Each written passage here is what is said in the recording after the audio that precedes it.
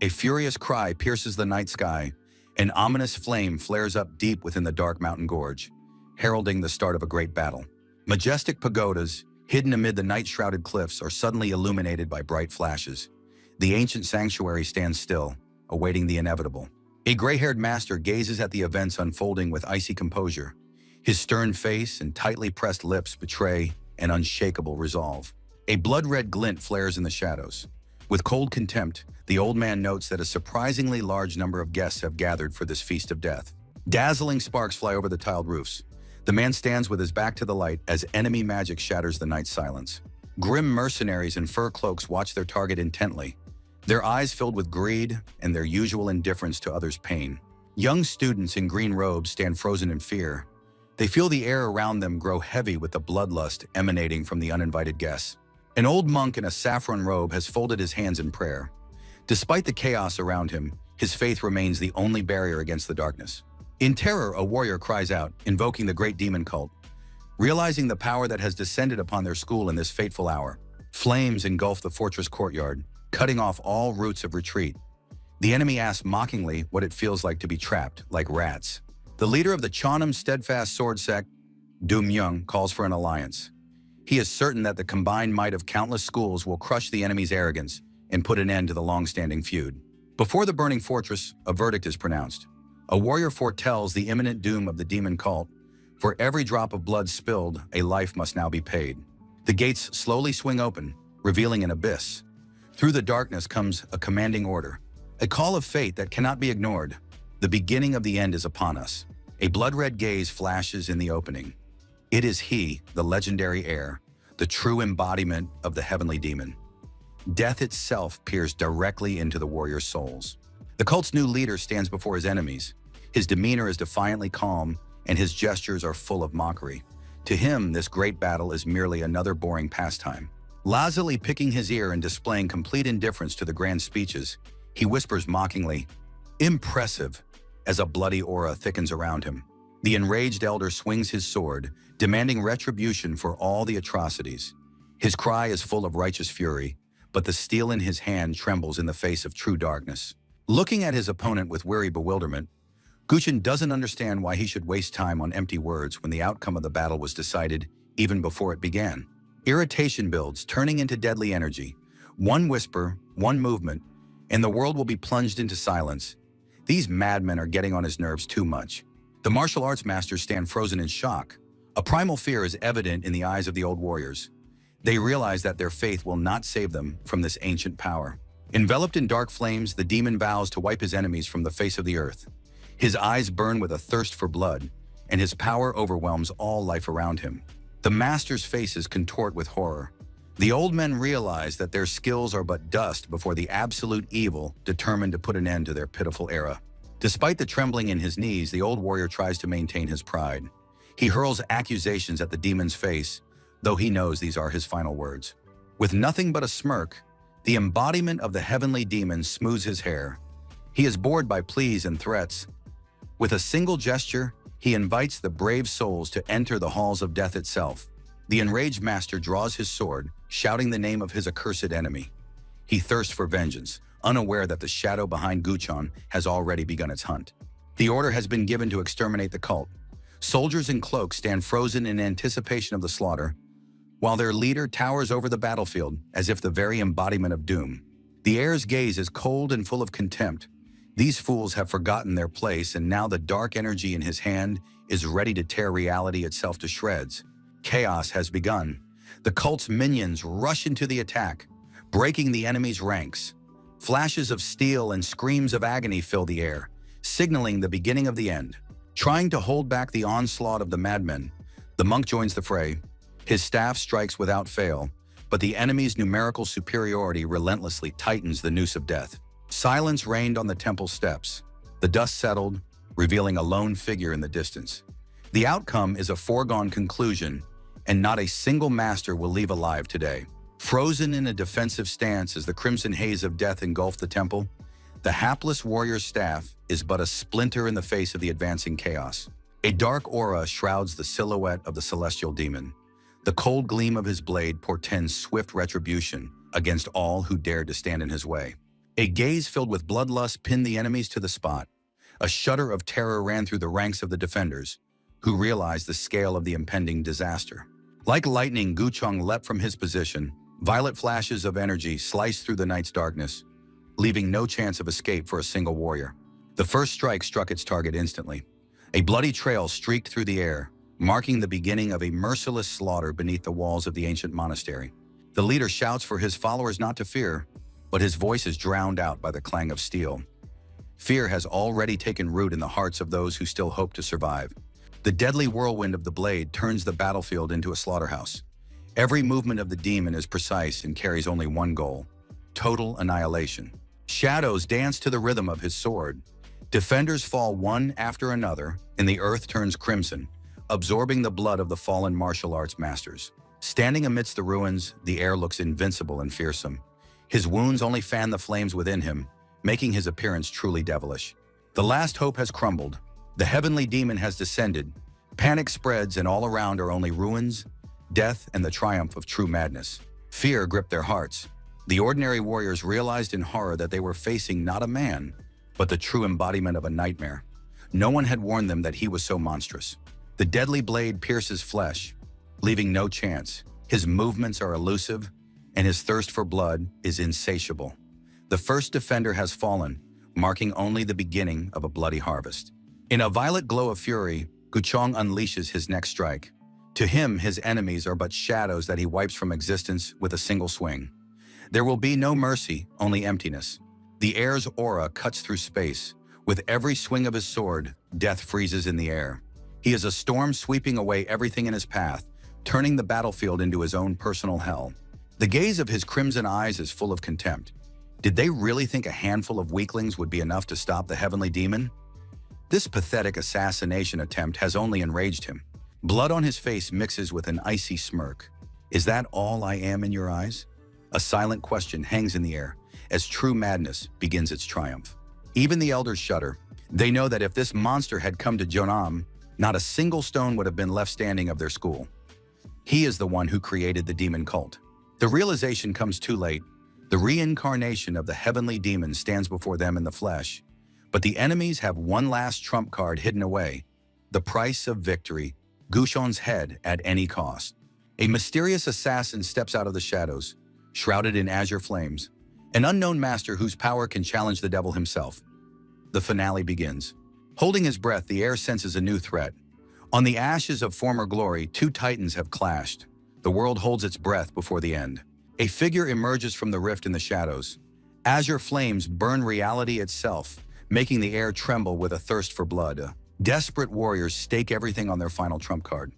Their goal is the head of the heavenly demon, even if it costs them their lives.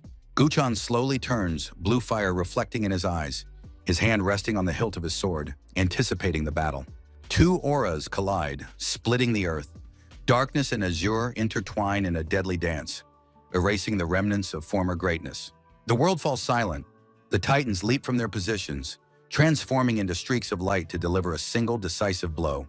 The enraged air glares at his enemy. He demands respect, for today's youth have completely forgotten manners and the rules of propriety.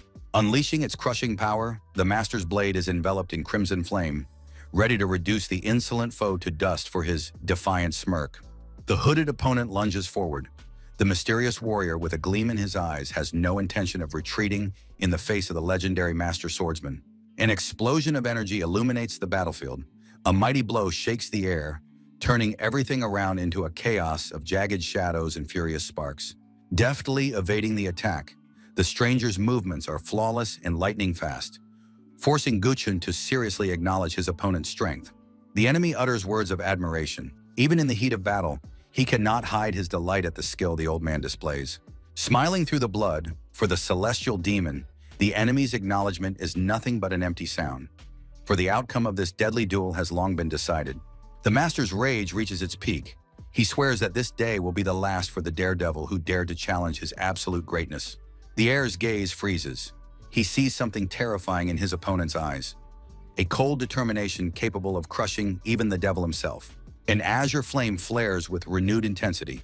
The masked warrior raises his sword, concentrating his energy for a final, devastating thrust. The cult leader stands motionless, his clothes drenched in blood. Those around him are horrified, for even wounded, he exudes an aura that crushes the will of anyone who dares to approach. Realizing that conventional techniques are powerless, the opponent grips the azure blade. Preparing to stake everything on this, it is his only chance to pierce the monster's defenses. Dark energy bursts from the heir's body. Crimson flashes distort the space around him. His fury is tangible, suffocating everyone within range. Staring at the gaping wound in the enemy's abdomen, the swordsman froze. But instead of weakness, he sees only growing power. The opponent ignores the pain, transforming it into pure madness. In his rage, the heir screams that he has gone through hell to reach his opponent. His eyes are filled with darkness. He will not allow some upstart to destroy his life's work. Guchon's face contorts into a devilish grin. The blood beneath his skin boils from his internal heat. He is no longer human, but the embodiment of primal destruction. The finale unfolds on the roof of the majestic palace, as two legendary forces clash, illuminating the night sky with blinding flashes of deadly energy. As they engage in battle, the old master struggles to hold back the onslaught. Sparks from the clash of steel cut through the air, and the ground beneath their feet cracks under the incredible pressure. Seeing something terrifying in the enemy's eyes, an absolute void, the azure light of the opponent's sword slices through the moment, striving to deliver a decisive blow to the heart of darkness. Rage reaches its peak. A furious cry shakes the heavens. The heavenly demon swears that this day will be the last for the daredevil who dared to challenge his absolute greatness. A furious cry echoes across the battlefield. Guchong, drenched in blood, falls into indescribable rage as he witnesses the collapse of his ambitious plans. Pain and anger merge into a single surge. He cannot accept defeat while life still flows through his veins and his heart thirsts for vengeance. A blinding flash of energy cuts through space. The force of the collision is so great that reality around them begins to crack. The old master falls, pierced by steel. His final thoughts are filled with bitterness. Could the great path truly end here, in a pool of blood? Life slowly leaves his body. His gaze dims, leaving only a silent question for the heavens, which remain indifferent to his fall. Years of grueling training flash before his eyes. Every blow, every scar forged the man he became before darkness fell. Recalling the quiet moments of the past, Guchong sees before his eyes the mockery of his enemies and the loneliness on the mountaintop, where he sought answers to the greatest mysteries of existence. His mentor's hand on his shoulder felt so real, the last glimmer of memory of those who believed in him before this madness began. Strange voices break through the veil of nothingness. The world of the dead turns out to be suspiciously noisy and nothing like peace. A sharp slap brings him back to consciousness.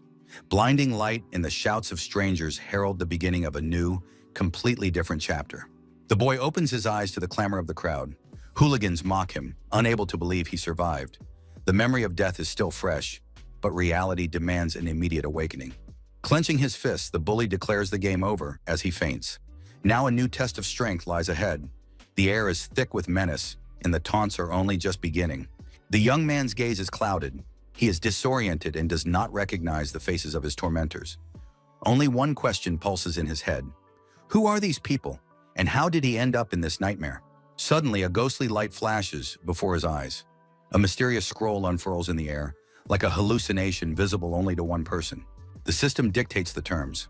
On the scroll screen, an order to clean up the trash is frozen in place. There is almost no time left, just 30 seconds to change the course of this cursed fate. The stopwatch relentlessly counts down the moments. The mission is clear, the reward shrouded in mystery. He is still in shock, not understanding whose will is guiding him through this digital hell. In terror, the boy looks around the classroom. His body aches with pain, and the timer before his eyes keeps ticking. What's happening seems like a delusion, but the pain in his muscles is all too real. Strange hands roughly grab the student by the shoulders. He remembers his death at the hands of a strange enemy. But this classroom and these bullies make him wonder if it was just a dream. Raising his fist, the ringleader demands he brace for the blow.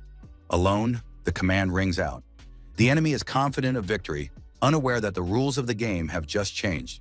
With a lightning-fast lunge, the boy lands a crushing blow, putting an end to the bullying. The system is activated, and now the trash will be dealt with in the most radical way possible. Rage clouds his vision, and cold contempt flares in his crimson eyes. The young man is no longer willing to tolerate this pathetic farce. A powerful blow sends the bully flying. A second ago, he was the victim, but now he alone dictates the rules of the game. Frozen in silent shock, the witnesses can't believe their eyes. The quiet outcast has instantly transformed into a dangerous predator. A dark aura thickens around him. Past and present have merged, awakening a hidden, terrifying power within the boy. A whisper of horror sweeps through the classroom.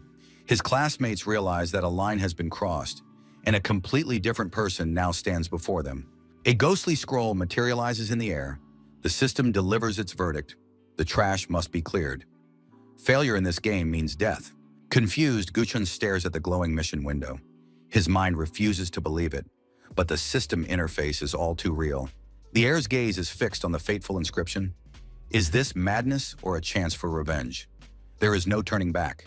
The timer has already begun its countdown. Enveloped in a mystical light, the schoolboy accepts the challenge. The whole world around him falls silent, leaving him alone with the cruel system. A sinister smirk plays on the demon's lips. The hunter has awakened, and now no amount of pleading will save the trash in this classroom. The young man's heart beat one last agonizing beat. In the void of death, the system's sinister whisper echoed, summoning the soul back from oblivion. A sharp flash brought him back to reality. The heavenly demon clutched his chest frantically, unable to comprehend how a dead man could feel searing pain again. A ghostly interface floated before his eyes, his gaze clouded with rage and shock. It was impossible, yet the blue glow was all too real. The inscription spoke of posthumous possession, an ancient technique of the blood cult, the stuff of legends, which had now become his new prison. Recalling enemies from the past, Guchong realized whose methods had brought him back to life, causing his blood to boil with fierce hatred. A silent question froze in the heavenly demon's eyes. Who dared? For whoever was behind this ritual had clearly started a dangerous game with death itself. The reward for the mission, a return to his true body, the system offered the young man a deal he couldn't refuse. Hope flashed in the heir's red eyes. If this was the price for a second chance and retribution, he was ready to endure this hell to the very end. The old master's face flashed through his memory as a reminder of his duty. Now he was not merely a student, but an instrument of a higher will. The first task appeared suddenly. Time began to melt away relentlessly, demanding immediate retribution against those who had considered him weak. A system scroll floated before the hero's eyes. The magic of the ancient artifact pulsed with blue light, confirming that his past life was far behind him. Surveying the hostile faces of his tormentors, Guchon realizes the reality of what is happening. This is not a deathbed delirium or a dream, but a harsh reality, full of danger and new opportunities. A familiar class and a sharp pain in his chest serve as definitive proof. Every movement is met with agony, reminding him of the price of this return. Clenching his fist and cursing the scroll's mysterious power, the heavenly demon did not know what the magic had done to his body, but the thirst for revenge was already beginning to supplant his primal fear. Mocking him, the bullies have no idea of the changes in their victim. The boy decides to play by their rules, hiding his true power behind the mask of a submissive weakling for the time being. The young man's gaze shifts, turning icy and terrifying. He takes the first step toward justice, challenging his stunned tormentors to a conversation that will prove fatal for them. Snapping at a shout, unable to bear the former outcast's audacity, the gang leader lunges into the attack with fists and filthy curses, eager to crush the boy's will once more. The blow flies straight at its target, but time seems to stand still. Guchon looks down on his attacker, his movements honed by years of training the enemy has never seen. Rage boils in his crimson eyes. The enemy's attack seems ridiculous and slow to him. Now the demon sees every weak spot in those who once tormented him with impunity. A powerful burst of energy knocks the enemy off his feet. A flash of light marks the beginning of a new era. The weak apprentice has vanished, giving way to an instrument of punishment for the higher will. The frightened opponent freezes.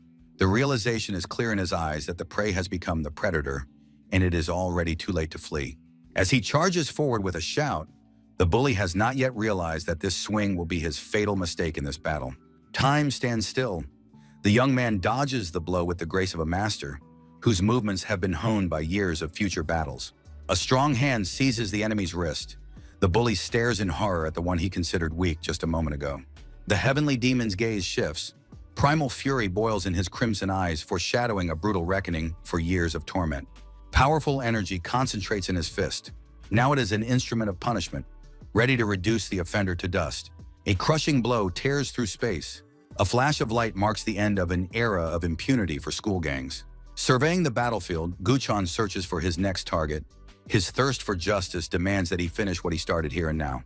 The dust settles, revealing emptiness. The last opponent has vanished, leaving behind only a cold trail and a silent question. The boy stares coldly into the silence. The cowardly enemy has fled, but there is nowhere to hide from this new power. Chaos reigns in the classroom. The students look back in horror at the empty seat, and a witness tells the pursuer in a trembling voice that their main target has just vanished. Confused, the heir scratches the back of his head. He didn't expect the situation to take this turn.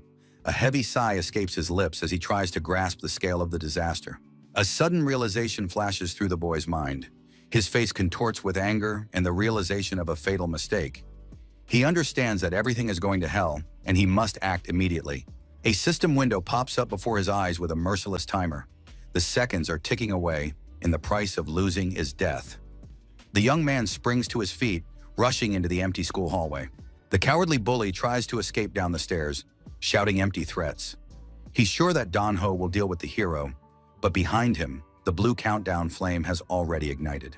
The villain grins with self-assurance, oblivious to the shadow behind him. He still believes in his superiority, mocking the audacity of the one who dared to challenge him. The enemy's confidence vanishes instantly when he feels a chilling gaze over his shoulder. A crimson light flares in the pursuer's eyes, foreshadowing imminent retribution. In a single leap, Guchon catches up to his target. His fist, charged with incredible power, hurtles straight at the offender's face, the air around him vibrating with concentrated fury. With a furious shout of, "Where do you think you're going?" the boy unleashes all his newfound strength. His gaze burns with righteous fury, leaving his opponent not a single chance of escape. The crushing blow slams the enemy into the ground, knocking the wind out of him and shattering the floor beneath his feet. A shockwave of energy puts an end to the fight, demonstrating the system's power. Clenching his fist, the heir breathed a sigh of relief after the tense moment. Phew, that was close, he thought, feeling the adrenaline slowly leave his body. Suddenly, a frightened scream rang out from the stairs. The young man turned and saw a female student running toward him, calling his name, Gyojin, with concern. Running closer, the student looked at him with concern. Her face showed obvious agitation, and she anxiously asked if he was okay. Still in a state of mild shock from what had happened, the sky demon stared silently at the girl. A detached expression was frozen on his face, which was covered in scratches. Noticing the scrapes on her friend's face, the beauty pointed furiously at the ruined wall, assuming that the guy must have been bullying him. Upset by his coldness and silence, the girl sternly scolds the heir, suspecting that he has entered a difficult phase of growing up. Battered and bewildered, Gyojin thoughtfully scratches his cheek, where fresh scratches are visible. The boy clearly doesn't know how to explain everything that just happened. Noticing the scrapes on his hands, the student grabs the demon's palm in horror. Her anxiety grows with every passing second, and she demands an answer, unable to understand how he managed to injure himself so badly. Feeling awkward under his friend's pressure, a mad thought flashes through the student's mind. Wouldn't it be easier to knock her out to avoid unnecessary and dangerous questions? Spotting the defeated enemy through a gap in the wall, the beauty sincerely believes her friend is the victim, and in her rage points at the boy who allegedly dared to lay a hand on him. The enraged schoolgirl grabs stones right off the ground. Through tears of indignation for the young man, she shouts insults at the aggressor, ready to immediately engage in a fierce fight. The beaten opponent groans amid the ruins of the wall, trying to justify himself. With his last ounce of strength, he mumbles that he is not to blame for anything, but the enraged girl can no longer be stopped. Standing in complete bewilderment, the heavenly demon watches his friend's violent reaction. He is struck by her intensity. The situation becomes comical, for it is no longer him who needs saving, but the enemy. Suddenly, the girl's anger gives way to tender concern. She smiles sweetly, her main goal now being to help Gojin. Suffering no objections, the beauty resolutely grabs him by the arms and drags him toward the medical station, convinced that his wounds require immediate medical attention. The hero is stunned. His girlfriend, who had just been throwing stones at the enemies, is now dragging him along with an iron grip. He tries to object, but her determination is unstoppable. The sign for the medical station looms ahead. The sterile silence of the room is already awaiting its new patient. After carefully laying the boy down on the couch, the beautiful girl literally glows with tenderness. "Just rest," she whispers, "and call me right away if you feel worse." Her care knows no bounds. Left alone, Gyojin freezes. His gaze, previously bewildered, becomes sharp and cold, his mind swarming with thoughts. As she leaves, the student casts one last, anxious glance at her friend. Her voice trembles with genuine concern as she tells him to be sure to call her. Footsteps fade away in the school hallway. Now that there are no prying eyes left, the celestial demon can finally remove the mask of an ordinary student and soberly assess his new situation. Slowly sitting up in bed, the boy's bewilderment gives way to cold calculation. He senses that this body hides far more problems than meets the eye. With disgust, the heir examines his bandaged fingers. What a mess, he fumes. How could anyone have reduced this physical shell to such a pitiful state? Placing his fingers on his wrist and focusing on his pulse, his internal energy responds with a dull ache. Gyojin uses ancient techniques to probe the meridians. The picture is horrifying. The chi flows are tangled and blood circulation is disrupted. Everything is in complete chaos, he concludes. He will have to rebuild this body from scratch. In a rage, the heavenly demon snarls, unable to accept his weakness. His face is contorted with a grimace of pain and contempt for the new fragile shell that can barely stand on its own 2 feet. In shock, the boy examines the frail body, the broken knuckles and bandages, all that remains of his former power. The fragile vessel can barely withstand even the slightest concentration of energy. The heir's gaze burns with rage. Through the pain, he realizes that the chi channels are in complete chaos. The once great leader is now confined within the walls of an ordinary school. A cry from the depths of his soul echoes across the modern world. How the mightiest of the demon cult has fallen so low. Images of the past flash before his eyes. Majestic temples and former glory remain in another world. Now he must start his journey from scratch to reclaim his greatness. The sunset painted the mountains in shades of blood. The cult leader gazed into the distance, feeling his former power slip away. The grandeur of the past melting away with the last rays of the sun. Breaking the silence, Guchen approached from behind, unaware of the storm raging within the master's soul. His question sounded simple, yet it concealed the irony of fate. Turning slowly, the fire of demonic power still burned in the leader's eyes. Though his body was weakening, he spoke of the captive whose secret could change everything. Recalling that strange, ragged figure, the image of a ridiculous stranger surfaced in the young man's memory. He seemed nothing more than dust underfoot, unworthy of the great master's attention. The old man confirmed his fears.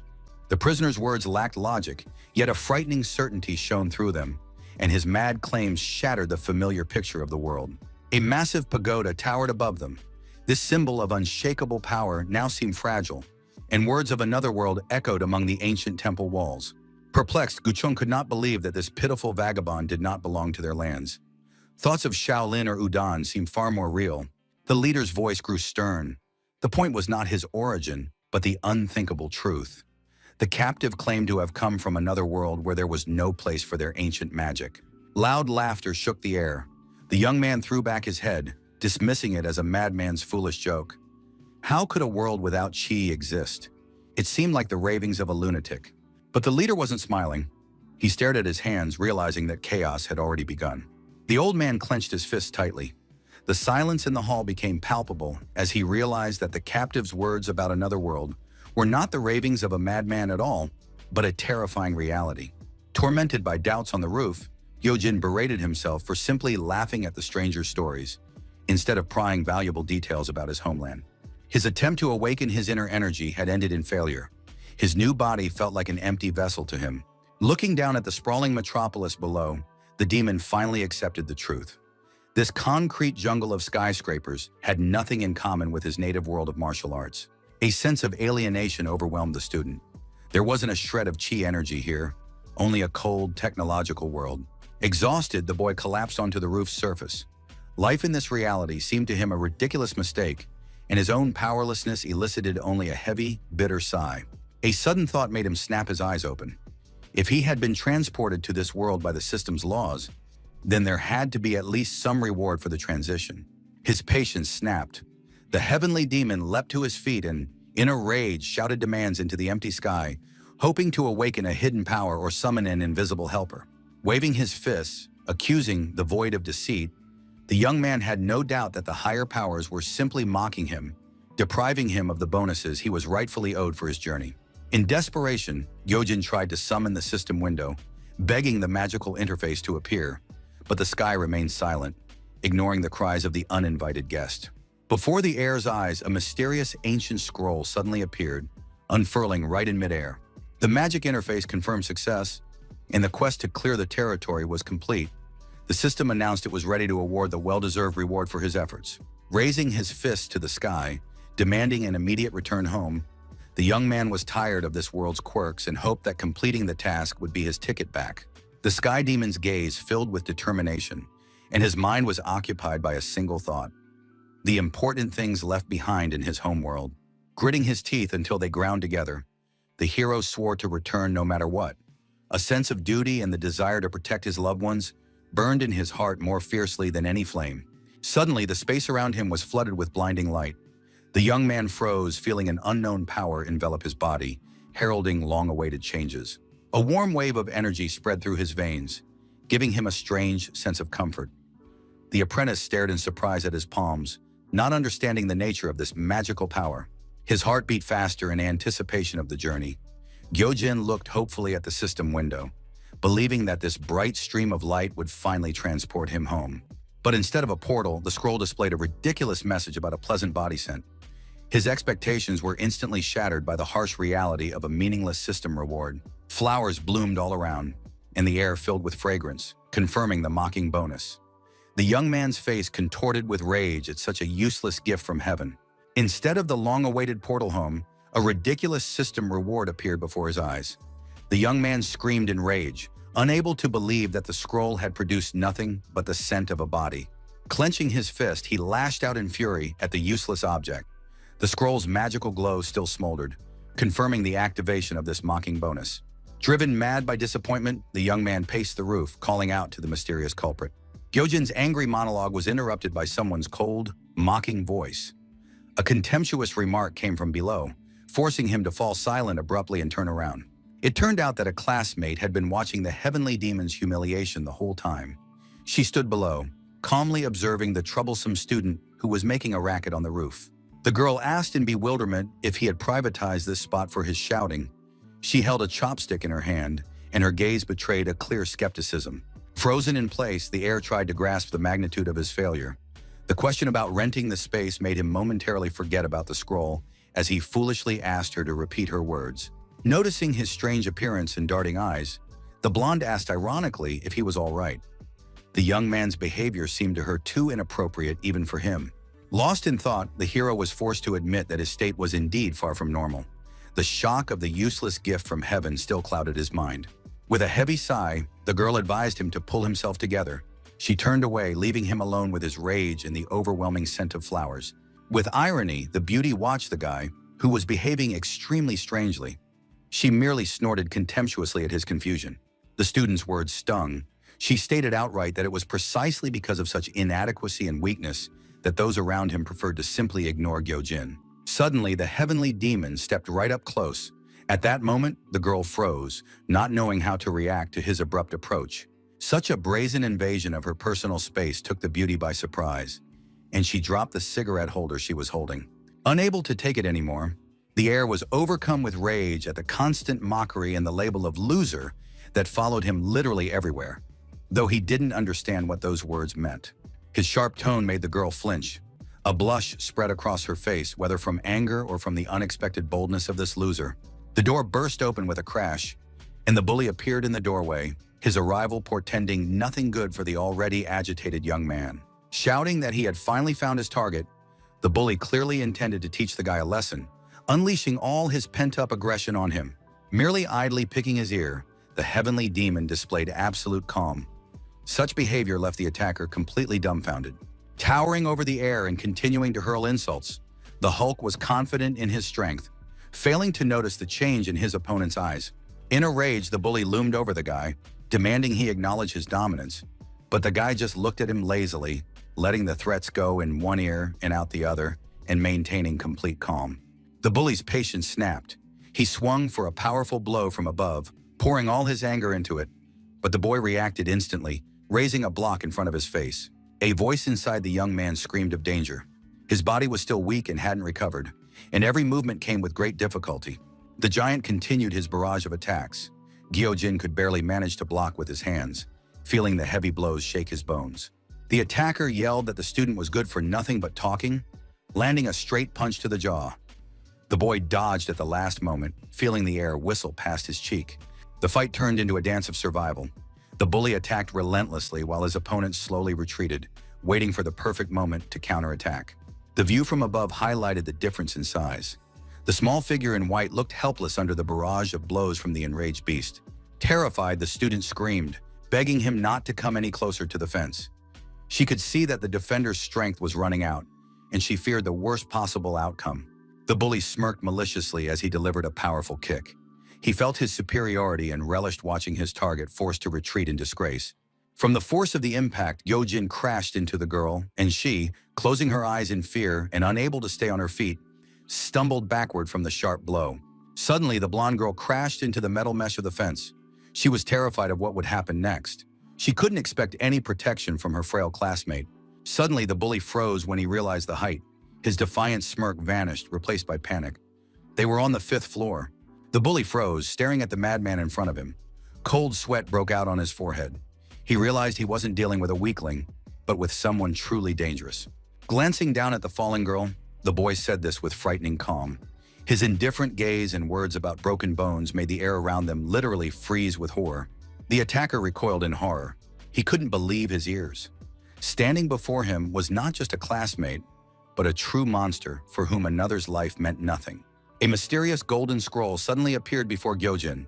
He froze in bewilderment, unable to comprehend where this magical message had come from out of thin air. The text on the artifact stated that he must save the girl who had fallen because of him. The reward for completing the task remained hidden behind question marks. Glancing skeptically at the floating scroll, he was outraged by the system's accusation. The heavenly demon genuinely didn't understand how he was involved in this misfortune. While the boy muttered to himself, pondering the strange quest, his classmates watched him from a distance, clearly puzzled by his odd behavior. One of the bullies froze in shock upon seeing the frightening change in the usually quiet student's face. He felt a cold sweat run down his back. Ignoring the cries of the stunned crowd, the young man leaped to his feet abruptly. His movements became lightning fast, like those of a seasoned predator. A dangerous crimson fire flashed in the heir's eyes. He was driven solely by self-interest, for the reward for the rescue was sure to fully repay all his efforts. Seconds stretched into an eternity. His hand reached out toward the falling girl in a desperate attempt to catch her before the irreparable happened. With a powerful leap, the guy caught the blonde right in midair. A cloud of dust obscured the moment of landing, highlighting the incredible power of his jump. The rescued beauty blushed deeply, finding herself in her savior's arms. But instead of gratitude, she merely called him a loser in embarrassment. The girl froze, unable to hide her trembling. Her face flushed with embarrassment, and her defensive reaction to the shock was a barrage of harsh insults directed at the boy. Standing opposite her, the heavenly demon was cold and unflappable. While inside the rescued student, everything was turned upside down, and her frantic heartbeat prevented her from regaining her composure. Witnesses to the incident fell into a state of genuine panic. The frightened students didn't know how to react to the incredible power of the leap they had just witnessed. A burly guy in a black t-shirt silently assessed the extent of the damage. His stern gaze instantly silenced everyone else present. Making a quick decision, the tall guy ordered everyone to run. He knew that staying here after such a commotion would only invite trouble. Donwo called out to another student, who tried to object, stuttering with nervousness. His face flushed, and fear of the consequences prevented him from assessing the situation rationally. Cutting his friend off sharply, the leader lost his temper. He wasn't interested in excuses. His only desire was to get out of there as quickly as possible. Realizing that arguing was useless, the young man hung his head dejectedly.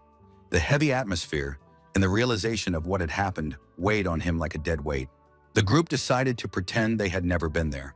They hurried away, hoping the dust would hide their shameful flight from the garden. But a sudden sound made them freeze in their tracks. The students' eyes widened in horror. It seemed someone even more dangerous had noticed their presence. A sinister aura suddenly thickened over the schoolyard. An unknown force in red robes gazed down at the bully, crushing his will with its presence. A tremor seized the ringleader's body. He couldn't move a finger, feeling cold sweat trickle down his face under the weight of the opponent's bloodlust. An icy whisper pierced the silence, and the crimson gleam in the stranger's eyes made the boy's heart skip a beat. It was too late to run. The predator had set his sights on his prey. The one they had considered a weakling now propped his head up defiantly with his hand. A cocky smirk never left his face as he mockingly watched the frightened crowd. A question froze in the thug's eyes. How had the hero survived? He had been certain the boy was defeated, but reality turned out to be far more terrifying than his worst fears. Straightening his uniform and maintaining complete composure, for the demon, this conflict was merely a means to an end, and now it was time to claim his prize. A golden scroll materialized in the air. The system confirmed the success. A rare reward granting power had now been obtained. Darkness engulfed his form, leaving only a mad grin. Activating the power of the ancient Guqin, he prepared to teach his tormentors a bloody lesson in survival. Silence reigned on the school roof. The former bullies who until recently considered themselves masters of life now tremble on their knees, realizing the magnitude of their mistake. Fear paralyzed their movements, raising their hands in a gesture of shameful surrender. The tormentors begged for mercy from the one whose greatness they had failed to recognize in time. A grimace of rage contorted the boy's face. Years of humiliation had turned into an icy, relentless thirst for revenge. With icy calm, the young man pinned the ringleader to the floor. His every word sounded like a death sentence for the school's former world order. Attempts to resist were futile. The bully was suffocating under the weight of this newfound strength, unable to accept reality, and the one he had despised had become his personal living nightmare. A barely perceptible, terrifying smile played on the scoundrel's lips. The time for games was over. The era of retribution was upon them. Weakling, outcast, loser, all these labels were consumed by the flames of his newly awakened power. Now standing before them was not a victim, but a true predator, ready to hunt. Now the former scoundrel has become a loyal servant. Now he is a master, not trash. But the young man is furious. He cannot tolerate pity, not even from his own kind. The humiliated scoundrel weeps at the heir's feet. The young man is in a rage. He tolerates neither weakness nor pity. His fist is clenched, and his gaze is full of contempt for those who dare to doubt. A crimson flame of awakened power flares in the depths of his pupils. This is no longer a hunted outcast, but a predator who has realized that the time for games has come to an end. The heavenly demon feels forgotten power coursing through his veins, at first barely perceptible but undeniable. The old labels of failure burn in the fire of this mystical energy. Every movement of his fingers confirms that his power has returned. Now he is the true master of his own destiny. Confidence blossoms into triumph. Gyojin knows his nature better than anyone else. No one in this world would dare even to imitate the power that belongs to him. The image of former greatness rises before his eyes. He will reclaim everything he has lost and make his enemies tremble at the mere mention of his name. No one will dare to imitate his power. The path back is cut off. This awakening is no illusion, but a death sentence for his offenders. The demon will return to the summit, and this time, no one will be able to block his path to his goal. His fingers clench into a steel grip. His muscles fill with primal energy. Reality bends to his will, marking the beginning of a new bloody era of vengeance. A terrifying smile freezes on his face. The hunt has begun, and now the victim is certainly not the heir. Retribution is coming. The world has changed. The student surveys his surroundings with suspicion. Everything around him seems alien and wrong. His attention is drawn to girls in clothes that are unusually short by his standards. In his former world, such attire would have been considered the height of shamelessness. The strange hairstyles of the young men cause him genuine bewilderment. He doesn't understand the local fashion, finding the appearance of those around him ridiculous and even absurd. Thoughtfully rubbing his chin, he becomes fully convinced that this place is filled with truly strange things. Every discovery only adds to his questions. Whispers behind him make him tense up. Gyojin wonders what's wrong with his face, unaware of how provocative his current position looks to the crowd. The servant with a black eye under his eye chuckles obsequiously.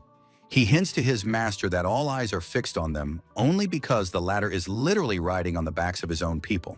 The question catches the apprentice off guard. His gaze turns icy and piercing, revealing the arrogance of a man accustomed to giving orders and unaccustomed to refusal. Images from the past surface. In his world, the heir always traveled on the backs of his subordinates. For him, this is not a whim, but a natural attribute of power and grandeur. The loyal hounds merely smile obsequiously, not daring to object. They are merely tools in his hands, ready to endure any humiliation for the sake of their master. Arrogantly, the celestial demon declares his hunger after long deliberation. Sitting on the shoulders of his servants, he prepares to regain his former power, for his path to the summit has only just begun. Still perched on the shoulders of his loyal comrade, the master orders him to be led to the feast, for hunger will not wait. The newly acquired servant trembles under the weight of such grandeur, yet dares not object. Servile fear compels him to endure any humiliation. Unable to resist his hunger, the heavenly demon condescends to dine with the servants. Those around him freeze, the instrument in the master's hands bound only to watch him in silence. The former ruler devours the food greedily. He needs to fill his stomach to restore his body's power and begin the path to the summit.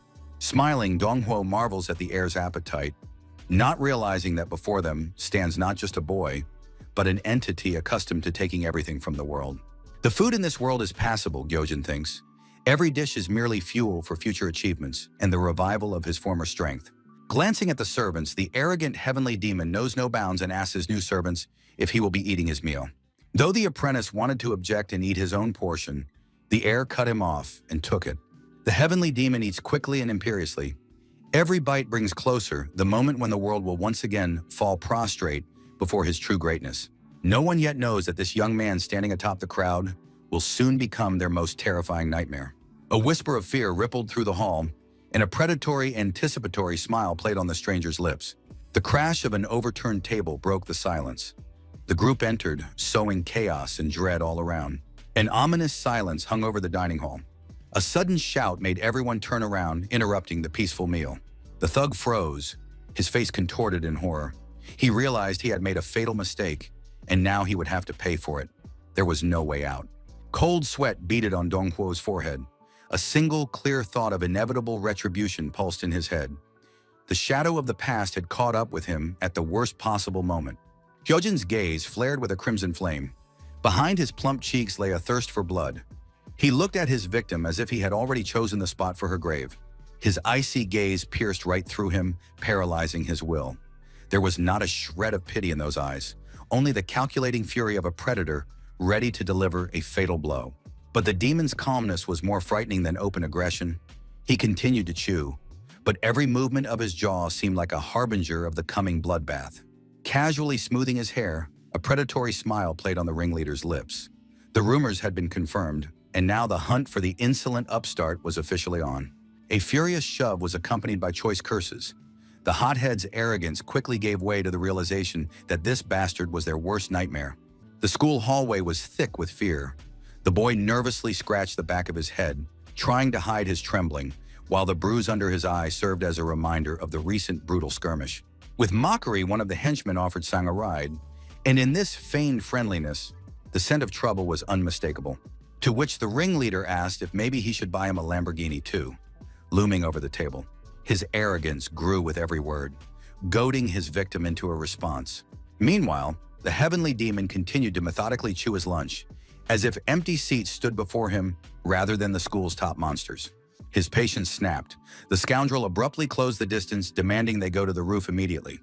The air in the cafeteria was literally electrified with tension. Leaning forward, Sangwoo hissed in his opponent's face, "Are you afraid?" His frenzied grin and dilated pupils betrayed the true nature of a predator that had caught the scent of fresh blood. The leader turned to leave, confident in his victory. He did not yet know that behind his back, the silence was growing ever more ominous and terrifying. Gyojin's calmness was more frightening than aggression. He continued to chew, but every movement of his jaw seemed like a harbinger of a coming bloody storm. At this, the demon asked his opponents, "Don't you know that you don't even touch a dog while it's eating?" This made the scoundrel freeze in his tracks at such audacity. The predatory smile vanished from the bully's face in an instant. A furious jab to the forehead and curses did no good, and the realization dawned that this bastard was their worst nightmare. Boiling with rage, Sangwoo is infuriated that the newcomer is ignoring his threats. He's ready to snap at the slightest provocation, unable to understand why his victim is so calm. The heir's face contorts into a vicious grimace. The opponent is used to striking fear into others, but now his own confidence is beginning to crack at the seams from the enemy's audacity. The guy at the table calmly continues his meal. He suddenly breaks the silence with an icy greeting that sounds like a death sentence. Those around him freeze in shock. Words of freedom seem like the ravings of a madman, but the young man's heavy aura makes them shudder with fear. Gojin's gaze shifts, revealing the true predator within. A maniacal grin and a remark about a new horse seal the deal, and the nightmare for the gangsters has only just begun. From a bird's-eye view, a tense standoff is visible on the roof, where 4 daredevils face off against 4 gangsters. The guy in the white shirt ostentatiously picks his ear, his entire demeanor showing complete indifference to the threat. Unable to bear such insolence, the gang leader's face contorts with rage, and his teeth grind with fury. Blowing on his finger, the Sky Demon mockingly asks his enemies how they're feeling. His entourage looks pitiful and beaten down. The icy gaze of his red eyes pierces the enemy right through. He speaks of a feast, alluding to a recent humiliation. One of the henchmen, terrified, begs Gyojin to be more careful, reminding him of the Sangu gang's connections and power. Lazily scratching the back of his head, the young man accepts the warning. It seems he is barely holding back a yawn out of boredom. His gaze grows cold and calculating. Now the heir is interested not in pathetic thugs, but in something much greater. A ghostly quest scroll floats before his eyes, bearing the title, Trash Cleanup 2, with healing herbs as the reward and failure in this game, meaning nothing but death. A mad predator's grin spreads across the hero's face. The trap has snapped shut, and a true nightmare begins for the gangsters. Preparations are complete. The guy cracks his knuckles, concentrating his inner power, and the air around him begins to vibrate with a thirst for blood and the anticipation of battle. The demon's gaze is obscured by crimson flames. A chilling smile portends doom. He sees his opponents as nothing more than pawns who need to be put in their place in this brutal game. The thugs are bewildered. The sky is suddenly overcast with leaden clouds, as if nature itself shuddered at the aura emanating from this strange loner. Frozen in place, the opponents do not understand the reasons for the sudden change. Cold sweat rolls down their faces as their instincts scream of the danger emanating from their target. The student takes his first step. To the thugs, he looks like a madman walking to his certain death, but his confident stride makes their hearts beat faster. One of the scoundrels grits his teeth in rage. His face contorts into a grimace of malice. He has not yet realized that he is facing not a victim, but a true predator. Trying to hide his fear, the thug begins to warm up. His movements seem quick, but to the martial arts master, they are nothing more than a child's clumsy flailing. Shouting that he trained with a champion, throwing a series of punches into the air, the fool believes that brute force will help him stand up to a true monster. Mocking and clowning around, the thug displays his false superiority. He does not yet know that his every move has already been calculated by the master's cold mind. Bursting into nervous laughter, the scoundrel mistakes his opponent's silence for paralyzing terror, failing to notice how the trap around his men has finally snapped shut. The bully unleashes a barrage of blows, confident in his strength. He does not realize that he faces not a victim, but a predator who sees all his mistakes. The air grows heavy, becoming palpable. The opponent freezes, overcome by primal terror, while the demonic aura behind the young man promises only swift retribution. A shiver runs through the scoundrel to his very bones, and his nervous laughter catches in his throat. Pride has given way to panic. Gojin's gaze is devoid of pity. Icy calculation heralds the end. He remains silent for a long time, letting the enemy clown around. But now it is time to act. A single short word sounds as grim as a death sentence. There is more power in this whisper than in all the gang's screams. The demon's cold mind takes its toll today. Memories transport him to the past. A young apprentice stands at attention under the scorching sun. Back then, he didn't yet know that this harsh training would turn him into a monster. Every movement was honed with blood and sweat. His mentor's blows were merciless, forcing the boy time and again to overcome the pain for the sake of true mastery. The teacher's voice pierces the silence. The boy's movements were wrong. Brute force is useless without precision, and the old master hammered this truth into the youngster's head. Lesson after lesson, day after day, resentment gave way to understanding. He who has gone through this hell will never again feel fear in the face of ordinary bullies. The foundation of it all is footwork. The mentor walks off into the sunset, leaving behind a crucial precept. Now this lesson will be the last thing the defeated enemy sees. The old man explains the essence. Most fighters use movement only to dodge a blow or create distance, failing to grasp the true depth of this simple skill. But true masters go further. For them, steps are not just movement, but a way to shackle the enemy's will and set the stage for a devastating strike. The student recalls the grueling training.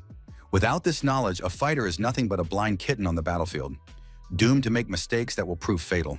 In the reality of a schoolyard brawl, the bully doesn't even have time to blink. The boy's behind him faster than he can finish his empty swing. Terrified, the opponent freezes, the realization flashing before his eyes that he has encountered something beyond comprehension, something that cannot be explained by ordinary speed or strength. A powerful hook to the jaw cuts off all thought. The technique, honed by thousands of repetitions, finds its target with perfect precision. Shocked witnesses see only blurred shadows. The bullies, accustomed to dominating, suddenly realize that the rules of the game have changed and they are no longer the predators here. The dust settles, revealing the defeated enemies. He stands unshakable, his gaze cold and empty, his movements full of the very grace the old man taught him. Over his shoulder, Gyojin asks his comrades if they saw it. They couldn't have imagined that a seemingly ordinary guy possessed the power to crush an opponent in a second. Fear paralyzes the scoundrel's limbs, for they have just witnessed firsthand the difference between a street brawl and true art. Lazily cracking his neck and displaying utter contempt for his opponents, the young man's relaxed posture and defiant smirk suggest that the fight is nothing more than a boring warm-up for him. Suddenly, the heavenly demon's gaze shifts. A loud call to attack en masse shatters the silence, causing the air around him to vibrate. The mob of thugs surges forward, filling the street with shouts. Blinded by their numerical superiority, they naively believe they can overwhelm the lone fighter. In the next instant, reality turns into a maelstrom of bright flashes and crushing blows. The master moves faster than thought, scattering his enemies like rag dolls in a dance of death. Dust and chaos fill the air as the fighter vanishes from sight, leaving only fear in his wake. Finding himself face to face with Sang so quickly that the latter doesn't even have time to cry out, the heir stares intently at the terrified face. Primitive terror is evident in the thug's eyes. Confronted with an unknown power, he realizes that he is facing not just a man, but something far more dangerous. Gyojin's face contorts into a sinister grin, exposing his inner darkness. This is no longer a schoolyard brawl, but the awakening of something ancient and merciless. As he delivers the final decisive blow, the movement reveals the power of an entire cult, capable of reducing anyone to dust in a split second. Paralyzed by the realization of his own insignificance, the opponent freezes. He understands that standing before him is the living embodiment of a power about which only terrifying legends circulate in the back alleys. A blow of incredible power slams the scoundrel into the ground. The air shudders. Primitive horror is frozen on the faces of the witnesses. They cannot believe their eyes as they watch an ordinary skirmish turn into a one-sided and bloody slaughter. The dust settles, revealing the silhouette of the one who has just crossed the line of humanity. The defeated Sang lies in the ruins, unable even to move, the light of hope fading from his eyes. A sinister grin distorts the young man's face, exposing the darkness within, the awakening of something ancient and merciless in his black soul. With cold composure, he opens the ghostly menu. The time has come to tally the results of this brief massacre and claim what now rightfully belongs to him. The magical scroll unfurls, confirming the completion of the mission to clear the territory. The system acknowledges his superiority, announcing the list of well-deserved rewards. A rare artifact materializes from thin air, a restorative herb, its mysterious glow contrasting with the recent chaos and cruelty that reigned in this place. With curiosity, the demon examines the valuable trophy. The ability to store such items in his inventory makes him even more dangerous and invulnerable to future opponents. The heir's red eyes pierce the void. There is no room for pity in that gaze, only the icy confidence of a predator.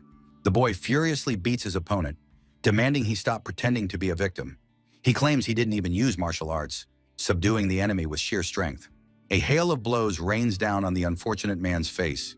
The beaten man realizes that this opponent is far more terrifying and dangerous than any of the top dogs he has faced before. The school hallway falls silent in shock. Bystanders and other students watch the chaos unfolding in horror, too afraid to intervene. Frightened whispers spread instantly throughout the school. Students discuss the boy's brutality, covering their mouths in astonishment. Demonstrating complete superiority, he straddles the defeated Sangwoo's shoulders, while those around him watch this humiliating spectacle in horror. Maintaining an icy composure and gazing contemptuously at those around him, Gyojin declares that right now he is interested in only one specific thing. His battered and swollen opponent, barely breathing, submissively asks what exactly his tormentor is looking for, ready to obey any order to end the pain. The young man's gaze turns demonic as he utters the fateful words. His target is the mysterious and dangerous demon cult. Those around him are completely bewildered. They don't understand what this madman is talking about, while he continues to sit arrogantly atop his living chariot. Furious at his bearer's unsteady gait, the heavenly demon roughly strikes the poor wretch on the head, demanding he walk straight and not dare to stumble. In a rage, the young man clenches his fist above his victim's head. He is ready to let out a scream, while the poor soul beneath him merely whimpers pitifully, begging for mercy. Trying to fill in the gaps in his memory, the guy lists the great clans, intently counting on his fingers as he recalls the sects of Chongnam, Udan, Shaolin, and Huashan. His patience snaps. The young man shakes the porter, stunned by his ignorance.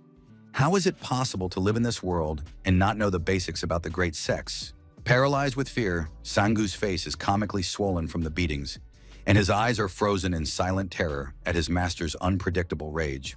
Grinning mockingly and raising his fist for another blow, the heavenly demon is certain that a good thrashing is the best way to refresh the memory of a negligent servant. A sudden mention of the finest sword from Jonam changes everything. The atmosphere instantly grows heavy, and behind the boy looms the terrifying silhouette of his master from a past life. The young man's gaze turns icy, becoming truly demonic. His cold tone and dilated pupils foreshadow trouble. The bell rings. The familiar melody echoes through the school hallways, heralding the start of the most important lesson in a student's life: anticipation. Gyojin sits at his desk, rocking back and forth in his chair. Outwardly, he appears calm, but inside, primal rage is boiling. Resolve. The boy's gaze hardens. The bell has rung, echoing in his head. It is time to settle old scores. According to the deal with that scumbag, everything must be settled immediately after the third bell. Every second counts now. Hidden power awakens within his body. The young man heads for the exit, his footsteps echoing in the silence like thunderclaps. The classroom door swings open with a crash. There is no turning back, and the hunter steps onto the straight path to the finish line. The hero's eyes flash crimson. He sees his target, and the tension in the air becomes almost palpable, chilling the blood. Chonam's finest sword, these words echo in his mind, awakening the mastery honed in past lives. The teacher enters the classroom with a bamboo sword. A heavy silence hangs in the air, and the students' shocked gazes are fixed on the weapon. The heavenly demon's eyes flash scarlet. He sees his target, and the tension becomes almost palpable, chilling the blood of everyone present. Scanning the classroom, the man orders the students to open their textbooks. Park Jong-nam steps forward. His face is frighteningly cold, and his voice rings out like steel, leaving no room for doubt. The order must be obeyed immediately. The entire class freezes. In this silence, even the slightest rustle seems like a crime against the order established by the teacher. Inside Gyojin, rage awakens. The mastery of past lives demands an outlet, transforming an ordinary student into a dangerous fighter. The teacher walks past, unaware of the fury burning behind him. He does not yet know what kind of monster he has encountered today. A venomous thought pierces his mind. The boy barely suppresses a smirk, preparing for a real battle with Chonam's best sword. Meanwhile, in the neighboring classroom, a student feels a strange chill. The master's aura is so strong it pierces even the walls. Leaning back relaxed, the heavenly demon is disappointed by the lack of worthy enemies amidst these dull school days. Slumped lazily at his desk, the hero's mind swirled with thoughts of foreign energy, and he was certain he would immediately sense the presence of a powerful master nearby. Boredom was literally eating him up from the inside. The boy threw his legs up on the desk, showing complete disregard for the lesson. He craved answers that school could not provide. Suddenly, his face contorted with rage. His keen intuition told him he was being watched. Someone had dared to disturb his peace, and this intruder was clearly asking for a rough treatment. A crimson fire flared in his eyes. His reaction was instantaneous. He intercepted the object flying toward him right at his forehead. The deadly steel froze a centimeter from his skin. His patience snapped. Hyojin leaped to his feet, knocking over his chair. A loud cry about the ambush echoed through the classroom, causing everyone present to flinch. In a rage, the heir scanned the classroom, not mincing his words. His classmates froze in shock, realizing that their strange classmate had finally lost his mind again. The teacher stood frozen in bewilderment.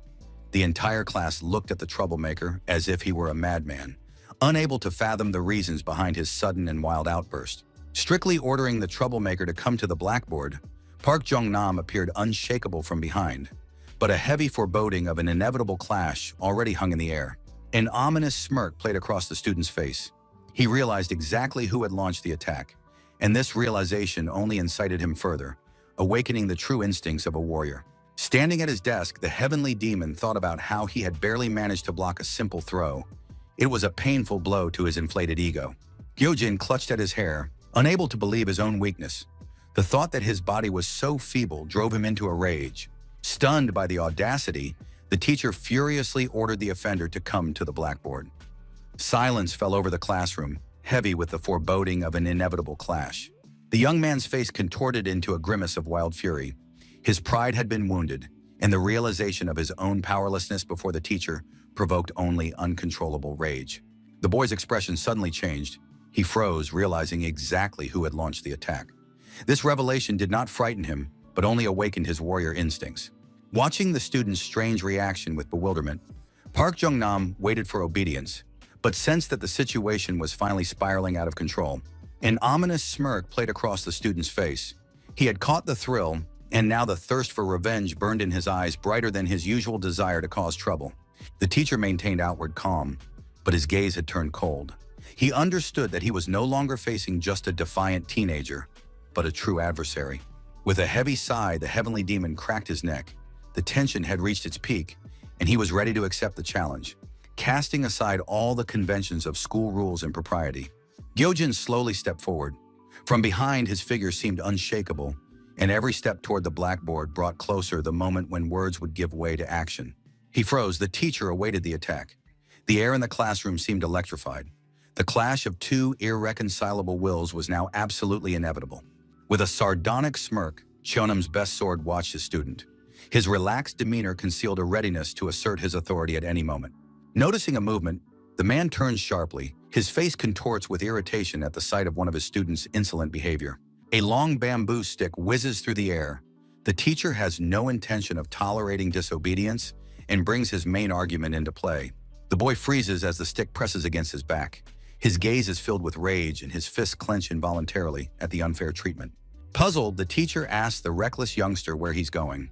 He clearly didn't expect the student to simply walk out in the middle of an important lesson. The man's voice rises to a shout as he reminds him of the school schedule.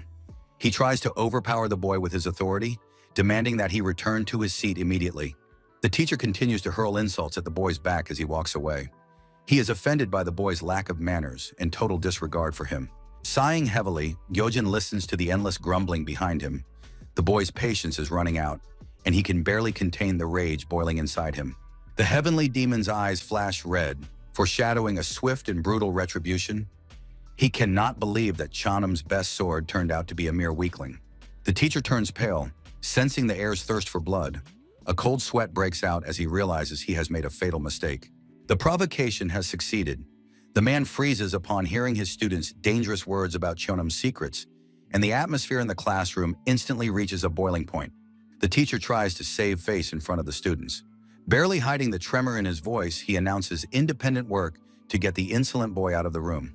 The teacher's gaze turns icy. He orders him to follow him, unaware that he is luring himself into a trap from which there will be no escape. In the school backyard, Gyojin displays complete indifference. His relaxed posture only underscores his deep contempt for the man standing opposite him. The boy's irritation grows with every passing second. He is infuriated by this ridiculous habit teachers have of picking fights over every little thing, distracting them from important matters. Boiling with rage, Park Jung-nam grips his bamboo sword tightly. A sinister smirk spreads across his face as he relishes the thought of teaching this arrogant youngster a lesson. The question about Jung-nam pulls the rug out from under the teacher's feet. The astonishment on his face quickly gives way to rage. Who dared to spill the truth to this nobody? The man in the blue shirt finally loses his composure. He is stung by the defiant tone and informal speech of the boy, who has crossed every moral boundary. Spitting venom, the teacher threatens retribution. He does not yet realize that his boasting sounds pathetic to one who has witnessed true mastery of the blade. With a heavy sigh, a crimson fire flares in the heavenly demon's eyes and his thirst for blood becomes palpable. The teacher's mistake will be his last. Gripping his bamboo staff, Park Jung-nam looks at the student in bewilderment. A simple question causes a strange pause, and the man demands an answer. But a crimson fire flares in the young man's narrowed eyes and his gaze turns icy and terrifying. With a sardonic smirk, the man mocks the air's silence, still unaware of the deadly threat emanating from him. Merely squinting mysteriously, the student hides his true thoughts. A plan is brewing in his mind, and his terrifying smile foreshadows that the mentor's mistake will be fatal and final for him. The teacher's sudden, maniacal laughter shatters the silence. He demands an answer, oblivious to the crimson fire flaring in the boy's eyes and the blood-chilling thirst for murder. Picking up on it, the young boy laughs uncontrollably, pointing his finger at the man, joining in on this mad laughter. Park Jung-nam's face is contorted into a maniacal grin. He laughs incessantly, his gaze terrifying. The situation could change at any moment. Amid the maniacal laughter, the teacher swings a bamboo stick sharply at the heavenly demon in the white jacket. The wind whistles from the sudden movement. With a maniacal grin, the man explains to the boy that he still has much to learn, so he won't hit him on the head at first. The yellow stick flies at breakneck speed straight toward the white jacket. The blow is inevitable. The man's expression changes abruptly. His gaze is fixed directly on the young man standing before him, filled with shock, as he hadn't expected such a sudden turn of events. After all, he'd intended to teach the upstart a lesson.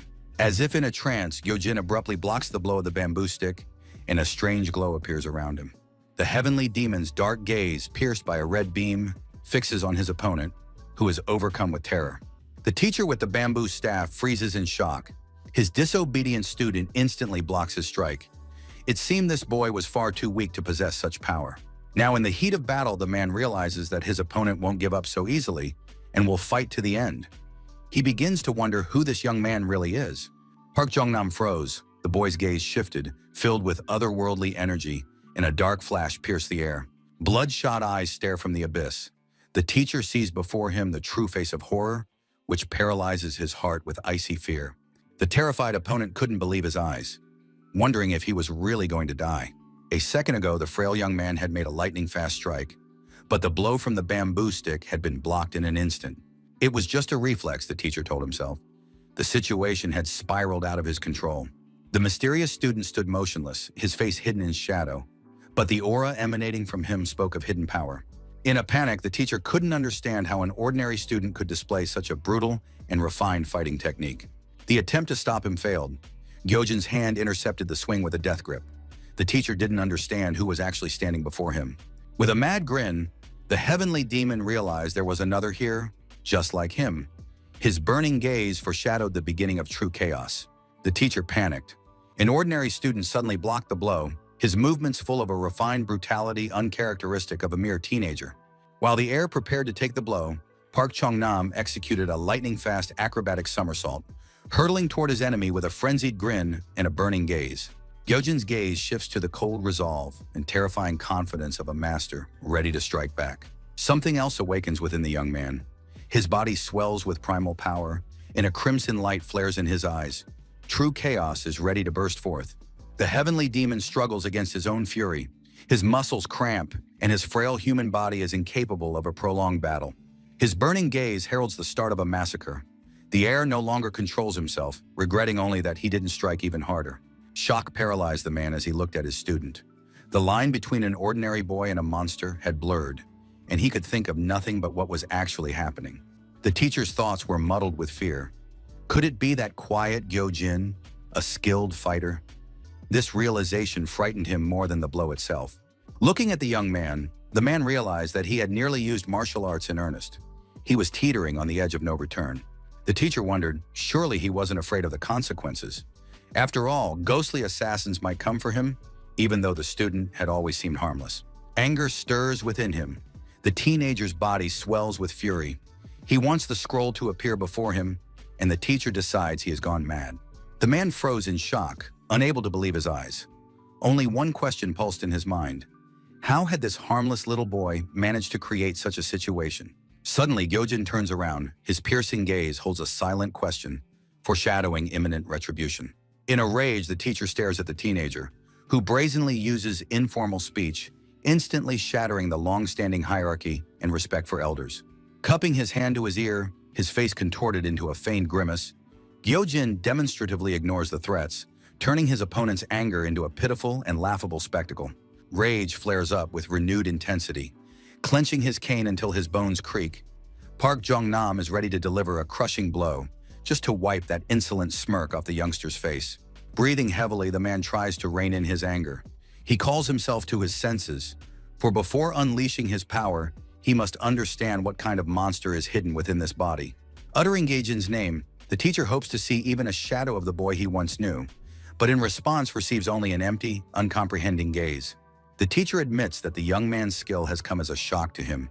He sees before him not a student, but a dangerous fighter whose true power is only just beginning to awaken.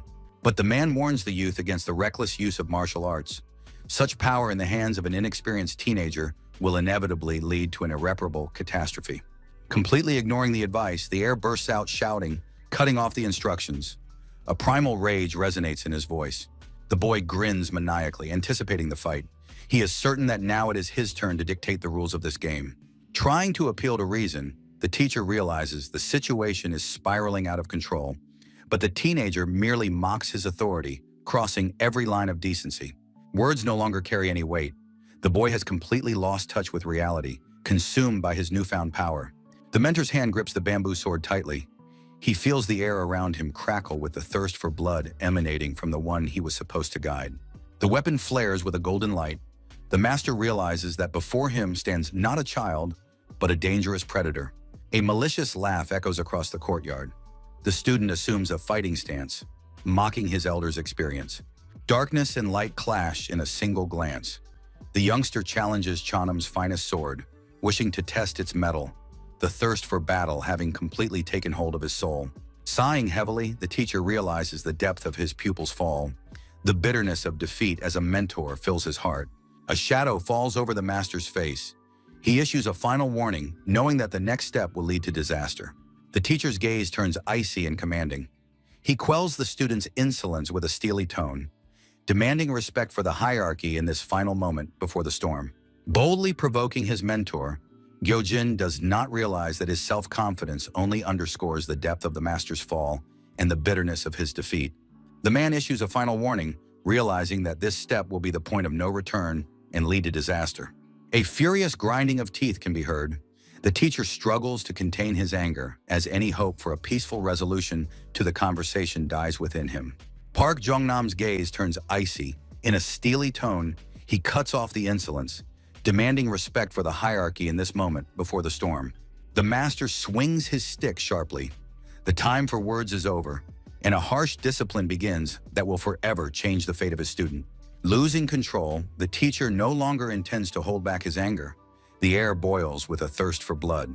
Mercilessly cutting short the student's insolence, the teacher turns icy, demanding recognition of the hierarchy in this fateful moment before the storm. The time for words has passed. The man takes a sharp swing with his stick, and a harsh discipline begins that will burn away past mistakes. The whistle of the wood cuts through the silence, and the master attacks with terrifying speed, pouring the weight of his disappointment and the will for total submission into every strike. The heavenly demon barely has time to react to the frenzied pace. Park Jong-nam moves like a shadow, leaving no room for a peaceful resolution to the exchange. A crimson flame of determination flares in the young man's eyes.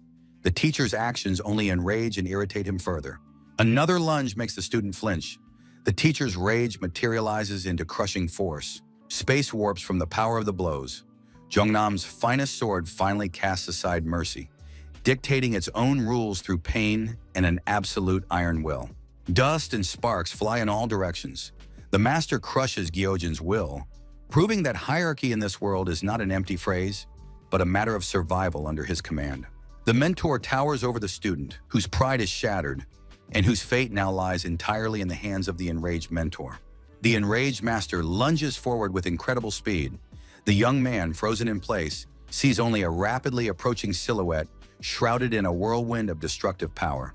In response, the heavenly demon is ready to defend himself by any means necessary while his body is still weak. He did not expect the teacher to be so furious. With a sharp lunge, the student's foot digs forcefully into the ground, creating a foothold for a lightning-fast thrust toward the mentor. The thrown mop spins wildly through the air. It is merely a cunning feint, designed to momentarily blind and confuse the experienced master. Park Jong-nam calmly watches the flying projectile, while the young man below prepares his trump card, closing the distance to a minimum. Gyojin's gaze is full of determination. He realizes that only extreme concentration and speed bordering on a foul will help against his teacher's fury. While the mop distracts attention in the sky, the boy is already diving under the master's arm, trying to exploit the split-second confusion of Jong-nam's best sword. In anger, the boy shouts, asking where the teacher's looking. The student pours all his will into this movement, trying to reach the unshakable mentor. It seemed the young man had nowhere to flee from this storm. Every move the master made generated destructive waves that swept away everything in their path. Park Chanam is utterly focused. His gaze misses not a single detail. An ordinary bamboo stick in his hands transforms into the deadly weapon of a grandmaster. A loss of concentration in battle means certain death, as can be read in the teacher's stern gaze. He does not forgive mistakes and despises weakness, demanding total commitment. The defeated master had seen just a youngster before him, but the boy demonstrated a level of technique worthy of the school's finest warriors, despite his young age. Behind that ease of movement lay years of grueling training in the shadows. The teacher was certain. The thrill of battle awakens a true beast within Park Jong-nam. His eyes flare with demonic fire, and a sinister smile freezes on his face. Stunned by bewilderment, for his opponent is behaving like a madman, the atmosphere heats up to the breaking point, and the young man realizes that something beyond the limits is about to begin. Gyojin watches his opponent's strange behavior with bewilderment. To him, the man seems like nothing more than a ridiculous fool. The tension mounts and his gaze focuses on a simple bamboo staff, which in the master's hands is about to transform into a deadly weapon that strikes without fail. Shanam, the best swordsman, assumes a fighting stance, gripping the pole confidently. His defiant smirk and cold calculation suggest that he is in complete control of the situation on the field. Upon hearing the name of the legendary technique, the young man is shocked, for standing before him is not just a teacher, but a master of the secret art of the 36 heavenly swords. A mad grin contorts the boy's face. There is nothing human left in that gaze, only a thirst for battle. With a sharp movement, the heavenly demon casts aside the superfluous. The mop breaks with a crash and becomes a cold weapon, making room for true power. Gyojin begins to spin the pole at incredible speed, creating a whirlwind around himself. The old master's words echo in his head, guiding his every movement. Stunned, the opponent cannot comprehend how an ordinary man could radiate such power. The young man's laughter grows louder. He recalls all those who underestimated him before and prepares to teach the man the harshest lesson of his life. His fingers clench the staff in a death grip, his muscles taut as steel cables. A single lunge separates reality from the bloodbath he is about to unleash. With a mad grin, Gyojin raises the staff and announces the beginning of the true technique of the 36 heavenly swords, shocking his enemy with his sudden confidence. The man froze in shock, his eyes filled with genuine horror and incomprehension at how this ordinary brat could have transformed so instantly. Swallowing nervously, Park Chung-nam feels cold sweat trickling down his temple. It seems the student never ceases to amaze him. The fighter's heart pounds wildly. He takes his stance, feeling a long-forgotten thrill. This sense of mortal danger makes his blood literally boil. An ominous silence hangs over the roof. The raven watching the duel from above freezes, and both opponents hold their breath before clashing in the decisive battle. When the silence is shattered by the first lunge, the bird soars sharply into the sky, feathers flying in all directions, signaling the start of a bloodbath that can no longer be stopped. The stick slices through the air with a whistle. The young man's strikes are so fast they create the illusion of a multitude of blades. He moves faster than the eye can see. A sharp feather slowly falls onto the concrete, cut in half by an invisible force. The full power of the 36 swords technique begins to manifest. The faces of the two opponents merge in a furious scream. The psychological barrier is broken, and the young man no longer holds back, unleashing all his accumulated power upon his enemy. A bright flash of energy blinds everything around them. The strikes collide with the roar of thunder, transforming an ordinary rooftop brawl into a legendary clash of masters. Madness has overtaken both of them. Their faces are contorted in a furious scream. The psychological barrier is finally broken, and now there is no room for pity or doubt in this duel. The two weapons clash, and the power of the 36 swords technique begins to manifest. No longer holding back, Gyojin unleashes his pent-up fury. The air around him vibrates from the colossal pressure, foreshadowing the imminent conclusion of this battle. Park Jong-nam's gaze freezes in shock. He realizes he has underestimated his opponent, but there is no turning back now, and the 36 swords technique has been set in motion. A bright flash of energy blinds everything around them. Raw power bursts forth, erasing the boundaries of reality and transforming an ordinary rooftop into the epicenter of a divine storm. Blows collide with the roar of thunder. An ordinary rooftop brawl escalates into a legendary clash of masters, whose power is capable of shattering the heavens themselves. The dust begins to settle, revealing the aftermath of the clash. The opponent is defeated and disoriented, unable to oppose true mastery. Through the thick fog, the silhouette of the one who intervened in the battle's finale emerges. A mysterious figure in a suit holds the boy's hand, interrupting the deadly flow of energy. The teacher realized that before them stood a phantom assassin. The appearance of this man changes everything. fear and bewilderment evident in every movement of the breathless hero. In a rage, the young man turns to the uninvited guest, his body still crackling with lightning, and his thirst for battle demands an immediate continuation. The mysterious warrior in a suit and with a sword stood motionless, surrounded by swirling raven feathers. His stern, dark face was filled with grim determination. A supernatural red light flashed in the stranger's eyes and a powerful aura formed, foreshadowing a devastating attack. The emotionless warrior stood between the frightened teacher and the enraged student, a gigantic whirlwind of thick white smoke raging around the three of them. The man in the black suit blocked the teacher's path. He held the young man's hand while ominous black feathers swirled in the air around them, his will unshakable. His stern profile expressed grim determination. The mysterious defender remains calm despite the whirlwind of energy raging around him. The teacher froze in terror before the uninvited guest, asking if he was truly a ghostly assassin, as he realized the true identity of the man before him. The warrior's gaze grew terrifying at the question. A supernatural red light flashed in his eyes, foreshadowing the use of devastating otherworldly power. Enraged, Gyojin has no intention of retreating. He seethes with fury, shouting curses at the mysterious fighter who dared to stand in his way, and lunges into battle. Showing no emotion, the stranger calmly intercepts the heavenly demon's arm, halting his attack.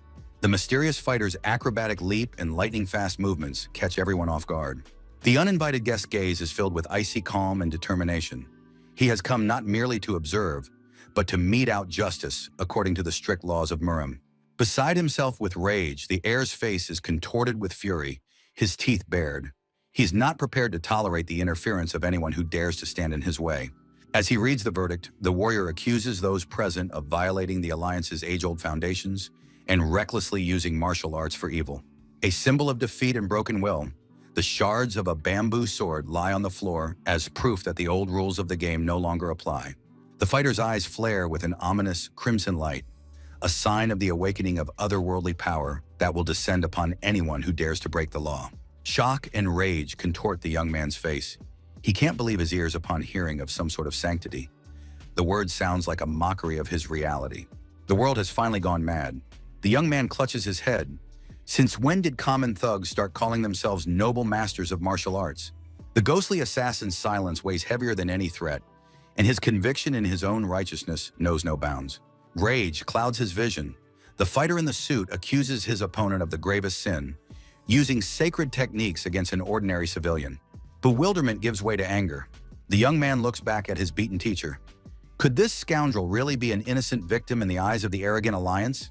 Pointing his finger at Park Jong-nam, the heir asks, "Does he really look like an ordinary person?" A cry of despair and rage bursts forth. The young man has no intention of accepting these absurd and false rules. The standards of this world are rotten to the core. The heavenly demon sees only cowards hiding behind a code to justify their pathetic and despicable deeds. The voice of the law sounds heartless. The Alliance has already passed its verdict. In this world, there is no place for vigilante justice, even if it seems fair.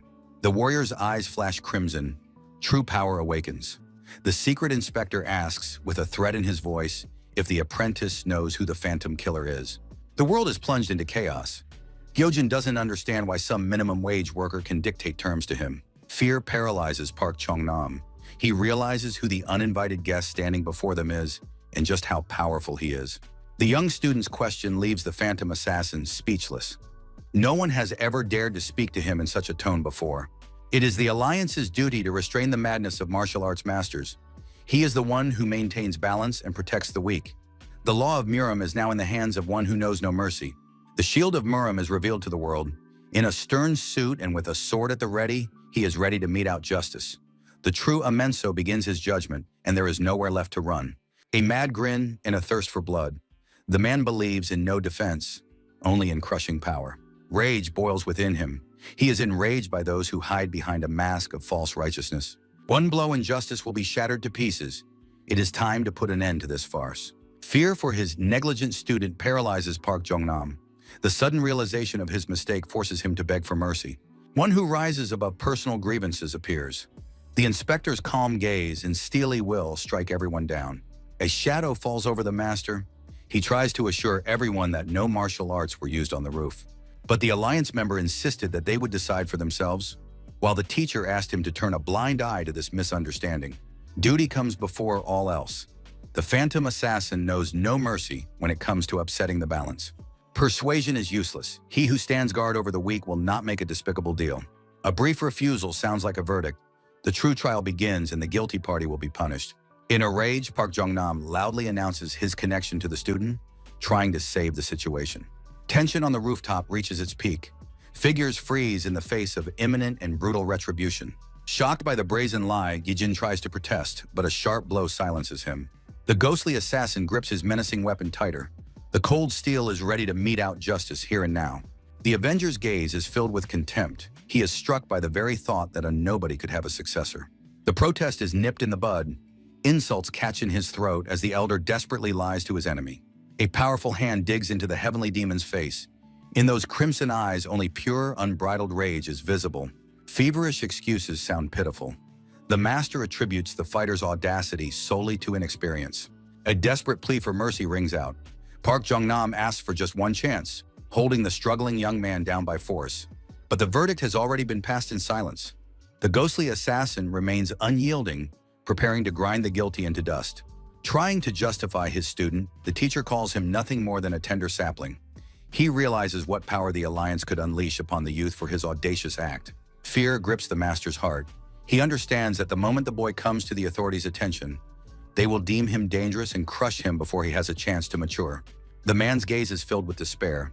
He turns to the Muram's shield, admitting his guilt and begging that a single mistake not be allowed to destroy the entire future of his young and foolish ward. The ghostly killer remains silent as ice. His piercing gaze sends shivers down one's spine. Park Jong-nam frantically tries to find some deeper meaning and fate in their chance encounter. Any talk of fate elicits only a contemptuous smirk from the Alliance member. He stands his ground, dismissing any excuses as mere pathetic superstitions and an attempt to evade the answer. Sweat rolls down the master's face. He sees that his arguments have had no effect. The tension in the air becomes unbearable, foreshadowing an inevitable and imminent execution. With a sharp movement, the ghostly assassin tucks his sword behind his back. The gesture looks threatening and final, and the teacher freezes, realizing that the verdict has already been passed in the silence. As the man in the suit turns and walks away, the master hastily bows, muttering words of thanks, though his voice trembles. The teacher holds the struggling young man back by force, preventing him from causing even greater trouble. Yet Miram's shield recalls the strange power he sensed here this morning. While the furious boy bites at his mentor's hands, the ghostly assassin analyzes the situation. He is certain that the source of that terrifying energy was this very wild and defiant youngster. The Alliance member casts a cold, warning glance. His words sound like a death sentence. He has no intention of giving a second chance to those who stand in his way. In a panic, Park Jong-nam realizes the gravity of the moment. He desperately tries to find the right words to appease the powerful warrior before him. Bowing low, the mentor mutters words of gratitude. His voice trembles, and he is ready for any humiliation just to avoid the inevitable bloody massacre. While the teacher is showering him with apologies, the ghostly assassin suddenly vanishes, leaving only dust in his wake. The speed of the demonic cult master is mind-boggling. With a death grip, the teacher clings to his student. He realizes that if the boy flinches now, instant death at the hands of the departed guest awaits them both. The defiant youngster won't back down, furiously sinking his teeth into the mentor's arm. He doesn't realize how close they've just come to the edge of the abyss. Overwhelmed by helplessness and shock, the master collapses onto the floorboards. His body goes limp, while his mind struggles to process the terrifying power they have just faced. Lying on his back, the mentor breathes heavily, gazing up at the sky, realizing that this wild bastard beside him possesses a power capable of changing the world. Now alone on the roof, they can finally catch their breath. The silence is oppressive, for both understand that this strange visit was only the beginning of a great storm. The tension reaches its peak, and the heavenly demon finally decides to ask the man the crucial question that has been troubling him. The mentor tries to reason with his student, explaining that the uncontrolled use of martial arts is forbidden in this world, while Gyojin listens in bewilderment. In rage, the heir cannot understand why anyone should control his power, since in his former world, the demon cult knew no limits. Clutching his head, Park Jong-nam desperately tries to explain to the young man that times have changed and brute force no longer rules the world, but the youth stubbornly refuses to understand. Both men are at a loss. The young man finds this world strange, while the teacher is astonished by his foolishness, as he seems to be deliberately ignoring his words and using coarse language. Stung by the young man's insolence, the teacher struggles to contain his irritation that the youth addresses him informally as an equal rather than as a mentor. The conversation reaches an impasse. Gaijin falls backward onto the floor and in a rage shouts about injustice, for his own strength has once again been used against him. Breathing heavily, the mentor decides to end the pointless argument. He sighs wearily, gazing at the sky, and thinks that talking to this kid is a waste of time. Lying on his back, the student gazes at the endless blue sky. His eyes reflect the realization that this world is truly strange, and that he is here for a reason. The silence on the roof weighs heavily on both of them. This visit is only the beginning of the storm, and the tension is mounting. With his hands behind his head, the young man lies on the grass with a defiant smile. He realizes that if there are martial arts masters here, then the demon cult must exist as well. With difficulty, the heavenly demon tears himself away from the ground and jumps up abruptly. His body still remembers the heaviness of his past life, but this world forces him to move faster. Turning his head toward the teacher, the boy freezes, wanting to ask about the demon cult, but there is no one there anymore. The silence on the roof is broken by the creak of a door. Park Jong-nam, not wanting to argue any further, was about to leave. The teacher froze with a detached expression. From above, clinging to the edge of the roof, the student suddenly emerged, shouting furiously, trying to get the indifferent man's attention. Adjusting his collar, the teacher gently reminded the boy that he was free to skip class, but that he was a teacher, and his duty to the school was now far more important than any argument. Gyujin's gaze remained cold. He continued to hang upside down, seething with rage, while the teacher dryly advised him to return to class. The boy's rage reached its peak, his face contorted in a scream. He refused to listen to the idea that a regular lesson could be more important than this crazy situation. Sighing wearily and scratching the back of his head, the man understood that to a teenager this was a trifle, but his own priorities were different. Unwavering determination was evident in his eyes. For the heavenly demon, school was a boring routine. But in this world, even boring rules held a sacred meaning.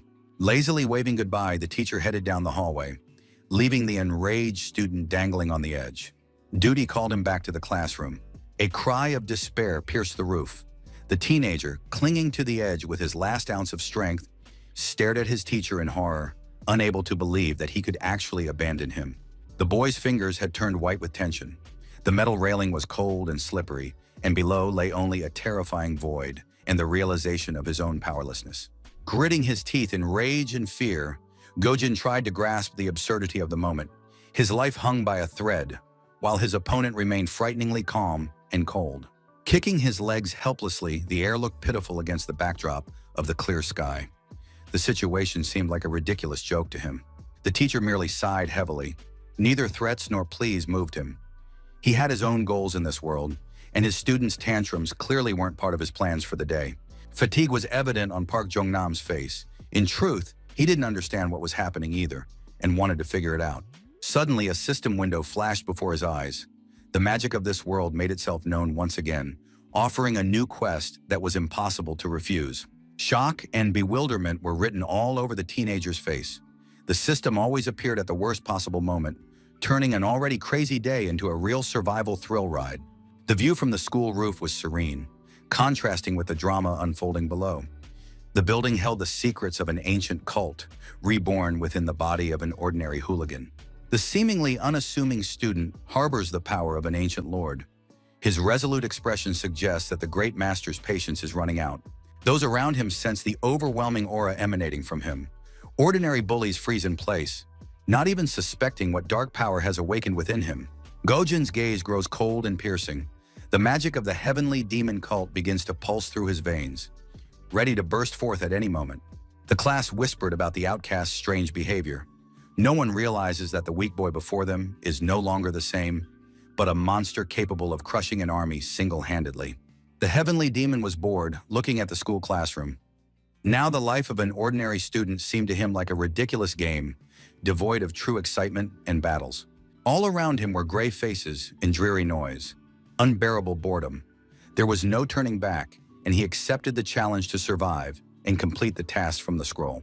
Looking at the pink scroll in Gyojin's eyes, which reflected the experience of centuries lived, there was no fear, only the cold calculation of a demon accustomed to the dangerous games of fate. The mission's magical interface hovers in the air. Progress is stuck at 30%. The system is unforgiving, and to move forward, the young man must complete the current trial. Sunlight floods the school classroom. The silence and coziness of this place feel alien, for the true nature of the air craves not peace, but blood and battle. The youngster has fallen asleep right at his desk, drooling. Who would have thought that behind this ridiculous mask of an ordinary sleepyhead lies a great monster? Waving a pointer, the teacher tries to wake up the insolent student who has missed an entire lesson. "Wake up, Park Jong-nam!" he shouts, slamming his hand on the desk. The crash echoes through the classroom, interrupting the boy's peaceful sleep. It's time for them to talk. Jerking his head up, the boy looks as foolish and bewildered as can be. He doesn't understand who dared to disturb him. A look of astonishment freezes on the teacher's face. He sees before him the same strange boy, though he knows that a powerful force is hidden within him. Muttering that he slept like a log and wiping his face, the boy accepts the rules of this reality, realizing that his life now is a path of fulfilling the scroll's tasks. Before the conversation, the boy looked clumsy, but his appearance is deceptive. It's surprising how skilled he is in every action, despite his looks. Looking concerned, Park Jong-nam's voice sounds serious as he tries to get through to the boy. The boy freezes, lost in his thoughts. The dream has somewhat sorted out his feelings, but a strange sense of alienation in this body still won't leave him. The heavenly demon's gaze grows sharp and cold. His mind clears and he begins to analyze the oddities of this world.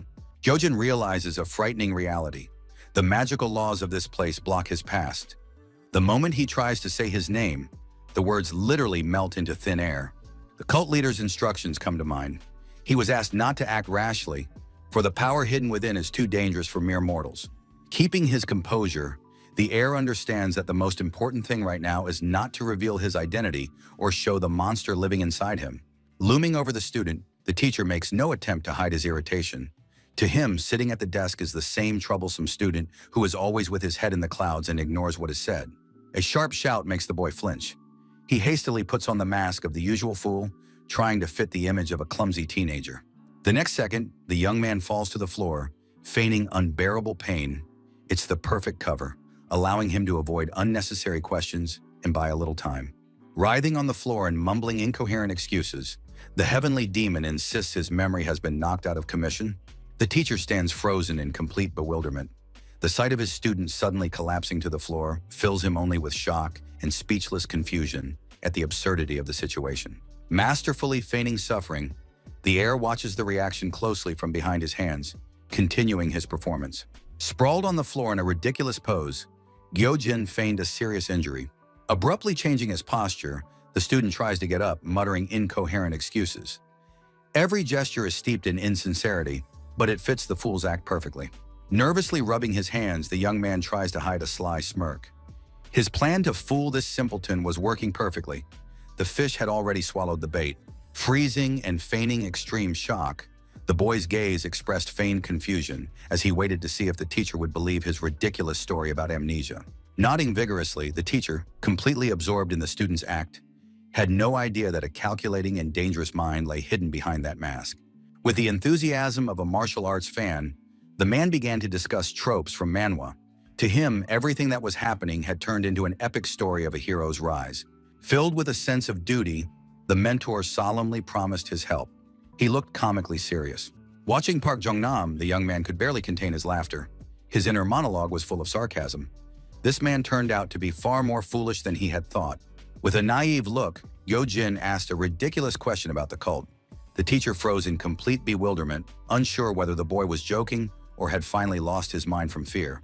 Looking at the student with a gaze full of deep suspicion, a thought flashed through the teacher's mind that today's youth had completely lost their minds. The boy realized he had said too much.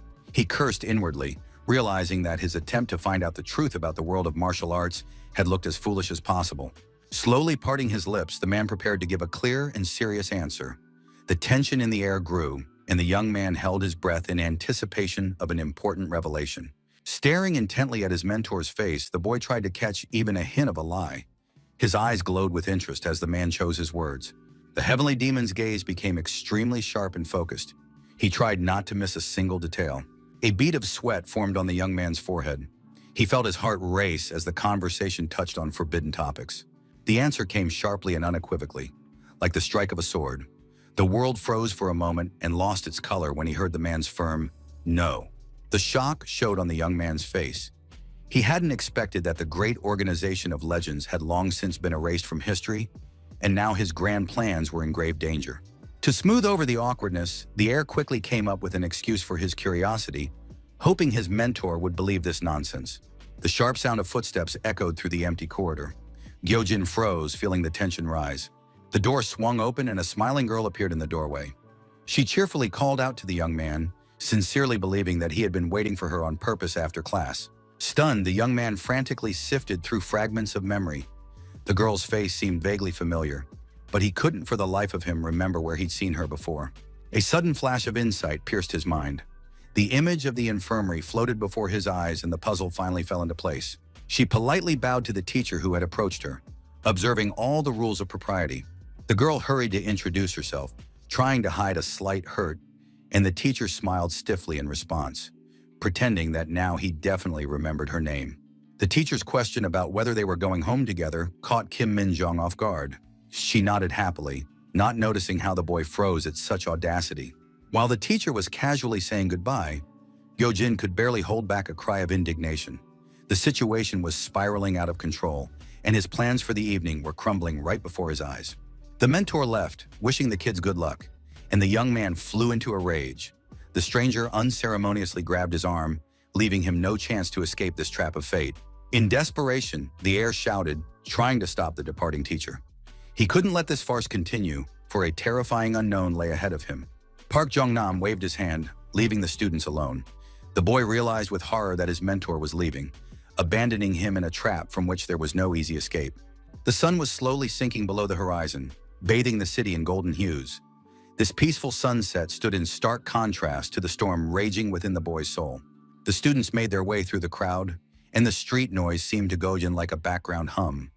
The girl walked confidently by his side, as if their shared path had been predestined by fate itself. Trying to convince himself that everything around him was just a strange dream, a heavenly demon in a world without demonic cults. Such a wild situation simply couldn't happen in reality. Sighing heavily, the boy felt irritation boiling up inside him. His entire familiar order was crumbling, and his intrusive companion didn't even think to stop her chatter. The heir froze, casting a suspicious glance at Kim Min-jung. Her every word raised new questions to which he had absolutely no reasonable or clear answers. Suddenly, the girl turned around, noticing his confusion. Her innocent question made Gyojin go cold, sensing that the next answer would finish him off completely. With a radiant smile, the beauty uttered words that sounded like thunder in a clear sky. Her confidence in their shared home left no room for objection. The world around the heir froze for a moment. He stared intently at her, trying to grasp the magnitude of the catastrophe. The word ours echoed in his head, leaving him in a daze. His patience snapped, and the heavenly demon let out a scream, unable to hold back any longer. Reality turned out to be far more terrifying, and this strange person was going to live with him. With a smile, the girl reminded him of their 3 years together. Her carefree tone sent a chill down his spine, for this reality seemed like utter madness to him. Forcing out an awkward laugh, Gyojin tried to hide his growing panic. He was baffled as to how this strange person could speak so confidently about his own home. Kim Min-jung cheerfully urges him to hurry home, looking forward to a delicious dinner from her father. For her, it's just another ordinary evening, but for the guy, it's the beginning of a real-life nightmare. Hearing about something tasty, he freezes for a moment. A strange gleam flashes in his eyes, and thoughts of food begin to battle his common sense. The anticipation of the meal makes him literally drool. His instincts take precedence over caution. Rubbing his empty stomach, he decides that he needs to fill his belly first and deal with this roommate, Gyojin, later. Food was more important than logic. With enthusiasm, the heavenly demon agrees to hurry home. It seems the plan to eat and think has been unanimously adopted, and he is ready to run toward the unknown. The guy takes a sharp step forward, complete determination evident in every movement, but suddenly something causes his soles to literally stick to the asphalt. Turning around in surprise, the beauty notices a strange change in her companion's behavior. She doesn't understand why Gyojin suddenly froze, or what has alarmed him so much. A sudden burst of rage causes the heir to grip the girl's hand tightly, catching her off guard. Suddenly, the heavenly demon lunges forward, dragging his companion along with him. The girl barely manages to keep up, bewildered. Pulling Kim Min-jung stubbornly deeper into the alley, she tries to protest, promising not to touch his food, and shouts that they've turned in completely the wrong direction. The guy's expression changes instantly. A frightening crimson glint flashes in his eyes, betraying the awakening of something primal and extremely dangerous. Gyojin freezes, his face contorted with rage. He senses a foreign presence and snaps a sharp question through clenched teeth, ready for an inevitable fight.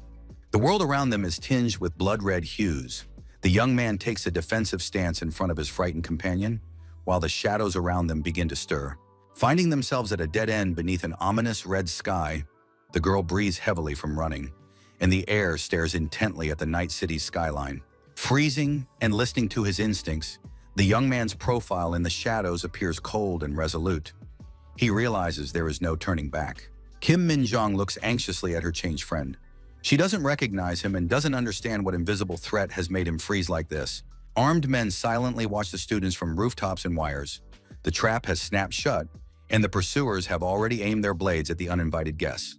One of the masked mercenaries double-checks the target with doubt. He scrutinizes Gyojin from above, preparing to give the order to begin the bloody massacre. The scoundrel is confident in his instincts.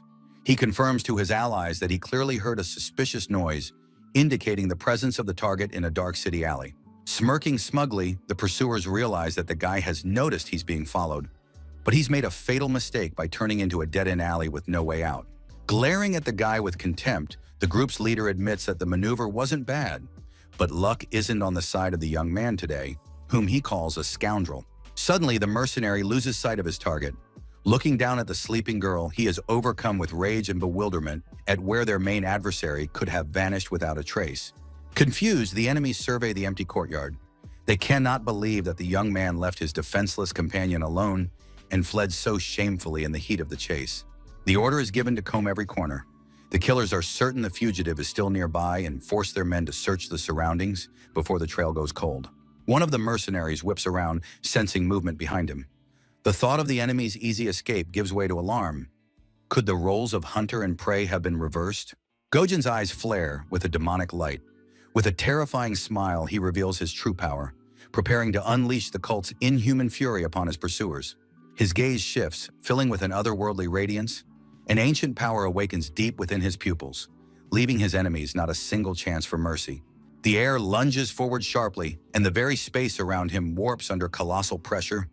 The mercenaries barely have time to realize that they are no longer facing an ordinary fugitive. A furious flash tears through the night's darkness. The power of the demonic cult crashes down upon the pursuers, turning their confidence into a primal fear of death. Frozen in shock, the hunters, accustomed to sowing terror, suddenly realize that now they are merely helpless victims. With a mad grin against the backdrop of the blood moon, Gyojin issues his challenge. The one they tried to break has returned to drown this city in their own blood.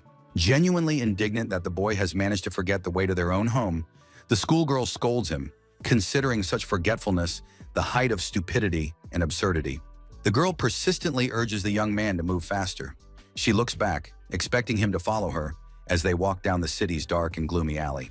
Walking ahead with a slight smile on her face, Kim Min-jong, completely unaware of what is happening behind her, is watched intently by the student with a strange feeling.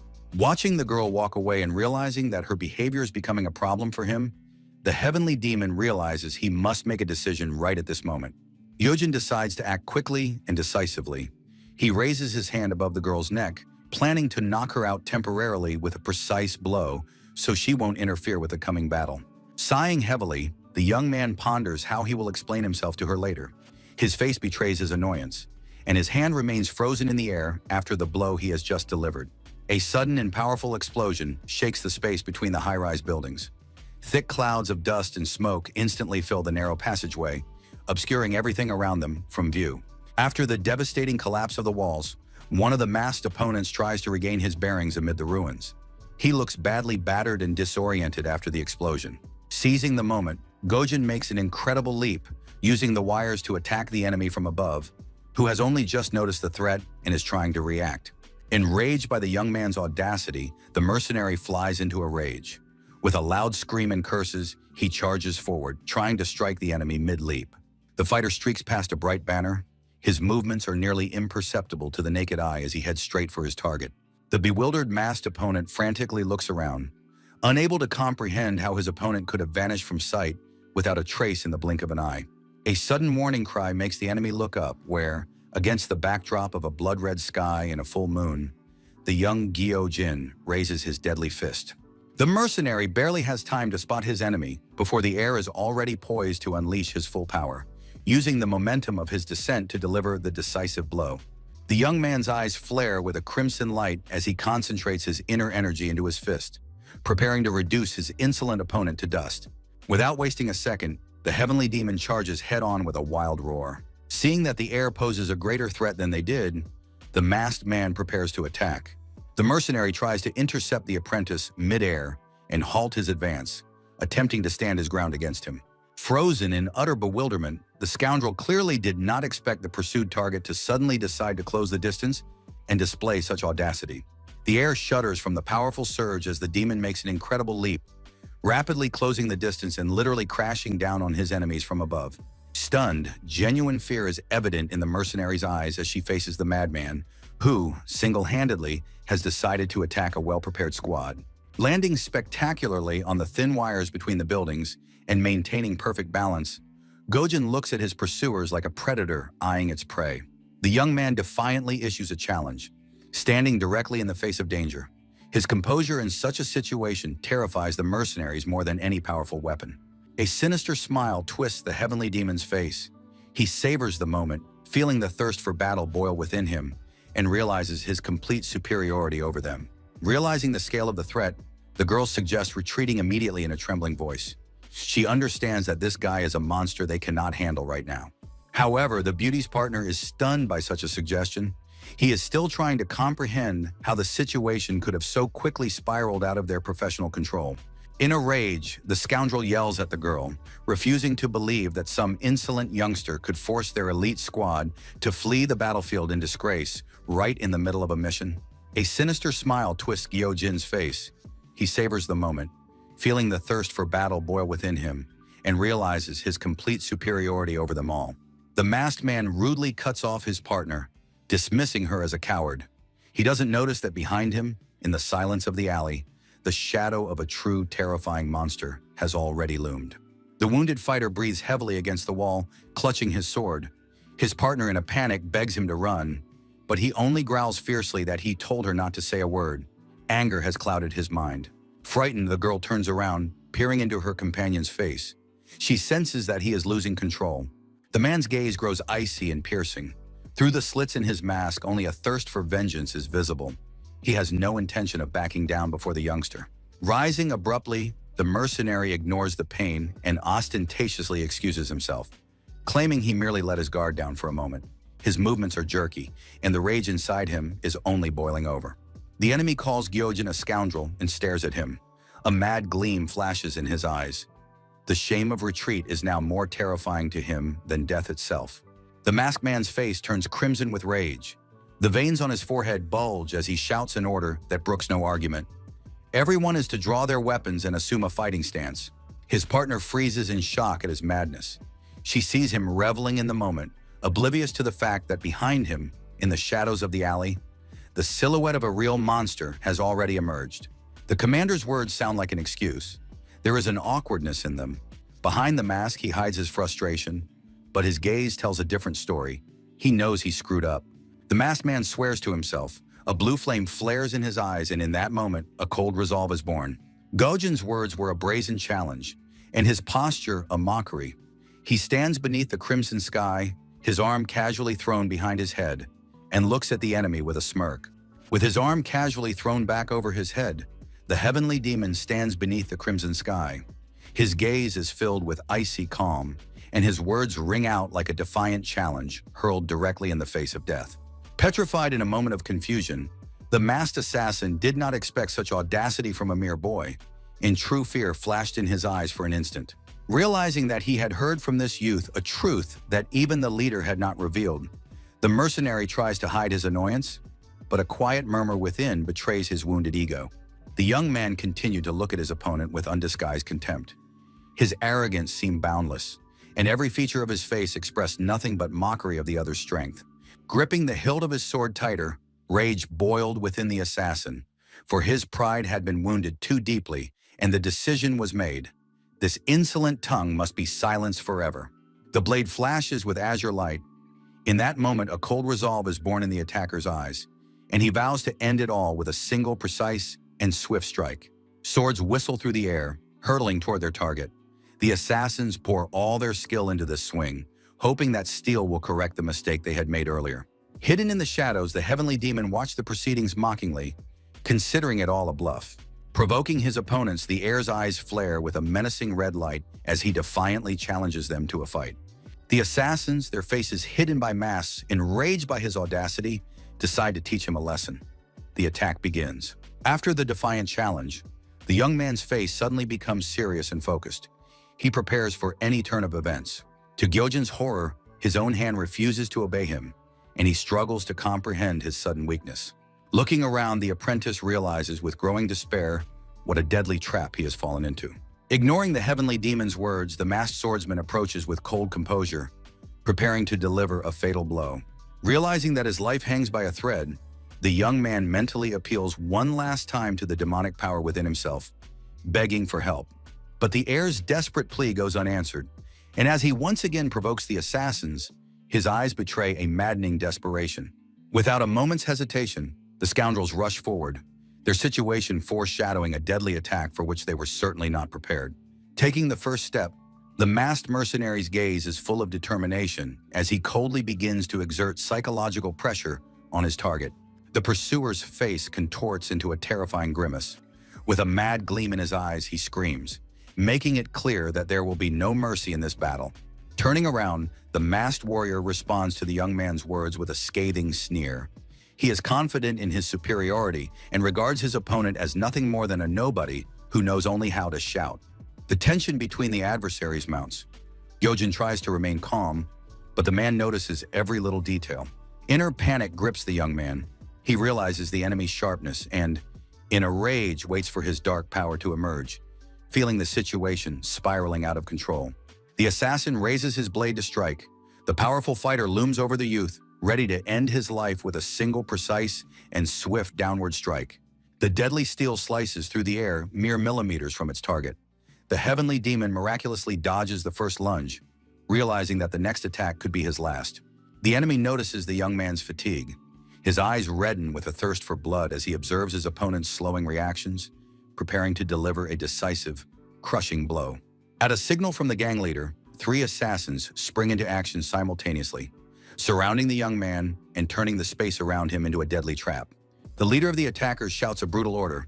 They must not kill the target immediately, so they decide to push the apprentice to the brink of death before finishing the job. A battle erupted in the sky above the city. Surrounded by a crimson sky, the mercenary with the sword mercilessly attacked the young man, heedless of the consequences. As the dagger neared her throat, the girl's gaze was filled with confusion when she heard Gyojin's whisper. Ready to deliver the fatal blow, he was giving them a chance. The heavenly demon's heart blazed with crimson light, his veins bulged, and he unleashed a forbidden technique, filling his body with destructive power. The heir's enormous, glowing red eyes froze, tracking the girl's every movement through the crimson mist.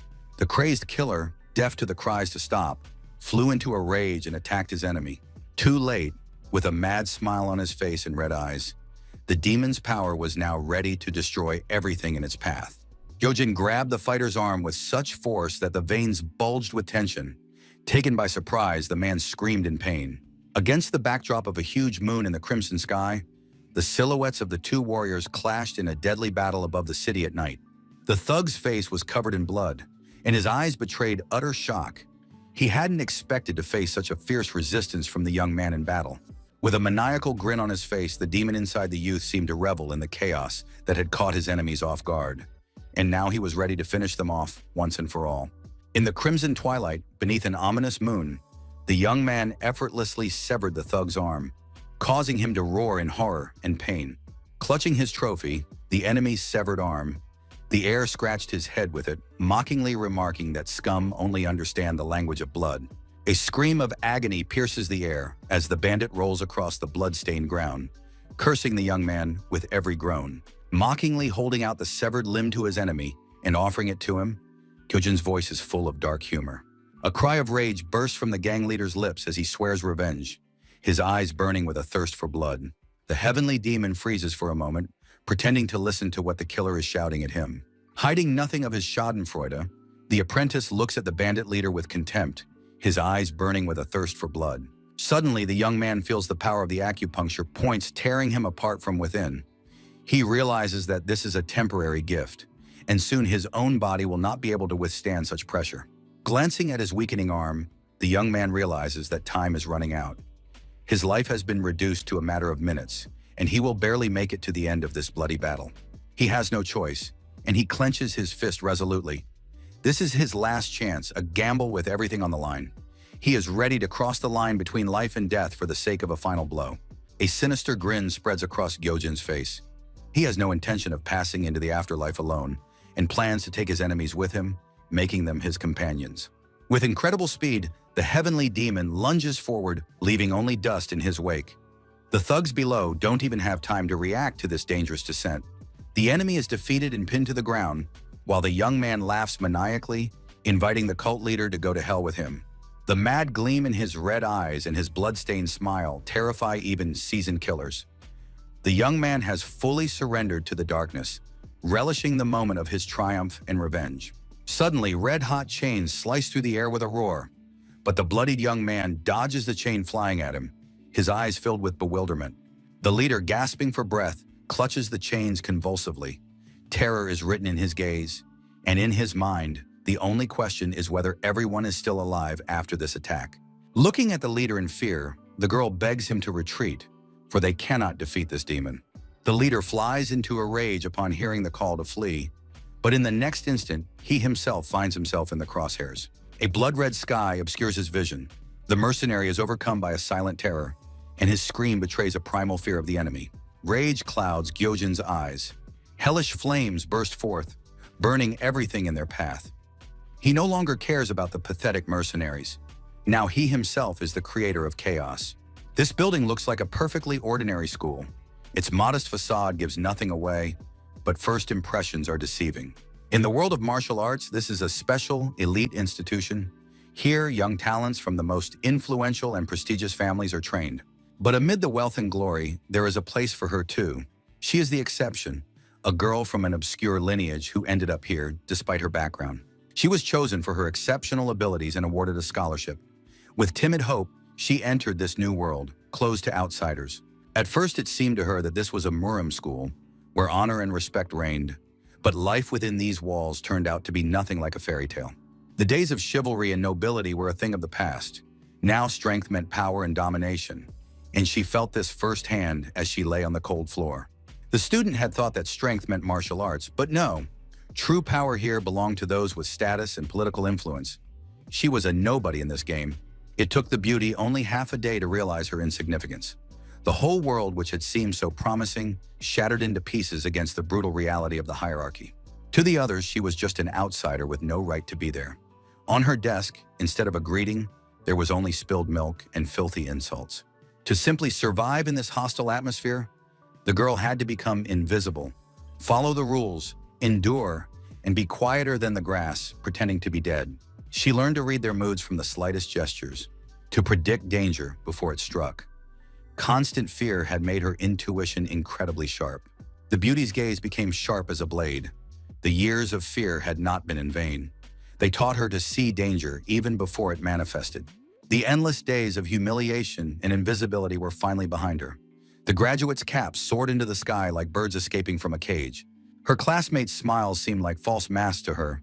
While they celebrated their acceptance into prestigious universities, she felt only coldness. That day seemed special, steeped in a premonition of inevitable change. Her old life crumbled like dry leaves in the wind. Turning to the girl, that voice shattered the silence of her memories. Her first meeting with the team leader changed everything. In his eyes, she was a tool. Yusin ended up in the Dark Division, a place where morality gives way to results. It was a group created for the dirtiest work imaginable. The system was relentless, a rigid squad hierarchy where everyone knew their place. She found herself at the very bottom in the 7th squad. Every step came at a cost to the girl. Lying on the cold floor after yet another ordeal, she thought of her school once more. Her fist clenched not out of idealism. Yusun knew the price of survival and remembered the taste of poverty all too well. She would never again allow anyone to be above her. The mask hid the beauty's face, leaving only a gaze filled with icy calm. She had chosen this dirty work because it paid a fortune. For someone like her, an ordinary girl with no special talents, this opportunity was a true gift from fate. Yusun's past was filled with humiliation and poverty. She remembered the days when she had to rummage through filthy trash cans, searching for anything of value. The girl's somber silhouette against the backdrop of bloodstains symbolized her willingness to take on any dirty role, just to break free from this cycle. The only light in her life was her younger brother and sister. Their carefree smiles and bright dreams became the young lady's main motivation. Working in Squad 7 seemed like nothing more than a series of assignments, but reality turned out to be far more brutal. Was the money worth risking her life? Yusun froze on her knees, staring at the bloodstained blade. Fear battled with determination, for she knew that retreating would mean a return to poverty. Suddenly he appeared, a true monster with a mad smile. His red eyes blazed with the fire of battle, and he reveled in the chaos, causing her to shudder at a power she had never known before. He was no mere fighter. The girl saw how his predatory gaze was fixed on his prey, and in that gaze there was not a shred of human compassion. With a single swing of his bloodied arm, the air sealed the fate of his enemies. The lady watched this scene from the depths of the alley, feeling the air grow heavy with the smell of iron. Paralyzed with horror, the beauty couldn't tear her gaze away from what was happening. Her eyes widened and her heart pounded wildly in her chest. Amid the silence that followed the screams, the young man's calm yet menacing voice rang out. He looked at her, the only one still trying to resist. The blood of his enemies on Gyojin's skin seemed like a natural adornment. He was in no hurry to finish off his victim. Instead, he decided to savor the moment of absolute power. The heavenly demon revealed the price of escape.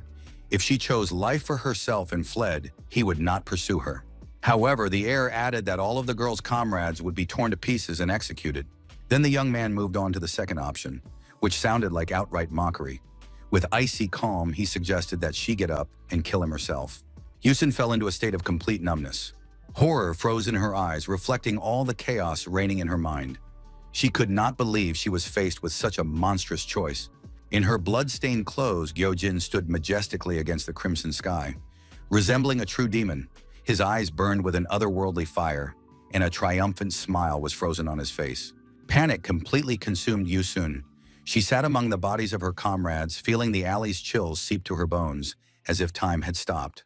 Trying to cling to a last shred of hope, to buy some time, the beauty feverishly mused that help might be somewhere nearby. But the young man instantly shattered her illusions. Coming almost right up to her, he advised her to stop racking her brains in vain. The situation wouldn't change, no matter who came to her aid. Frozen, paralyzed by primal terror, cold sweat broke out on Yusun's forehead, and her pupils narrowed at the realization that she was facing not just a human, but a true monster. In the girl's eyes filled with despair, only darkness is reflected. She frantically tries to grasp reality, for this creature is looking down on her right now. The tormentor's massive figure looms over her like an insurmountable wall. The beauty feels like a tiny, defenseless ant about to be crushed by this merciless force. Exhaling indifferently, the heavenly demon shows complete disregard for the life of the last member of the 7th squad. Gyojin turns away with an expression of deep disappointment. His face, splattered with the blood of his enemies, looks even more terrifying in the red light. The word entertainment echoes in the girl's head, triggering a new wave of panic. Her eyes plead for mercy. Death stares at her through a huge, blood-filled eye. In this reflection, Yusun sees her own end. In a last-ditch effort, screaming a plea to stop, the beauty clings to a straw, trying to bargain for even a single second of time. The lady desperately forces herself to think, but fear paralyzes her logic. Deep down, she still hopes for help from the squad, though every cell in her body already knows the bitter truth. Reaching out to her, the young man's gaze grows merciless once more. He allowed her only a moment to think, so he could savor her helplessness all the more keenly. Beneath the girl's mask lies more than just fear. Her gaze is fixed on the enemy looming over her, like death itself. Two crimson demonic flames flare in the darkness, piercing Yusun through and through. The monster's gaze, filled with bloodlust and cold fury, paralyzes her will. Fear has completely overtaken the beauty. Time seems to stand still as she stares into the bottomless abyss of the demon's eyes, feeling with every fiber of her being how each passing moment brings the end closer. In desperation, the girl tries to stop the inevitable in the only way she knows, retreating and raising her hand with a cry that she is choosing the third option. For a moment, Gyojin freezes. His blood-stained face expresses genuine surprise, for he did not expect such pitiful resistance from one who considered herself strong. In desperation, Yusin searches for a way out. Defying all logic, her mind works at its limit, sifting through the crumbling options. The heavenly demon's words sound like a verdict. He calmly and indifferently analyzes her fear, seeing right through her. The young man looks down on her from the heights of his power, relishing the effect he has produced. His silence speaks of absolute certainty that there is no escape. Holding her breath, the beauty watches his every gesture, seeing in the darkness that terrifying demonic gaze that promises only pain and death. Deep down, Yusin realizes that her fate is sealed as she watches him prepare to attack, so she clings to a straw, trying to buy a second of time. Looking back, the beauty realizes that their biggest mistake was underestimating the enemy, for this young man turned out to be a deadly opponent. Recalling his sharp and unpredictable movements, full of animal instinct, the girl realizes that it was precisely this wild street fighter style that caught them off guard and left them no chance of success. Standing before the monster, she sees in his eyes the glimmers of true demonic power, realizing that this is not just a hooligan's antics, but something deep and dark. In search of salvation, the beauty remembers the monthly pills for boosting inner energy, realizing that this is her only and extremely risky chance. Yusin takes out the pills, hoping for a last chance to escape or win, but a sinister smirk spreads across the student's face, for he has immediately figured out her plan, and this desperate attempt only amuses him. As the heavenly demon effortlessly snatched the pills from the mercenary's hands and mockingly marveled at their number, the girl realized she was facing someone who could not be deceived. Looking down on the offering, the young man shifts his gaze to the lady, then mockingly lets out a sharp sound like a losing signal, which instantly shatters her hopes. Gazing at her with derision, Gyojin makes it clear that her plan was doomed from the start, declaring with deep contempt that a single glance is enough to see how worthless these low-grade pills are. The beauty froze, watching his every gesture, seeing through the darkness that eerie, unblinking gaze that promised nothing but doom. Seeing the monster swing and realizing this is the end, a flash of fear jolts her. "Wait!" Yusun screams, clutching at the air to gather her thoughts before the final blow. The mercenary's face was contorted with despair, her eyes shut tight, her voice trembling. She swore that through these pitiful pills, through the circulation of energy, by any means necessary, she would prevail. The guy stood there, a motionless shadow. His collar was drenched in blood, the brutal struggle etched into it. The girl's pleas shattered against the wall of his silence. The air grew thicker, heavier. Bowing even lower, Yusun begs humbly, her voice breaking with fear. She promises to do the impossible, to get anything, just so he would say at least one word. Standing before her young master with unwavering respect, the girl formally presented the box, her calm demeanor reflecting a deep loyalty and a steadfast commitment to support his cause until the very end. The beauty's eyes are filled with despair. She realizes the absurdity of her offer, understanding that these are merely empty and baseless words. Panic overwhelms the mind of the last one from the 7th squad, for if not for these pitiful low-grade pills, then all is lost. Turning away, unable to bear the tension, the lady sinks into despair. Thoughts mercilessly torment her, for how could someone like her ever have obtained such a priceless, precious thing? Yusun's legs trembled, fear paralyzed her will, preventing her from moving an inch. She realized she couldn't escape alone, leaving everything behind. The girl's hand slowly reached for the hilt of the sword lying on the ground. It was a gesture of desperation and a last attempt at resistance in the face of inevitable doom. A sudden flash of memory, a happy recollection of her sister and brother, contrasted sharply with her current situation, intensifying her horror in the realization of what she might lose. The beauty's hand tightened around the hilt. Gazing at the weapon lying there, she whispered that it was for her younger siblings, trying to find the strength within herself. Clutching her face, the girl muttered with conviction that today it all had to end exactly this way. The young woman's body shuddered with despair. Right here where it all began, she had to make a choice. Suddenly, the mercenary's gaze hardened. The time had come to show the bravery she had always dreamed of. With a piercing scream, Yusun cried out that she would die a heroine, ready to accept her fate. A furious shriek burst from the beauty's lips. She challenged the enemy, urging him to attack her, and ran away. But the heavenly demon assumed an innocent pose and cowered in fear like a teenager instead of attacking. Frozen in complete bewilderment, the mercenary had expected a brutal battle, but her opponent's strange behavior caused her to lose her guard for a moment. Eagerly devouring the bitter grass, Gyojin tried to regain his strength, suddenly realizing he had made a foolish mistake, having forgotten something extremely important in the heat of a dangerous situation. The masked girl froze, struck by her opponent's strange behavior. In response, she heard only the mysterious number 3 from him. With a bloodied face and a maniacal grin, the young man confirms her suspicion. His terrifying appearance contrasts with his absurd posture, creating an atmosphere of utter madness. A rare flower glows purple in the heir's hands. Magical energy pulses as he berates himself for nearly losing this precious artifact. Suddenly, the apprentice takes his leave, offering strange parting words. The girl is in shock. She had prepared for a battle to the death, yet the enemy behaves like an ordinary passerby. The hunter's gaze is fixed on the young man. Her intuition tells her that this frightening man is not lying, and this realization makes her heart beat faster. Hoisting the sleeping girl onto his back, the sky demon cheerfully announces his departure and leaves the scene of the battle that never was just as suddenly and absurdly. The young man casually takes his trophy, reminding her of a promise he made earlier. His nonchalance at this moment seems completely out of place and frightening to the huntress. Frozen in utter confusion, Yusun's fighting spirit crumbles, for she had expected a bloody massacre, but was met with ordinary behavior. Showing not the slightest interest in his opponent, the young man turns and walks away, taking Kim Min-jong with him. Stunned, the heroine decides to ask a question. Unable to believe that it would all end like this, she still cannot comprehend that the battle has been called off by mere chance. His brief reply confirms her fears. For him, this was not a significant event or a battle, merely a fleeting delay on his journey, unworthy of attention. But suddenly his tone turns icy. The warning about being followed sounds like a death sentence, instantly erasing the last traces of bewilderment and replacing them with fear. His final words pierce the silence, promising certain death at their next encounter. The girl's gaze is filled with horror.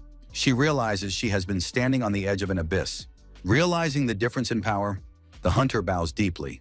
Her fear gives way to sincere respect for the one she now calls master. Without looking back and grabbing her burden, Gyojin swiftly disappears into the alleys. The night city is plunged into deep blue, hiding the recent skirmish beneath a blanket of clouds. The sharp sound of footsteps shatters the silence.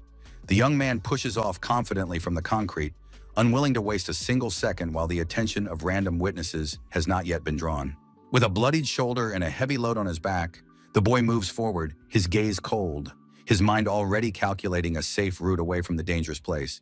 Hiding in the shadows and assessing the situation, despite his injury, the heir remains completely calm while his companion is still trying to comprehend the power. Squinting, Gyojin peers into the darkness of the alleys. The question of their next destination becomes crucial. A massive gate with a sign reading Tang Yun Feng comes into view. This place will mark a new chapter in their story. The anxious girl asks the sky demon to be quieter. The boy, visibly exhausted, briefly agrees, and they try not to draw attention to themselves. Noticing blood on his clothes, Kim Min-jong asks him anxiously, and the student answers, maintaining complete calm despite the situation. Peering around the corner, the young people freeze in the shadows. The girl is horrified by what she sees, while the wounded boy silently assesses the situation. Pushing Gyojin forward into the darkness, he asks the beauty not to pressure him, since he is already exhausted and trying to remain completely calm. Suddenly, a shadow appears on the horizon, watching the couple intently. The young man and his companion freeze in fear at the doorway.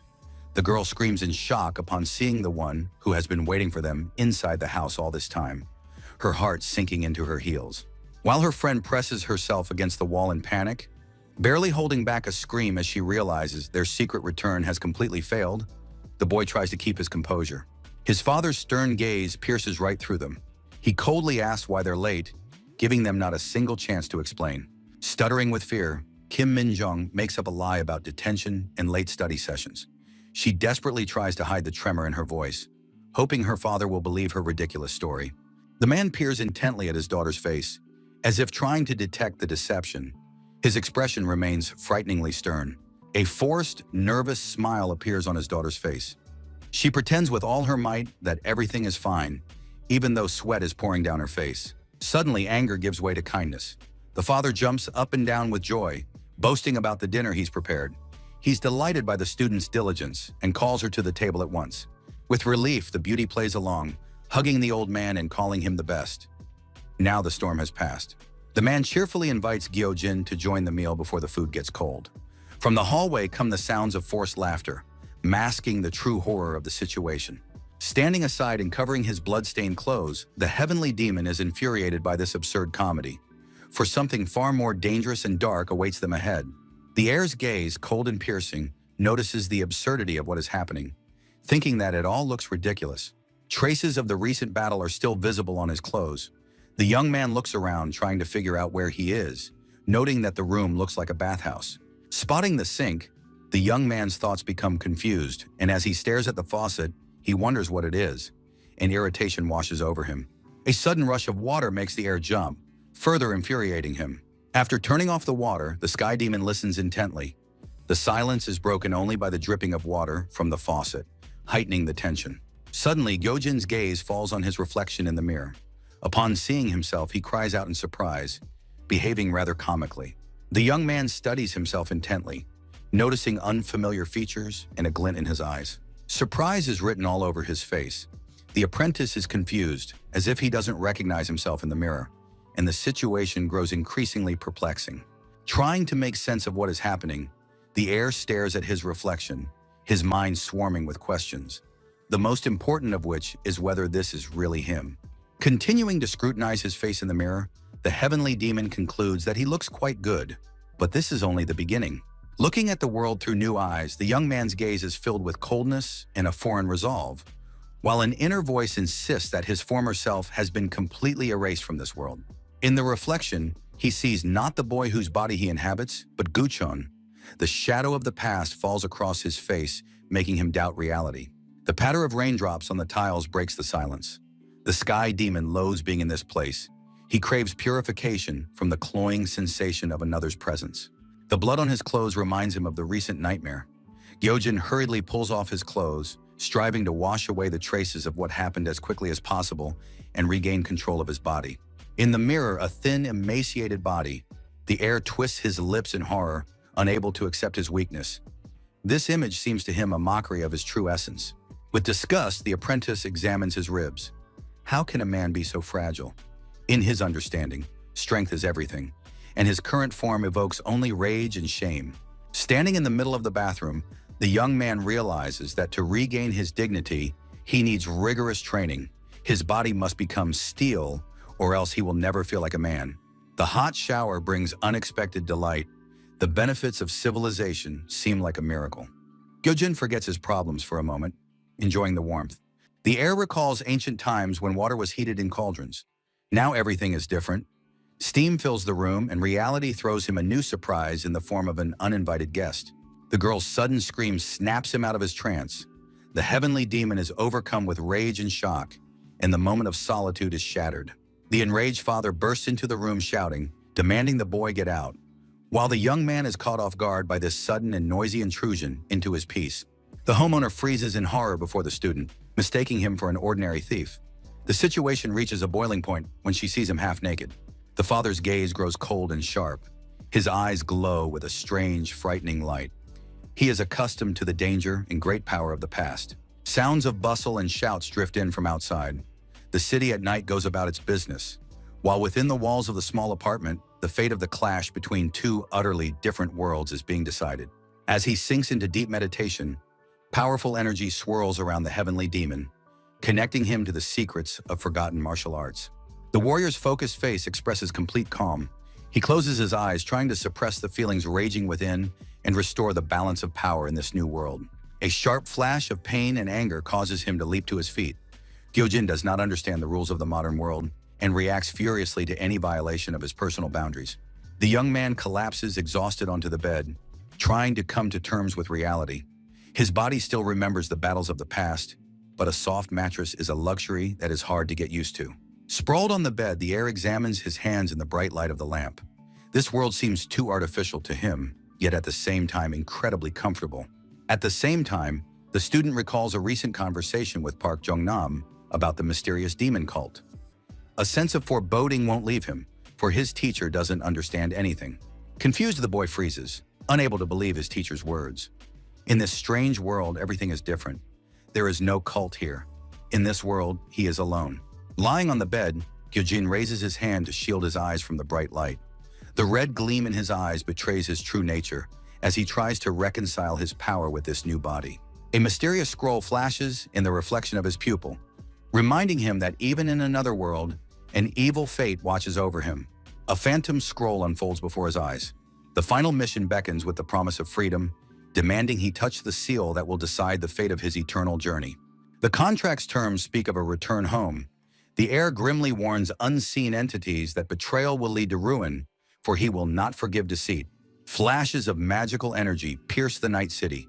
A torrent of power surges into the sky above the skyscrapers, signaling the beginning of great changes in this quiet metropolis. Members of the Alliance in formal suits swiftly cross the rooftops. Their movements are precise, their faces stern, as they sense the awakening of something truly dangerous. Confused, the girl looks around. The scale of what is happening goes beyond protocol, making her heart beat faster with a sense of foreboding. Lord Damro himself is summoning them, the agent exclaims enthusiastically. Something grand is coming, since the great leader has decided to personally intervene in the course of current events. For the sake of the General Assembly, defenders from all districts are leaving their posts. Anxiety is mounting, and if the shadows have begun to move, then the world will never be the same again. The young operative could not contain her jubilation. The news of the arrival of shadows from other districts made her heart flutter. At the same time, her partner, lost in deep thought, barely listened to the enthusiastic speeches. While the girl was speculating, he sensed that something far more serious lay behind this gathering. The senior agent's order cut short the chatter. Now was not the time for idle talk. They all needed to focus on the mission. The scale of the Lord's summons shocked the group, hinting at the imminence of an event of extraordinary importance. The connection makes itself known, filling the air with a sharp static crackle. The leader urges the squad to stay fully focused, for the Lord's voice can be heard on the other end. The voice of the legend cuts through the static. One of the women is overcome with fanatical excitement, her cries of joy contrasting with the general tension. On the other end, a man analyzes the technical glitches. He realizes that since the signal is stable, the interference must be caused by problems with the communicator. Lord Damro himself calmly checks the connection on his end. His imperturbable demeanor and slight embarrassment at the hiccup only underscore his immense power. The female operative completely loses her head with adoration, while her partner flies into a rage. He demands silence, fully aware of the danger of the situation. Continuing to exult, the girl fails to notice her colleague's anxiety. While she is floating on cloud 9, the other agents freeze, awaiting fateful orders. A mysterious voice over the communication system breaks the silence. It calms the operatives, saying that there is nothing spectacular, but reconnaissance is required. Holding her breath, the operative catches every word. The Lord tries to downplay the importance of the report, but the experienced agent sees that something monumental is hidden behind this facade. The city glows with lights at night, hiding its dirty secrets beneath the neon glow. Right here, in the very heart of Korea, a storm is brewing. A barely perceptible, triumphant smirk plays across the stranger's face. He listens intently to the report through his earpiece, realizing that everything is unfolding according to his cunning plan. Meanwhile, Gyojin was intently pondering everything that had happened, but he does not yet know that the phantom killers have discovered traces of forbidden demonic arts. A majestic building of glass and steel towers over the avenue. Here, decisions are made that determine the fates of millions of ordinary people. The leader of the 7th team, Jung-ho, was visible at the security checkpoint. This man was accustomed to responsibility. The numbers on the elevator display flicker, counting down the journey into the unknown. The metallic chime signaling arrival on the floor sounds like a signal to begin a dangerous and unpredictable game. An employee politely greets the executive heading to the 15th floor. The routine courtesy contrasts with the tension hanging in the air. The elevator comes to a halt at the right floor. The doors are about to open, letting him into the epicenter of events. A figure dressed in an impeccable business suit stood frozen before the massive doors, like a statue, waiting for them to swing open. The man adjusted his tie. The gesture was calm, yet it conveyed a hidden resolve. A heavy fist fell confidently onto the wooden surface of the door. A clear, rhythmic knock broke the silence, like a challenge thrown down to fate. Jung-ho's bows were deep and full of deference. He expressed his respect by following ancient traditions, though his eyes betrayed wariness and readiness for any turn of events. Seated, immersed in studying documents, his reading was interrupted by a question. The man looked up from the papers, waiting to hear what had brought the guest to him. Guilt and fear mingled on the face of the 7th squad leader. He was about to report a failure, to admit that the mission he had led had failed. The chief's glasses glinted in the light of the office lamps. "Go on," he said, and that brief command, spoken from his lips, made his subordinate flinch. The silence in the office became unbearable, oppressive. Each of them understood that this conversation would change everything, but no one dared to take the first step. Chonho's gaze was fixed on the bookshelves. He remained silent. He needed time to process the information, to find a way out of the impasse. As he reported to his boss about the man his team had encountered, he recalled his predatory smile. A fire burned in his eyes, and in his hands he clenched a power, ready to burst forth. Looking extremely tense, cold sweat trickles down the face of the 7th Squad leader as he struggles to find the right words for the grim report. Clutching his fist tightly, the man suppresses a tremor. Only this gesture betrays his inner turmoil, filled with hidden rage and helplessness in the face of the approaching storm. The speaker's voice sounds hollow as he describes the fateful encounter with a demon, which turned into a veritable bloodbath for the 7th Squad during a routine sweep. The horrific consequences flash before the boss's eyes. Their fighters are out of commission for months, and man has lost an arm. The cost of the clash proved too high. Carefully studying the documents, the boss adjusts his glasses. His calmness is more frightening than a scream. He realizes that the squad is no longer capable of carrying out its missions. Frozen with fear, the subordinate catches the icy glare. He feels the atmosphere in the office thickening, foreshadowing serious trouble for the group's leadership. Sighing heavily, the boss rubs the bridge of his nose. He is irritated by the incompetence and strange behavior of his subordinate, who is acting extremely absurdly today. Puzzled, the man in glasses looks at the speaker. He demands an explanation as to why professionals made such mistakes in a situation that did not foreshadow trouble. The main complaint has been voiced. The team leader abandoned his people. Violations of the chain of command in the organization's charter are punished more severely than mission failure. The boss's gaze flashes through his glasses. The reminder of company rules sounds like a death sentence. There is nowhere to retreat now. The hour has come. Frozen in shock, the subordinate is unable to hide the tremor in his voice. Before him stood a man whose mere presence crushed his will and made his heart beat faster. A heavy silence hung in the luxurious office. The man coldly suggested covering up the incident, calling the tragedy a trifle that must not harm the firm's reputation.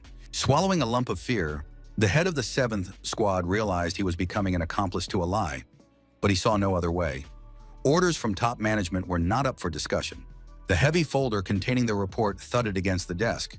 The lie was already written on the paper. Chonho looked at his boss with silent horror. The boss's cold calculation frightened him more than the disaster itself. The gaze through the lenses of his glasses turned icy.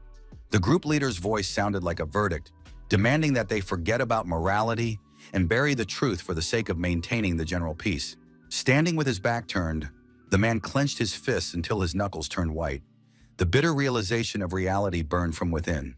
This place had never known justice. Only cynicism reigned here. To the system, they were not people, but merely replaceable parts in a massive factory. A broken component is discarded without a second thought for its value or the life it had lived. The subordinate continued to stand motionless, lost in his thoughts, ignoring the growing irritation of his arrogant boss. The boss's patience snapped. With a sharp gesture, he pointed to the door, demanding that he leave immediately. Humbly bowing his head to demonstrate loyalty, Jong-ho was acutely aware of his place in the hierarchy, where personal opinion had long held no weight.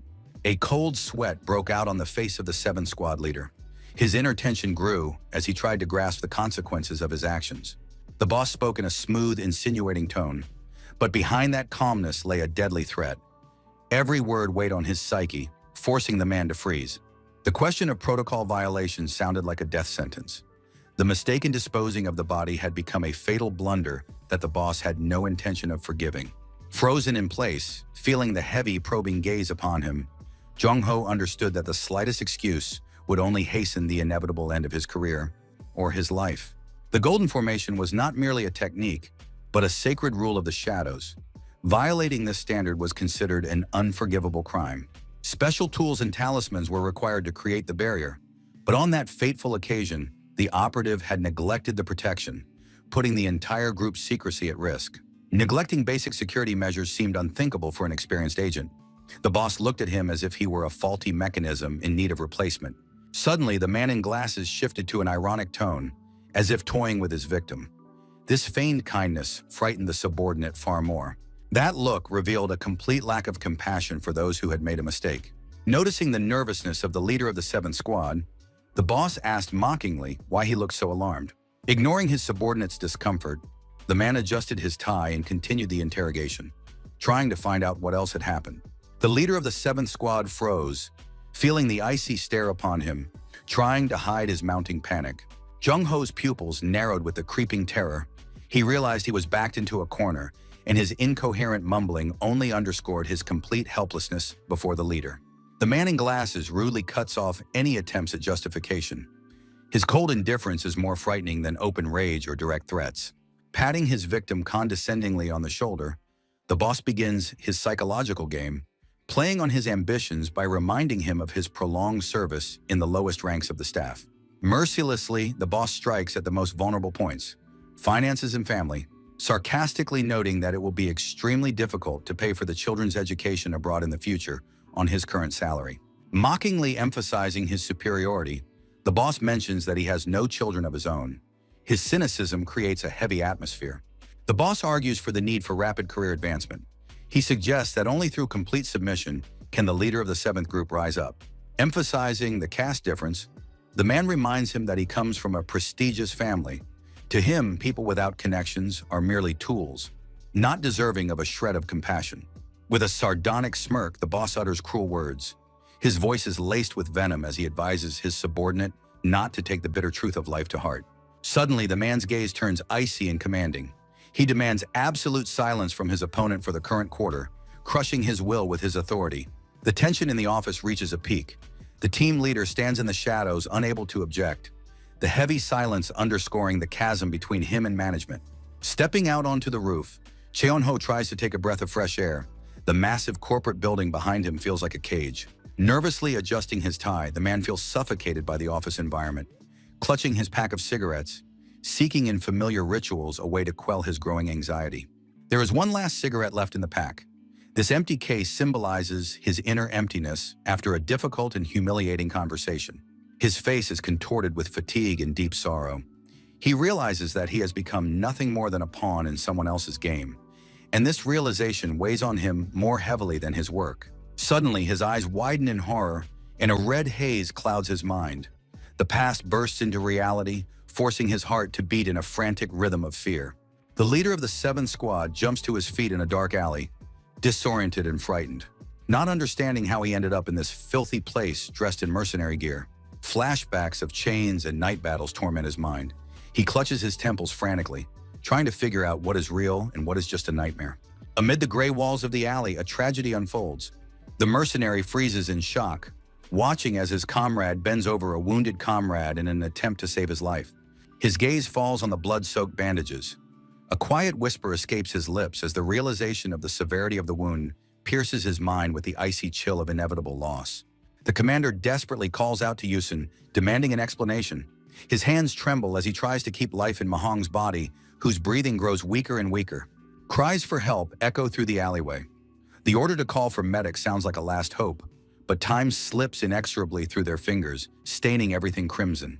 Overcome with grief, the girl whispers her friend's name. She begs him not to give up, while darkness slowly takes the fighter, leaving only emptiness and the weight of the bulletproof vest on his chest. Anger and panic mingle in Jung-ho's shout. He cannot accept defeat and demands immediate action, not noticing how strangely one of his subordinates has frozen. The tension reaches its peak. While some fight for their lives, others try to grasp the scale of the disaster. In the silence, only heavy sighs and broken speech can be heard. A shocking proposal to keep quiet about Park Jong-nam's student forces the leader to turn around. Secrets from the past begin to surface. The commander stares intently at the mercenary's face, sensing something amiss. The atmosphere grows tense, and old secrets threaten to shatter what little composure remains. Recalling the moment he recruited this girl, the leader realizes her exceptional nature. But now this knowledge only intensifies the chaos reigning in his terror-stricken mind. Unable to hold back her tears, Yusun realized the scale of the tragedy. Her intuition was the team's only chance of survival in this nightmare. Gazing gloomily at his comrade, Jung-ho understands that it was her intuition that allowed them to survive this slaughter when the logic and experience of the senior officers suddenly failed them. Frozen in place, the man stares into the darkness with a heavy heart. The question of whether the others are still breathing hangs in the air, making him doubt every decision he has made. The girl confirms the bitter truth. There are survivors, but their condition is critical. Sobs break the silence as hope for a happy ending fades. Making a resolute decision, the commander orders the wounded to be sent immediately to a trusted healer. Now is not the time for questions, as the lives of his comrades hang in the balance. A cold night descends upon the city. Under the cover of darkness, the fighters try to come to terms with what has happened, while the moonlight silently illuminates the site of their recent failure. A wall of silence grows between the fighters. The leader tries to get Yu Xiong to speak, hoping to find answers. The weight of guilt presses down on the commander's shoulders. He blames himself for trusting false calculations and sending the team into the inferno. The man admits his incompetence. Underestimating the abilities of Park Jong-nam's apprentice proved to be a fatal mistake. The tension reaches its peak as Jong-ho looks at the girl, hoping for answers. Dejected, Yusun sits with her head bowed, in her gaze the emptiness and weight of her first losses. On the steps in the cold silence, a bitter greeting is heard. This gift is merely a feeble attempt to restore humanity to a place where now only fear and death reign. Time has passed. Now the leader of the 7th Squad smokes, hiding old scars behind the smoke. In his hands is a scrap of paper that preserves the memory of those times. The man looks at an old photo. His friends' faces have almost faded under the bright light, but the pain of the memories is still sharp. The past relentlessly pulls him back to that very point. The commander's gaze is full of weariness and cynicism. He knows the price of life in this world, but behind his harshness lies deep disappointment. The photographs fly away in the wind like shreds of hope. A philosophical phrase about the value of life seems like a mockery against the backdrop of the chaos into which their reality has turned. Lost in thought, Jong-ho touches his chin. Behind his outward calm lies a frantic search for justifications for his decisions. The pool of blood at his feet stands as a silent witness to the collapse. This is the end of the road, where every mistake has been paid for with another's life. A blood-soaked photograph, the result of his command.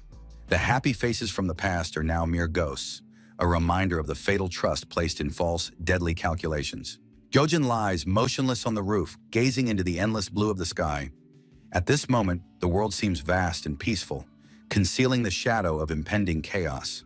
The heavenly demon's crimson eyes are filled with a strange gleam. It is not mere fatigue, but a premonition of change.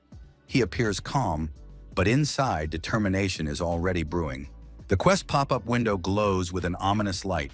The 80% progress terrifies the air. Events are unfolding too rapidly. A sudden noise makes him jump. Someone has forcefully flung open the door to the roof, interrupting his dialogue with the system. The teacher calls out his name from below, showing his usual concern. He does not yet know that his student is no longer the same ordinary boy, and that their world stands on the brink of bloody madness. Jumping to his feet, Gyojin tries to hide his confusion. The ordinary argument will soon give way to cries of despair. Looking exhausted, Park Jong-nam grumbles at the boy for being late, suspecting he's gotten himself into trouble again, and keeps a close watch on him. With only an awkward laugh in response, bloody images of yesterday's battle flash before the heir's eyes, but he tries to appear like a carefree student. The tension mounts. The teacher senses that the boy is holding something back, while the boy hurries to change the subject before his secrets come to light at the worst possible moment. Suddenly, the young man changes his tone and begins to ask the teacher about strange things. His movements are abrupt, and his gaze becomes more serious and frighteningly aware. Gyojin asks about the existence of assassins in these parts. His eyes glow with a strange red fire, betraying the inner turmoil he so futilely tries to hide. Unaware of the gravity of the question, the teacher launches into an explanation, telling him about secret government agents whom the people call shadows. Putting the facts together, the young man realizes that the fighter he met yesterday was some kind of elite police officer.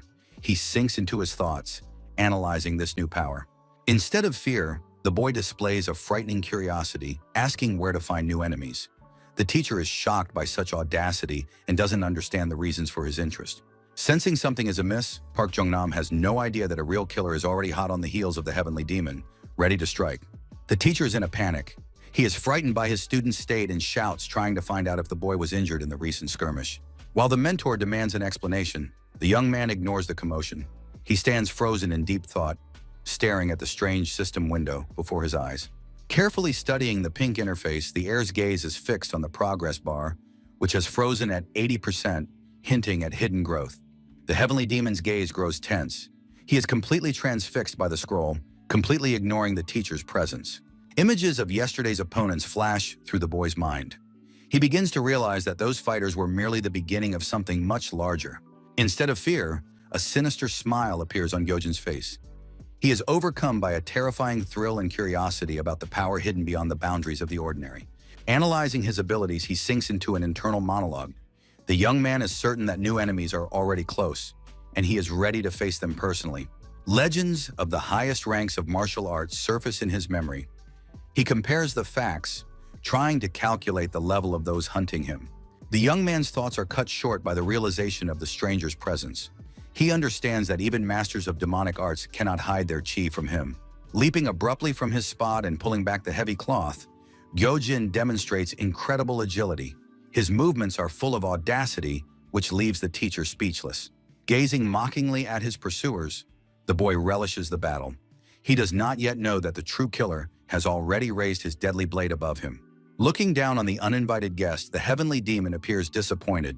The teacher runs after him in terror, unable to fathom his student's state of mind. Hovering over the abyss, the boy notices something strange beneath him. The pursuer's face contorts in shock. He clearly did not expect to be exposed so soon. A ridiculous stranger appears before the boy's eyes. This uninvited guest hides his appearance, unwittingly throwing the heir's plans into disarray. Freezing, Gyojin stares into his opponent's face. Only one thought pulses through his mind. These people are nothing like the assassins who were tracking him last night. Park Jong-nam freezes in a silent scream. The chaos of the situation completely throws the experienced mentor off balance. Meanwhile, a girl walks down the long corridor of the high-rise building, completely absorbed in her phone, unaware of the turmoil raging beyond these railings. The smartphone screen glows with missed calls. The beauty tries unsuccessfully to reach her leader, feeling a cold, clammy anxiety building inside her. The situation in the team is critical. Answer, she thinks as Yusun types a message with trembling fingers, her gaze full of sorrow. Footsteps echo through the empty floor. The girl takes out her key, intending to enter the apartment. For a second, the beauty freezes in front of the door, distracted by a message that has arrived on her phone. Her anxiety eases when Yusun sees the reply. A short message from the leader of the 7th Squad on her phone offers hope, while twilight deepens outside the window. A heavy sigh of relief escapes her lips. The young lady does not yet know that this moment of calm is merely the calm before the storm. The girl closes her eyes, rejoicing at the news, and takes a step toward the door. She believes the worst is behind her.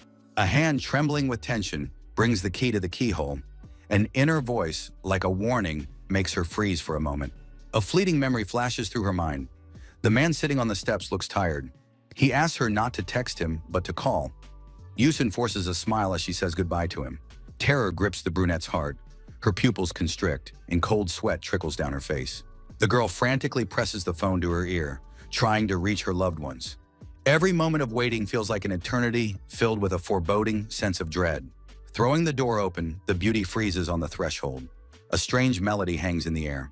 Her gaze, full of undisguised despair, is fixed on the void.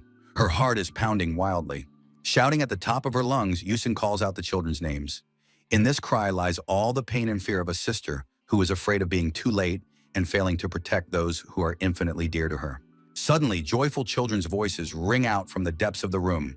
A brother and sister run out to meet her. The children hug their older sister, delighted by her early return. She holds them close, trying to make sure they're all right, but fear still won't let go of her soul. The little girl cheerfully talks about a friend who came to visit with a bunch of sweets. The girl glances into the depths of the room, where a mysterious guest sits in the shadows. Hiding her growing panic, Yusun gently suggests that the children go get some ice cream. She needs to get them out of the house at any cost before irreparable harm occurs. The little ones run away, and the older sister watches them go with a long, heavy gaze. Now she is left alone with the one who hides his true nature behind the mask of a guest. With horror, the girl stares into the shadows. Her gaze is filled with panic and fear. Something sinister lurks where a certain friend is sitting, portending nothing good. Turning toward the kitchen, the beauty freezes. A man is sitting in the doorway, watching her intently. Yusun's gaze is filled with horror and panic. She stares into the shadows, trying to make out the sinister presence lurking there, and senses impending danger. A man sits in the kitchen doorway, hidden by the shadows. His sinister gaze is fixed directly on the girl, portending nothing good. Turning around, the 7th Squad member freezes. The stranger at the kitchen table is watching her intently, filling her with fear and anxiety. Instinctively, Yusun reaches for the scabbard of her sword. She realizes that danger is near and she must be ready for battle. An explosion shakes the room. The girl rushes toward the exit, trying to escape. A powerful gust of wind knocks her off her feet, forcing the beauty to defend herself. She barely manages to keep her balance as a mysterious force presses down on her from all sides. Gritting her teeth, the heroine lunges forward through the smoke. Her movements are sharp, and her gaze is full of determination. She feels that she is being hunted, and there is no time to waste. Panic grips her mind. Thoughts of the Dark Division give her no peace. Could they have tracked her down so quickly? Cold sweat beads on her forehead at the realization of her peril. The fear of exposure paralyzes her. The girl agonizingly recalls her lies and the leader's strange message. Every second of delay could cost her her life. Giant hands emerge from the void, trapping her in a snare. It is the ancient spell of the golden chain, from which it is practically impossible to escape. The magical barrier flares with a bright light, blocking all paths of retreat. She finds herself at the center of a powerful formation, unaware of who created it. A blinding flash engulfs the space. The golden glow burns away the darkness, turning her surroundings into a trap. The power of the formation reaches its peak. In horror, Yusun realizes that there were neither talismans nor weapons nearby for such a ritual. The magic appeared out of nowhere, confirming that the enemy is incredibly powerful. The girl realizes with horror that she is trapped. The magical array, flaring with bright light, blocks all escape routes, and she has no weapon to defend herself. Turning back to search for the source of the spell, the beauty realizes she has nowhere to run now. A voice rings out from nowhere. Someone's eyes, radiating cold arrogance, pierce the blinding glow, foreshadowing an inevitable clash. The sound of footsteps on the slabs, shrouded in a magical mist, draws nearer. The invisible adversary seems to be relishing his victim's fear. Though the stranger claims he only wants to talk, this does nothing to reassure Yusun. The silhouette of the mysterious man emerges from the shadows. With feigned politeness, he informs her that he works for the 3rd Squad of the Dark Division.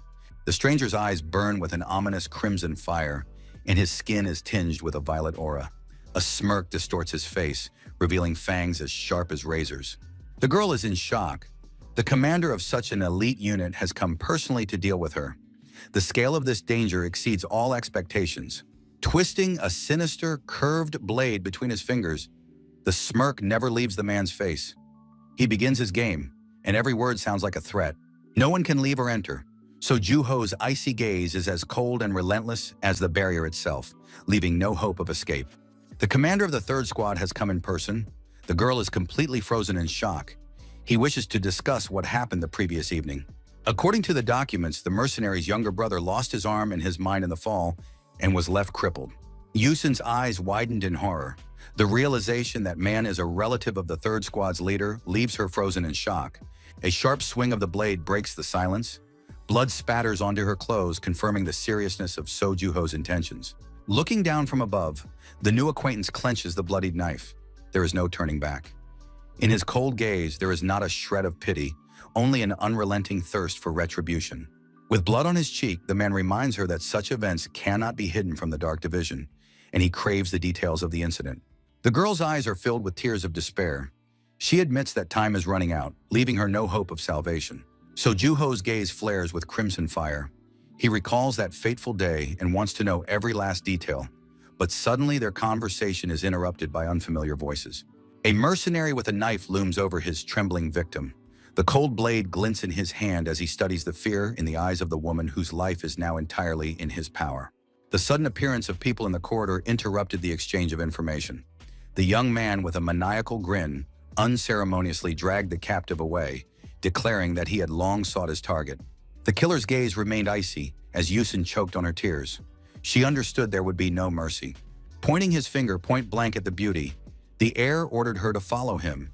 His red eyes glowed with triumph. He feared no one. The sun slowly sets over the residential district, painting the sky in blood-red hues. Assessing the situation, the Sky Demon ignores the captive's pleas to let him go. He has arrived at the right place, and now nothing will prevent his act of vengeance from being carried out. Suddenly, a magical trap closed in on the travelers. A golden chain with 8 locks. Space warped, preventing the group from passing. The captured agent froze in horror. With trembling lips, he asked about the trap, hoping he had misheard. fear completely paralyzing him from within. Gyojin merely narrowed his eyes shrewdly, gazing at the invisible boundaries of the barrier. With a slight smirk, he noted the mastery of the technique's execution. In a state of utter shock, the agent knew that even the greatest masters would be unable to detect the formation. His mind refused to accept such a bitter truth. Feverishly, the captive reasoned that even Lord Damro would not have been able to sense such a lock. He did not understand how an ordinary youngster could so easily unravel the mystery of their elite defense. The hostage's eyes widened as he realized the scale of what was happening. The situation spiraled out of control the moment the boy touched the barrier. Space began to crack at the seams under the pressure of the heavenly demon's monstrous power. It seemed reality itself could not withstand his will. The agent's face contorted in a mad scream. It was one thing to create a legendary barrier, and quite another to see someone about to destroy it with their bare hands right here. The golden barrier was covered with a web of deep cracks, blinding everyone around with a bright light. The boy's powerful blow was aimed right at the heart of the prison's magical structure. With admiration, the heir noted that those who hid behind a mask of purity, he knew their true, filthy insides and had no intention of showing even a shred of mercy. A furious snarl froze on the apprentice's face as he concentrated all his energy into his fist. The last line of defense crumbled, clearing the way. Dragging the captive down the stairs, the young man confidently urged him to keep moving, ignoring his panicked pleas to turn back. Though the agent insisted on returning, Gyojin remained unfazed by the shouts of "Close it!" and the panic behind him. The goal was already close, and he certainly had no intention of retreating. A stranger was visible in the hallway. The guy froze, sizing up the pitiful opponent. His eyes betrayed only cold calculation and a readiness to eliminate this obstacle. Terrified, the girl stared at the uninvited guest, unable to comprehend how he had managed to get past security. Her trembling voice betrayed her fear. With a smile, the young man grabs Yusun by the hand, ignoring the stranger. His politeness is deceptive, for behind his gentle invitation to leave lies a thirst for answers. The sky demon watches the girl with concern. She stops abruptly, clutching her leg, her face contorted with pain. Withering in pain, the beauty presses her hand against her leg. A deep wound appears on her pant leg where she's holding it. She shivers and tears roll down her face. But the young man doesn't understand her pain. He rudely orders her to stop whining, assuring her that the wound isn't fatal, and urges her to keep going. Suddenly, the idyll is interrupted by a man who grabs Yusun sharply by the arm, squeezing with all his might. He didn't want to let his victim go so easily. The pursuer, enraged, caught up with the fugitives. His voice trembled with anger as he demanded to know how they had managed to sneak into this heavily guarded area. Frozen in place, as if he hadn't noticed the stranger until that moment, Gyojin looked at him with contempt. Completely bewildered, the man was absolutely certain that there was no one in this sector, but reality turned out to be different. Puzzled, the villain stared at his fingers. A strange tingling sensation wouldn't leave him alone, while the pair tried to seize the moment and slip out of sight. Roughly dragging his companion along behind him, urging her to move faster, the guy didn't notice her suffering, focused only on getting out of this dead end as quickly as possible. A sharp sound cut through the silence, and so Juho suddenly realized that something had gone wrong, turning an ordinary chase into a real bloody drama. As the young man and the girl hurried away from their pursuer, he called after them that the man was behaving like a real boor, and the young man's thoughts froze in bewilderment. Suddenly, the heir casts a sidelong glance back. Behind him, he hears an insistent whisper, an indistinct muttering that begins to seriously irritate and anger him. The heavenly demon drags Yusun past the motionless hulk. The pursuer at the doorway stops them with an icy question, forcing the boy to turn around abruptly. As he explains the situation, the man's cold, threatening tone and predatory profile bode absolutely no good. He won't let them go that easily. The cold blade of a knife pressed against his throat makes the student freeze. The threat has become deadly, and any path to retreat is now completely cut off. The boy and the girl freeze as the pursuer, who has caught them, demands respect in an icy tone. The gaze of the young man with scarlet eyes pinned against the wall is full of cold calculation. He is ready to fend off the attack. In horror, the beauty watches what is happening, while her companion tries to grasp just how serious the threat hanging over them both is. Raising his hands in a defensive gesture, trying to remain calm, Gyojin pretends to be ready to yield, hiding his true plan behind a mask of submission. The pursuer merely smirks arrogantly.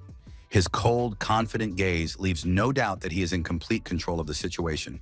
Taking a step forward, the villain's eyes narrow. Every word sounds like a verdict. robbing the young people of their last hope for a peaceful outcome.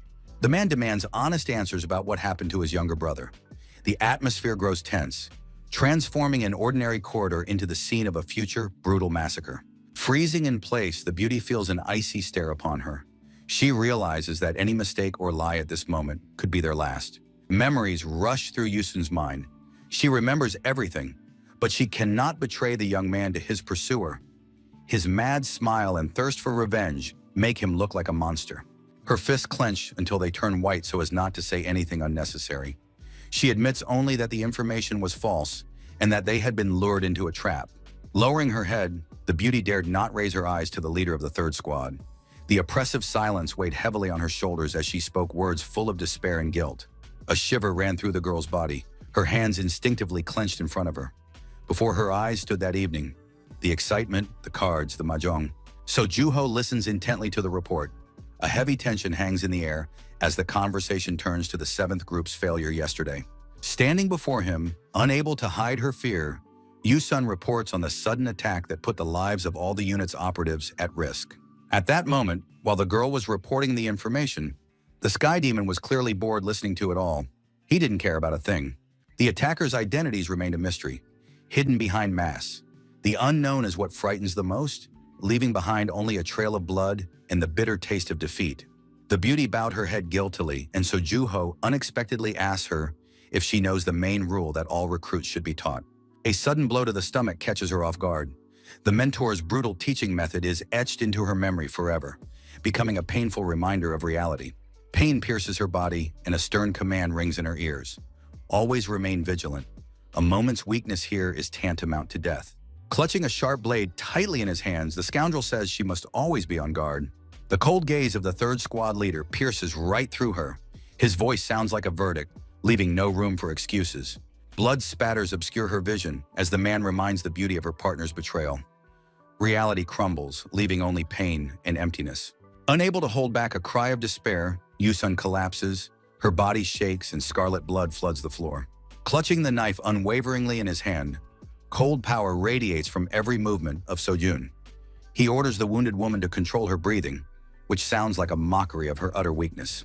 Tears roll down her cheeks, mixing with the blood on the floor. Fear paralyzes her mind, robbing her of the ability to flee. The girl sees only darkness in the scoundrel's eyes, devoid of any pity. The man's gaze was full of contempt for her weakness. Don't tremble so nervously. Every word stings worse than a whip. A stranger's terrified scream shatters the silence of the corridor. The killer freezes in anticipation, his question hanging in the air like a heavy burden. The attacker abruptly shifted his gaze to the witnesses, who stood bewildered, watching the violence unfold. But a sharp voice cut in, telling him he was looking at the wrong people. The unbearable pressure of the aura made her heart race. Who is it? The silent question froze in the attacker's eyes. The footsteps of the teacher who came to the girl's aid echoed hollowly down the hallway. The trap had snapped shut, and there was no turning back. In rage, So Juho couldn't fathom how anyone dared to intervene. He clenched his teeth, realizing his perfect plan was crumbling before his eyes. Chanam's best sword takes a step forward. Old vows he made to himself when he left the walls of his native martial arts school forever come to mind. The opponent is angry at himself for letting some upstart distract him and losing sight of the true threat. Once the teacher had firmly decided that the world of martial arts would have no place in his life anymore. But fate had other plans, forcing him to confront the world he despised once again. The Skywolf's gaze grows icy and focused. There is no fear in those eyes, only cold determination to protect those who are weaker. Showing complete contempt for the enemy, the teacher's calmness is far more terrifying than any open aggression or fighting stance. Suddenly realizing who stands before him, a deadly blade begins to spin in the assassin's hand as he recognizes the signature of that very master about whom legends were told. Recalling the formation of the golden chain, the scoundrel concluded that the teacher had done it and realized that before him stood one capable of shattering any formation to pieces. Casually, the master takes the weapon from the defeated girl.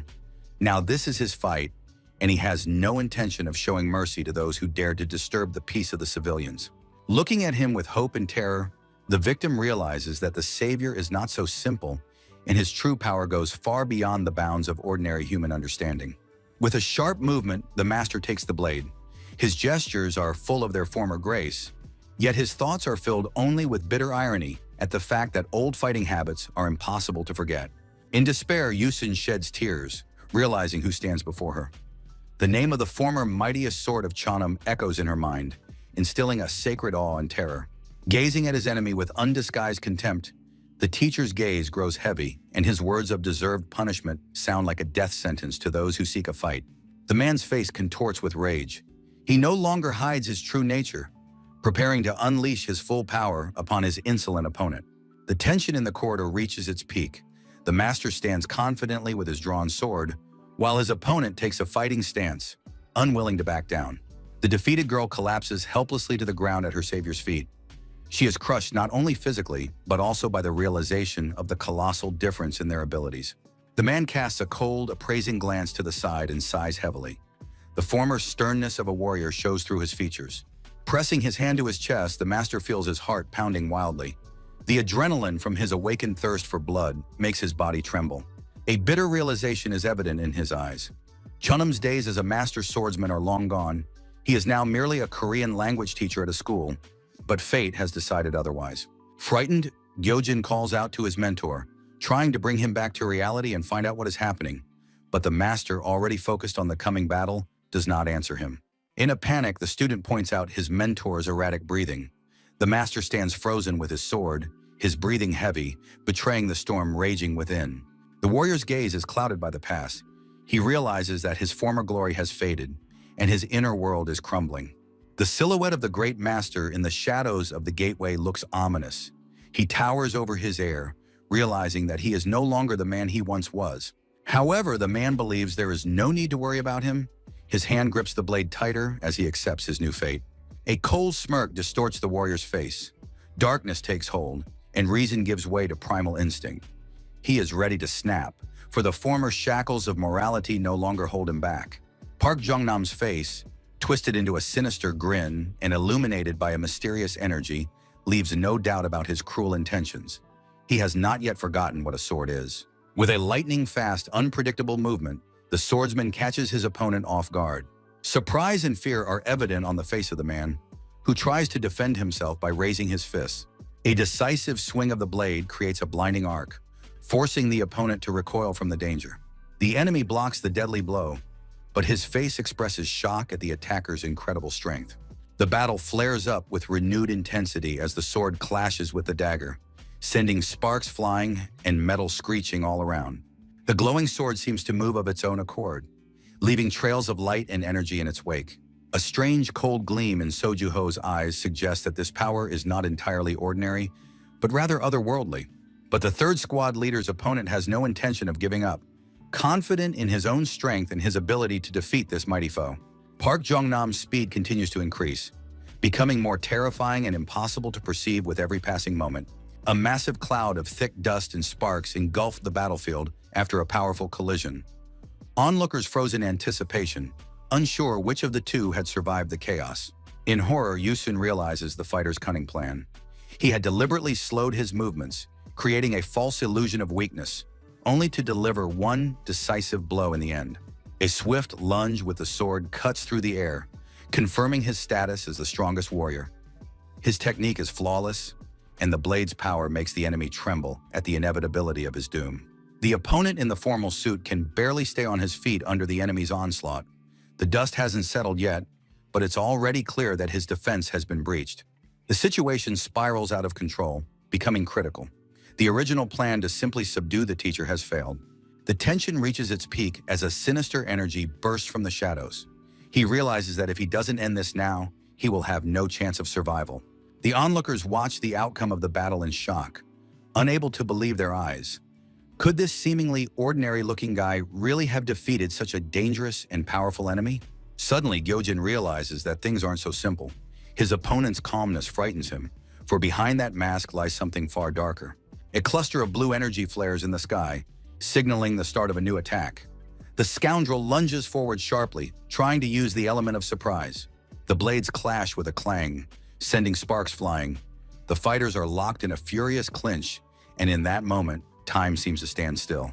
So Juho's gaze is fixed, filled with determination and cold calculation. He waits for the perfect moment to strike. The scoundrel activates the Nightflower's deception technique. The glowing blade cuts through the air, leaving a ghostly trail in its wake. The teacher doesn't realize what has changed. In shock, Park Jong-nam freezes, realizing that his target has vanished right under his nose, turning the battlefield into a deadly trap. A series of lightning-fast lunges pierces the air.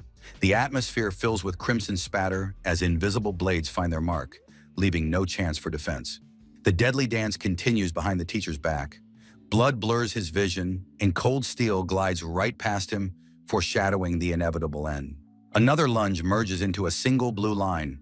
A sharp pain pierces the teacher's body as the attacker, with icy calm, finishes his devastating combination. Against a backdrop of blood spatter, the young man remains completely indifferent.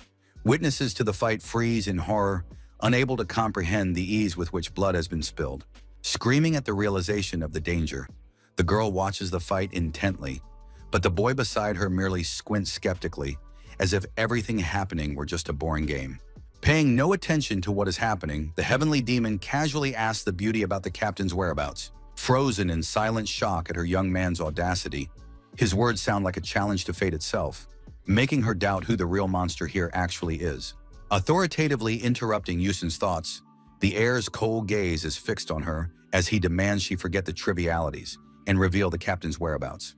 Hyojin leans closer. In the silence, only a single direct question about the target's whereabouts rings out, brooking no objections or foolish excuses. A flash of furious combat turns the scene crimson. The teacher chokes on a scream as the blade catches up to him, leaving behind only a spray of blood. Suddenly, the girl realizes the scale of the threat posed by the finest sword. She freezes, struck by a sudden realization. Without ceremony, the young man grabs the mercenary from the 7th squad by the cheek, forcing her to look at him.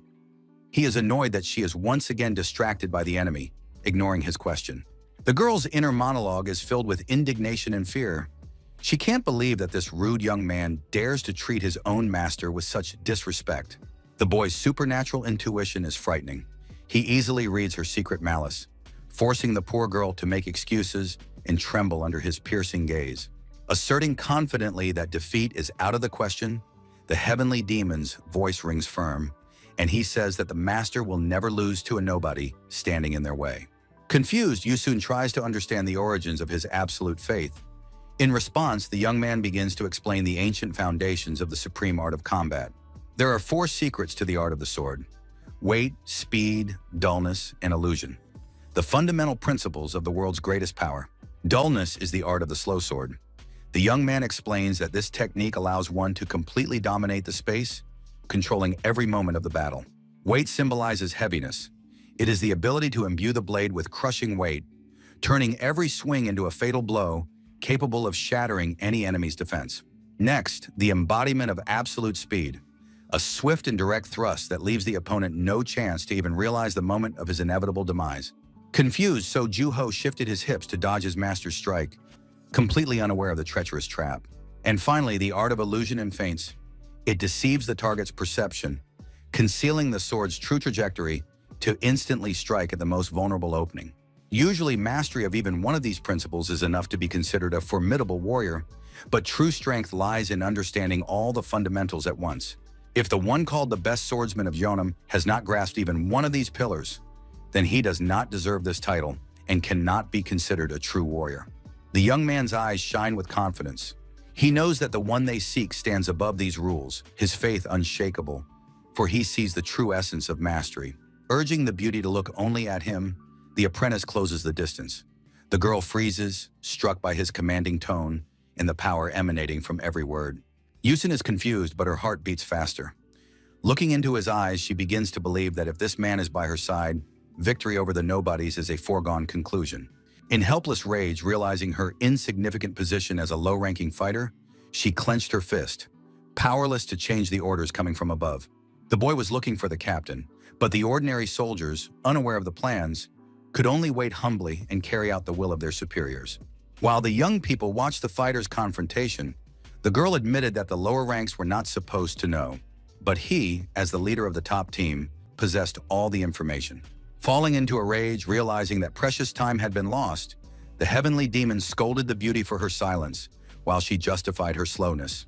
Pointing at the enemy, The heir realizes that this fighter's status grants access to the captain's secrets. The girl merely timidly confirms his guess, acknowledging the hierarchy of power. A predatory, sinister smile spreads across the young man's face. The puzzle has come together, and now he knows who to hunt to extract the truth and reach the top. Park Jong-nam breathes heavily, choking on his own blood. The wounds are too deep, and every breath comes with difficulty.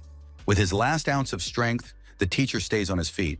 He has accomplished the impossible. He survived and escaped, but his body treacherously refuses to obey him.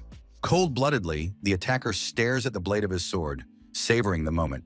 His sword dance has proven fatal, and he is surprised that his victim is still breathing. Watching his opponent's staggering figure, Soju-ho is confident of his victory. The assassin begins his fatal dance, leaving Cheon-nam's finest sword not a single chance of salvation. The wounded fighter cries out in pain but refuses to retreat. Even realizing his predicament, he furiously launches an attack, defending what remains of his pride.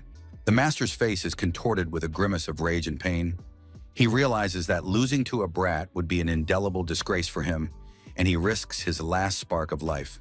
Witnesses to the battle freeze in horror, losing sight of the celestial demon sitting beside them, as dust and chaos obscure the movements. With an incredible burst of speed, the heir interrupts the fight between the two combatants, accomplishing the impossible and turning the entire situation on its head. Stunned by the youngster's audacity, the teacher did not expect a third party to intervene in their fight. The mercenary couldn't fathom what had prompted this insolent boy to feel it necessary to intervene in his fight with the teacher. With a sly smile, Gyojin reminds him of the value of time. His movements are swift, and his eyes betray a thirst for immediate retribution against his enemy. Frozen in complete shock by the sudden turn of events in this skirmish, the teacher doesn't understand what has happened. With a sly smirk, the boy swings his fist, radiating energy. His movements are lightning fast, and he is ready to do anything to find out about the captain, even knocking the teacher out. Choking on his scream, Park Jong-nam realized his helplessness. Primal terror at the inevitable retribution froze in his eyes. A furious blow hurls him back like a ragdoll. The space shudders from the force, and the air fills with the crackling of magical discharges. The dust settles, revealing the ruins and the defeated teacher. He is crushed both physically and mentally, no longer able to resist this power. A shining weapon materializes among the debris. The boy summons the artifact, whose rotation cuts through the very air, heralding the end of this battle. Witnesses to the battle stand frozen in silent shock. The mercenary and those around him cannot believe their eyes. The youth's power has surpassed even the wildest and most dangerous expectations. Confidently, the heavenly demon intercepts the blades, assuming a fighting stance. His entire demeanor radiates a cold determination to see this through to the very end. Casting an icy glance over his shoulder, one that makes the blood run cold. There is no pity in the heir's gaze, only calculation and a thirst for swift justice. A sly smirk plays on the young man's lips. He anticipates the moment when the enemy will break and poses a question that cannot be evaded. A mushroom cloud of fire blooms over the city, marking the triumph of power. Buildings tremble, and the sky is painted in the colors of rage and destruction. The tension reaches its peak. The student stands before his opponent, whose betrayal has become clear. Now is the time to answer for every word. A sinister smirk twists the young man's face as he mockingly asks why they came together, yet are not partners. Consumed by treachery, he craves to break his enemy's spirit. In a furious leap, Soju-ho swings his knife to strike, while his opponent, flouting all norms, laughs carelessly in his face. Deftly intercepting the knife-wielding hand, Gyojin's smirk grows even more treacherous. He forces his opponent to realize that evading the blow will be impossible. Clenching his jaw in rage, the scoundrel raises his blade, preparing for the decisive clash. The enemy's eyes are narrowed in frenzied rage, his breath catches, and his gaze, full of fury and contempt, promises nothing good for his tormentor. Unexpectedly, the young man confesses to Yusun, who is trembling with weakness, that he felt better after all those pills she gave him in the alley. Suddenly, the girl remembers that she had indeed given him the entire box of pills back then. Frozen in utter shock, the mercenary from Squad 7 couldn't believe her eyes. The shock was etched on her face as she realized that something utterly extraordinary had happened. The girl's gaze fell on the empty container. She realized with horror that the mysterious stranger had indeed swallowed the entire contents in one go. Gripping the hilt of his sword confidently, the heavenly demon's strength returns, and he declares that these rare pills were barely enough for him to simply warm up. With a mad grin on his face, the heir enters the fray, His movements have become lightning fast, and every swing of his blade now carries devastating power. A powerful blow catches the opponent off guard.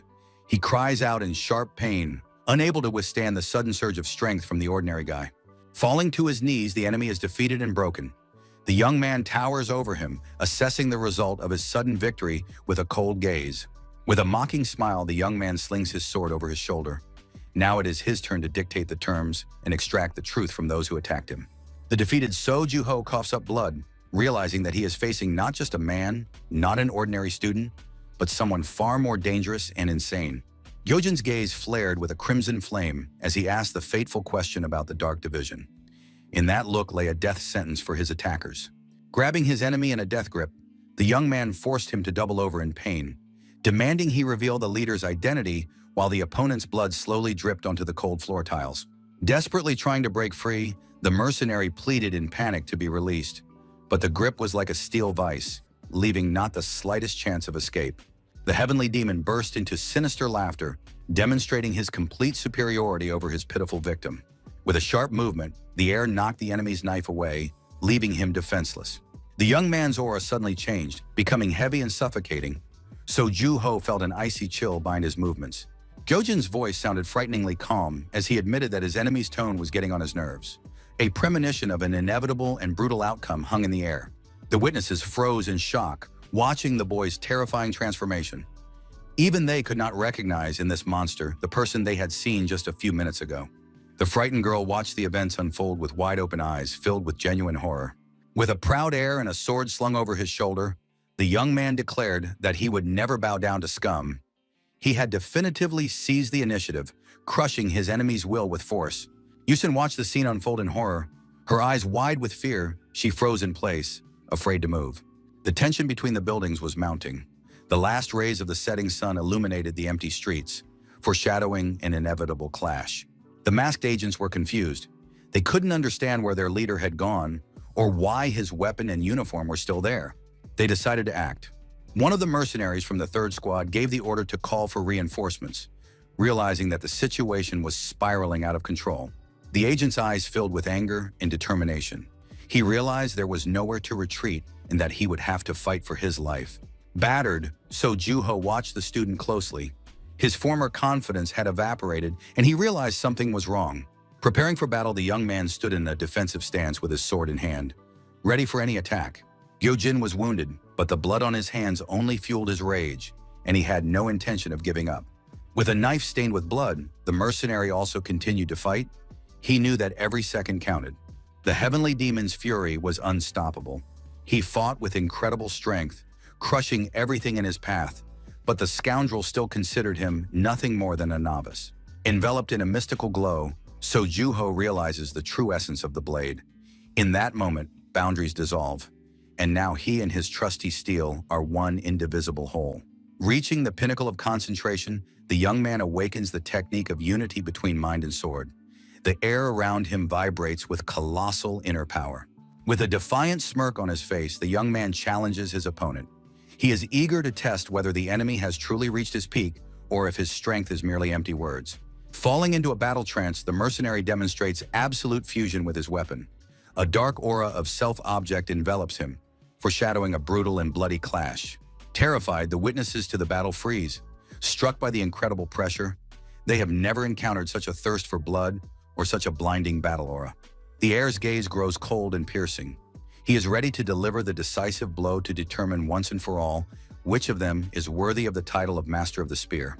The tension reaches its peak. The opponent snarls in rage, realizing there is nowhere to retreat, and only a clash lies ahead. Launching into the attack with a mad cry, So Ju-ho promises the heavenly demon bitter regret.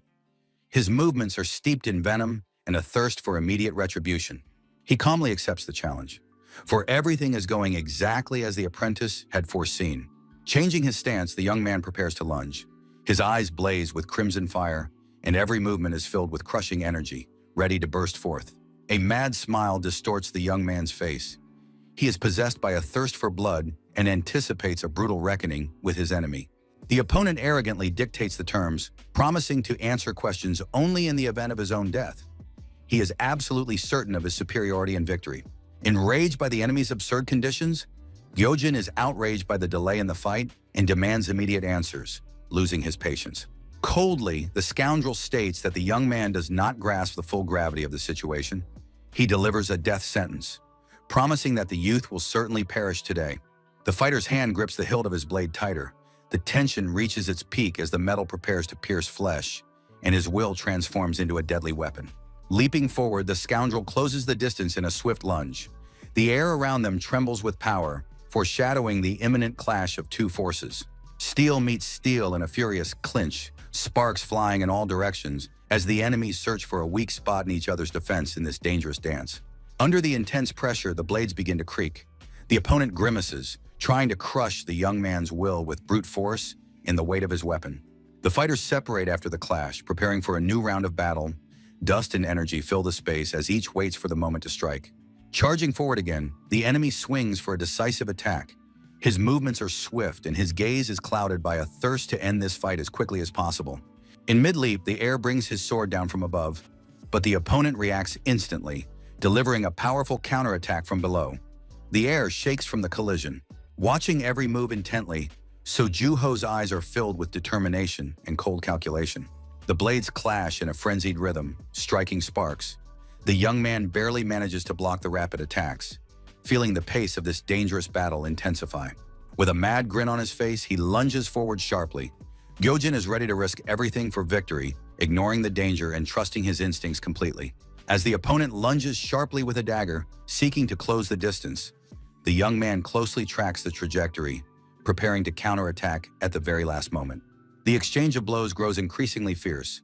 Every lunge carries immense power, forcing the fighters to give it their all. Deftly intercepting the dagger, the enemy prepares a feint. His movements are honed to perfection, and every step is aimed at breaking the young man's defense. He dodges the blow with an acrobatic leap. The Sky Demon barely misses the blade, but his opponent gives him no respite, continuing his aggressive assault. A powerful burst of energy illuminates the battlefield as their forces clash once more. Space warps under the strain, foreshadowing the battle's imminent climax. Pausing for a moment, the fighters breathe heavily and assess their wounds. The young man's gaze grows heavy as he prepares to unleash his full power in the next surge. With a trail of blood on his cheek, the heir grins menacingly. His eyes flare with crimson fire as he spots a breach in the scoundrel's defense. Enraged, the opponent concentrates magical energy around his hands. He announces the activation of the Nightflower's secret technique, seeking to crush his opponent's will. The tension reaches its peak. The opponent utters the fateful words, activating his battle form, the air around him vibrating with an excess of power. A powerful explosion occurs, and shards of something material fly in all directions. The light blinds the fighters, and the shock wave shakes everything. Confident in his superiority, Juho lunges forward sharply, shouting of his inevitable victory, believing the boy has made a foolish and fatal mistake. Suddenly, the heavenly demon's blade snaps. His face contorts with shock and tension as debris continues to swirl around him. Through the haze of dust, the boy sees the approaching threat. His pupils constrict with fear and surprise as the enemy strikes. Pink flashes of energy slice through the air, suddenly altering the aura of the battle. Baring his teeth in a defiant snarl, Gyojin vows to show the enemy something special in response to his aggression, maneuvering through streams of magical flame. Darkness envelops the battlefield, swallowing the light. The villain realizes with horror the scale of the young man's power, which foretells the enemy's imminent demise. Violet flashes slice through the air, carrying the might of pure darkness. The energy seems ethereal, weightless, yet its strike promises to be fatal to the enemy. Crimson blood drips slowly onto the floor, marking the beginning of the end of this battle. In silent shock, the witnesses freeze, unable to comprehend the ferocity of the attack. Their eyes are filled with horror, for they have just witnessed something beyond comprehension. Breathing heavily, Juho tries to comprehend how his perfect defense was breached. He realizes he has faced a force whose magnitude was impossible to measure. The villain's gaze is fixed on the broken blade. He put his whole soul into that single thrust, but the result was negligible. Standing unshakable, the young man barely touched by his opponent's attack. Only a thin trickle of blood on his face serves as a reminder that the enemy had tried to harm him. In a rage, the leader of the third team shouts insults, calling the youth's technique nothing but an empty show, trying to provoke him. A defiant grin plays on the heavenly demon's lips. He admits that he has been holding back all this time and points at his opponent. A sudden wound tears through the opponent's flesh right in the center of his chest. The shocked enemy cannot fathom when exactly his body was struck by the invisible blade. Falling to his knees, Sojuho coughs up blood and frantically searches for answers, while the young man coldly advises him not to worry, for the outcome of this battle has long been decided. A system window pops up before the young man's eyes, indicating that Guchon's hidden power has been activated. A maniacal grin twists the heir's face. Splattered with blood, he pronounces a death sentence on the scoundrel, relishing the moment. The student's gaze grows icy and piercing. A thirst for blood flares in his eyes, foreshadowing a swift and brutal execution of the cornered enemy. Breathing heavily, the opponent realizes his powerlessness as the young man towers over him like an executioner, urging him to open his mouth before finally ending his life. The wounded, Sojuho grits his teeth, trying to preserve what remains of his pride. He understands that he has fallen into a deadly trap, and his time is coming to an end. A sudden flash of light blinds the witnesses. The magical formation of golden chains begins to crumble, unable to withstand the pressure of the colossal energy bursting outward. Surrounded, the young man freezes under the threat of blades, but the enemy's numerical superiority no longer frightens him. He is merely waiting for the moment to counterattack. With contempt, Gyojin looks down on his attackers. He is not concerned with their steel, for he feels something far more dangerous and primal awakening within him. The young man is baffled as to how the enemy dares to play the victim. He sees right through the fake moans and realizes he is facing a dangerous manipulator. With his last ounce of strength, the scoundrel tries to put on a show, using his wounds as a cover. He calls himself the victim of a madman, hoping to deceive the guards who have rushed to the rescue. A bloody veil clouds the heavenly demon's gaze. He no longer feels pain, only wild, primal rage. Frozen in silent shock, the onlookers see before them not just a wounded teenager, but an unpredictable beast whose thirst for revenge terrifies them. Peering closely at the student's face, Doyon remembered that they had met once before. The defender in the suit hesitates, looking at the moaning victim in the distance. Just as he suspected, along with the boy, he has discovered his mentor. The blade's steel freezes against the youth's chest. The swordsman demands an explanation, unaware that he is protecting a monster from the one person who dared to tear off his mask. The silence is shattered by a deafening scream, a verdict for all present, for the false victim, and for the blind defenders who stood in the way of true justice. One of the ghostly assassins speaks up, saying that the young men have broken the law of Murim by recklessly using martial arts. But the young man interrupts the man in the suit. He has heard this speech before and has no intention of listening to it all again, shocking the members of the Alliance. Confused, the two Murim shields do not know how to react to the heavenly demon's words. Suddenly, a loud shout breaks the silence. Anyone who has gone against the Alliance's rules will be arrested. The verdict is nothing but empty words. The head of the punitive squad doesn't realize that he is the main target, and the judge in the suit is merely his puppet. The pathetic defender believes his own lies, but his victim is a monster in sheep's clothing. The word alliance evokes nothing but revulsion. A true avenger will not go to trial. If he does not leave voluntarily, he will force his way out. The mask is torn off. Instead of fear in the victim's eyes, there is madness and a thirst for blood. The squad leader realizes his mistake, but it is already too late. In that very moment, the ghostly assassin realizes who stands before him. He had heard of the heir before. Confidently, Doyon urges the young man to look back. This time, everything is different. But he is not afraid of their threats and will not submit to their false accusations against him. Enraged by his defiance, the agents press a sword to the boy's throat, demanding obedience. 5 elite agents loyal to the Alliance surround the unarmed youth. Their swords are aimed at him, but he stands motionless, showing not a shred of fear. Panic reigned among the surrounding enemies. The power emanating from the young man was suffocating. They, professionals, felt like helpless children before a god. With icy composure, Doyon asks the fateful question. His gaze pierces right through them. The ruthless, ghostly assassins suppress any resistance. For them, the law is simple, and disobedience is punishable by death. Those around him are stunned by the realization of what is happening. The air in the corridor grows heavy, and the world they knew crumbles. The footsteps of fate grow louder. No one can escape retribution when the higher-ups get involved. His words sound like a verdict. With an icy smirk, he corners his victim, leaving no chance for justification, his gaze piercing right through, demanding acknowledgement of the obvious. Frozen in horror, the captain's name slips from Yusun's lips in a quiet whisper, while the realization of a fatal mistake paralyzes his body. There is no turning back. Damro's shadow looms over the young man. His final question sounds like a mockery, putting an end to this game. The Lord's appearance comes as a shock. Those present freeze in stupor, unable to believe their eyes. With only a mysterious smile, the man confirms his return from China. His calmness is more frightening than open rage. The Lord's gaze grows heavy. He calls what is happening a surprise, and an undisguised threat seeps through his words, instantly heating up the atmosphere. Damro mockingly praises the scale of the event. Those who considered themselves masters of the situation now look like pitiful pawns in the hands of a true master of intrigue and power. The order to follow him is given. The mention of Pak Chonam makes everyone flinch. The image of the legendary first sword comes to mind.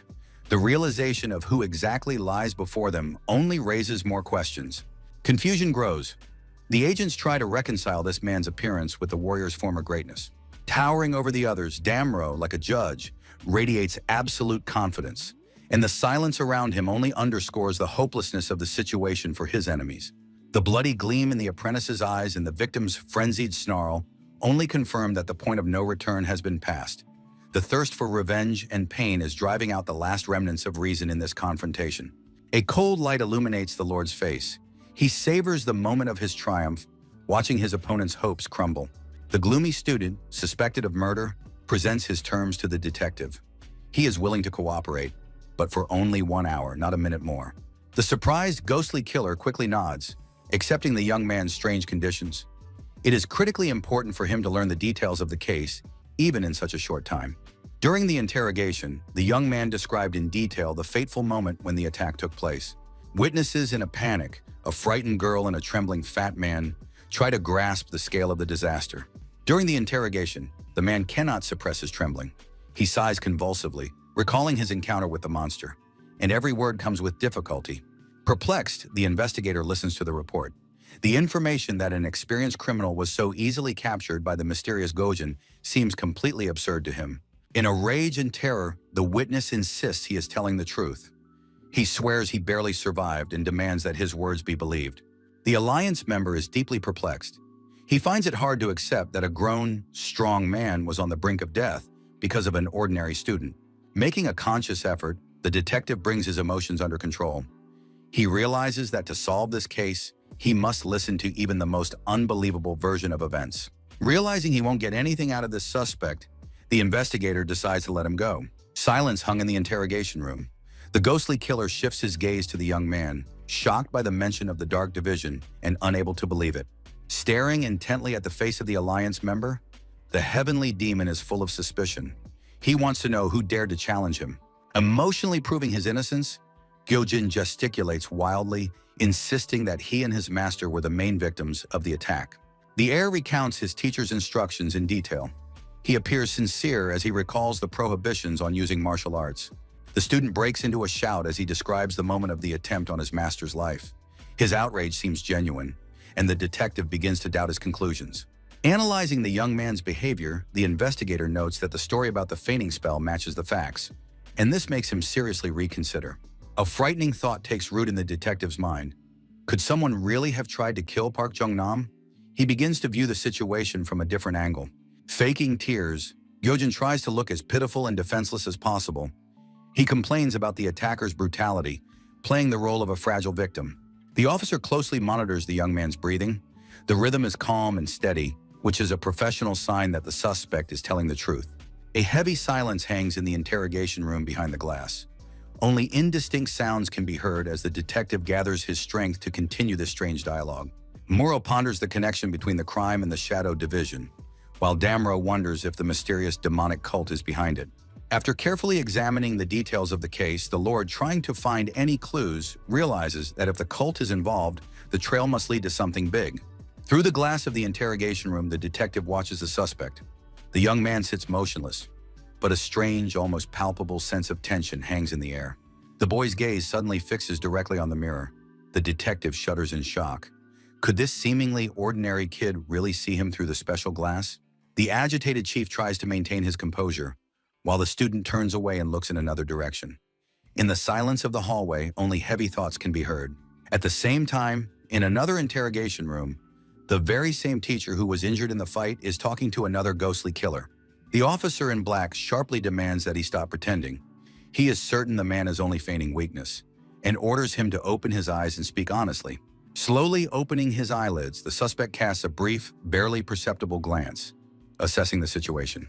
Suddenly, the teacher's expression changes, and he lets out a nervous laugh.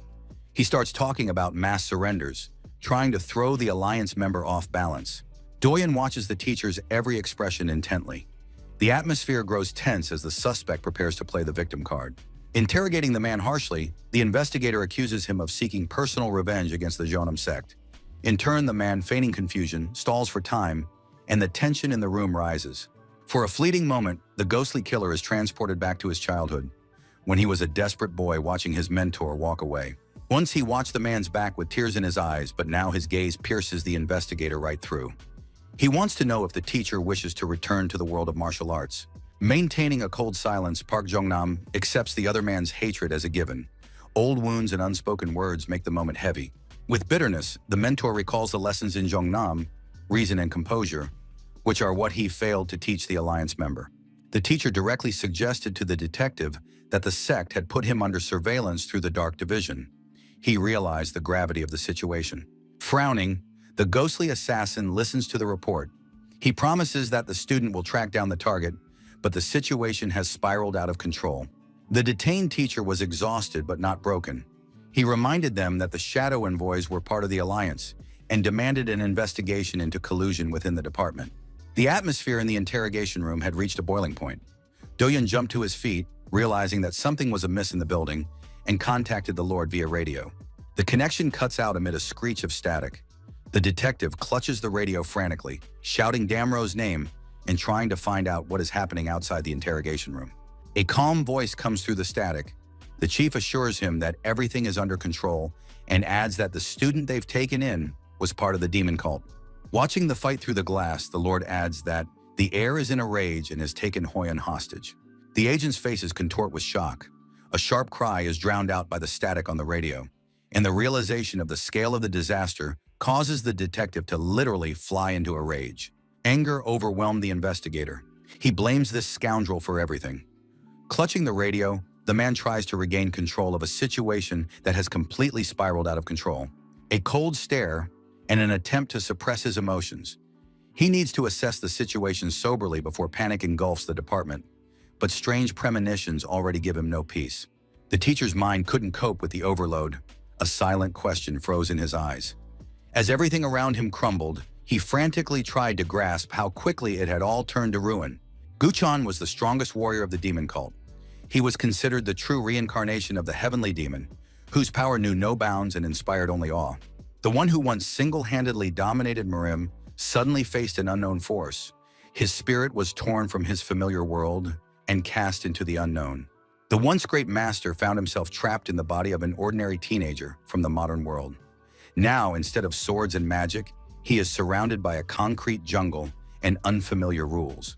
A mysterious scroll states that he must complete the final mission, and the reward will be a return to his original body at any moment he chooses.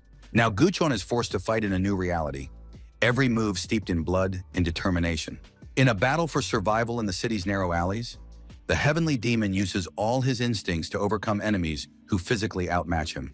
With an icy smile on his face, the young man gradually grows accustomed to this strange world. His demonic nature takes over, transforming the weak boy into a dangerous predator. Rage spills out as time runs short. Realizing that the 1-hour limit is nearly up, Yojin demands to be released immediately. Chaos escalates as the heir subdues yet another opponent. They are already being watched, and the situation heats up, drawing the attention of those in power. The defeated rival, in a rage, demands to be released. He does not yet realize that he has encountered not a mere schoolboy, but a monster from ancient legends. The enraged young man firmly grabs Hoyon by the arm. His gaze is filled with fury, and his words sound like a stern ultimatum regarding honor and the word given by an official. Pinned to the ground, the agent desperately tries to resist, shouting threats, unwilling to admit defeat to someone he had considered just an ordinary child. Lying on his back, the Alliance member realizes with horror that his body is completely paralyzed and won't obey him. The teenager's leg mercilessly presses him against the cold floor. Bursting into the interrogation room, the teacher and the Lord are met with a shocking sight. The young man has easily subdued the experienced agent, holding him down on the floor. Stammering and begging Yojin to resolve everything peacefully, the teacher is horrified by what is happening and hopes for a calm conversation. Issuing a defiant challenge, the heavenly demon harshly reminds them of the deadline, causing the detective and the teacher to shudder at the looming threat. The detective makes a stern demand of the young man. Either he releases the agent or he will take action. The tension in the interrogation room reaches a peak. Doyen's gaze turns icy and his voice sounds like a death sentence. He no longer intends to negotiate and presents the heir with a fait accompli. There will be no mercy this time. While Park Jong-nam frantically tries to smooth things over, the ghostly killer begins his terrifying countdown. The air in the room heats up to the breaking point, and on the count of 2, the young man's eyes flare with crimson fire. His rage bursts forth. The verdict has already been handed down, and the time for lengthy discussions is officially over. But the cold and unyielding leader stops his subordinate. He wants to resolve everything peacefully. Gyojin furiously pins the guard to the floor. The detectives watch in horror at their subordinate's brutality, realizing the situation has completely spiraled out of control. But the young man ignores attempts to stop the conflict. He calls the detective's actions barking like a dog behind the boss's back, provoking further aggression. Enraged by the heir's insults, Do-yeon has no intention of tolerating such insolence from a pathetic scoundrel and is ready to respond with immediate, brutal force. The heavenly demon's gaze flashes predatory, and in response to the challenge, the rage in his eyes flares into a crimson flame, promising a true merciless slaughter. Having completely lost his mind over the young man's behavior, Park Jong-nam is utterly bewildered. His gaze is vacant, and he has absolutely no idea where he is. A sharp, ringing clap breaks the tense silence, drawing the attention of everyone in the room. Continuing to clap his hands, Damro asks for the fight to stop and promises to return the detainee home if the agent is released. But there is no trust. The apprentice furiously pins the phantom assassin to the floor, raising his fist to strike, shouting that every word he speaks is a brazen lie that cannot be believed. Gazing coldly at the attacker, the Lord demands that his partner be released immediately. His calmness seems menacing against the backdrop of the brawl. In a rage, the heir still pins the enemy to the floor. He raises his fist above his defeated opponent, but the chief grabs his arm, preventing him from landing the blow. Continuing the psychological pressure, the detective declares that aggression is merely a sign of fear. He is trying to manipulate his enemy's emotions to save his colleague. The young man bares his teeth, barely holding back a growl. Every word from the detective only stokes the fire of hatred within him and his desire to end this right here and now. The young man clenches his jaw. The tension has reached its peak. One wrong move and the situation will turn into a bloody tragedy. Finally giving in and accepting his fate, Gyojin pulls his hand out of the Lord's firm grip. Turning to Do-yeon, the leader seizes the initiative. His voice sounds confident, while in the background another agent stands frozen, awaiting orders. Immediately helping his friend to his feet, the Alliance member keeps his eyes fixed on the enemy. He recalls the Lord's words and a new wave of cold distrust flares up in his soul. The rage in the cultist's eyes reaches its peak. He warns that the detective will have to answer personally for every lie spoken in this room. Maintaining a frightening calm, Damro assures him that he is dead serious about his promises, and his gentle smile only underscores his self-assurance. Surveying the ransacked room, the cult leader believes this chaos hinders constructive dialogue between the parties, but now suggests they discuss everything quickly. Attention shifts to Chanam's frightened right-hand man. The detective insists that he follow them as well, not giving the man a chance to simply disappear. The Lord greets the teacher warmly, noting how long it has been since they last saw each other. The teacher looks flustered and nervously smooths his hair under the Lord's intense gaze. The man laughs awkwardly, confirming that 10 years have passed since their last meeting. The atmosphere is thick with false nostalgia and hidden anxiety. Park Jong-nam and his old acquaintance exchange glances. One maintains a mask of friendliness, while the other tries to hide his growing fear and panic behind a smile. Abruptly cutting short their pleasantries, the heavenly demon demands in a rage that they save the nostalgia for later, unwilling to waste time on these useless conversations. The two detainees react coldly, feeling obvious hostility and unwilling to engage, while Damro tries to wrap up the interrogation as quickly as possible. As the situation in the interrogation room heats up, the surveillance camera in the corner captures the slightest changes in the scene, and its lens suddenly focuses on the table. With a confident smile, the man leans sharply toward the detainees, stating his true purpose directly and without preamble. Maintaining outward composure, the Lord demonstrated a complete understanding of the situation, as evidenced by his direct and firm gaze. In a completely different interrogation, in another room, a flustered agent sat questioning the girl, insistently demanding that she tell only the truth. The detective presents himself and his team as ghostly killers, guardians of order and discipline, all the while maintaining a cold and calm demeanor. Confidently, the Alliance member states that Lord Damro personally guarantees the safety of the detainees in exchange for their cooperation. Promising that they will handle everything quietly, the girl says that the detainee will face no problems if she cooperates.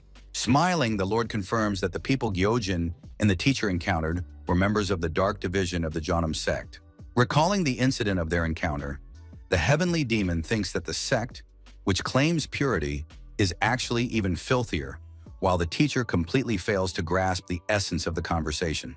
A cheerful Damro explains that the golden chain was originally intended to hold prisoners, but the Dark Division altered it to lock themselves and their objectives inside. This allows them to operate in an isolated space without interfering with the outside world. However, this modified formation has recently been disrupting order and discipline. The detective states that they haven't found a solution to this problem yet, and even the detainee probably won't be able to help. In desperation, the Lord wonders how the young man managed to break the formation in the first place, while Park Jong-nam urges his old acquaintance to hurry up. Angry that he hasn't been released yet, Gyojin realizes that the Lord wants to know how he managed to destroy the Golden Chain formation. In the interrogation room, the detective and the young man have a tense conversation, touching on the topic of martial arts training and the impossibility of passing on innate talent. The heavenly demon's face twists into a malicious smirk, his eyes burning as he declares that this gift can only be obtained at birth. In response, Damro admits with disappointment that he didn't expect much from this interrogation from the start. The young man's face looks calm. He merely watches the proceedings in silence, waiting for the conversation to continue. Stunned by the heavenly demon's insight, the detective stares intently at the young man's face. Raising his hand mockingly, the heir derisively dismisses the pathetic excuses of the police, who are unable to overcome the magical barrier. Continuing to rub salt in the wound, the young man openly laughs at the detective's weakness, asserting that their current power isn't even enough to simply open the entrance. His words grow harsher, and the young man is certain that if the police possessed power on the level of Muram, they would have crushed their enemies to dust long ago, rather than sitting here engaged in this pointless conversation. Suddenly, the Lord's expression changes, and his eyes flash with a frightening blue light. Casting aside his mask of calm, he asks the young man directly if he is ready to make a deal. A sinister smile plays on Gyojin's lips. He savors the moment of his triumph, seeing how the experienced investigator has finally set aside his pride and is asking for help. Skeptically, the heir spreads his arms, mocking the Lord's trite offer. He doesn't believe that freedom in exchange for work is a fair deal for him. Stepping in close, the young man boldly asserts his superiority. He is certain that the bars cannot hold him and that he is capable of escaping at any moment. Tension builds in the room. The young man literally dominates the space, causing those around him to tremble at his terrifying confidence and mad gaze. Peering into the student's eyes, Damro tries to find even a shred of reason. In a cold tone, he demands an immediate answer before the situation spirals completely out of control. The young man dictates his own rules and demands complete non-interference in his affairs. The witnesses realize with horror that this is not merely a request, but the beginning of a dangerous and unpredictable game. With burning eyes, the boy puts forth a second condition, a bloody reprisal against Doan. His face is contorted by a thirst for vengeance that leaves no room for mercy. A heavy silence hangs in the air. Everyone present realizes they have gone too far, and now the price of their mistake could be fatal. As he asks the final question, Gyojin stares straight into their souls. A system message reflects in his pupil, relentlessly counting down the seconds until a fateful decision is made. A magical contract flashes before his eyes, a quest to find the cult of demons. Time is running out. Either accept the mission or face instant and inevitable death. In desperation, Damro clutches his head. The seconds melt away before his eyes, forcing him to choose between his pride and his life in this mad, ever-changing world. Dictating his own rules, the heavenly demon rejects the terms. His resolve is unshakable, and his gaze is fixed on the goal as the timer begins its first merciless countdown. Gritting his teeth in a predatory grin, the young man realizes there is no time left, and the Lord promises to accept the terms if he does not touch any of the ghostly assassins. "Let's give it a try," sounds the fateful challenge. A flash of light marks the acceptance of a mission that will forever change the balance of power in this dangerous game. A deceptively peaceful sky stretches over the city. Skyscrapers of glass and concrete conceal conspiracies that are about to burst onto the sun-drenched streets. Meanwhile, the unit commander hurries to the epicenter of events. The elevator stops on the 20th floor, and the sound of his footsteps echoes through the deserted corridor. As he approaches the office, the assistant senses his boss's anger. In a rage, the boss hurls a heavy object at the man in glasses, accusing him of failure. Blood drips onto the pristine marble floor as the enraged boss rants that phantom assassins are hot on their trail. Bleeding profusely, the assistant hears that the boss has even stolen the clan's secret documents and created a new structure for the unit. In a fit of rage, the boss pounds his fist on the table with all his might, terrifying his subordinate. Maintaining his composure despite the pain, the assistant also reports to the boss that traces of the golden chain construction technique have been detected. But also, the entire situation with the phantom assassins and So Juho is currently being investigated by top-tier fighters from the Dark Squad. Demanding an answer from his subordinate, the boss asks in a raised voice how Detective Damro is in Korea and why he hasn't received a report on this yet. The humiliated assistant apologizes, but the boss is furious. He sees that his employees are completely failing to handle their tasks. The boss orders the immediate elimination of the person responsible for tailing the Lord, to which the assistant agrees to carry out the order. The voice from the chair sounded like an icy command. The boss warned the assistant that something big was brewing, so everything must be done quietly, and ordered everyone to be eliminated. Freezing in place, the man in glasses realizes the gravity of the situation and what must be done. The boss's face contorts into a merciless grimace, also warning them not to distinguish between enemy and ally on the mission, and to eliminate absolutely everyone. The bloodied subordinate merely adjusts his glasses and coldly replies that they will clean up all the mess. As always, a bloody purge is coming. Finally free, the guys walk down the street, breathing in the fresh air. Their minds were in a jumble after the police interrogation. It seemed that the heavenly demon didn't share this melancholy mood at all. With the most unflappable expression, he picked his nose, pondering his next move. Trying to stay calm, the teacher listened to the guy's optimistic exclamations that everything had ended well. But deep down, he knew their troubles had only just begun. Suddenly, the rescued girl caught up with them. She sincerely thanked the boys for their help, acknowledging that without their intervention, she and her loved ones would have been in serious trouble. Hearing her words of gratitude, the men froze. An awkward silence reigned for a moment, and they merely exchanged bewildered glances. Noticing the blood on the girl's clothes, Park Jong-nam cried out in alarm. He immediately rushed to find out how serious Yu Shong's injuries were. Pointing to the heiress explained that it was he who had helped her in the heat of the fight. This admission took the teacher by surprise, causing him to freeze in embarrassment. Gyojin's reaction to the teacher's disbelief was immediate. He exploded with indignation and shock, his cries of outrage echoing through the street. Replacing his anger with kindness, the man began playfully hugging the student, congratulating him on his success, and urging him not to be modest. Watching this comical scene, the little companion smiled contentedly. He was enjoying the moment of calm, genuinely happy. High up on the wires against the backdrop of the fading sunset, a black bird sat motionless, its intense gaze fixed on the boys, as if it knew something. The raven's crimson eyes flashed ominously, mirroring the cold gaze of the man below. This silent standoff hinted that the boys were being secretly watched. Sitting alone on the roof, the Alliance agent tried to make sense of everything that had happened in the interrogation room, lost in deep thought. Having witnessed the unusual interrogation, the ghostly assassins froze in shock, unable to believe what they had heard from their leader. Meanwhile, in the room, Damro remained calm, insisting that the team must carry out the order until they dealt with the Dark Division. One of the agents couldn't take it anymore and tried to challenge the Lord's decision, expressing his doubts and dissatisfaction with the situation. Supporting his comrade, Doyen voiced his concerns about working alongside former detainees.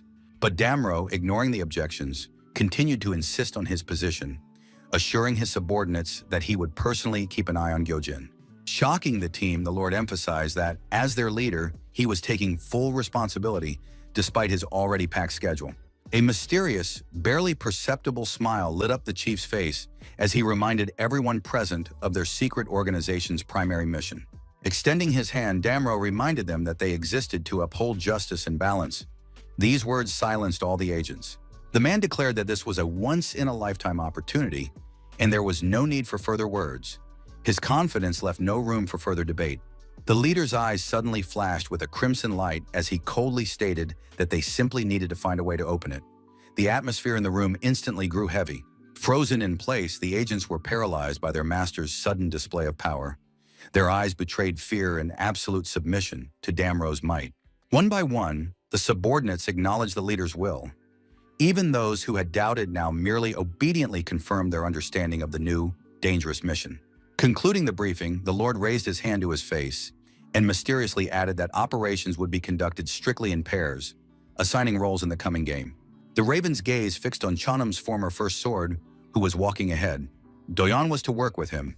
The bird also watched Yu Seon and another member of the 7th group, Hasyun, to whom Suyan would be assigned as an assistant. But Hoyun was the unluckiest of all. He was to work with the crazy boy, Park Cheon Nam's apprentice. A cold gleam flashed in the boy's eyes. He realized that this moment was perfect and that it was time to nip the problem in the bud. Twilight was already gathering over the city. The old tiled roof of the house stood still against the evening's blue sky, preserving silence and peace while everyday life unfolded below. Leaning impatiently against the wall, the girl in the blue hoodie couldn't take her eyes off her phone. She was clearly waiting for someone, constantly checking her messages in the dim light of the screen. A sudden sound of footsteps made the beauty start. She listened warily, peering into the darkness of the alley, from which came the steady rhythm of the guest's approach. Gaijin slowly emerged from the shadows. His calm, almost indifferent gaze and relaxed gait suggested that he had finally reached his destination. Kim Min-jung's face instantly lit up with joy. Forgetting the long wait, she broke into a broad smile and called out the boy's name in a clear voice, catching his attention. Her joy quickly turned to playful anger. The classmate pounced on the boy with questions, indignant at his tardiness and demanding an explanation for missing their dinner together. Scratching the back of his head awkwardly, the heavenly demon struggled to find the right words. He tried to make excuses for the delay, feeling guilty toward his girlfriend for making her wait so long. As soon as the heir mentioned helping the teacher, the girl's anger gave way to understanding. She grabbed his hand and dragged him into the house. Joyful exclamations and invitations to the table drifted from inside the house. An atmosphere of warmth and coziness enveloped the yard, promising a peaceful evening surrounded by loved ones. A serious argument broke out behind the door. An older man was scolding the young man for his manners, while the latter merely made excuses, creating a lively and truly family-like commotion. The peaceful scene suddenly came to an abrupt end. A powerful flash of lightning split the sky, foreshadowing a storm that threatened to disrupt the established calm.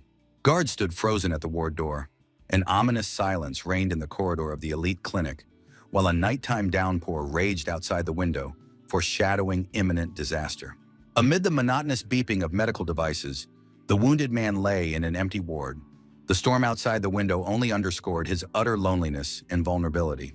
Heavy handcuffs bind the patient's wrists, securing him tightly to the metal bed. The path to escape is cut off, and time is rapidly running out. The man's eyelids fluttered, and he slowly opened his eyes. Consciousness returns to him at the worst possible moment, when death is already at the door. A masked killer suddenly emerged from the shadows. The cold blade of the sword touched the victim's throat, while words of a long and agonizing wait filled the air. The executioner gripped the sword's hilt tighter, raising it for the decisive blow. The order to eliminate him had come from above, and now the sentence must be carried out. Facing death, the captive remains ice cold. He asked the killer for one last favor, to deliver his message to those behind all this. Enraged, the mercenary shouts at the victim. He is certain that no words will change the outcome now, and he is furious at the enemy's reckless audacity. The killer's eyes flash with rage beneath his mask. He is struck by the recklessness of the dying man, who even in the final seconds of his life tries to play his dangerous game. The doomed man looks death straight in the eye. He firmly declares that his murder will not solve the problem, but will only tighten the knot of fateful events. The scoundrel's sharp gaze narrowed.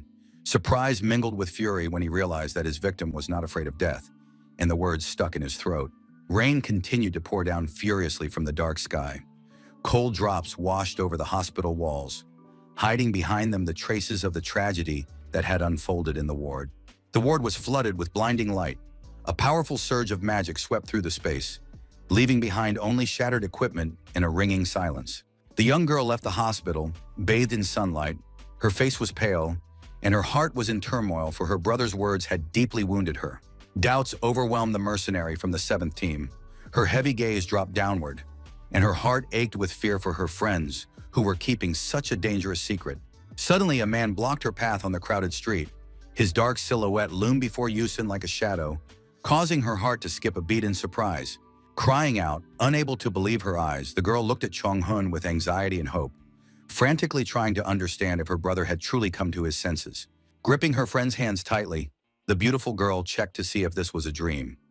Words of concern tumbled from her lips as she searched his face for signs of his former kindness and warmth. For a moment, Yu-sung felt immense relief.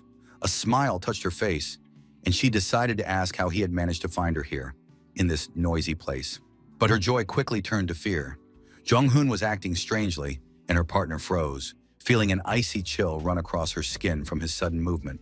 Her teammate's gaze became frightening and alien, and his eyes flashed with a crimson light. The atmosphere around them instantly thickened, turning into something ominous and heavy.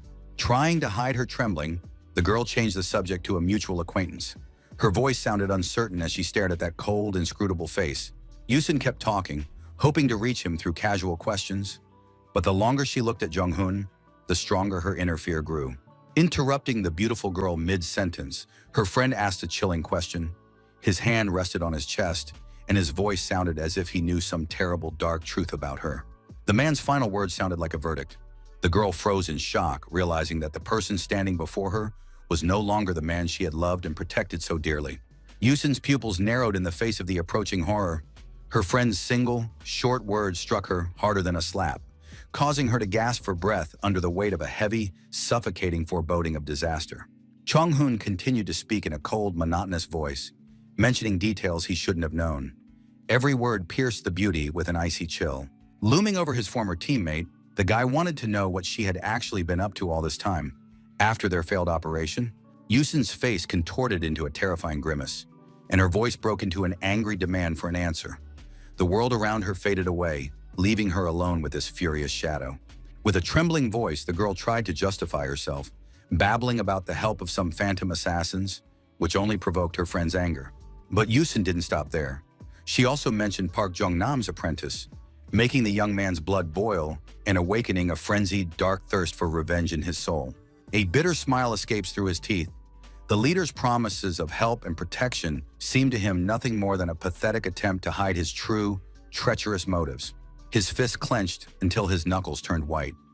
He had pushed thoughts of betrayal to the back of his mind until the very end, hoping that all of this was just a nightmare or a ridiculous twist of fate. The hospital building looks like a silent witness to the collapse.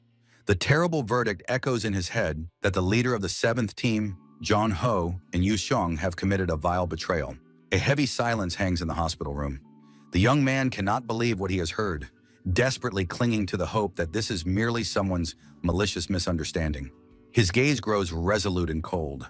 Jong-hun must look them in the eye himself to find answers and understand what drove his loyal comrades to do this.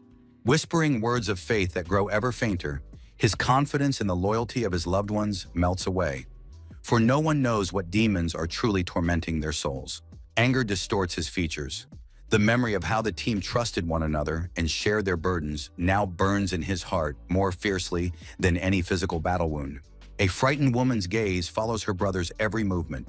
She sees hope dying within him and realizes that the world as she knew it has collapsed, leaving only ashes and rage. Meanwhile, from above, a hidden lens watches them intently.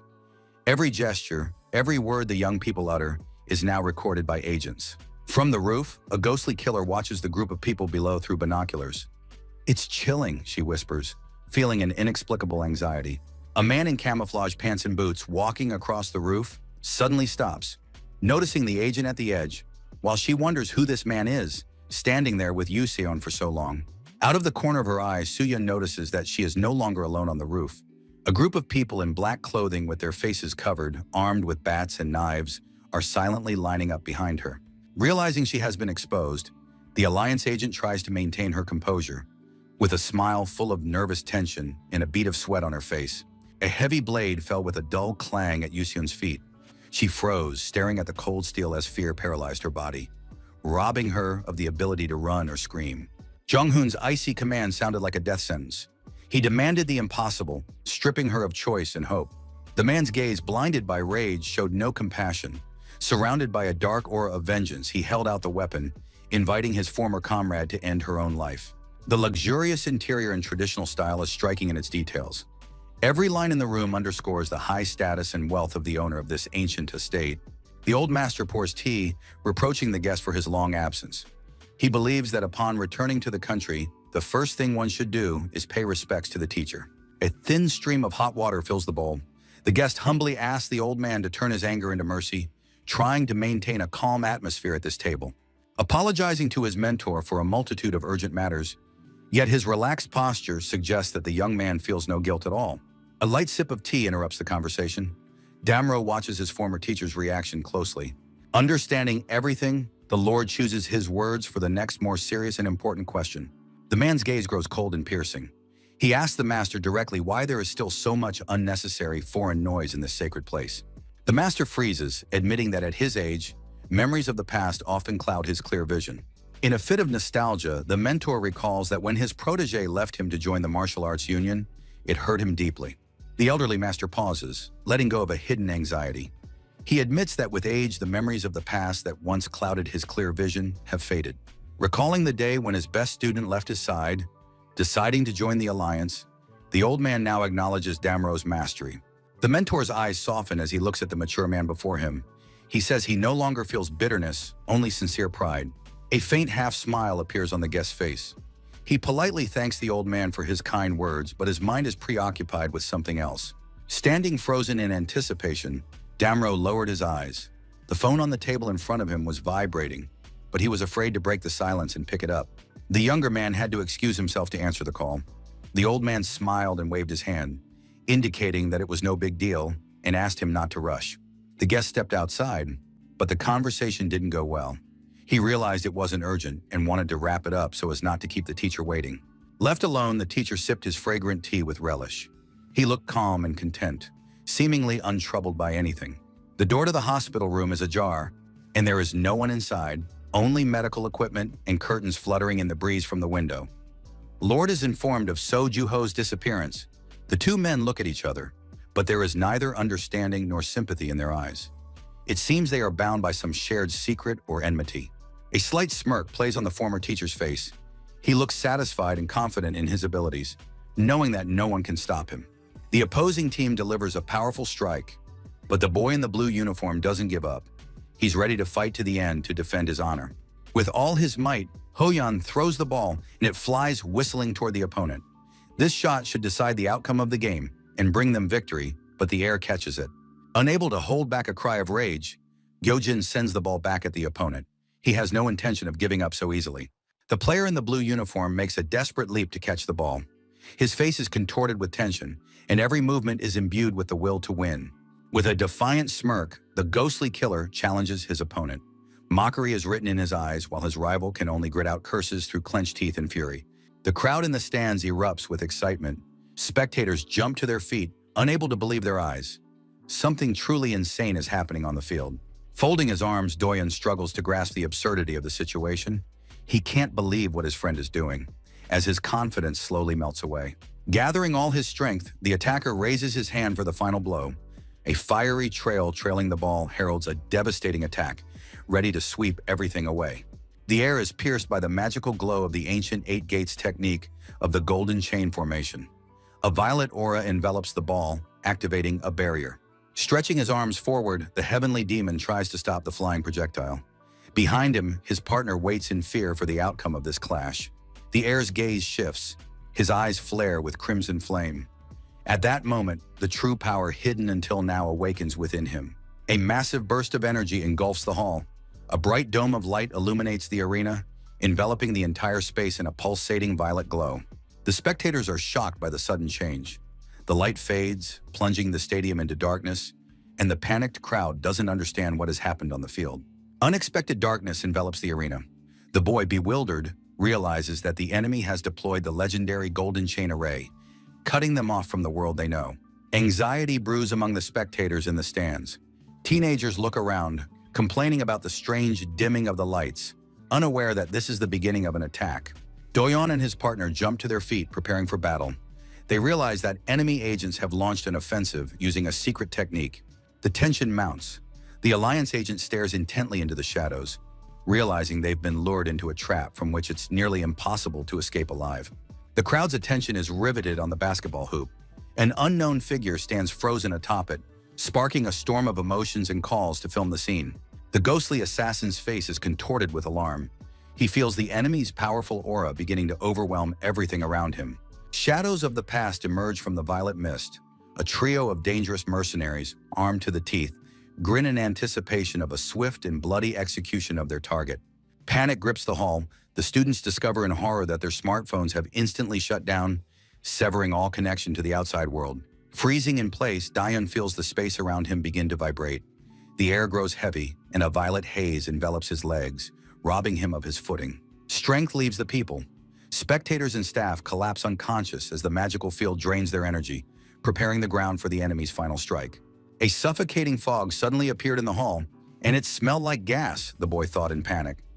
As people began to lose consciousness, it became clear that this was no ordinary sedative.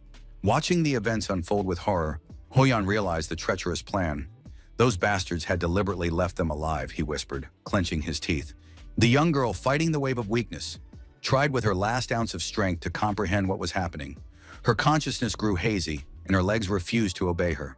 Rushing to his friend as she lost consciousness, Gyojin caught her and gazed anxiously at her pale face. The people's faces expressed utter despair. Life seemed to fade away as if in slow motion, and panic gave way to an oppressive silence. Outside, a teacher hurried into the hall, deeply concerned for all the students and their well-being. Out of the darkness, like a ghost, a mysterious old man appeared. His sly smile and violet aura did not bode well.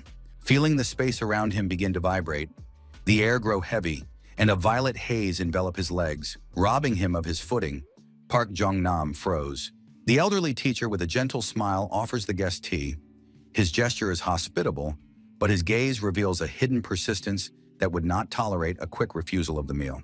Looking into the cup, where he sees his reflection, the guest feels awkwardness and inner conflict, realizing that the time has come to cut the meeting short and leave to attend to his business. The old man humbly accepts Damro's explanation of the urgent matter. He politely expresses regret over the brief meeting, maintaining a mask of goodwill and complete calm. As soon as the door closes behind the Lord, the former teacher's face changes. Excitement flashes in his eyes, and a sinister smirk betrays his true thoughts about the coming outcome of events. Freezing in place upon sensing a familiar energy, a bitter recognition resonates in his voice. Gojin had hoped until the very last moment that this man would not stand in his way again. A figure in dark clothing emerges from the thick fog. The stranger grips his blade, his movements lifeless, his face hidden in shadow. The mysterious warrior stands frozen, ready to carry out an order. He seems merely a shell, a faithful tool in the puppeteer's hands. The sinister teacher manipulates the threads of dark energy. His mad grin confirms that he has complete control over his captive's mind and body. A strange glow hangs over the battlefield. The sky is veiled in a violet haze, and the barrier of honeycombs erected by the puppeteer cuts off any path for the heroes. An elderly master stands at the center of the seal. His appearance is distorted by magic, and his presence here signals the beginning of a great and dangerous transformation. With horror, the teacher realizes the scale of the trap. He understands that the old man is the creator of the golden chain, and the situation becomes deadly. The possessed master grins in a sinister smile, uttering only one word. His mind is finally consumed by the technique, transforming the wise teacher into a fearsome weapon. With an ominous laugh, the old man recalls the past. He recounts how 10 years ago he was expelled from the Chanam sect, after which he became a dangerous mercenary. Maintaining an icy composure under the enemy's piercing gaze, the younger man firmly replies that he is not at all surprised by the encounter, for the traitor's nature remains unchanged. Mockingly, the scoundrel lists all his vices, drinking, gambling, and money, and derisively calls this way of life freedom. The old man's face contorts as he stares intently at the man. Through a magical glow, he notices that profound changes have taken place in his old acquaintance. With irony, the enemy asks about Park Jong-nam's new role as a mentor. He mockingly inquires what it's like to teach and whether he can handle such a burden. Pondering his answer, the teacher recalls his student, who furiously bursts into battle, his eyes burning with a violet flame. But the old man grumbles discontentedly. He finds it laughable that the young man is trying to teach anyone, since he couldn't even handle a single student. Smiling bitterly in response to the taunts, the young man reminds him that this is precisely why the master was expelled from the clan. Bursting into loud maniacal laughter, The situation seems absurd to him. The fallen master and his insolent apprentice appear to him as a pitiful parody. Suddenly, the scoundrel falls silent, acknowledging the truth of his opponent's words. A shadow of seriousness flickers in his gaze, hidden behind a mask of ironic calm. The atmosphere grows tense when the conversation turns to the mysterious woman from the past. This memory strikes a raw nerve. Shrouded in a magical aura, the man prepares to strike. The space warps with tension, foreshadowing the start of a merciless battle. The old man's gaze turns icy and piercing. He gives the order to draw the sword, moving from empty words to the language of steel and deadly magic. Making his choice, the mercenary recalls his mentor's duty. He realizes that now is not the time for excuses. He must act for the sake of his student's future. Descending to the ground, the scoundrel is also ready to fulfill his duty. Battle is inevitable, and now only strength will decide which of them will emerge from this circle alive. Gripping the hilt of his sword tightly, Park Jong-nam prepares for a decisive lunge. His gaze is focused, and the aura around him begins to vibrate with hidden power. The old man continues his psychological attack, reminding his opponent of his departure from the sect. He tries to test the waters and find a weak spot in his soul.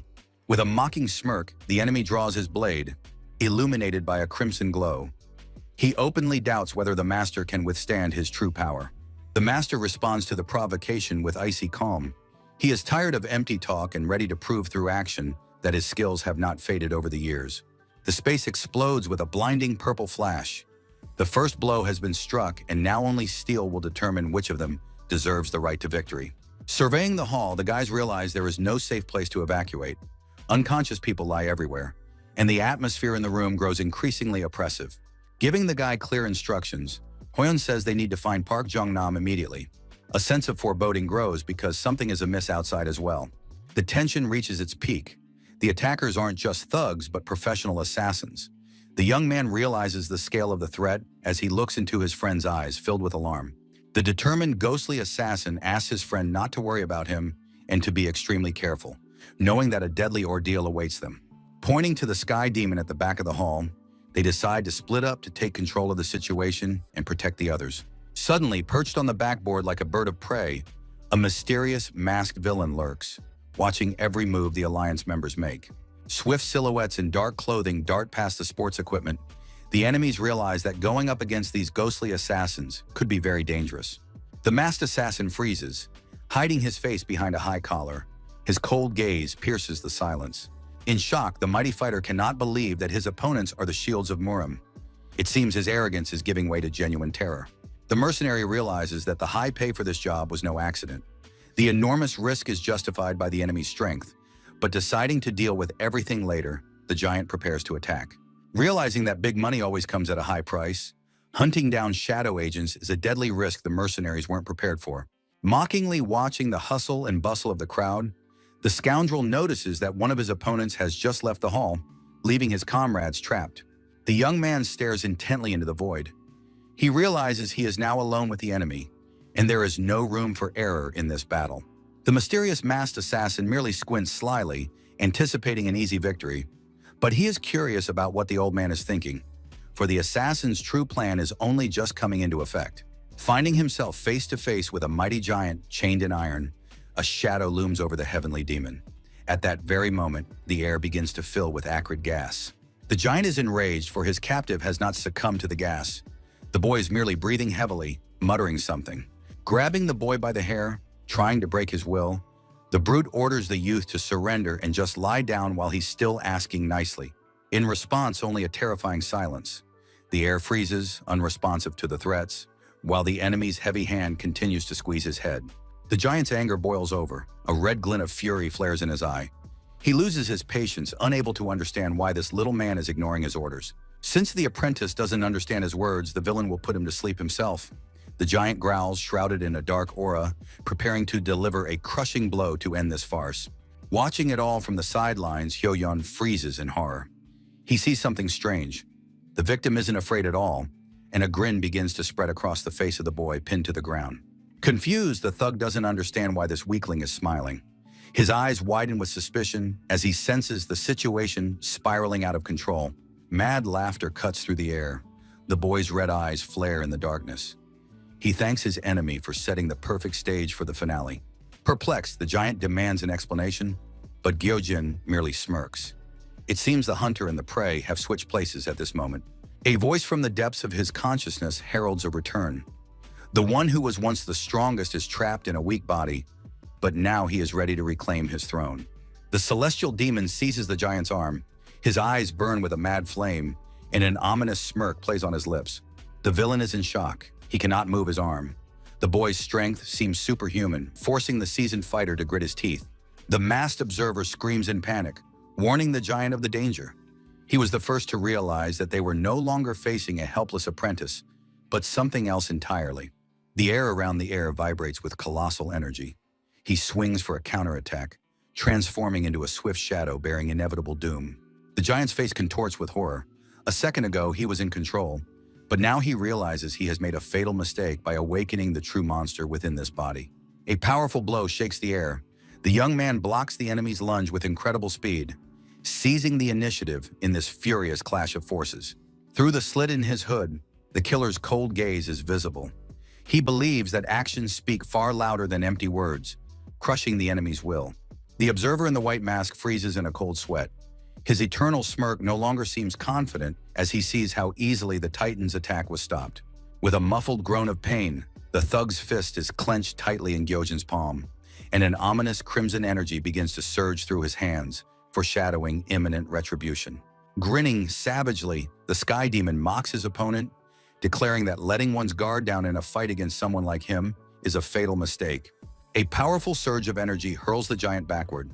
A bright flash and crimson sparks envelop the fighters as the monster's true nature finally bursts forth. The faces of the remaining enemies contort with horror. They realize that their true target today is not a weak agent at all, but someone whose power transcends all reason. The young man's eyes flare red. A maniacal grin leaves no doubt. He relishes the fear of enemies who foolishly chose to challenge him. The youth's silhouette vanishes into thick smoke and dust. He stands unshakable, urging his stunned opponents to cut the boring pleasantries and start the fight. Scarlet energy coils around the air as he takes a confident step forward. His snarl promises only one thing: none of those who have come here will leave alive today. His eyes flash with a demonic scarlet light. A maniacal grin heralds the start of a bloodbath, and his thirst for battle engulfs the entire space. A system window pops up before his eyes with the mission: destroy a group of assassins. At stake are tickets to hidden worlds, but the price of failure is certain death.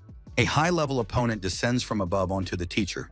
His swift attack is filled with violet energy, leaving no time for hesitation. The screech of metal echoes through the arena. The man blocks the deadly blade with his sword, gritting his teeth against the colossal pressure. The force of the blow is so great that the ground gives way beneath his feet. The man barely holds back the master's onslaught, realizing that this battle will be a true test for him. In a rage, Park Jong-nam grips his weapon. The enemy mocks him, asking how he intends to save his student if he cannot even defend himself. Looking down on him, the old man issues a defiant challenge. He questions his opponent's title, asking if he still believes he is the best swordsman in Yeongnam. The warrior grits his teeth in helplessness and rage. Every word from the enemy strikes a raw nerve, causing him to choke on his own fury and doubts. Standing in the middle of an empty road, the teacher breathes heavily. His opponent reminds him of his old vow never to have anything to do with the world of martial arts again. The scoundrel's cold gaze pierces right through him. He recalls how confident and proud this swordsman used to be, and how pitiful he looks at this moment. Trying to maintain his dignity despite his wounds, the enemy calls the man an arrogant fool, but immediately softens his tone upon seeing his despair. Sighing heavily, the old man closes his eyes.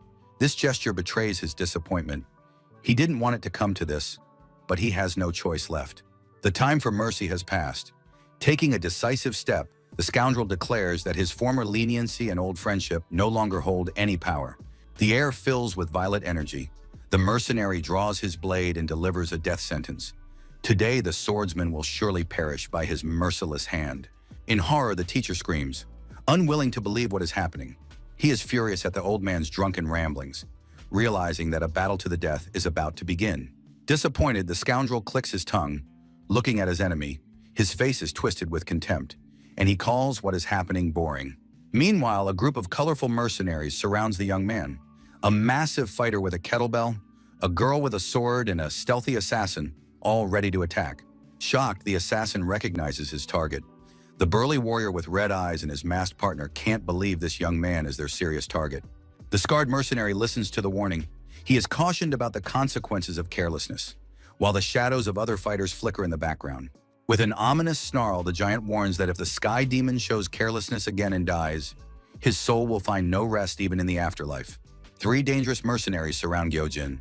Each possesses a unique fighting style, and their gazes promise nothing good.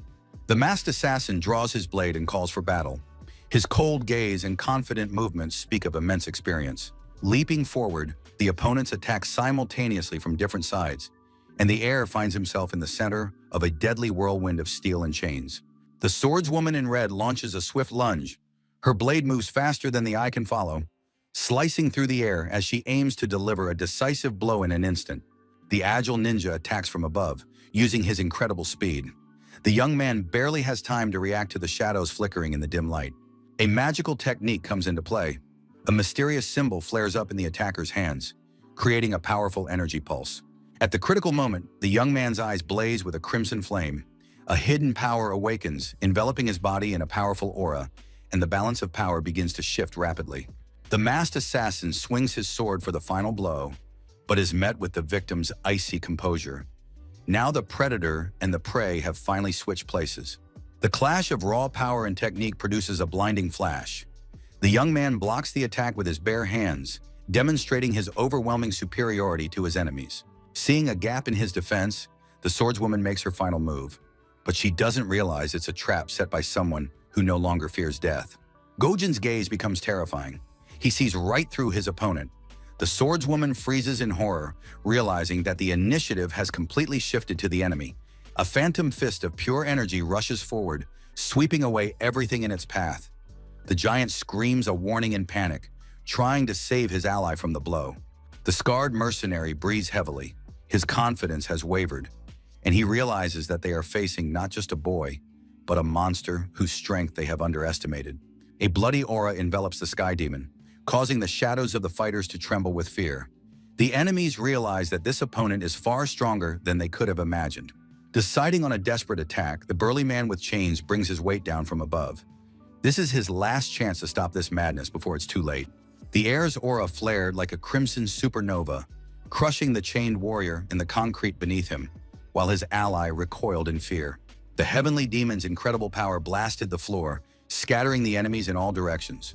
The Shadow Master attempted a stealthy strike, but the young man, shrouded in crimson energy, halted his lunge with a single glance. Deftly dodging the flurry of attacks, Gyojin seized the initiative, forcing the Shadow Leader to act cautiously. Shrouded in frenzied power, the young man clashed head-on with the Shadow Assassin, easily piercing his defenses.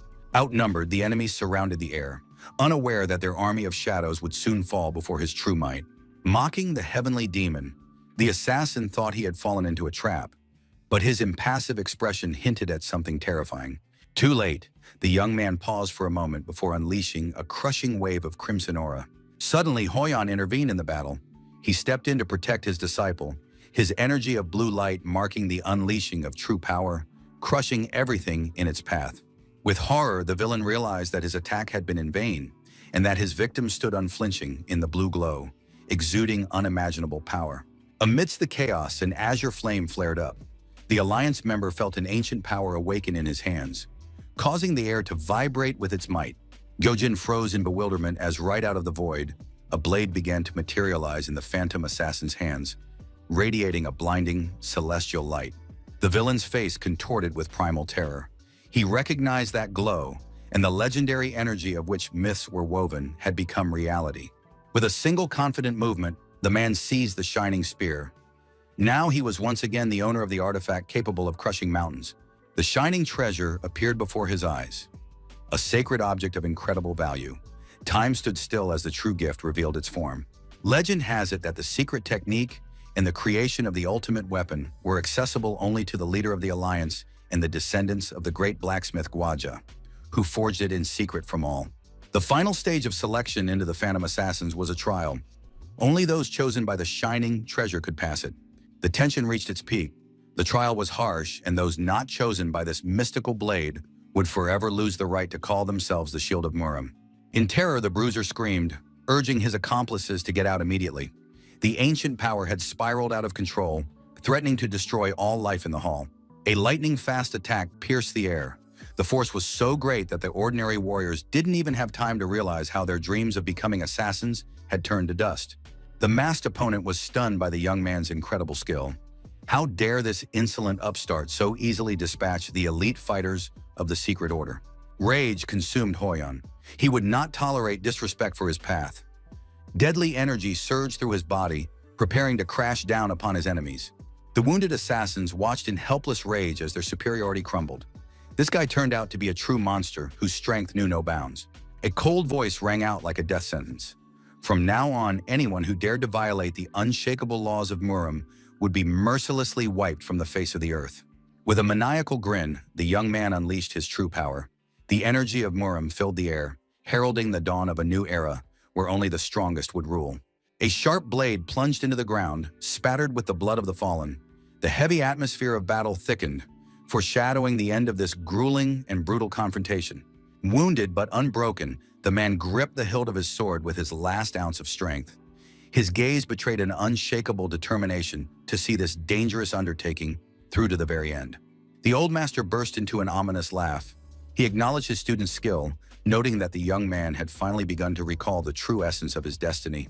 Proudly, the teacher declared that even without inner energy, a true follower must possess such strength. Only then could one earn the right to be called a student. Shaken by his mentor's words, the man froze. The realization of his true path pierced his mind, while drops of sweat and blood trickled down his face. His thoughts drifted to the past. The mentor's blow struck suddenly, a sharp pain piercing the student's head, causing him to cry out in surprise. Rubbing the bruised spot, the young man looks at his teacher in indignation. He doesn't understand why he was punished, since he was only trying to follow the old teachings. The student's gaze is full of bewilderment. He sincerely believes he is doing everything right and searches for a catch in the master's words, not yet realizing the depth of his past mistakes. Grasping him roughly by the hair, the mentor forces him to look straight ahead. The master's stern voice shatters the silence, heralding the start of an important lesson on strength. The old man explains that the foundation of mastery is the base. Without a solid foundation, any ambition crumbles to dust, and technique becomes nothing more than a set of movements. The elder's face is stern. He speaks of how every swordsman develops habits, and even experienced fighters sometimes fail to notice how their style becomes their own weakness. Only true masters who have reached the pinnacle are capable of transforming their flaws into a unique style. But for a novice, any deviation is a path to swift defeat. The wind rustles the leaves as the teacher continues his lecture. He insists that until the student has reached the peak, he must unquestioningly follow the canons of the martial art. One must completely erase old habits and reinstill the fundamentals into one's body and mind. Only a pure mind is capable of grasping the true essence of the great sword. Training continues amid the mentor's shouts. He demands that the student correct his stance and grip the sword tighter. The student, overcoming his fatigue, tries to carry out every command.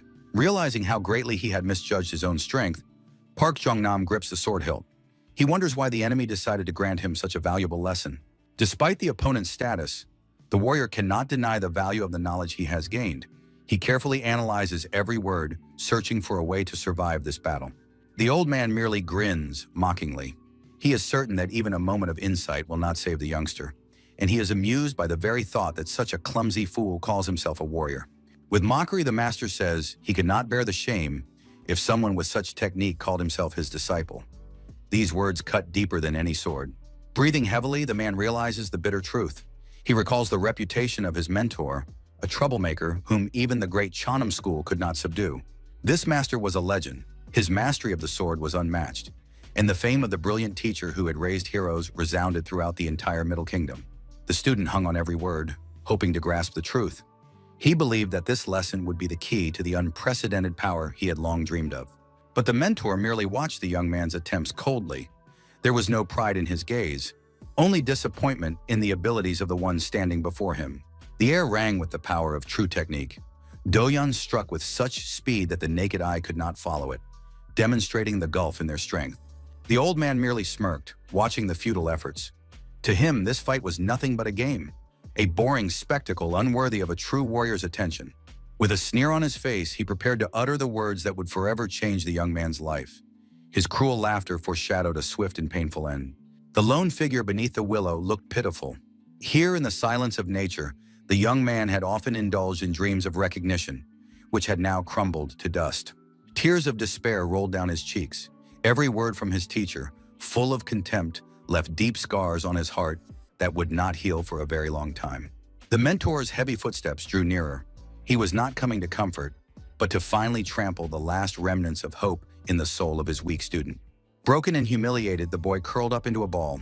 He felt insignificant, incapable of living up to the expectations of the one he considered his only idol. A familiar voice made the young man start. His older comrade leaned over him curiously, interrupting his bitter musings with his sudden appearance. The man peered intently at the boy's tear-stained face. His simple question concealed a sincere concern for the unfortunate youth's fate. Meanwhile, the master continued his cruel game.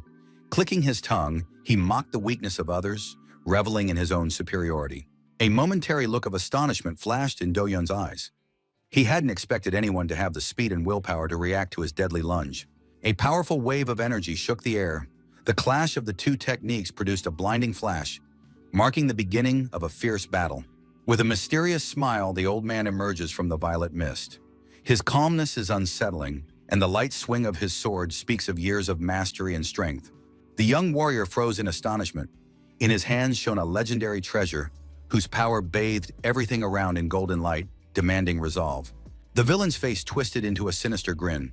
He recognized his opponent and mocked the fact that Chanam's former disciple had traded his clan for the path of a phantom assassin. The tension mounts, but the old man continues to taunt, comparing the fighter's fury to puberty. His humor is sharp and strikes at his opponent's pride. Stroking his beard, the master decides to test the skills of Cheonam's best swordsman. He is eager to see what the new generation is capable of in real combat. In a rage, Do-yeon clenches his teeth. The insulting words have struck a nerve, and he concentrates all his inner energy into a single devastating strike. With a swift lunge, the young man becomes a blur as he strikes from above, while the old man remains motionless, waiting for the moment to strike. The swords clash with a deafening clang.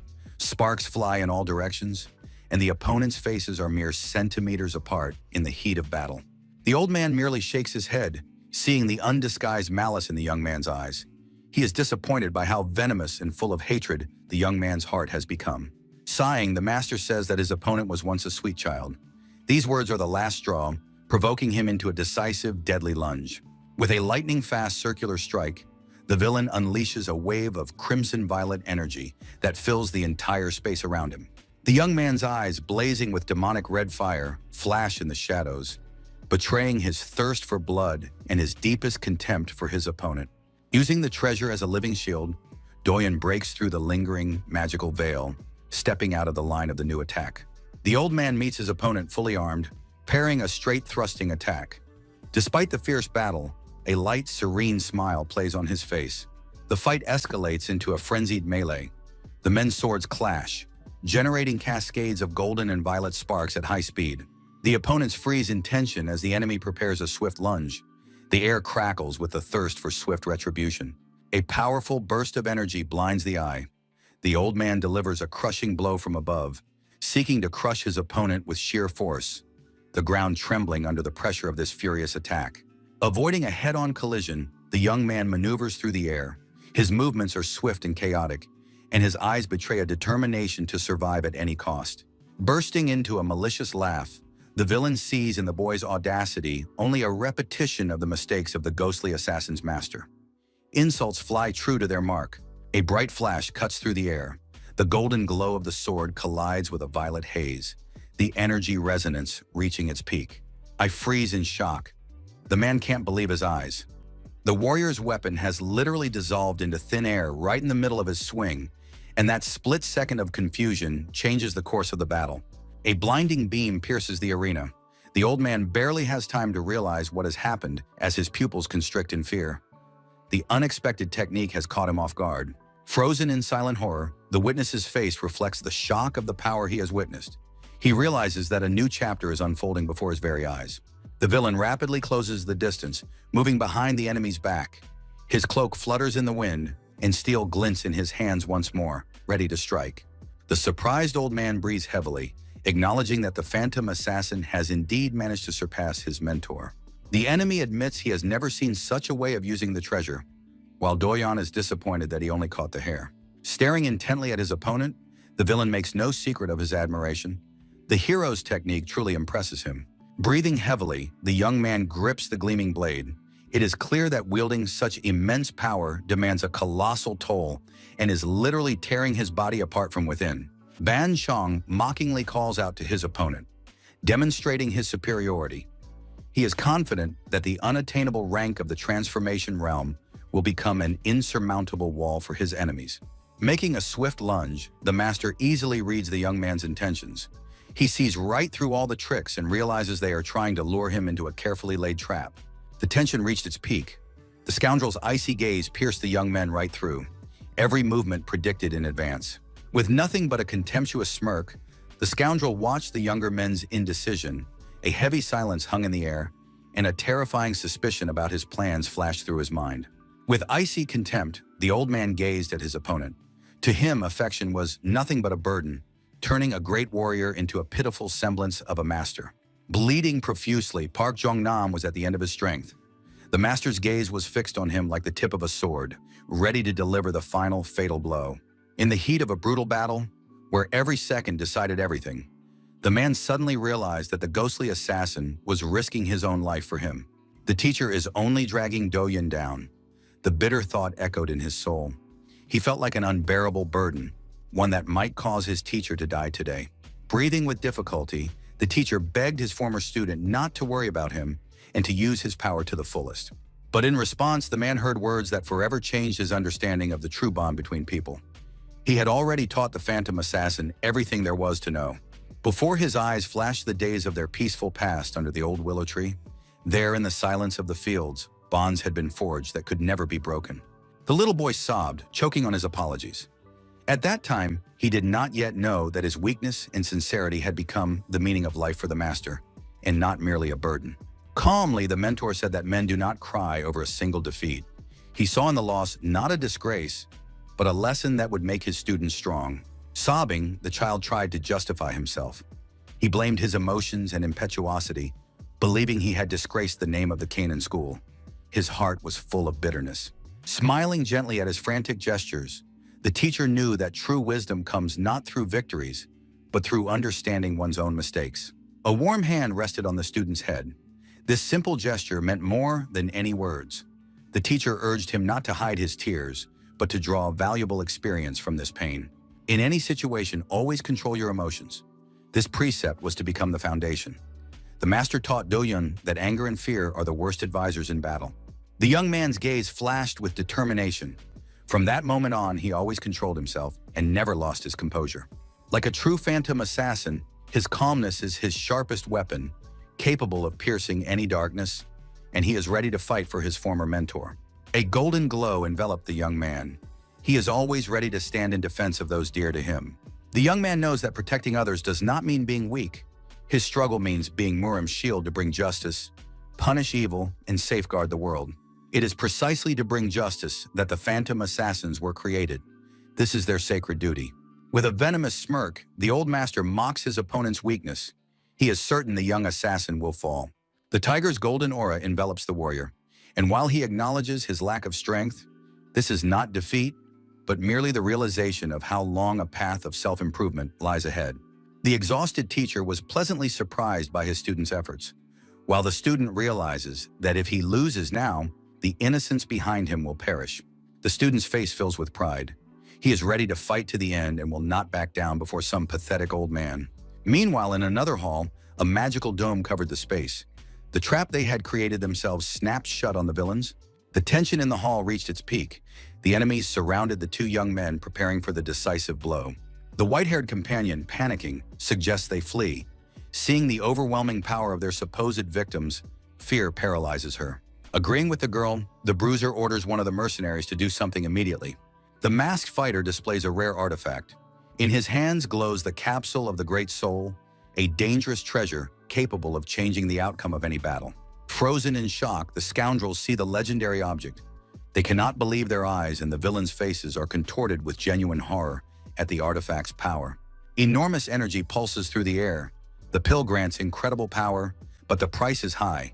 Any mistake will lead to a devastating deviation of chi energy. Cornered, the mercenary decides on a desperate move. With an apologetic smile, he brings the pill to his mouth, realizing there is no other path to salvation. Gritting his teeth, the man swallows the magical sphere. He has nowhere to retreat, and he is ready to risk his own life for victory. A powerful flash of light illuminates the hall. The assassin's body is engulfed in an uncontrollable flame of magical power, shocking everyone present. In horror, the witnesses scream, realizing the madness of this act. The one they considered a weakling has just absorbed energy capable of tearing him to pieces. An incredible inner strength bursts forth, transforming the fighter. His aura becomes ominous, and his eyes flare with a thirst for blood. Seeing triumph, the mercenaries decide they have nothing left to lose. The fear of death gives way to greed, and they take out their own forbidden pills. The white-haired warrior, casting aside her last doubts, also swallows the artifact. Now a thirst for destruction takes hold of them all. With alarm, Hoyan watches the unfolding events, gripping his glowing spear tightly. He realizes that the situation has finally spiraled out of his control. Completely transformed, the villains have turned into ruthless monsters with burning eyes.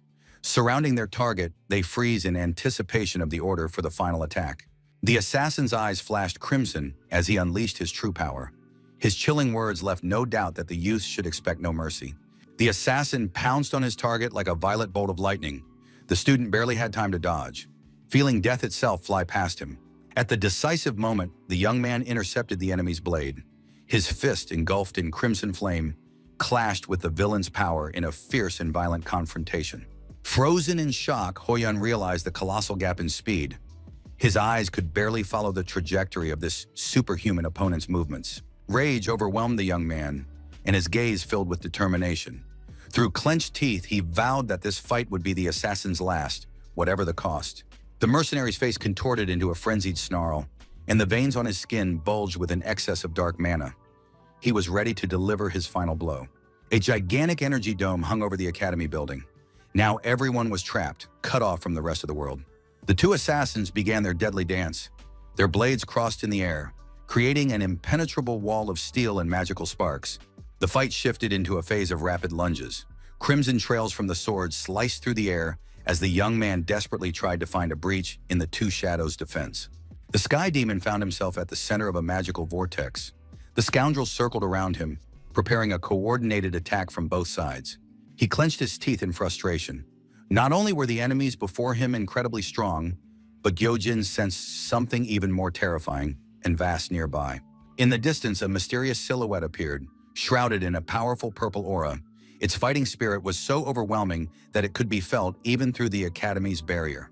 Mockingly, the opponent remarked that the air had too many distracting thoughts. Seizing the moment, the assassin appeared right behind him. A flash of pure rage and despair reflected in the young man's eyes. He realized there was no time to think. The enemy had already struck a blow that was impossible to block. A powerful surge of energy sliced through the hall, leaving a violet trail in its wake. The speed of the attack was beyond measure, turning the battlefield into chaos. With confidence, the enemy launched a swift lunge. The swords clashed in a furious clinch, striking sparks and forcing the boy to give it his all. Under immense pressure, the young man realizes with horror that the scoundrel's technique and speed have risen to a level previously beyond reach. A single missed strike turns into a catastrophe. Blood splatters the floor, and a sharp pain pierces his body, robbing him of the ability to breathe properly. Finding himself on the brink, the wounded boy calls out to a mysterious stranger. Hoping that at least this time the scroll will help, the student realizes that without otherworldly power, this fight will be his last. Weakness paralyzes his muscles. There is no longer any hope for a miracle or healing herbs. Only sheer willpower keeps his consciousness anchored in this exhausted body. Space warps, revealing a phantom scroll. Instead of salvation, the system sends only a basic weapon, as if mocking his fate. Looking at the ordinary sword, the young man barely contains his rage. Is this really all he can count on in the face of imminent and swift death? His vision blurs with red, and his senses sharpen. He sees the true power of the enemy, who stands frozen before him like an indestructible rock. His gaze fixes on every movement of the shadow. This is a stranger of the highest order, the threshold beyond which an ordinary man becomes the living embodiment of death. But the heavenly demon understands that this is not merely a limit. Standing before him was someone whose very presence overwhelms reality itself, erasing any chance of victory. Reaching divine heights, the enemy's aura glowed with ancient knowledge far beyond the comprehension of mere mortals. The air seethed with golden radiance. The opponent was preparing a technique capable of crushing mountains and tearing the fabric of space with a single swing of his blade. The highest form of art is unleashed. The legendary technique envelops the battlefield in blinding light, leaving no room for escape. Through the pain and din of battle, he turns once more to the scroll. There is no longer any room for doubt. It is time to awaken the hidden power in order to survive. The ancient warrior's hand, shrouded in violet mana, reaches forward, preparing to unleash a devastating, long-forgotten, legendary technique. Gyojin watches the unfolding events with horror. A warning about the enemy's true power echoes in his mind. The swordmaster, hidden behind an energy mask, prepares to deliver the decisive blow. His dark aura overshadows everything around him except for the violet glow of the blade. From above, one can see the legendary barrier with a hexagonal pattern enveloping the mountain, leaving the warrior below no chance of escaping the trap. A blinding violet beam from the sword cuts through the battlefield, while the warrior below desperately dodges, realizing that his barrier was only a temporary measure. His face contorted in a scream of agony, he accepts the inevitability of defeat as the violet light finally engulfs his silhouette. In shock, Park Jong-nam screams in despair, his eyes blindingly reflecting the divine light of his enemy. A bloodied hand grips the sword hilt, and the enemy's voice rings out like a verdict, declaring that it was pride that led the young man to this end. The wounded old man, shrouded in the last sparks of his mana, pays tribute to the fortitude of the opponent standing before him. Standing over the defeated phantom assassin, Ban Chan's thoughts are filled with a grim certainty that this battle is finally over. Blinded by rage, the teacher unleashes a devastating attack on his enemy. Fury boils within him, ready to wipe the offender from the face of the earth. The opponent barely has time to react, and his deadly blade reaches its target. The blow proves fatal, leaving no chance of survival. Gojin's bloodied hand grips the sword's hilt. He realizes that if the scroll had wanted to help, it would have done so already. Victory will not come easily, but the heavenly demon cannot afford to let his guard down. He has already begun to figure out what is going on, and now wishes to catch the master outside the dome. With his sword drawn, the heir is ready to catch up to those who dared to challenge him. His eyes burn with determination and a thirst for revenge. Thinking his opponents are already defeated, Ban Chan is about to leave when a voice calls out from behind him. Turning around, the villain coldly watches Doyen's agony. His face shows not a shred of pity, only satisfaction at what he has done. Overcome by panic and fear, the survivor realizes his life hangs by a thread. Death is already near. Unexpectedly caught off guard, the old man in his confusion strikes the young man with all his might, but the latter remains standing, a feat worthy of praise. The heavenly demon's gaze is fixed on his opponent. He wants to get to the main target, and the pawns are merely getting in the way. Frozen in utter confusion by the apprentice's bold words, the scoundrel doesn't understand why the boy accuses him of being intrusive, even as the battle is just gaining momentum. His hand grips the sword hilt tightly as the details of the conspiracy surface in his mind. He realizes that before him stands the true culprit of all misfortunes, who must be punished immediately. A furious lunge is accompanied by a flash of violet energy. The attacker shouts about his victim's ignorance as he delivers a crushing blow. The boy's blood-red eyes glow with a thirst for battle through the crossed blades. He stares into his opponent's face, trying to grasp the magnitude of the lie. The name of the Nightflower's deceptive technique echoes through the air. This is the decisive moment of the battle, when the sword's magical aura begins to warp the very space around them. Paralyzed with horror, the young man freezes, unable to believe what he has heard. His face is contorted with shock, and only one question pulses in his mind: the meaning of these terrifying revelations. With a cold, empty gaze and a terrifying confession, he asserts that the ghostly assassins had nothing to do with it, hinting at a much closer and more dangerous enemy. Horrifying memories of the traitor's maniacal laughter flash before his eyes. It turns out that Park Jong-nam's disciple was behind all the suffering. A wild cry of rage bursts from Sojuho's chest. Consumed by a dark flame, all his pain and hatred are concentrated in a single surge. The final blow is accompanied by an accusation regarding his brother's ruined fate. Hatred clouds his vision as he unleashes the full power of his magic upon the traitor's head. Memories transport him back to childhood, where bullies are tormenting orphans. The older brother shields little Juho with his body, while the bullies shout vicious threats. The older brother's kind gaze and warm smile inspire hope. He gently strokes the crying child's head and vows to always protect him. In reality, the battle reaches its peak. Purple flashes of energy slice through the air, and the warrior asks the enemy mockingly if he has finally remembered everything. In a rage, the young man shouts out to his brother, deciding to take matters into his own hands. He no longer intends to stand on the sidelines and is ready to deal with the offender himself. A shadow falls across the man's face. His voice sounds frighteningly calm and authoritative as he reminds them of the strict prohibition on any dark division activity in this sector. Burning with magical power, the masked attacker crushed his enemies. His eyes blazed with hatred, and the scent of blood and death hung in the air. Once on his knees, Sojuho humbly pleaded, agreeing to all conditions. His voice trembled and his eyes betrayed both despair and hope for salvation. Confidently and resolutely, he asked to have his brother accepted into the 7th Squad. The man promises that he, too, will do his best for the good of the organization. The leader of the 3rd team watched closely, a bad feeling creeping into his heart.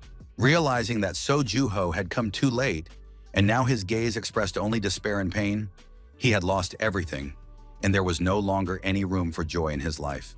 Gritting his teeth and holding back his tears, the man's eyes blazed with a magical light. Filled with regret and hatred, he swore to take revenge for everything. In a furious battle, the scoundrel's magic, like a hurricane, crashed down on his opponents, crushing their will.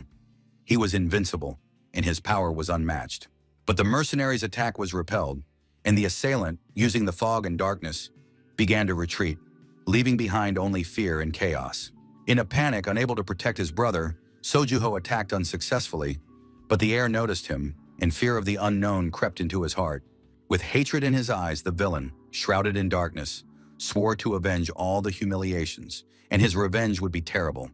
He shouldn't have let his younger brother go unsupervised. A sinister smile twisted the killer's face when he realized that what stood before him was merely a phantom. It was a clever ruse that had caused him to lose his vigilance for a moment. The shocked warrior could not believe his eyes, for he was certain his blade had pierced the enemy's flesh. But instead of blood, only a ghostly purple smoke lingered in the air. A chilling whisper behind him made him shudder with horror. A white mask with a hollow smile appeared out of nowhere, warning of an inevitable, brutal retribution. A sudden flash of magical energy blinded Sojuho just as he delivered his decisive strike. His mind went blank, and his instincts screamed of mortal danger right beside him. With a single sharp movement, the invisible opponent severed the attacker's arm, tearing reality itself apart. Blood and shadows mingled in chaos. In the world of martial arts, everyone has their own destiny. Behind every sword lies a story full of pain, and Gyojin knows this firsthand.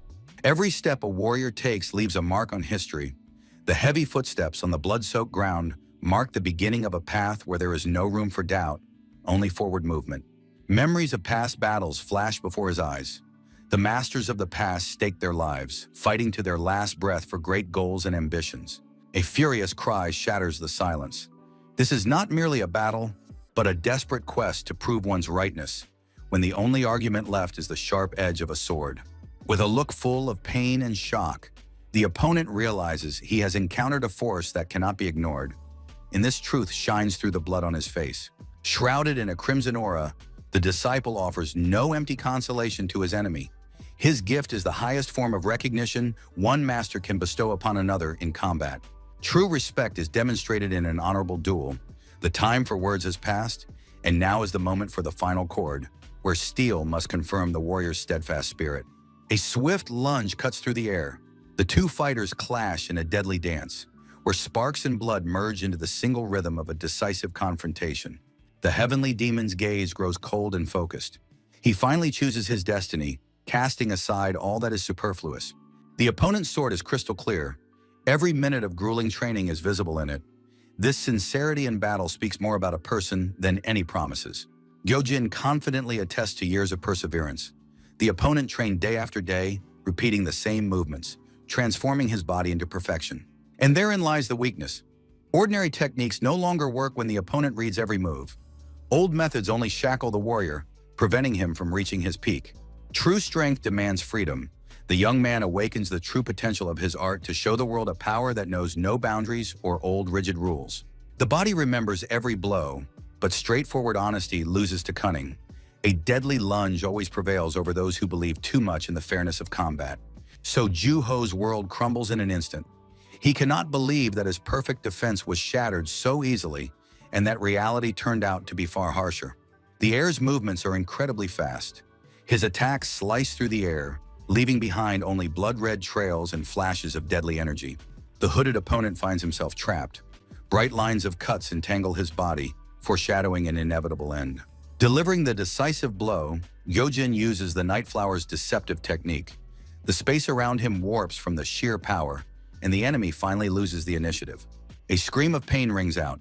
The enemy's body bursts into a fountain of blood under the weight of the perfect technique, the force of the strike leaving no chance of survival. The mercenary's gaze clouds over. Images swim before his eyes, and his consciousness fades, plunging the young man into an abyss of past memories and bitter tears. A bright moment surfaces in So Juho's memory, where he is with his brother, a promise of protection and warmth. In reality, the heavenly demon gazes with a cold, detached stare at the defeated enemy. Blood has frozen on his face, and his eyes are empty. Those around him stand frozen in silent shock. Witnesses to the battle cannot believe what is happening. Reality seems like a nightmare to them. A furious scream breaks the silence. In a rage, the brute searches for the culprit of the chaos, his face contorted with anger. The quiet sound of drops falling to the floor. Blood slowly trickles down, leaving crimson stains on the wood. The battle is over, leaving behind only an echo of pain. Breathing heavily, Gyojin wipes the blood from his face. He realizes he put too much force into the blow, but his thoughts are occupied by someone else. Suddenly, an insinuating voice sounds from behind him. A mysterious stranger with a burning gaze notes the young man's rare skill, causing him to flinch in fear. Purple lightning flashes across the arena. Incredible energy pierces the air as the fighters struggle to withstand the onslaught of a new, formidable force. Blood-red streaks once again entangle the battlefield. A deadly net closes in around the target, turning the hall into a trap. The gray-haired old man smiles contentedly as he watches the finale. With a hint of relief, he notes that the long standoff has finally come to an end. Plunging rapidly from above, the main villain's face is contorted into a mad grin, and his thirst for battle turns an ordinary attack into a terrifying spectacle. Mocking his opponent and letting out a strange laugh, the villain acknowledges the young man's talent, though his skills seem to him like a mere toy in his hands. Confused, the wounded youth realizes that the enemy had been watching him all along from the shadows of the hall, and he hadn't noticed the surveillance. The martial arts master is genuinely impressed by how quickly the young man copies complex techniques. He thoughtfully strokes his beard, savoring the moment. In shock, the heavenly demon realizes that his opponent has studied his every move. Standing nearby is a partner with a glowing staff, ready for a final and dangerous lunge forward. Rage boils in the heir's heart. He cannot forgive the enemy for such arrogance and calls him by name, the tension in the air reaching its peak. The old man smiles ominously, answering the question about the assassin's fate. His cold gaze and calm tone leave no room for hope. In a rage, Hoyan grips his weapon, witnessing his ally's demise, while the young man freezes, realizing that a true monster in human form stands before them. Flaunting his bloodied hand and mockingly praising the loser for a decent fight, this is the highest degree of contempt, which wounds deeper than a blade. Letting out a scream, the ghostly assassin can no longer bear the insults. He is ready to launch a suicidal attack, just to silence the monster forever. Taking a deep breath, the young man tries to rein in his anger. He orders himself to stay calm and set aside his personal feelings so as not to make a fatal mistake in battle. The young man's gaze flashes with a bright neon light. He focuses entirely on the upcoming battle, cutting off extraneous thoughts to prepare for the strike. Turning to his loyal partner by name, Hoyan hears the resolve in his voice, which makes him forget his rage and pain for a moment. But the wounded swordsman firmly declares, "Let's win first." His eyes filled with grim confidence, and his comrade's reply confirms their shared desire. The two warriors stand shoulder to shoulder, surrounded by auras of blue and red flame. They are ready for the decisive battle, joining forces against a common and mighty enemy. With a sword in hand, the old man steps forward. His henchmen remain in the shadows, while he merely clicks his tongue mockingly as he looks at the enemies. The leader is clearly confident in his imminent victory. His henchmen are in a panic.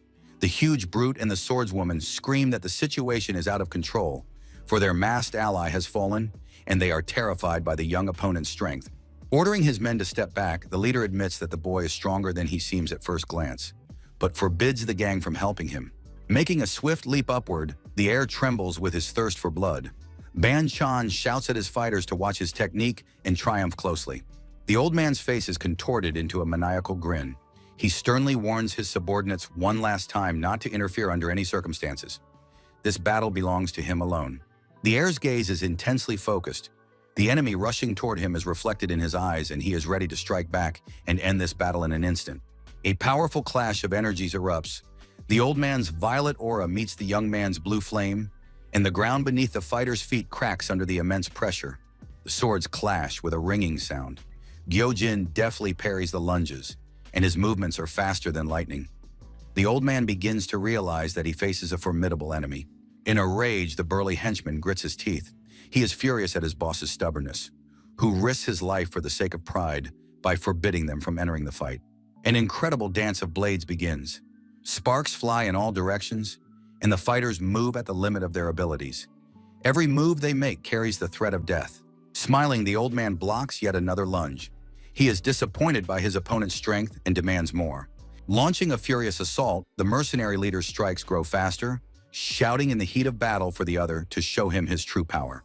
Realizing that ordinary attacks are useless against this madman, the Sky Demon needs one decisive, deadly move. The young man is at a loss. His hidden power is too dangerous for those around him, and the enemy won't let him strike without provocation. The risk of harming innocent bystanders paralyzes his movements and thoughts. Noticing the hero's hesitation, the enemy attacks with renewed ferocity, shouting that he's thinking too much. The young man urgently needs a quick move to pierce the villain. Suddenly, Hoyun attacks the villain from behind, wielding a weapon shrouded in azure flames. The elderly master barely has time to react to the threat. A powerful blow shakes the air, causing a bright flash. The young warrior gives free rein to his fury, unleashing all his destructive power upon the enemy. The young warrior's face is contorted with rage. His eyes burn with golden fire, and every word is steeped in the determination to end this protracted battle.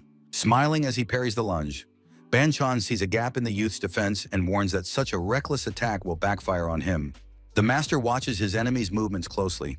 Noticing a familiar technique in a strange accent, he begins to guess the fighter's true origins. In the heat of battle, the secret is revealed. The ghostly assassin masters Shaolin techniques. The old man is surprised, for encountering such a master in these parts is a great rarity. The warrior acknowledges his past but declares that he is now a member of the Alliance. His former ties to the sects have been severed for the sake of a new dark goal.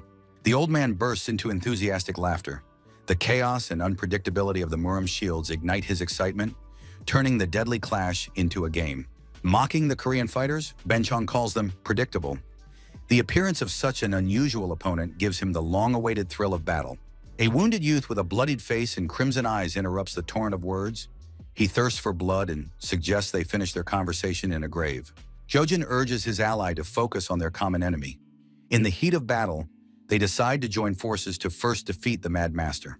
Making an unexpected proposal, the ghostly assassin offers the young man the use of his power. The youth is confused, not understanding his partner's true goal. The confrontation reaches its peak. Three powerful auras, azure, blood red, and violet, collide in the center of the arena, shaking everything around them. The elderly master declares the respite over. With a chilling grin, he prepares to put everything the boys have prepared for him to the test. The old man's body bursts into a bright violet flame. He unleashes his true power, transforming into the living embodiment of destructive, dark energy. The mad swordsman unleashes a powerful strike on the young man, seeking to reopen the bloody arena. The air shudders with fury. Pushing himself to the limits of human capability, the master of the blade weaves his attacks into a deadly dance. The young man can barely keep up with the flashes of steel. The warrior's spear flashes with azure light, parrying yet another lunge. Sparks fly in all directions as the figures freeze in this fragile standoff. The elderly adversary smirks, noting his opponent's incredible resilience. He acknowledges the power of the diamond body, but it only fuels his thirst for battle even more. Banchan's eyes burn with excitement, anticipating a serious test of strength. He yearns to see the true limits of his enemy's power. The blade clashes with the spear in a frenzied rhythm. The opponent bursts into laughter, savoring every moment of the skirmish, and demands even more fun from Hoyun. In horror, the ghostly assassin realizes he has encountered a true madman. His strength is running out, and the lunatic's onslaught grows ever more unpredictable. The pink arc of the sword slices through the air once more, forcing the young man to give his all. Every millimeter of defense comes at the cost of agony. Through clenched teeth, the young man tries to withstand the overwhelming pressure. His mind grows hazy, but he orders himself to stand his ground until the very end, no matter the cost. The warrior concentrates his remaining inner energy, strengthening his invisible armor, a rasping gasp escaping his chest as he fights desperately for the right to live. Blood spatters in all directions as the young man's defenses finally crumble under the enemy's onslaught. The mad swordsman merely coldly notes the tragic end. With wild delight and burning eyes, the villain stares at his victim. He rejoices, seeing that his opponent's will has been broken. Coughing up blood, Ho-Yan can barely stay on his feet from the unbearable pain. His body is ravaged, but his mind continues to feverishly search for a way out of the trap. Despite his severe wounds and the crimson stains on his face, the young man's gaze becomes frighteningly focused. He realizes that perfection is now unattainable. Amid the chaos of battle, a sudden flash of insight strikes the phantom assassin. He seizes the initiative, grasping the very essence of his enemy's technique. Suddenly, someone grabs the young man, cutting him off mid-sentence. He screams in terror, not understanding what is happening. A flash of blue light blinds everyone around. A system message pops up on the magic screen stating that the hidden power has been activated. The moment of true awakening. From the shadows emerges a warrior bathed in a red glow, capable of piercing any enemy. His deadly technique is ready for battle. Even the most experienced master could not dodge this strike. Having let his guard down, the invisible blade is already upon its target, and death breathes right in his face. The approaching red blade is reflected in Gyoji's eyes. Time seems to stand still, freezing the moment before the strike. The heavenly demon moves like lightning, delivering a series of precise strikes. The frames flash by, showcasing his absolute superiority in technique. The climax of the confrontation arrives. The warrior swings for the final blow, pouring all his energy into it. The air's rage spirals out of control. A powerful aura envelops him, and his eyes burn with madness. The enemy senses mortal danger, but it is already too late. Releasing a devastating beam of pure energy, a blinding light engulfs the space, and a furious cry of "Die!" echoes across the battlefield in an instant. Witnesses to the battle freeze in silent shock. They cannot believe their eyes at the scale of the destruction, and fear and awe are written on everyone's faces. A powerful explosion shakes the ground, sending up columns of thick dust. The shockwave hurls the enemy far backward, depriving him of any chance to counterattack. Covered in wounds and blood, Gyojin can barely stand. The mere thought of his treacherous opponent reignites the flame of pure rage in his heart. A terrible tension grips the young man's body, and his mind clouds over. His gaze turns wild, fixating on every movement of the enemy as the system reports a critical failure. Dozens of red windows labeled "Error" flash before his eyes.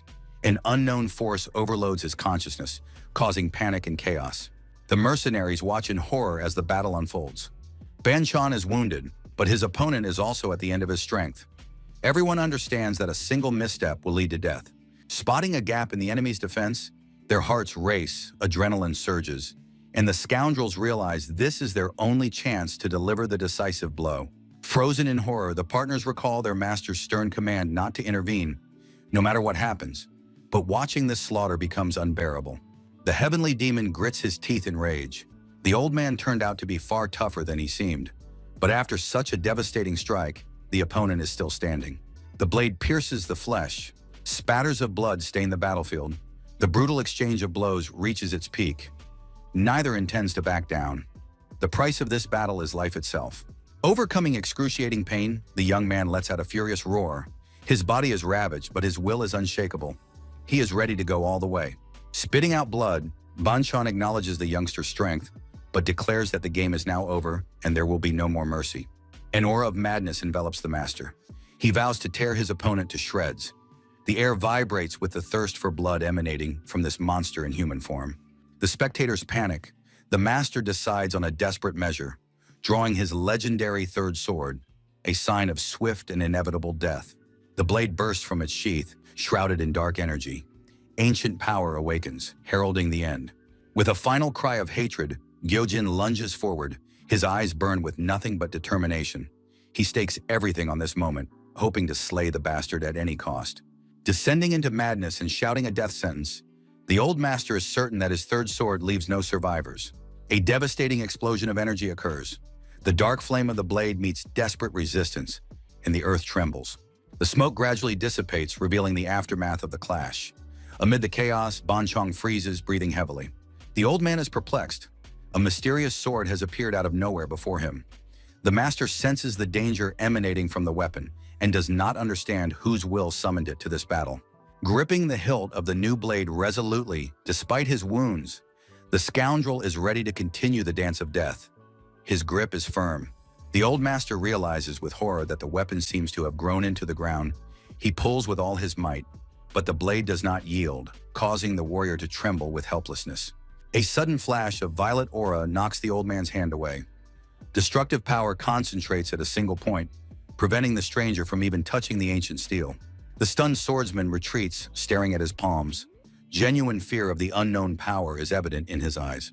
Thick smoke and flashes of magical flame envelop the arena. In the center of this chaos, the true form of the artifact begins to awaken. The opponent's gazes meet through the veil of dust, one filled with the realization of defeat, the other with resolve. The calm before the storm becomes almost palpable to both. The system's magical scroll unfurls in the void, revealing to the world the name Sword of the Wanderer. The weapon's unknown rank hints at a legendary and dangerous past. Ancient writings state that the blade's first effect grants its owner absolute control over inner energy, transforming every strike into a crushing torrent of the god's power. His wounded hand clenches resolutely around the hilt. Despite the pain and the weight, he makes his choice, taking upon himself the burden and power of the mysterious conduit. As he grips the sword, bolts of violet lightning course through the young man's body. The enemy freezes in shock, realizing that a different opponent now stands before him. Opening his eyes, Guchong did not understand where he had ended up. The surroundings had changed, and there was no one around him. Jerking back sharply, the face of the warrior in red robes contorted into a grimace of horror. In his confusion, he wondered if he was once again teetering on the brink of death. In a fit of furious helplessness, the man clutched his head, cursing his weak, untrained body, realizing that in the past he would have crushed his opponent with a single blow. Suddenly, hearing footsteps, the heavenly demon interrupts his angry thoughts. He freezes in surprise, unable to react to this lightning-fast, brazen move. Spinning around sharply, the heir assumes a fighting stance, preparing to attack. His shout echoes through the surroundings, demanding that the uninvited guest immediately reveal his identity. A massive figure in a dark hooded cloak looms before the young man. The stranger grips the hilt of his sword tightly, hanging over his opponent like a menacing shadow. Gungan's frenzied gaze betrays his fury. He has clamped his dead grip onto the mysterious opponent's collar, unwilling to let go of his prey for even a moment. A powerful blow shakes the ground, sending up pillars of dust and bright flashes of energy. The force of the collision is so great that reality begins to crack. In a rage, the heavenly demon shouts, demanding an explanation. His face is filled with fury, and his thirst for vengeance against the insolent enemy becomes almost palpable. Sudden confusion replaces his anger. The air freezes, realizing that the situation is spiraling out of control. The hooded figure begins to flicker and dissolve into digital static. Glitches distort space, turning the target into an unstable stream of data. Puzzled, the warrior doesn't understand where the enemy has vanished to or what strange words he was uttering before his sudden disappearance. Space finally collapses into a surreal vortex. Reality warps, dragging the remnants of the battle into a psychedelic whirlpool of chaos and color.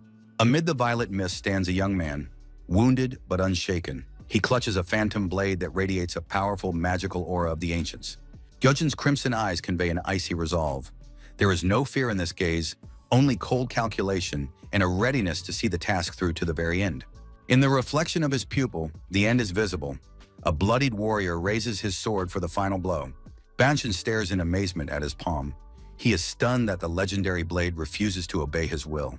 The master's face contorts into a comical yet sincere look of offense. He openly declares that he is ready to repay, with mutual hatred, anyone who dares to show him disrespect. Confidently, the young man in the blood-stained t-shirt grips the blazing purple sword. He feels that this weapon suits him perfectly. Surrounded by a powerful aura, the martial arts master takes a stance. He craves a direct clash of blades, challenging his enemy to face him head-on. Gripping the sword's hilt and eyeing his opponent with clear suspicion, the heir tries to unravel the enemy's true intentions and understand the nature of his new weapon. The sword's glowing purple aura illuminates the space. Ominous symbols surround the master, whose mind seems clouded by an unknown force. An unexpected glow envelops the sword. The young man realizes this weapon is the key to unlocking his full potential. Resolve is etched on the heavenly demon's face. Memories of the old man's treachery burn like fire, and now with the sword in his hand, his first target is clear and inescapable. Like a poisonous blade, the order to kill rings out, piercing the young man's mind. A crimson fire ignites in his eyes and he launches into a frenzied attack. Stunned, the old man watches the sudden, swift attack in horror. Panic fills his eyes, for now he seems to be cornered. The young man's power is staggering. It seemed impossible to be on par with Ban Chong, but faced with this incredible force, the villain is forced to admit that his opponent has reached the pinnacle of mastery. The sword strike, like a flash of lightning, cuts through the air. A crimson glow fills the space, heralding the peak of power. Terror grips the old man. Despair fills his eyes as he realizes his opponent has reached heights previously thought impossible. Perhaps even beyond those limits. The young man's power defies imagination. The sword's radiant aura engulfs the old man, and his future seems sealed. The battlefield descends into chaos. Yojin moves like a shadow. His violet blades slice through the air, leaving his enemies no chance at all. The scoundrel's eyes burn with cold fury. He realizes that the power of each of his strikes now equals that of secret techniques capable of crushing even the most resilient masters. In a rage, Ban Chong issues a warning. Any attempt to interfere with this dance of death will result in total annihilation. He will spare no one.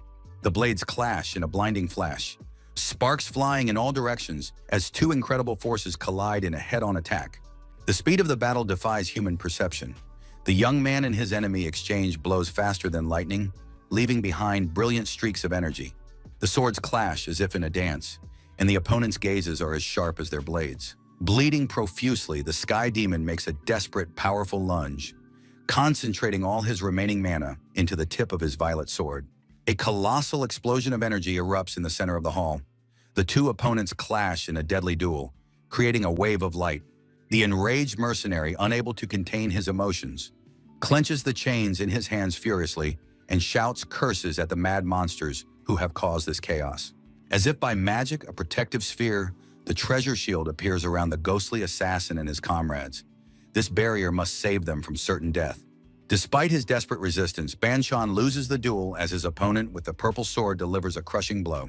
Like a wild beast, the heir prepares for a decisive attack. His eyes gleam with fury, and the master's maniacal laughter echoes through the room.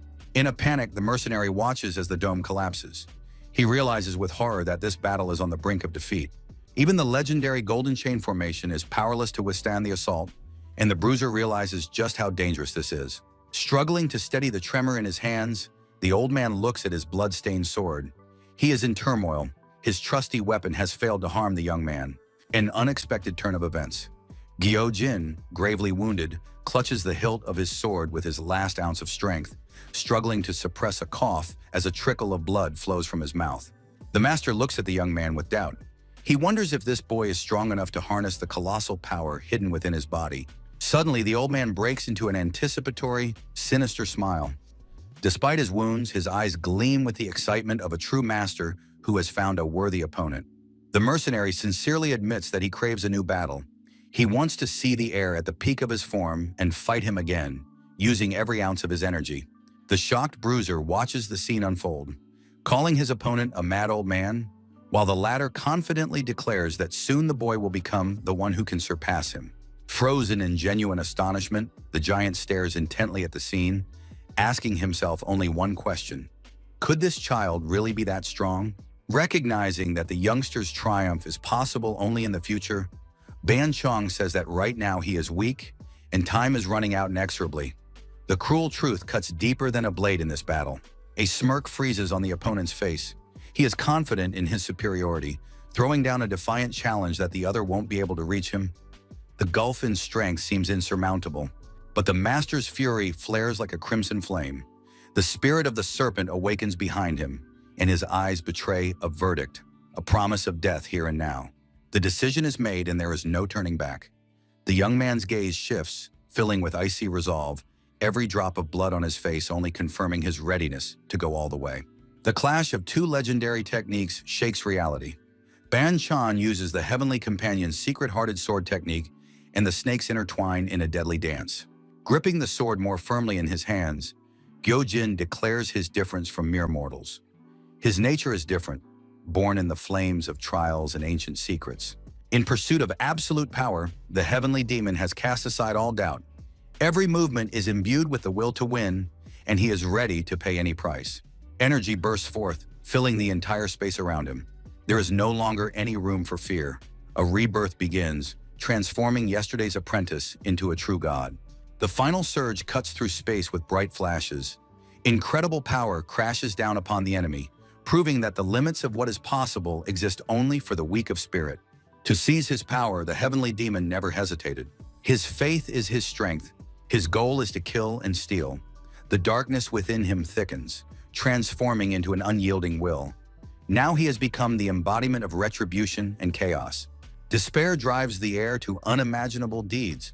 Every decision is steeped in blood and pain, and madness slowly takes hold of his mind.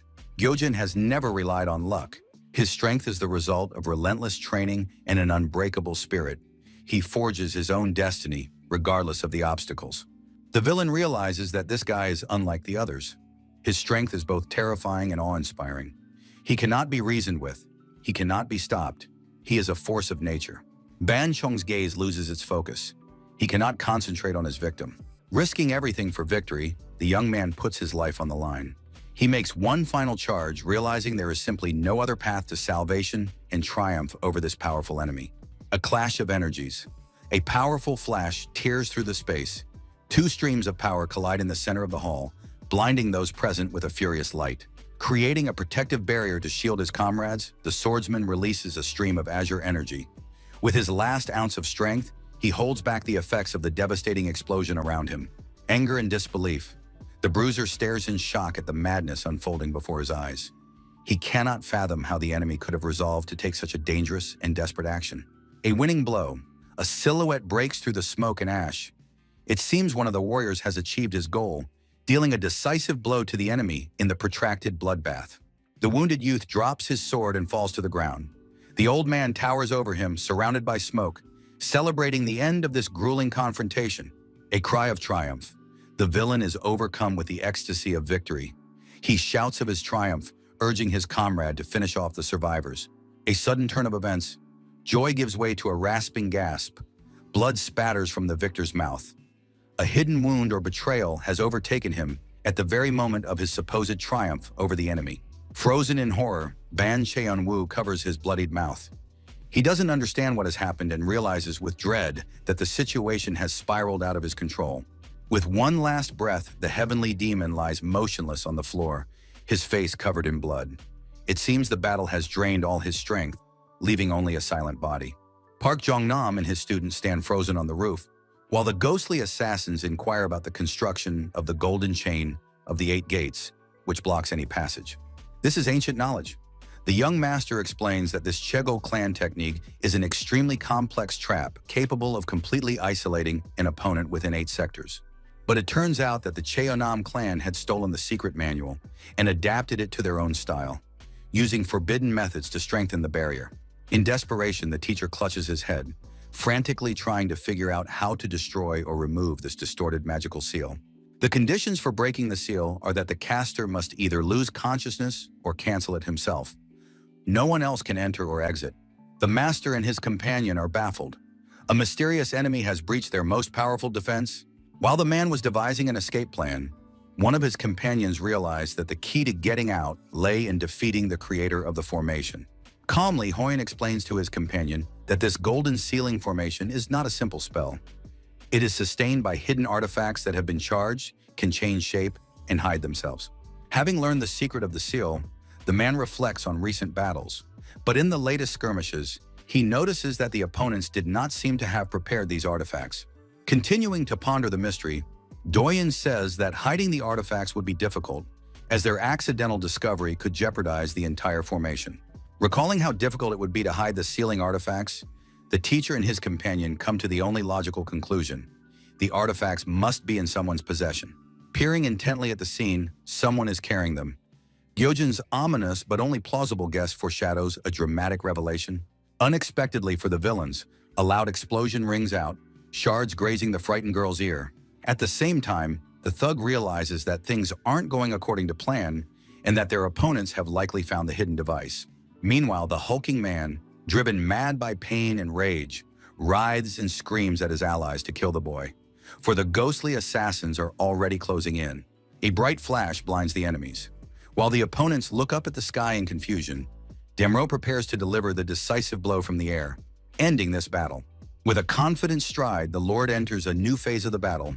The dust has not yet settled, and he is already uttering icy words, looking the enemy straight in the eye.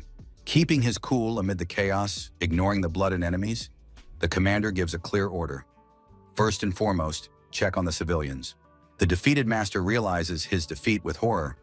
Watching the young man walk away, he bitterly admits that he was simply used and shamefully led around by the nose. The wounded Hoyan can hardly believe he has been saved.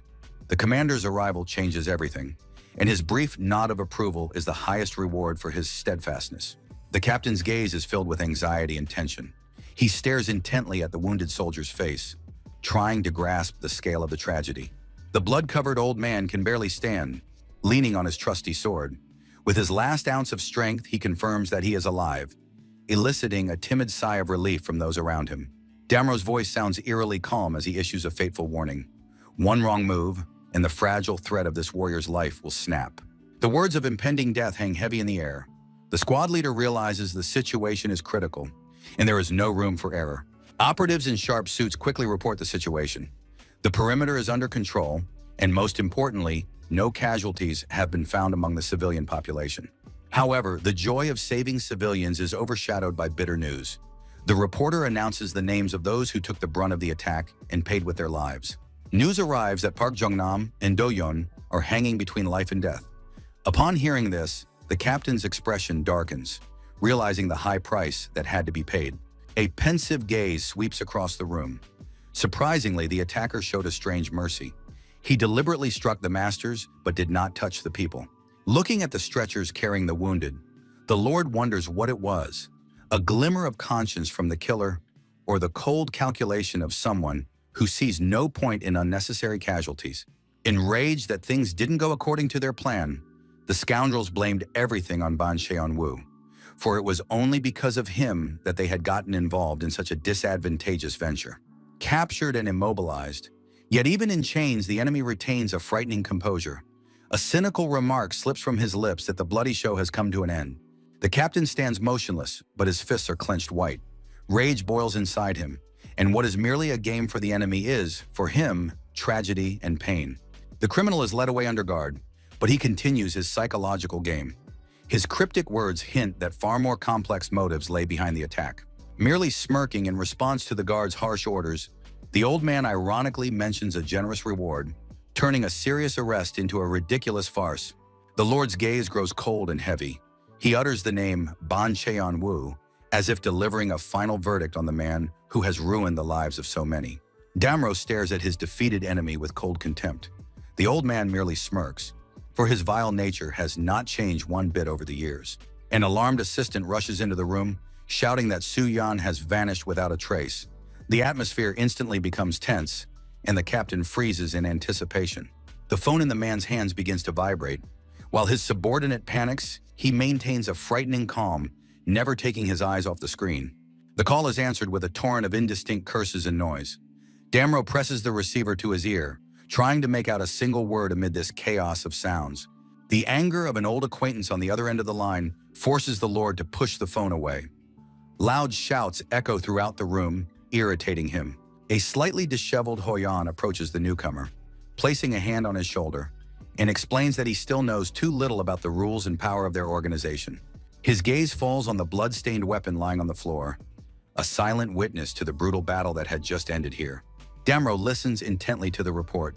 His face remains inscrutable as the situation slowly becomes clear, and with a barely perceptible smile, he praises the man on the other end of the line. Meanwhile, a self-satisfied Su-yeon stood among the defeated enemies, clutching a massive axe in her hands, confirming her status as the strongest fighter in the group. Damro ordered a sweep and a check of the survivors, but a sudden cry made everyone turn around.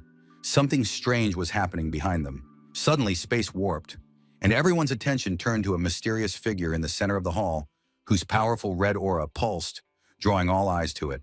The bloodied young man froze in utter bewilderment. He didn't understand what was happening and watched with alarm as crimson energy swirled around him. A desperate scream rang out, and the ghostly assassins rush to his aid in panic. While Gyojin struggled to stay on his feet under the onslaught of an unknown and terrifying force. Falling to his knees, Hoyan let out an agonized groan. A sharp pain pierced his body, and bloody flashes of energy tightened around him like living chains.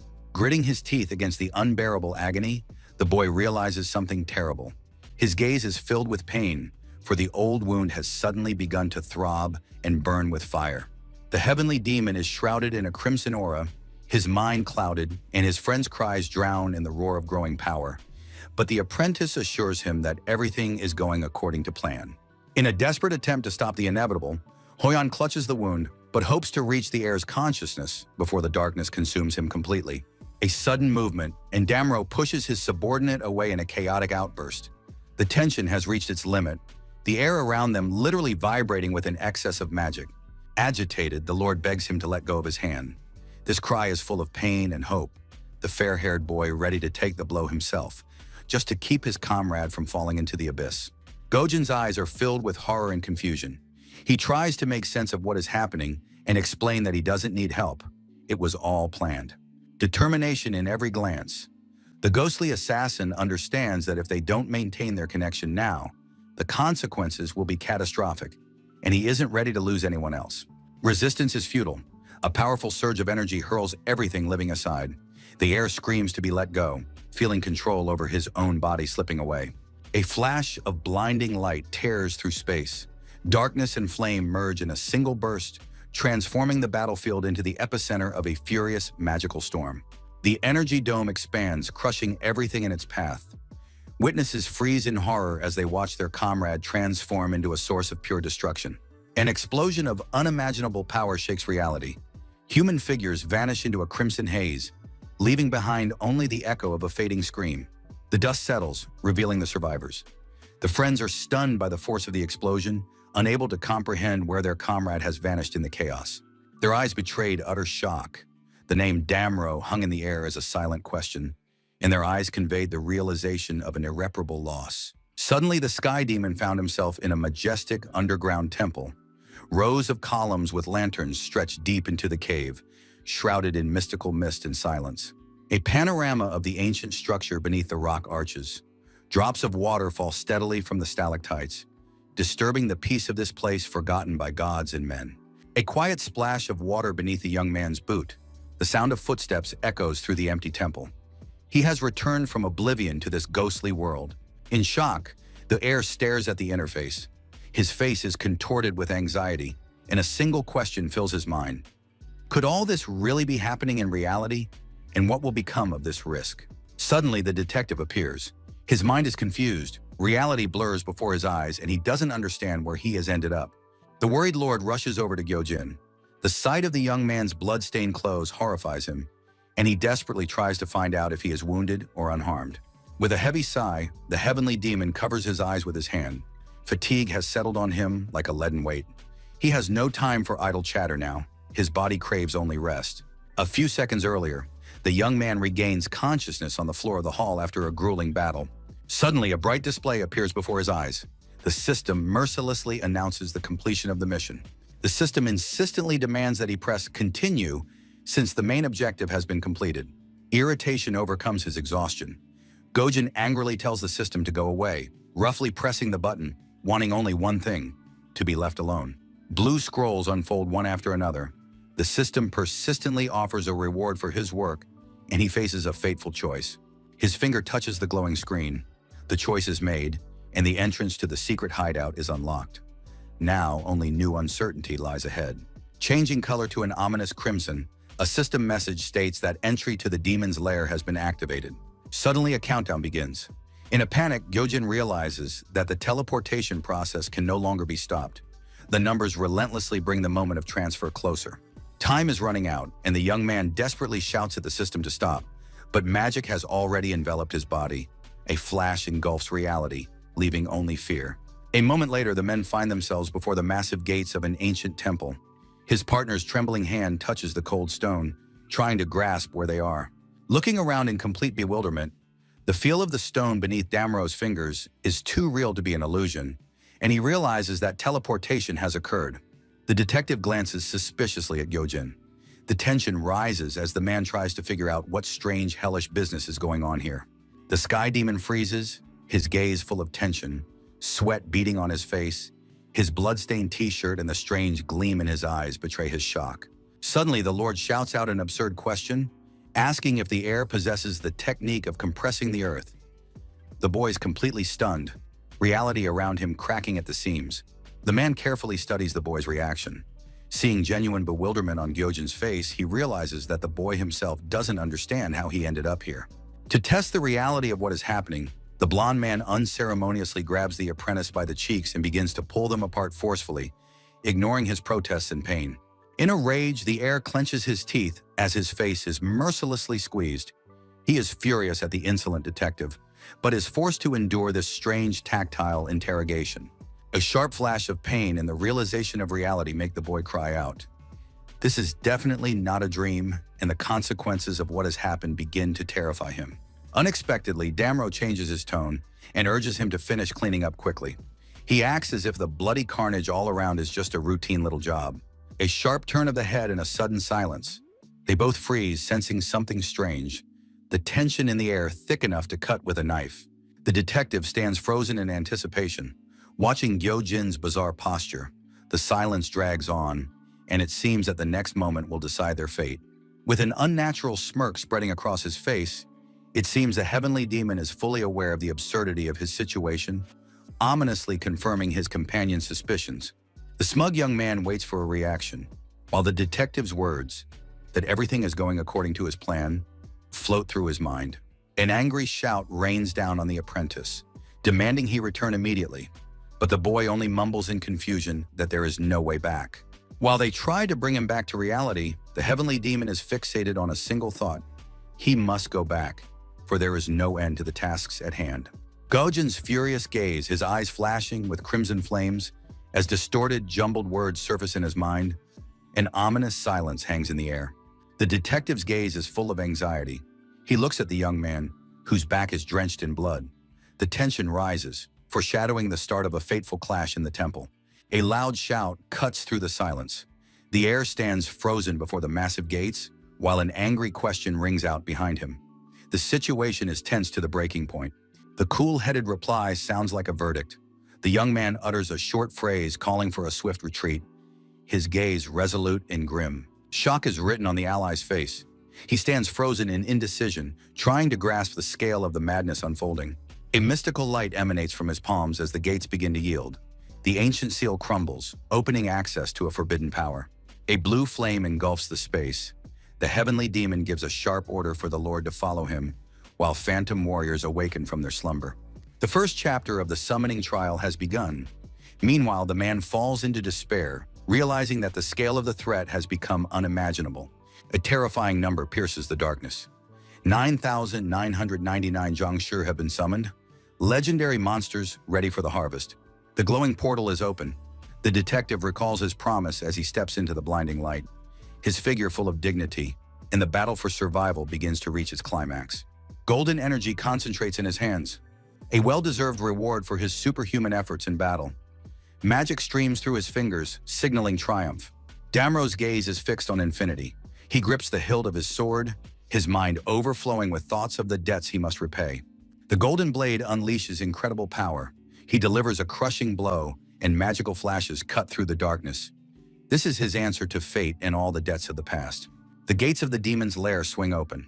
In the blinding blue light of ancient symbols, Gyoji prepares a new attack. His resolve is unshakable here. A sinister smile lights up the bloodstained young man's face. His anticipation of battle is terrifying, and he is ready to destroy anything that stands in his way. A frenzied whirlwind of attacks, wind blades slicing through the air as the monster, baring its teeth, lunges forward. Its fury obliterates everything in its path. Dozens of monsters rushed into battle the moment uninvited guests set foot on their territory. A fierce battle erupted. Blades clashed, sparks flew in all directions, warriors exchanged rapid blows, and the rumble of clashing weapons echoed across the battlefield. In the heat of battle, the Lord crushed everything in his path. His golden blade, radiating an unearthly glow, pierced the darkness, and everything froze in its light. The detective moved resolutely toward his goal, the glow of his blade illuminating his path, promising a swift victory. While the army of monsters, like an unstoppable torrent, surged toward the enemy, the leader of the phantom assassins, remaining in the shadows, watched the course of the battle intently. A powerful whirlwind, caused by an explosion of unknown force, swept across the battlefield.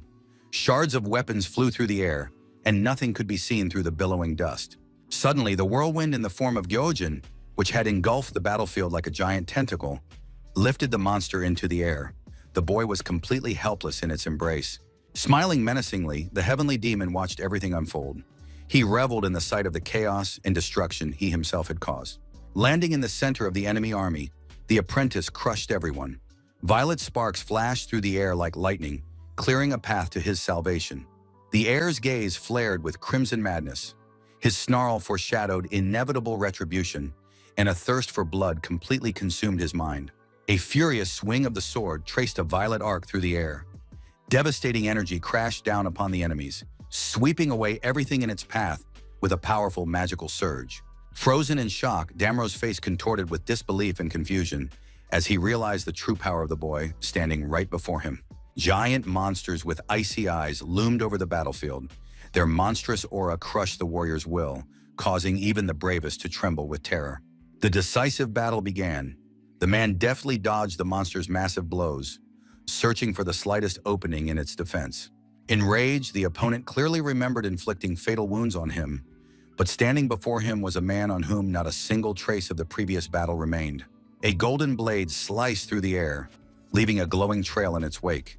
The man moved with incredible speed, crushing the ranks of his enemies. Glancing back at the bloody carnage, Geldon froze in shock. He couldn't believe his eyes, how a single man had managed to turn the battlefield into a graveyard in an instant. While his enemies choked on their screams, the young man remained ice-cold and calm. His gaze was empty, and his mind was already calculating the next move in this endless slaughter. A mad grin lit up the heavenly demon's face. He reveled in the chaos, and his movements grew ever wilder. It seemed as though death itself was guiding his blade in a dance. The battlefield was littered with the bodies of the fallen. The boy stood in the center of the destruction, towering over his defeated enemies, while silence slowly swallowed the echoes of the battle. Horror gripped the Lord. He realized the terrifying truth. Their opponent possessed abnormal regeneration. Every wound on his body was healing right before their eyes. A living nightmare. Even the severed body parts of the enemies continued to twitch.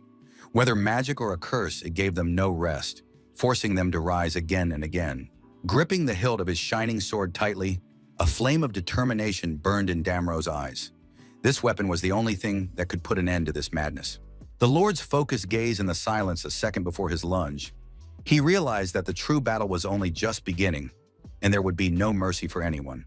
A moment later, the enemy caught up to the young man from behind, raising his blade to strike, but he didn't even turn around, feeling every movement of the cold metal against his skin. A sharp lunge and the blue blade pierces the attacker through and through. The sky demon acts on instinct, turning defense into a deadly counterattack. The heir's gaze grows cold and appraising. He notices that his opponents have begun to move faster, as if the battlefield itself is fueling them. The deadly dance continues. The boy dodges magical flashes, barely touching the ground, every movement precise and fearless. Gripping the violet sword tighter, Gyojin feels a dark energy coursing through his hands. This weapon is his last chance in the battle against the immortals. The enemy attacks ferociously, but his limb flies off to the side. The monster, with chilling blue eyes and a snarl, is ready to tear apart anyone who stands in his way. Magical energy flares up in a bright blaze. A powerful strike literally incinerates the space around them, leaving the enemy not a single chance of survival. A mad grin plays across the heir's face. Splattered with blood, with a burning red eye, he revels in the chaos of battle. A powerful explosion shakes the ground, sending pillars of dust skyward. He charges forward through the fire, sweeping away all life in his path with incredible force. In confusion, the man shields himself from the flying sand, but his movements seem slow. The air around him trembles with tension before the warriors clash. Wounds heal if they are not fatal. Finally, Damro realizes the terrible truth. Regeneration works, but it does not relieve the suffering brought by every blow. His consciousness is clouded by unbearable pain coursing through his nerves. The dark silhouette of the heavenly demon, bathed in poisonous green spatters of blood, looks terrifying. The legion of the undead freezes in shock. The ghostly warriors with empty, glowing eyes sense the overwhelming aura emanating from their opponent. The man's gaze is filled with icy terror and the acknowledgement of defeat as he looks death in the eye. 2 hours have passed. Battle-weary allies stand back to back amid the ruins. The fight is over, swords lowered, and the sky above them begins to clear. A system notification pops up before his eyes. The grand hunt for 9,999 Zhongshi is officially complete, marking the end of a long battle.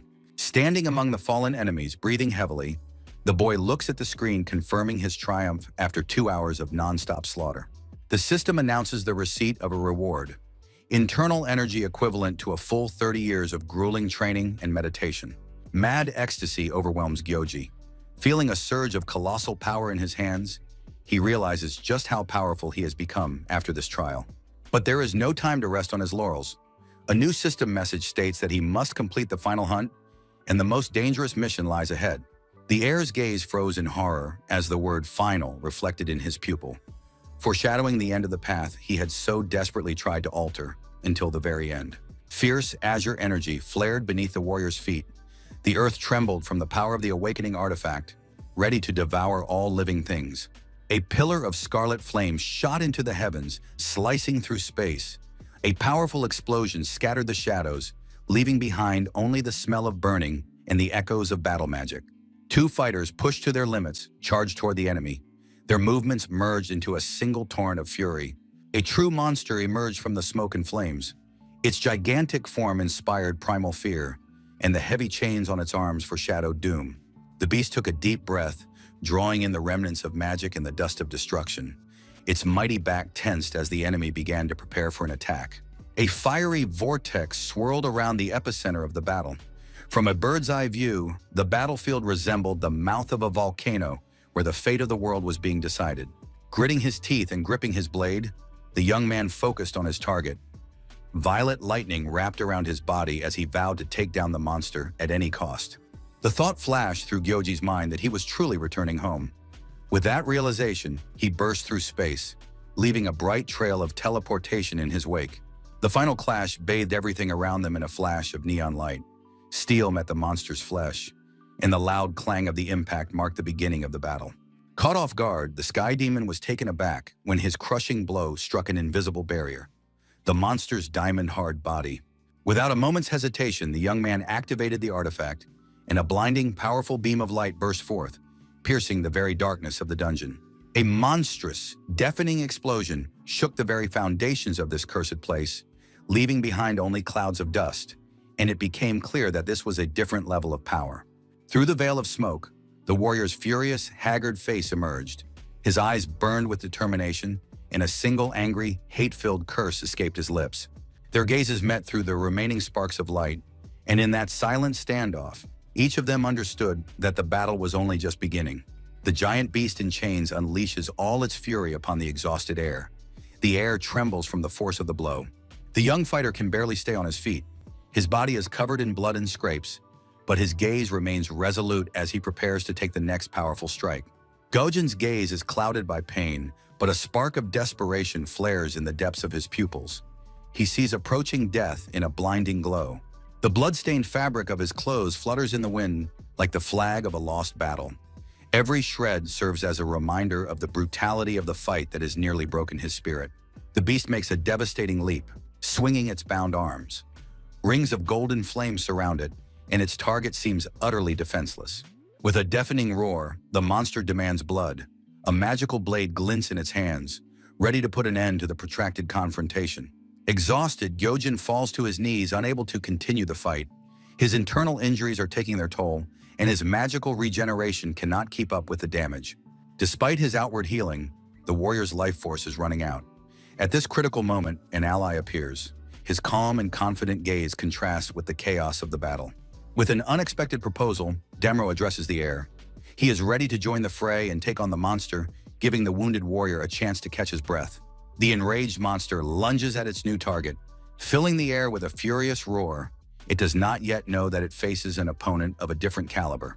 The fiery monster in chains lets out a deafening roar, looming over the two figures. The detective shields the wounded young man, who remains shockingly silent.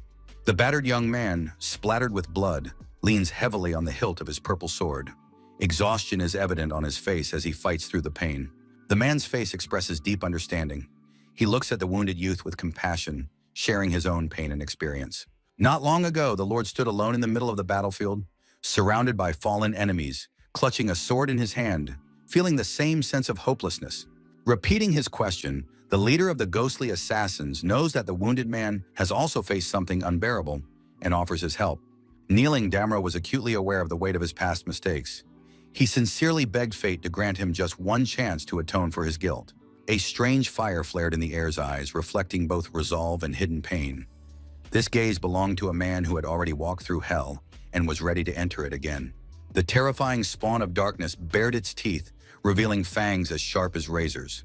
Searing flames burst from its maw, and its eyes thirsted only for blood and destruction. Despite the mortal danger, a defiant smirk appeared on the boy's face. He looked down at the detective as if the situation were nothing more than an amusing warm-up. Maintaining an icy composure, the Lord watched the scene intently, realizing that behind the boy's venomous words lay nothing but fear. Their gazes locked in a silent duel of wills. One expressed weariness and contempt, the other cold calculation. The calm before the storm became almost physically palpable. Falling helplessly onto the hot sand and telling his comrade to do as he pleased, it seemed that Gojin had finally given up, deciding to entrust his fate to someone else. The air around his hand trembled as golden energy flared. The ancient seal awoke, concentrating incredible power for a single precise strike.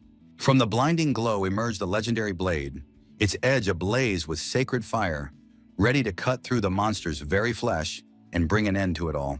Darting forward, Damro vowed to show the monster true strength, making a swift lunge as a golden trail of energy sliced through space in a powerful strike. The warrior's figure made a swift lunge. His sword blazed with golden fire, energy surging through his entire body, ready to tear any enemy apart. The enormous beast roared with fury, blood flooding its paw, and a primal thirst for vengeance burning in its eyes. The battle was only just beginning. Though the warrior looked calm, his gaze was fixed on the distance. He understood that this battle would be decisive, and his strength must be at its limit. Light and darkness clashed at the center of the battlefield. Every blow was accompanied by powerful explosions, shaking the ground and causing the air to vibrate with the force. The monster's eyes burned with hellfire. Golden chains of energy bound the beast, but it struggled with all its might. A heavy step leaves a mark on the scorching sand. The man moves forward confidently, despite the mud and blood on his clothes. A flash of furious light cuts through space. A precise and deadly strike catches up with the enemy, demonstrating the true power and technique of the shadow assassin. The enormous beast lets out a deafening scream, trying to overwhelm his opponent with his aura, but the man stands unshakable, preparing for the decisive strike.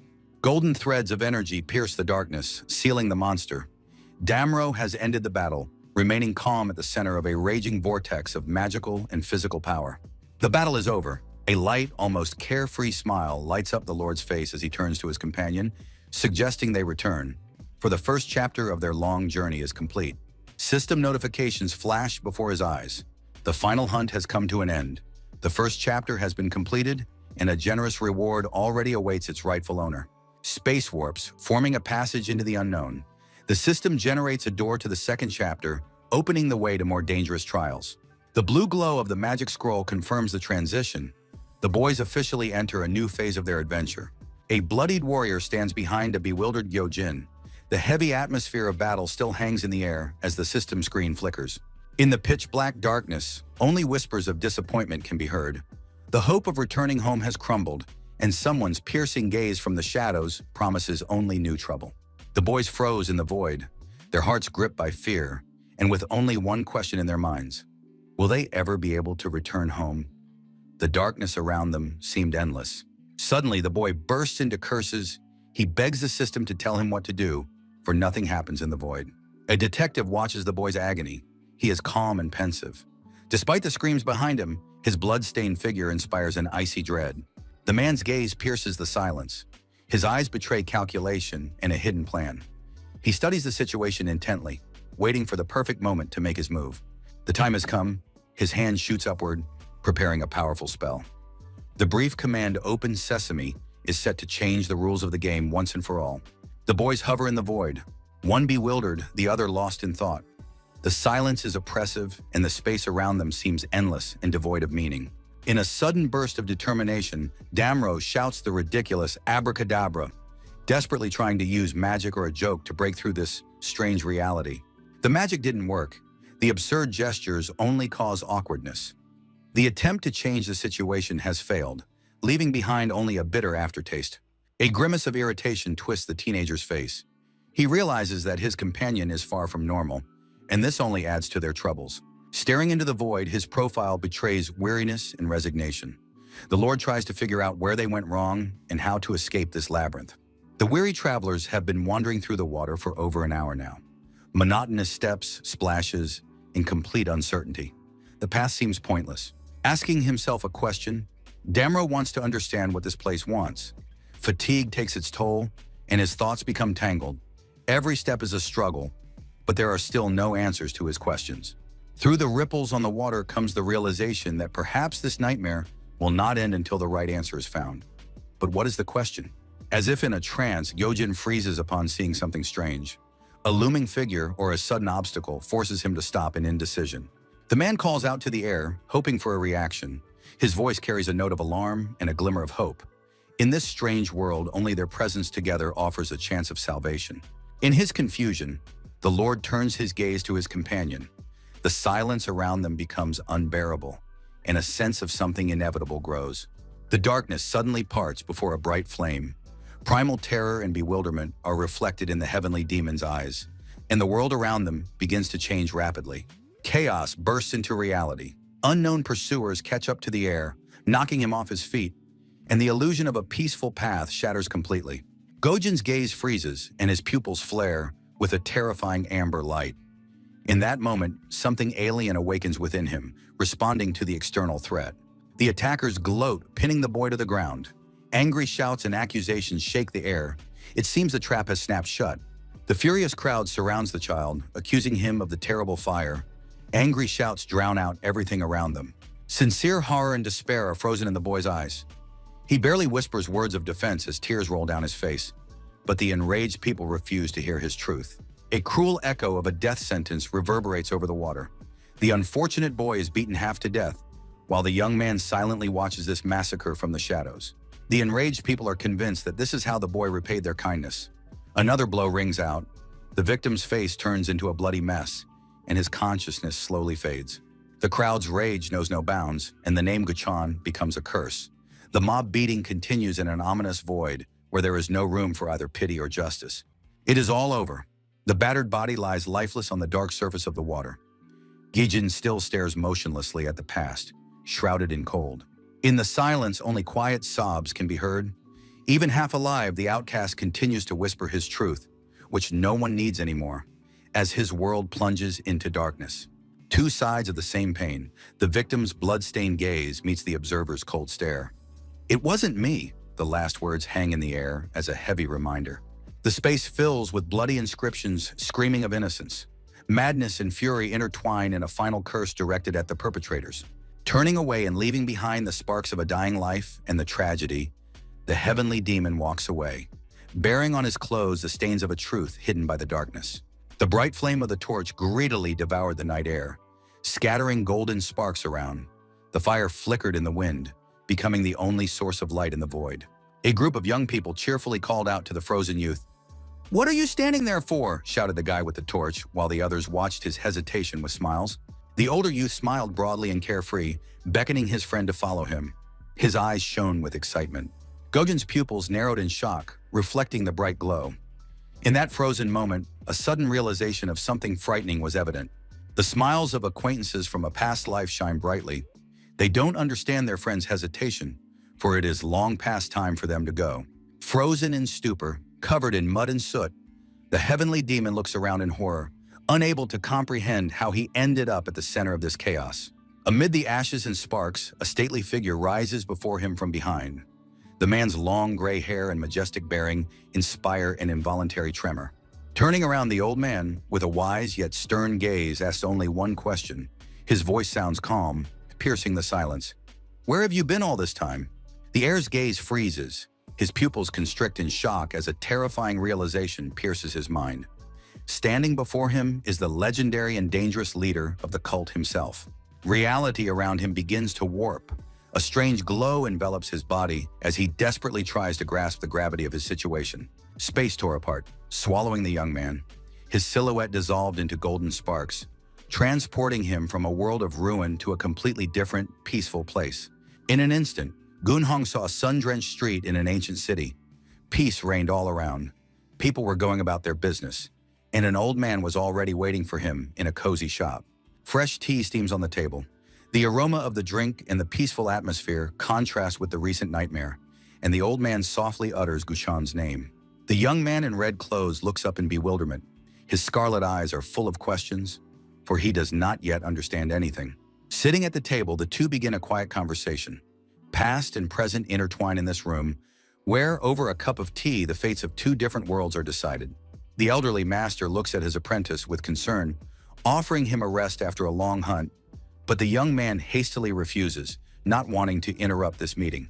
The face of the heavenly demon trembles in the reflection of the teacup. The cult leader gently insists on rest, showing a warmth unexpected for his status. Sunlight floods the terrace where the two converse over a leisurely tea.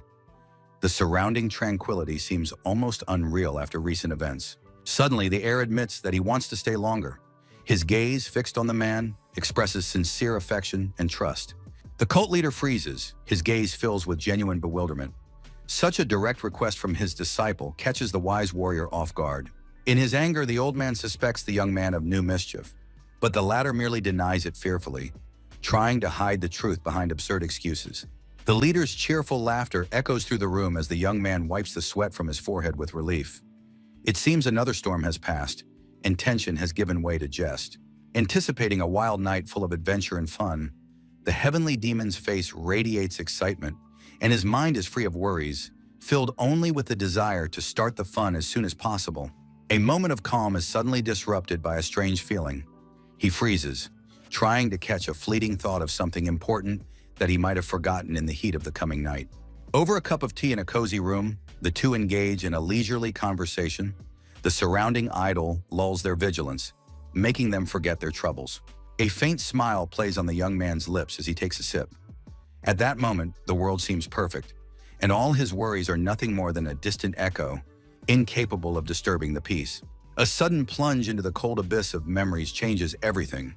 As his consciousness sinks into the dark waters of the past, he realizes he has forgotten something, but it doesn't matter. Gyojin's body slowly sinks into the depths as air bubbles swirl around him. He falls into the darkness of his own mind, realizing he has forgotten something important. In a dark ancient room, two men are engrossed in conversation, while a silent observer stands behind them. No one dares to disturb them. A mysterious silhouette in the dim light of the luxurious hall pronounces a harsh verdict. The enormous losses and serious consequences of the incident force a sudden awakening. The old man in the suit raises his hand, as if in a gesture of despair. The man before him is frightening, even though Gyojin and the Lord are gone. The man smiles eerily. His raised hand holding a cup draws the eye. He believes there are many advantages to this situation. A black silhouette with burning red eyes, the very embodiment of darkness, radiates an ominous energy that makes one freeze in terror. In his rage, the stranger uses a mysterious violet energy, squeezing the guard's throat. The guard's face is contorted with fear and bewilderment. The mysterious stranger is furious. They did not gather today to discuss the pros and cons, and besides, he is not sure that Damro and his apprentice have disappeared. The elder looks at his subordinate with doubt. He had never seen the seizing of the void before. It had seemed to him nothing more than a legend. The atmosphere in the hall grows tense. The leader demands confirmation of the words, unwilling to believe that anyone is capable of vanishing so completely into the shadows of the night. The tense silence drags on. The master's gaze pierces right through him, making the man tremble in the face of his master's inevitable wrath. Humbly, the old man from the special unit bows his head, assuring them of the report's truthfulness. He is ready to stake his good name on these facts. The enigmatic master, his eyes ablaze, listens intently. His icy calm is more terrifying than the open threats from the dark leaders. A sudden burst of power crashes down upon the witness. The powerful technique forces him to collapse to his knees, gasping for breath from the pain and the invisible pressure of Kai. Trying to comprehend the scale of what has happened, the poor man writhes on the floor, His opponent's disappearance now seems to him like something beyond the bounds of common sense. Cold sweat clouds his eyes. The reality of what is happening blurs with a nightmare, and the incident takes a truly bizarre and dangerous turn. Deciding to change the subject, the old man assigns a special unit to conduct surveillance. A far more important goal is now on the agenda: the legendary secret treasure of Chonam. The dark silhouette nods, accepting the challenge, and a discussion begins on the details of the plan, which is meant to shed light on the mysteries of the past and the battles to come. The cunning master with amber eyes smiles mockingly, proposing to start a game that could cost many their lives. Gazing at the endless sea of lights of the nighttime metropolis, a lone figure sits on the edge of a rooftop. The wind ruffles his scarf as the young man is lost in his dark thoughts. Turning away from the dazzling city, the man stares into the endless darkness of the night sky, his soul weighed down by memories and secrets of the past. A sudden voice breaks the silence. A mysterious figure in a cloak stands behind him, asking why he is giving in to despondency in such a secluded place. Turning around, a familiar, confident smirk appears on the young man's face. He recognizes the stranger, realizing that their meeting was only a matter of time. Suddenly, the stranger tosses an object to the young man. He catches it easily. His movements are swift. It's time to go. Someone important has been searching for him for a long time. With a sly smirk on his face, the pursuer draws his prey along behind him, hinting that a recent incident was a fatal mistake that changed everything. Shrouded in a mystical glow, the warrior makes an incredible leap. His silhouette freezes against the night sky, and his eyes betray unwavering resolve. From a bird's eye view, a panorama of the city aglow with lights unfolds. The man looks down, realizing the scale of the coming changes in this vast world. The young man's gaze grows cold and piercing. He vows that his tormentors will pay for everything, and his revenge will be quiet but extremely brutal. Rage fills the young man's heart. In the silence of the night, a sinister promise echoes to turn his enemies' lives into a living hell from which they will never escape. Meanwhile, in the bustling tavern, life is in full swing. Patrons are actively discussing the latest rumors, completely unaware of the storm approaching them. The revelry reaches its peak. The gang leader slams his cup down on the table, demanding the feast continue, confident in his complete impunity. Drunken shouts and laughter fill the room. The scoundrel urges the servants on, wanting to drown any doubts in wine, and an atmosphere of false triumph and chaos hangs in the air. Suddenly, the server's hand falters. His drunken face contorts in bewilderment. The wine has run out just as unexpectedly as their peace of mind will soon vanish. The enraged lackey notices his master's empty cup. He shouts harshly, accusing the servants of unacceptable negligence and demanding immediate action. In a rage, the man yells at the trembling servants, demanding more wine and food. He waves his hand, unwilling to listen to excuses, while the sect leader remains hungry. Pale with fear, a maid explains that porters from the neighboring town are supposed to bring food, but for some reason are delayed. While the porters are delayed, the hulking figure seated at the table clenches his fist. His patience is running out. Surrounded by an ominous blue aura, the Lord flies into a rage. He refuses to believe that the food and wine have run out. With a bow, a maid presents the guest with an exquisite vessel.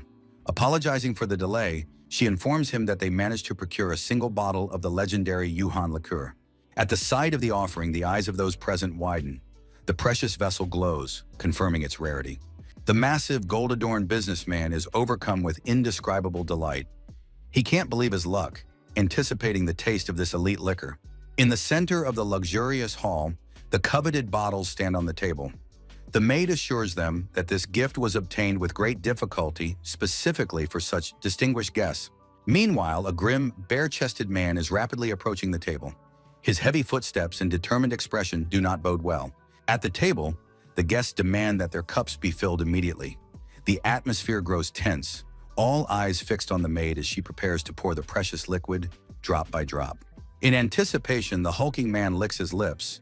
As the maid tilts the jug with trembling hands, he calls this moment a true treasure. Suddenly, a dark silhouette looms over the table.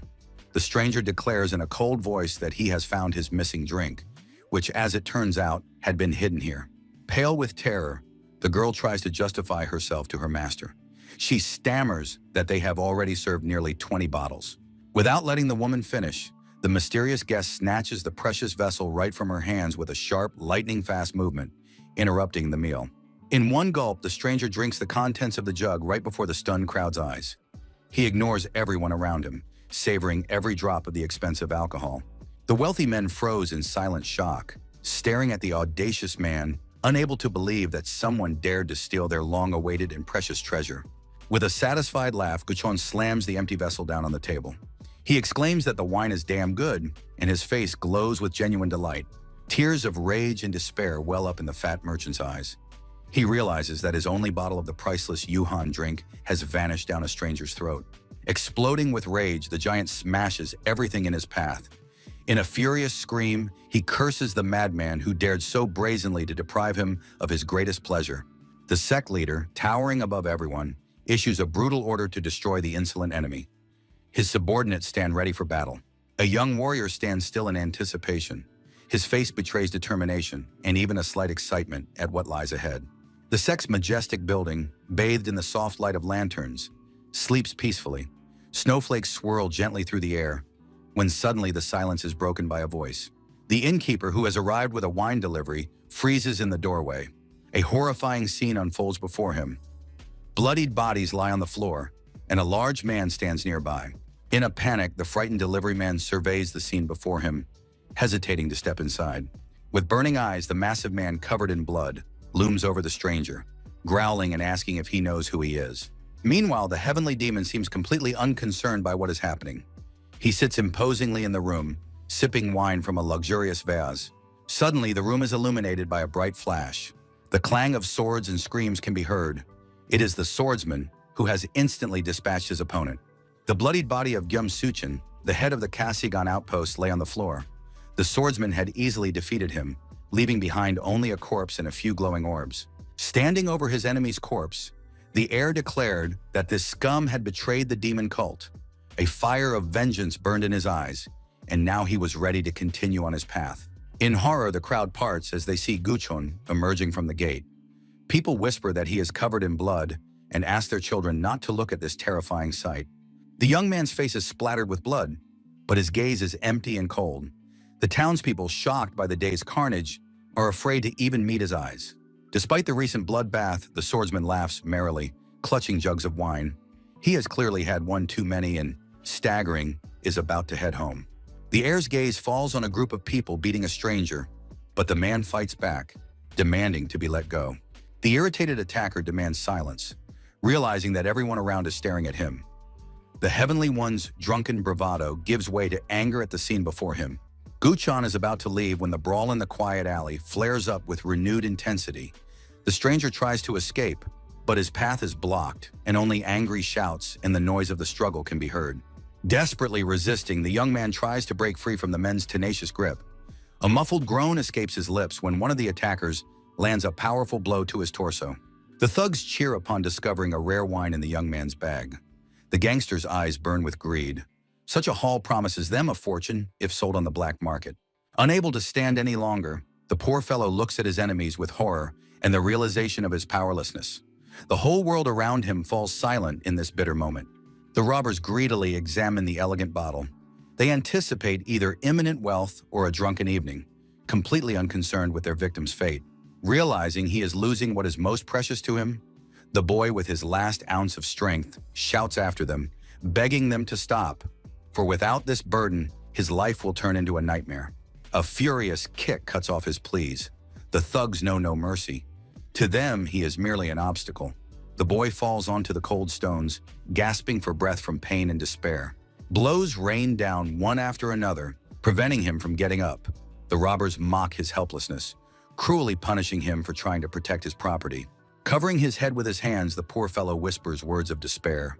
He knows that if he doesn't deliver this cargo on time, he's doomed. But his enemies have already taken everything. Mocking glances and contemptuous laughter. That is all they leave the young man with in the end. The scoundrels walk away, satisfied with their easy loot, leaving him to die in the mud. A sudden shadow falls over the bandits. A mysterious stranger appears behind them, his clothes soaked in blood, his gaze hidden in the shadows. While the thugs are distracted by the strange visitor, the beaten young man tries to crawl away. He breathes heavily, realizing that this moment is his only chance to survive. Frozen in shock, the thugs stare at the terrifying warrior. The blood on his body is clearly not his own, and his powerful torso speaks of incredible strength. The stranger calmly picks up the precious wine vessel from the ground. His voice sounds chilling and commanding, as he claims ownership of the object. In terror, one of the bandits' eyes widen. Sweat rolls down his face as he realizes who he has encountered. A single question fills his mind. Why has death come now? Holding out the painted vessel to the scoundrels, the heavenly demon's eye flashed in the darkness, and the quiet question, "Do you want it?" sounded like a death sentence. Trembling with terror, cold sweat trickled down the unlucky robber's face. He screamed in fear and hurried to apologize, begging only for this nightmare to end. In a panic, the robbers scattered, abandoning their belongings, while Guchong merely watched them indifferently, clenching a jug of wine in his hands, unable to comprehend the cause of their fear. Squatting down by the sack, the heir opened one of the vessels. The child, knocked to the ground, stammered that the goods were headed for that very inn nearby. Tilting his head back, the man greedily drank the wine straight from the bottle. His back was drenched in blood, and the accidental witness could only watch this gruesome scene in horror. With a satisfied sigh, he wiped his lips, but the witness froze. This drink was not meant for humans, and mortals were forbidden to drink it. A pile of blue vessels with gold patterns lay in the sack. The heir casually tossed one aside, causing those around him to hold their breath at the sharp sound of the movement. Finally, the heavenly demon ordered the child to say that he had personally delivered the wine to the man in red. Frightened, the boy merely nodded, not daring to argue. The shaken boy watched the warrior leave with a blank stare. A drop of sweat froze on his cheek, and the words about the dangerous wine delivery man echoed in his head. The blood-stained figure with the huge sack slowly vanished into the falling snow. The survivor could only whisper a quiet word of thanks after the departing figure. Suddenly, Guchen stopped and turned around. His gaze softened as he called out to the trembling youth. This voice no longer frightened him, but compelled him to listen. With irony, the man asked if there was even a drop of spirit left in him. His crimson eyes pierced right through him, while the boy merely asked back in confusion, not understanding where he was going with this. Looking at the dejected youth, the heavenly demon said he should fight for his life. His words about needing to at least try to do something hung in the frosty air. He should have called for help, bitten back, done anything. But the child's face reflected deep sorrow and the realization of his own weakness in the face of a cruel world. Finally, Gucheng warned him that if he remained passive, apathy would become a habit. Silence would consume him, turning his life into an endless acceptance of any injustice. At the end of the road, when his strength is running out, he realizes that defeat is becoming part of his very essence. Giving up now is not simply a choice, but a destructive habit. Like a madman, the boy froze in the shadow of his fears. The voice of fate sounded cold and merciless, compelling him to take that final step. Shouting for the young man to stop putting on a show, to get up and fight, this cry pierces the silence. Standing before him is one who tolerates no weakness and demands a struggle despite the body's unbearable pain. This sight inspires only awe. A harsh verdict is delivered. In the onlooker's eyes, there is no pity, only cold contempt for the one who dared to lower his hands. With a heavy sigh, the stranger turns away, leaving the teenager alone with his fate. "Well, do as you please," he says, walking off into the snowy distance without looking back. Words sting worse than a whip. After all, it is his life, and only he can decide whether to rot in this filth or try to rise. The choice is left to the weak. But what's the point? What will change if the boy decides to resist? He asks the void. There is no fire in his voice, only the ashes of hope and endless weariness. The question hangs in the frosty air. The boy can barely find the strength to look up, trying to grasp the magnitude of his own fall from grace. If the boy enters this battle, will his worthless and pitiful life become even a little better? This question marks the beginning of his long and agonizing rebirth. Guchan froze upon hearing this question, full of despair. A shadow of surprise flashed across his cold gaze. He hadn't expected to encounter such deep and honest pain. Born into poverty at the very bottom of this world, the young man looks at his trembling hands. He has never held a sword and has never known a mentor who could show him the way. How can a man, deprived of honor and knowledge, challenge fate? His voice trembled at the realization of his own worthlessness in the face of powerful masters of combat. Tears streamed down his face like a hailstorm, bearing his wounded soul. In this cry, centuries-old resentment, fear, and the last spark of hope mingled. The warrior's calls to battle sounded to him like a death sentence. He understood that for someone like him, any attempt at resistance would only hasten the end. Kneeling before the heir, the child begged him for an answer, for a glimmer of hope for a brighter future. The grim heavenly demon stood frozen in the pouring rain. His cold gaze and the drops of blood on his face spoke of the end of a brutal and grueling battle. Merciless words tore from his lips, putting an end to the young man's life. The icy verdict, simply die, sounded like the final curtain for the defeated fighter. The majestic ancient temple shone under the bright sun, its light flooding the intricate architecture and mountain peaks. The young man looked disheveled and pale. He could barely stand. Instead of the fervor of battle, his face was contorted by a grimace of intense nausea. A severe hangover proved more terrifying than any sword. The warrior's eyes were watering, and the look on his exhausted face confirmed that yesterday's celebration had clearly been a success. Memories of weeping and moans of despair surface. The boy, bowing low, takes his master's words too literally and trembles with sheer terror. He wants to live. On his knees, the poor wretch begs for mercy, but the stern master has ordered him to end his life right here and now. After waking, his foggy mind tries to figure out why this memory flashed before his eyes and triggered such a violent and strange reaction. Chaos breaks out in the courtyard. Perched on the servants' shoulders, the heavenly demon urges them on. They're moving too slowly, and the young man has a lot to do. With a book in his hands, the master massages his temples against a growing headache. He appeals to Guchan's conscience, begging him to leave his unfortunate older brothers alone. Suddenly, the young man displays incredible agility. He performs a series of acrobatic leaps, landing right in front of his stunned mentor. Wincing at the sharp smell of alcohol emanating from the air, the older man asks in bewilderment just how much alcohol was consumed during yesterday's binge. Slumped on the table and drooling, the young man lazily estimates the amount. Somewhere around 100 bottles of Yuhan liquor they drank the night before. A loud scream echoes across the courtyard. Dozens of students and the master himself are in shock. Such a dose seems unthinkable for a human being, and they call him a madman. Guchan doesn't even think to make excuses, peacefully falling asleep right on top of his books, asking if his older brother wasn't supposed to accompany the cult leader on an important errand today. Ignoring the man's nervousness, the heir mocks the fact that a loyal comrade in arms was ultimately kicked out, wounding his pride. Unwilling to forgive the insolence, the master flies into a rage, but the young man merely brushes it off, maintaining a cheerful and carefree mood.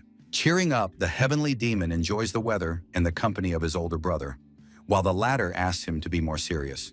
Suddenly, the heavy gates swing open, and a bright light floods the entrance, causing everyone to grow alert. A majestic figure appears in the doorway, and whispers spread that the head of the demon cult himself has arrived. The elder greets everyone gathered, while behind him, stern warriors in dark robes stand frozen in anticipation. Humbly, Guchan bows, stealing glances at the one who strikes fear into the hearts of all around. The cult leader strides confidently inside, followed by two self-assured men who do not lag a step behind.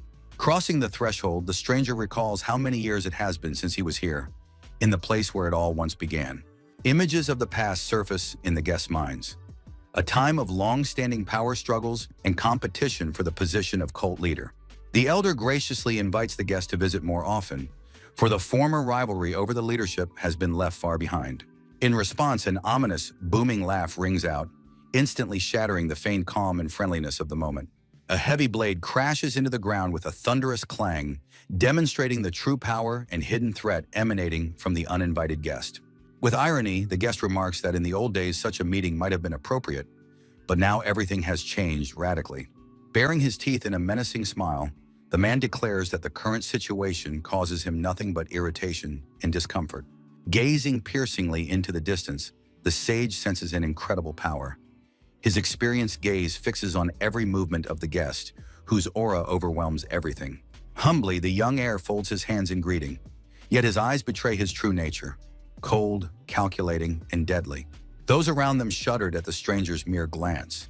The air grew heavy, and their instincts screamed of the danger emanating from the mysterious youth. Influential masters discuss the cult leader's prophecy. They realize that before them stands the very child the leader had warned them about. A man with a gray beard smiles contentedly, confirming his ally's suspicions. He sees in the boy a great power capable of changing the world. An ominous smirk lit up the guest's face. He licked his lips like a predator before the hunt, whispering that the youth was his true and long-awaited reflection. The host politely invites his old acquaintances to enter the abode.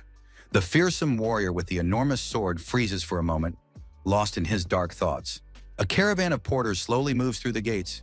Heavy crates weigh down on the workers' backs, while warriors vigilantly watch their every step along the way. A sudden shout made everyone turn around. One of the porters lost his balance, and the fragile cargo nearly touched the ground, causing panic among the crowd. Unable to stay on his feet, the boy collapsed, scattering the valuables. Precious vessels crashed onto the stones, and horror and shock froze in the poor boy's eyes. Enraged, the senior servant shouts at his subordinate, demanding an explanation. The culprit of the accident merely stammers fearfully that his legs suddenly gave way. The poor child is pinned to the ground by the weight of the box and the realization of his mistake. Fragments of the priceless gift lie scattered around him, and the murmur of the crowd portends disaster. Frozen in shock, staring at the shattered object, the boy realizes that a simple carelessness could cost him his life. The price of this mistake is high. An ominous shadow of the enraged master looms over the clumsy laborer. His eyes flash with fury, and his voice trembles with rage over the ruined gift intended for the cult leader. Dark energy literally oozes from the warrior looming over the porter. The terrified father begs for his son's mercy, tearfully repenting for his haste. Unwilling to hear excuses, the master grabs the grief-stricken servant by the throat. Screams pierce the silence, foreshadowing a brutal outcome. The cruel master cold-bloodedly strangles the man. As his victim breathes his last, terror flares in his bottomless eyes. The cold and merciless warrior looks down on the scene from above. His azure eyes radiate icy fury. Amid the estate's opulence, a guest's polite voice offers the cult leader the first seat, while the others stand frozen in indecision. Tears stream down the poor man's face and foam clings to his lips. In the final moments of his life, he gasps out what is to come. In panic and despair, the young man covers his mouth in horror. His eyes, wide with fear, beg for mercy, and a quiet plea for help escapes his lips. To the very end, the child hopes that a miracle will happen and his father will be saved from the clutches of death. Reflected in the boy's eyes is the silhouette of the villain raising his hand for the final blow. An ominous prophecy echoes from the darkness, promising that silence will become the norm for those who do nothing, warning that inaction leads to ruin. A rasp escapes the young man's throat as he, choking on tears, realizes the loss of what is most precious. His voice is gone. In a silent scream, the boy opens his mouth wide, tears of helplessness rolling down his cheeks, while the realization of his muteness suffocates him from within. Darkness swallows the last remnants of hope, leaving only desperate pleas drowning in the void. A powerful figure of a warrior flashes into his memory, towering over the broken boy and commanding him to fight. A growl full of hatred and pain bursts through his tightly clenched teeth. The child longs to utter even a single word, while hot tears burn his face. The boy's voice, pleading for mercy, merges into a single roar in the palace square. He bows down before the cruel lord, hoping for a shred of mercy. The young man, desperate to save his father, raises his sword and declares that he is ready to sacrifice himself. Facing the lord's indifferent face, the boy cries out in despair and supplication that he is to blame for everything. His tear-filled eyes meet a cold stare. Despair turns to agonizing grief. The young man bites his lip until it bleeds, stifling his sobs while large tears roll down his cheeks. The cruel adversary, unmoved by the pleas, smirks, raising a hand to his chin as he looks with contempt at the suffering child. Watching the boy crawling at his feet, the scoundrel mocks him. The villain merely dismisses the pleas for mercy with a dry remark. Losing patience, the opponent places his hand on the hilt of his sword. He tells the child to blame only his weak father, and the sound of the blade being drawn from its sheath foreshadows tragedy. As the master unsheathes his sword, his eyes blaze with a demonic fire, and a mad smile plays across his face. Frozen in terror, the boy watches as the opponent raises his sword to strike and realizes this is the end. With a maniacal cackle, the opponent raises his hand above the boy's head. "Goodbye," he says, savoring the moment of triumph as he grabs the unfortunate boy by the throat, preparing to kill him. A crimson trail of blood cuts through the air. The villain's hand flies aside, his face contorted with horror and confusion, while his captive falls to the ground.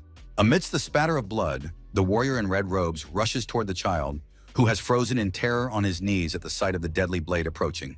The witnesses' faces are contorted with shock. The old man and the warriors watch the bloody massacre in astonishment, unable to believe the cruelty of what is happening.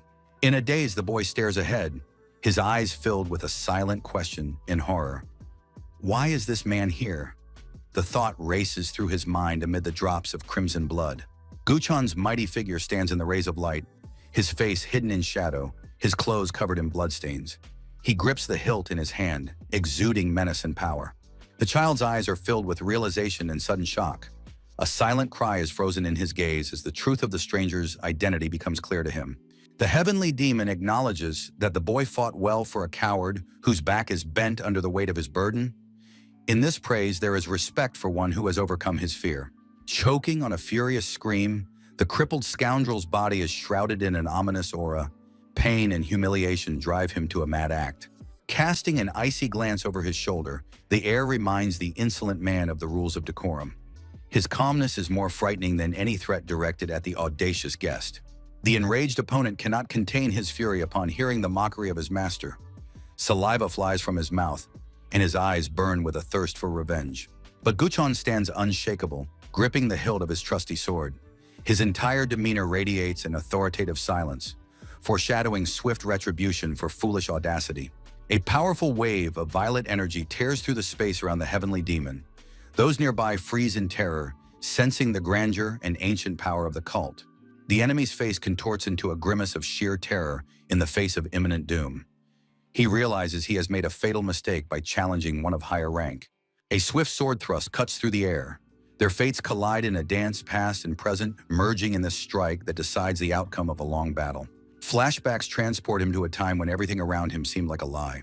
Amid snow-covered rooftops and the hustle and bustle, a story began that changed the world. Memories of the fall and the hardships of his former life surface in the young man's mind.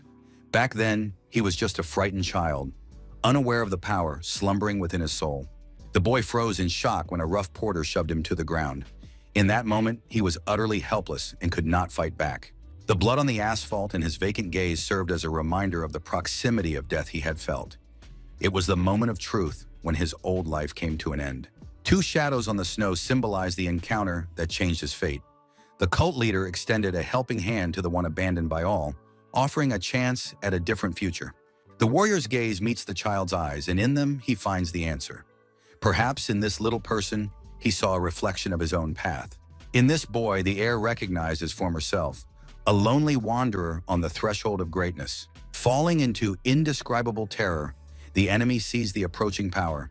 His face is contorted by a scream of despair as he realizes he has encountered a monster in the flesh. The sky is obscured by an endless rain of ghostly violet blades. The heavenly demon stands at the center of this storm, wielding thousands of swords. With icy composure, Guchong delivers a death sentence. His gaze is hidden by darkness, and his hand is focused with destructive energy, ready to end the enemy's life. Dozens of magical swords pierce the enemy's silhouette. A flash of fury and blood marks the end of the battle, where there is no room for pity for those who dared to challenge him. The final blow strikes its target, utterly crushing the will of the self-obsessed scoundrel. The ground beneath the warrior's feet is drenched in the blood of the fallen. Every step through this carnage serves as a reminder of the price of victory and that the path to vengeance is always paved with corpses. He sinks into his thoughts, feeling the weight of a long separation. His heart is gripped by a longing for the home he left behind for the sake of this endless war. Frightened, the cult leader and the second guest run toward the scene of the massacre. The heir realizes that this is not yet the end, that past ties still guide him through the darkness of events. Resolutely, the man casts aside the sweet illusions of a peaceful life. He turns his back on the ghosts of the past to continue his harsh path. His gaze meets the frightened eyes of a child. Guchon asks a harsh question about the meaning of the struggle, forcing him to realize that survival always demands sacrifices. The boy's voice, full of weariness, speaks to the young man. In eyes clouded by tears, the silhouette of a warrior is reflected. Covered in scrapes and dirt, the youth looks up, a weary smile on his face as he finally admits that he, too, is utterly exhausted from this flight. Suddenly, the world around them splits apart. Blinding lightning pierces the celestial temple, unleashing powerful sound waves. Lost in his own thoughts, the man turns at the roar. He draws his sword, his face contorted with rage, water bubbles swirling around him. Amid the chaos and destruction, the figure of an old man appears. He stands amidst the ruins, his eyes hidden in shadow, his face white as that of a faceless mannequin.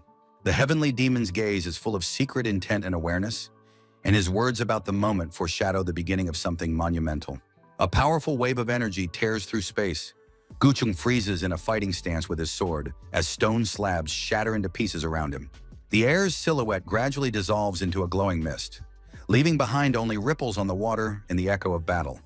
He vanishes, concluding this important stage of the journey. The magic scroll flares with azure flame. A system message announces the completion of the second chapter. This is the end of the trial and the transition to a new dangerous objective. On the roof of a skyscraper, amidst the gray concrete jungle, a secret operation begins, hidden from the eyes of the public. Agents in suits swiftly infiltrate the building. While one runs down the corridor, others lie in wait in the shadows, biding their time for the right moment to strike. The team of operatives has taken up positions in the ventilation shafts. A clear report comes over the radio stating that Building A of the Dark Division has been captured and the infiltration was successful. Moving quickly through the utility floors, Hoyun is focused and ready for any resistance. Through a narrow utility opening, the operatives keep watch. A report comes in that Building B of the Dark Division is also under the control of the Phantom Assassins. Touching his earpiece, the team leader confirms that Building C has been breached. The infiltration is complete, all units are in position, and the trap for the enemy has snapped shut. During the covert operation, the rookies are nervous, but the guy orders them to keep quiet, while his partner apologizes fearfully for his loud voice in the danger zone. The young agents doubt whether they can handle such a large-scale mission. They have little experience using the treasures, and the risk of failure is too high. Explaining that there is no choice due to a shortage of personnel, the commander urges them to view this mission as a baptism by fire and to immediately press forward. Listening to the scolding, Soo-yun tries to stifle a loud laugh.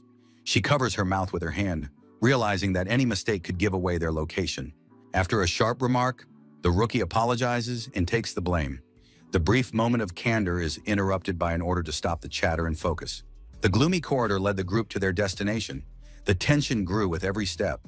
The squad leader, who was walking in front, turned to his companions and quietly announced that they had arrived.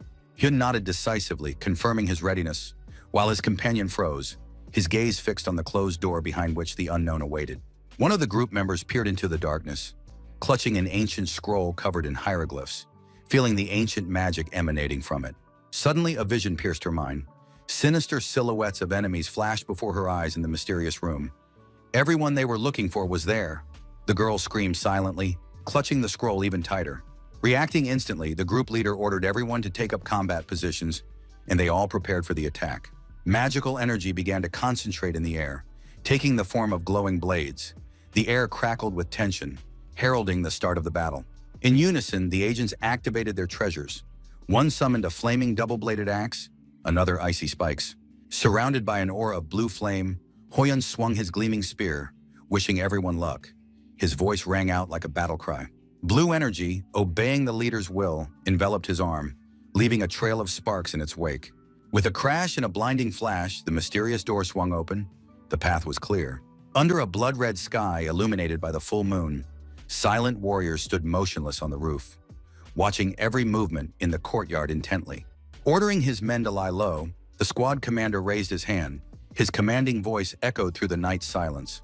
The view from above revealed a panoramic vista of a luxurious traditional garden with a pond and bridges. The silence of this place was deceptive, for assassins were already lurking in the shadows. The face of the attacker's leader was hidden by a dark mask. Only his cold, piercing eyes were visible, and his gaze revealed a determination to see this through to the end. With contempt, the mysterious man thought that the leader of the Cheonim sect would once again become an obstacle. This incompetent fool had once again stood in his way. Tension hung in the air. Time was running out, and the boss announced a change of plan. The time for negotiations had expired, and the death sentence must be carried out today.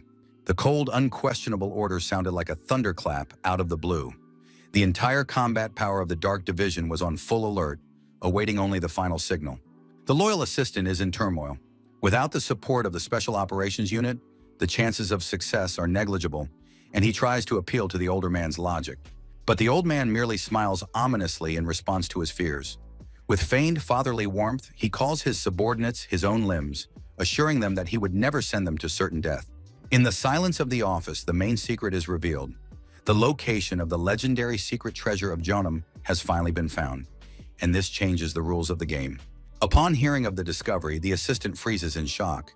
Can this be true? One reads in his eyes.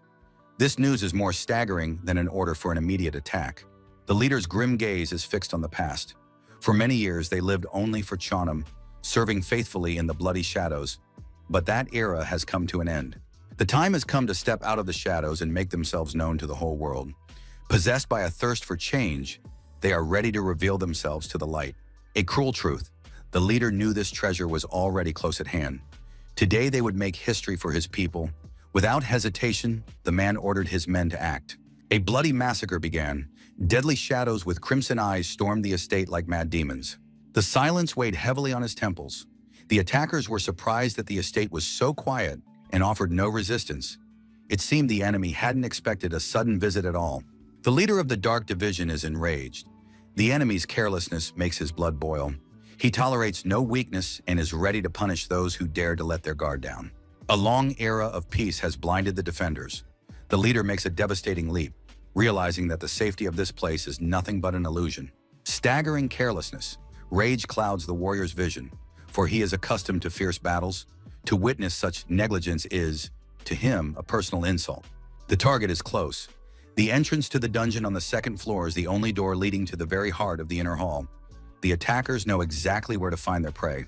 The spy burst into the estate, dreaming of only one thing: to get his hands on the legendary treasure hidden behind those doors. A loud explosion shattered the silence as a powerful trap went off right in front of the uninvited guest, blinding him with a bright flash. Thrown backward by the shockwave, the man realized in horror that they had been expected. This was not just security, but a premeditated ambush. A new opponent descended upon him from above. An experienced defender in blue robes attacked with lightning speed, giving him not a second to catch his breath. The swords clashed with a ringing sound, striking sparks. The spy barely managed to parry the blows, wondering how the enemies had learned of their secret plan. The enemy's massive blades sliced through the air, forcing the thief to retreat to the foot of the temple beneath the blood-red sky of the coming battle. The commander's thunderous order rang out over the estate. Everyone take their positions. The trap for the uninvited guests had finally snapped shut. Hiding his face behind a mask, the spy frantically tried to figure out who could have betrayed them and leaked information about the attack to this powerful family. His comrades fell one after another. Wounded fighters stained the ground with their blood under the onslaught of superior forces. Surrounded by enemies, the leader of the raiders looked at his fallen comrades, realizing that today their mission had turned into a bloody massacre. The trap had snapped shut. The man looked around in horror. His men were surrounded by a tight ring of enemies, and their hope of success was fading with every passing second. A man stepped out of the shadows. A majestic figure in light-colored robes illuminated the courtyard, and his voice rang out like a verdict that their plan had failed. Before them stood the head of security, surrounded by his loyal aides. His authority and power crushed the attacker's will. With a furious shout, the commander announced at the top of his lungs that the Dark Division had been exposed and demanded immediate surrender, leaving the spies no choice. The order to surrender immediately echoed across the estate. The defender's gaze burned with righteous fury, and his presence promised swift retribution. The surviving spies stood back to back, swords drawn, trapped under the crosshairs of dozens of the guards' blades. In the sky above the Chanam sect, crimson chaos erupted. The elder demanded answers from the traitors, while a mysterious figure hovered on a ghostly horse in the clouds. The rider on a jet-black steed with a fiery mane gazed curiously at the commotion below, wondering if the old man was indeed the leader of the great sect. Anticipating the start of the show, and noting that all the characters were present, the young man prepared to dramatically interrupt the gathering. Leaving his ghostly horse in the heavens, he plunged rapidly downward. With an ironic exclamation, the stranger lands, shattering the courtyard's paving stones. The powerful impact causes everyone to shudder at such force. The dust has not yet settled, and the masked warriors have already frozen in terror. Before them stands the one whose presence inspires primal fear and shatters all plans. The young man casually exhales smoke, displaying complete calm amidst a ring of enemies. His gaze is cold, and his face betrays only boredom at the weakness of his opponents. At the meeting, the leader had warned that a special ally would come to their aid. This wild card was meant to fill the void left by the absence of the Special Operations Unit. The bodies of the fallen lay everywhere, and those who remained alive realized that this was exactly the monster their leader had warned them about. Descending to the ground, the young man sniffed the strange scent of burning. He noticed that the smell of charred wood was much stronger down below than it had been in the lofty heights. Chief Chanam is in shock. The sect's elite had been defeated in the blink of an eye, and he cannot hide his fear and sweat. The young man folds his hands in a gesture of feigned respect, mockingly asking if he was supposed to do it exactly like that. His smirk leaves no doubt as to his intentions. Golden eyes gleam predatory as the guest calls the leader's name. There is not a shred of respect in his voice, only cold interest in the one standing before him. His expression shifting, Chang Chong realizes the stranger is from the sacred Fire Blood group, and he is only glad to recognize him, promising that now everything will end as quickly as possible. The young man's gaze becomes frighteningly serious as he gets down to business. Leaning closer, he asks a short but fateful question. In horror, the sect leader realizes that the secret information about the Azure Pill of Depth has fallen into the wrong hands. The realization of a fatal mistake is written in his eyes. The terrified loyal assistant begins a sentence full of anxiety and hope for salvation. She does not yet know that these words will be her last. A sudden death cuts her off mid-sentence. A merciless blow strikes the girl instantly, turning hope into a bloody nightmare. Splatters of blood obscure her vision. In this chaos and fury, the enemy leaves no chance of salvation, methodically destroying everyone. With mockery, the killer asks her to repeat her dying words. His icy calm against the backdrop of a mountain of corpses underscores the gulf in power between him and the fallen sect. All around are only mutilated bodies and the moans of the dying. The last survivors in agony beg for help, but in this blood-soaked courtyard, only death herself hears them. The sect leader's hands tremble with uncontrollable fear. He, accustomed to commanding thousands, now feels helpless. An inner voice is consuming Myung-woon from within. Is he truly so pitiful? The weight of guilt for his fallen comrades presses down harder than the enemy's aura. Standing amidst the ruins of his former glory, the man who was meant to be a shield for his people is now merely a silent witness to their collective demise. A final thought pierces his mind. How can a leader not be ashamed to remain alive? The unanswered question hangs in the air as he looks at the corpses of those he once led. The sect leader's trembling hand grips the hilt of his sword with all his might. Fear paralyzes him, while his son behind him presses himself against his mother in terror. Stepping over the corpses of his comrades, the scoundrel falsely promises safety. For the enemy protects Cheonim, he declares, hiding his treachery behind a mask of a smile. Suddenly, the sword in Chang Chong's hand flares with a golden glow. He carried the will of his predecessors, his words full of determination to carry out the cruel sentence. Swearing that he would destroy all threats, the young man merely looked on skeptically, smirking as he watched the other tremble with fear, calling himself the leader. In a fit of desperate rage, the cult leader lunges into the attack, vowing that he will definitely destroy them, swinging his sword in a mad attempt to defend what remains of his honor. Smiling coldly, the villain decides to personally clear the area. He utters a brief "fine," foreshadowing imminent retribution against everyone. The mad swordsman mows down the guards. He declares that he will kill everyone to find his target on his own, without relying on the help of his servants. The enraged fighter charges forward with a shout, directing all his fury at the royal guard, hoping to end this protracted battle in an instant. Blades clash in a furious dance of death. The warrior strives to fulfill his master's will, sparing no effort and paying no heed to his severe wounds. The air shudders from the force of the crossing blows. Sharp blades slice through the air, leaving only bright flashes and the hollow clang of steel. The defender stares in horror at the shard of his sword. He cannot believe that his weapon was destroyed with a single blow. The mysterious warrior delivers the final blow. While his opponent is still in shock from the defeat, the stranger dryly asks the identity of the man whose life is fading away. In a panic, Chang Chong gives an order to the master of the magical array. He senses the situation spiraling out of control and demands immediate intervention. The ancient yin-yang formation beneath the warrior's feet begins to glow. Immense energy concentrates at a single point, separating the combatants with a brilliant barrier of pure power. A powerful pillar of golden light pierces the crimson sky.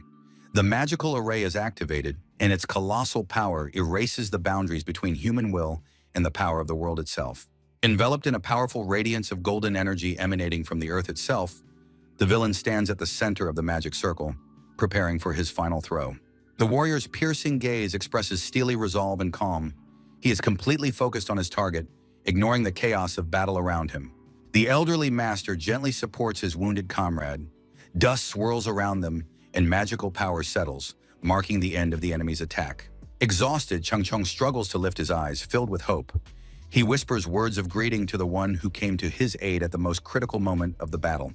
The stunned man cannot hold back a sigh as he realizes the magnitude of the power before him. His hand involuntarily reaches for his face, and a silent cry of astonishment freezes in his throat. A sudden, deafening sneeze shatters the air, raising clouds of dust and causing the walls of the ancient temple to tremble. Eyewitnesses freeze in silent stupor. their faces contorted by a mixture of fear and deep bewilderment at just how destructive a simple sound can be. With a defiant smirk, a stately foreigner in aviator sunglasses appears, his confident posture and modern appearance starkly contrasting with the austerity of the place. The captain cheerfully says "Konnichiwa," greeting and winking at those present. This strange American is clearly unafraid of the wrath of the powerful masters of the ancient sect. The elders of Chonin have gathered around a massive table to discuss the critical situation that has jeopardized the very future of their order.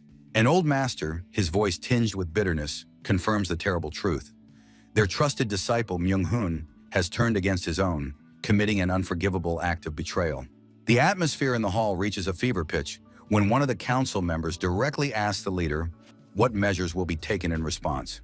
All eyes are on the sect leader, who maintains a menacing silence as shadows gather in the corners of the room, foreshadowing an inevitable storm and retribution. Patience snaps, and a heavy hand slams down on the table with a crash. Chung Chong has no intention of tolerating foolish questions when the clan's honor has been defiled. The harsh verdict rings out like the strike of a sword. For treason, only immediate execution is to be expected. In this matter, there is no room for mercy or doubt. The elder delivers alarming news. Myung-hun may have joined forces with the Sacred Fireblood Gang, a band of vile criminals who trade in human lives. Rumors have reached them that the gang recently changed leaders, and their former head has vanished without a trace. Contact with him has been lost, which only adds to the grim uncertainty. Enough, the sect leader cuts him off sharply, waving his hand. He has no concern for reshuffles and other gangs right now, for something far more important is at stake. The master's face contorts into a furious snarl. He is obsessed with a single thought. The traitor must face the harshest punishment. One of those present remarks that if the Alliance launches an investigation, all the internal conflicts and secret sins of the Dark Division will come to light. The enraged leader slams his fist down on the table with force. The loud thud echoes through the hall, making the wood creak and causing those present to flinch. In a fit of desperation, the man breaks into a scream, his face contorted with pleading and fear, desperately trying to stop the madness before the situation becomes fatal. Shanshan openly accuses the elder of greed, claiming the Dark Division's system was created solely to satisfy his bottomless greed. Warning of impending bloodshed, the leader insists that only the Alliance's intervention can save their people and minimize casualties. Tension in the room reaches a peak. One of the elders, in a cold tone, urges the leader to calm down, attempting to quell the growing rebellion with his authority. The elder takes a sip of tea. Maintaining an icy composure, he acknowledges the logic of the leader's words, but his gaze betrays a threat and a complete lack of sympathy. Taking the floor, the old man agrees to the Alliance's help. He cannot deny the correctness of the leader's decision. At the same time, the man places all responsibility for any potential damage on the leader, driving him into a dead end. Frozen in shock at what he has heard, the realization of the enemy's treacherous plan paralyzes him. Chung Chong understands that his honesty has turned against him in this game. The elder's voice echoes through the hall as he utters the final, terrifying truth. That Chonin, whom the leader cares for, has long since meant nothing to them. Overwhelmed by the elder's betrayal, the clan leader realizes that he has been defending nothing more than a shadow of former glory. A bloody drama has unfolded in the square before the palace. The bodies of fallen enemies litter the stones, and among the rubble stand those who changed the course of this battle. Suddenly, the gloomy silence is broken by a flippant greeting from the captain of the Shadow Assassins. His broad smile and gesture of peace stand in stark contrast to the recent carnage all around. His assistant hurriedly whispers something in her boss's ear. Judging by her serious expression, their dramatic appearance in this place was not entirely planned. The man instantly changes tactics and lavishes praise on the local cuisine. He is delighted with the Korean dishes, trying to win over those present with his chatter. Realizing he had come to the wrong country, the mysterious blonde man in glasses stood with a cheeky smirk, checking his connection, preparing for a dramatic entrance in front of his new friends. The people are in shock. Before them lies the Alliance's legendary technology, a device for instant translation that boggles the imagination of those accustomed only to ancient techniques. The assistant whispers instructions into the captain's ear again, while he maintains an impassive expression. Lowering his glasses, the man introduces himself as Kan Po, captain of the American branch of the Shadow Assassins. His manners seem strange, but behind his smile lies power. With a sweeping gesture and the phrase, "Pleased to meet you," the captain extends his hand. His informal manner of communication clearly leaves the masters at a loss. An awkward handshake takes place. The leader of the Chonin sect looks completely bewildered, unsure how to react to the guest's overly familiar behavior. The captain orders his men to escort the friends inside.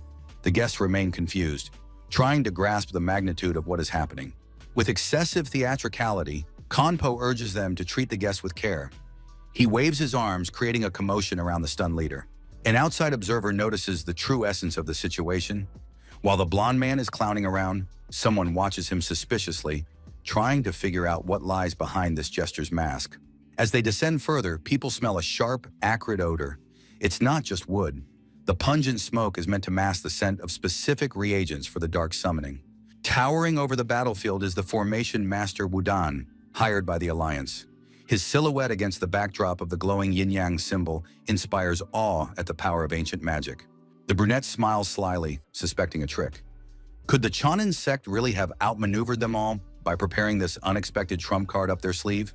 A bloody massacre has turned the temple courtyard into a graveyard. Amidst the corpses and chaos, an event unfolds that no one could have predicted at the start of this visit. Coldly surveying the fallen warriors through his glasses, the death of his allies leaves him unmoved. For Kongpo is certain that, strategically speaking, nothing has changed. Who is this mysterious captain of the American assassins really?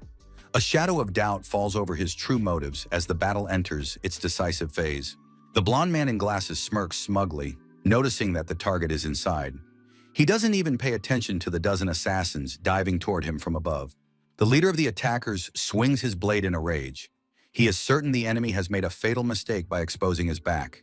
In a split second, the blonde man's expression changes, a chilling smile and a commanding gesture of his hand. He utters a short, "Enough," and the air around him begins to vibrate. The attackers suddenly freeze in midair. An invisible force binds their movements, turning the fearsome warriors into helpless puppets. The assassin freezes, realizing he has fallen into a trap. He stands at full height, unable to move even a finger, all his combat experience useless against this magic. The ground beneath his feet flares with blue flame. Ghostly threads stretch out of the void, digging themselves firmly into the victim's body. Hundreds of glowing hands appear out of nowhere, clinging to the killer's face and throat. He tries to scream, but the ghostly grip is too strong. Consciousness fades and the oxygen in his lungs runs out. Before his eyes is only the cold light of alien energy. He cannot breathe. That is all he can think about. The victim plunges into an abyss shrouded in a mystical glow. His final cry for help is drowned out by silence as the blue hands relentlessly pull his soul into the dark void. Phantom limbs weave themselves into a terrifying cocoon, finally engulfing the warrior. Above him lies only darkness and the cold gaze of the one he so rashly decided to attack. The mystical web of hands tightens, transforming into a continuous stream of energy. Space warps, finally isolating the victim from reality. The leader falls to his knees, clutching his throat. A cough rips through his chest and reality blurs. He cannot comprehend how the great master became such a pitiful prey. A single word shattered their will. The assassin gazes at the blonde man's triumphant face through a veil of tears and sweat. The difference in their strength proved fatal. The other fighters are defeated as well. The courtyard is littered with the bodies of those who, just a minute ago, thirsted for blood. A sense of helplessness paralyzes the elite squad. A final desperate cry gets stuck in his throat. A ghostly hand covers his face, plunging his mind into darkness. A self-assured blonde man in glasses whistles a tune. He feels in complete control of the situation. Those around him freeze in horror, realizing the monstrous gap in strength. The mysterious opponent is on a completely different level, beyond the reach of mere mortals. Trying to hide his nervousness behind a defiant smile, Kongpo compliments the enemy's eyes, hoping to diffuse the tension. A dark-haired youth with a terrifying grin appears before the captain. His icy composure and talisman earrings instill a primal fear in his opponent. The air shudders from a sudden burst of dark energy. Immense power tears through space, forcing the blonde man to realize the fatality of his mistake. The insolent man is stunned. His confidence vanishes in an instant when he sees the consequences of the attack. Reality warping under the pressure of the boy's will. A violet mist envelops the defeated allies. The blonde man realizes the games are over. He is now alone against a monster that knows no mercy in battle. An invisible grip tightens around Kongpo's throat.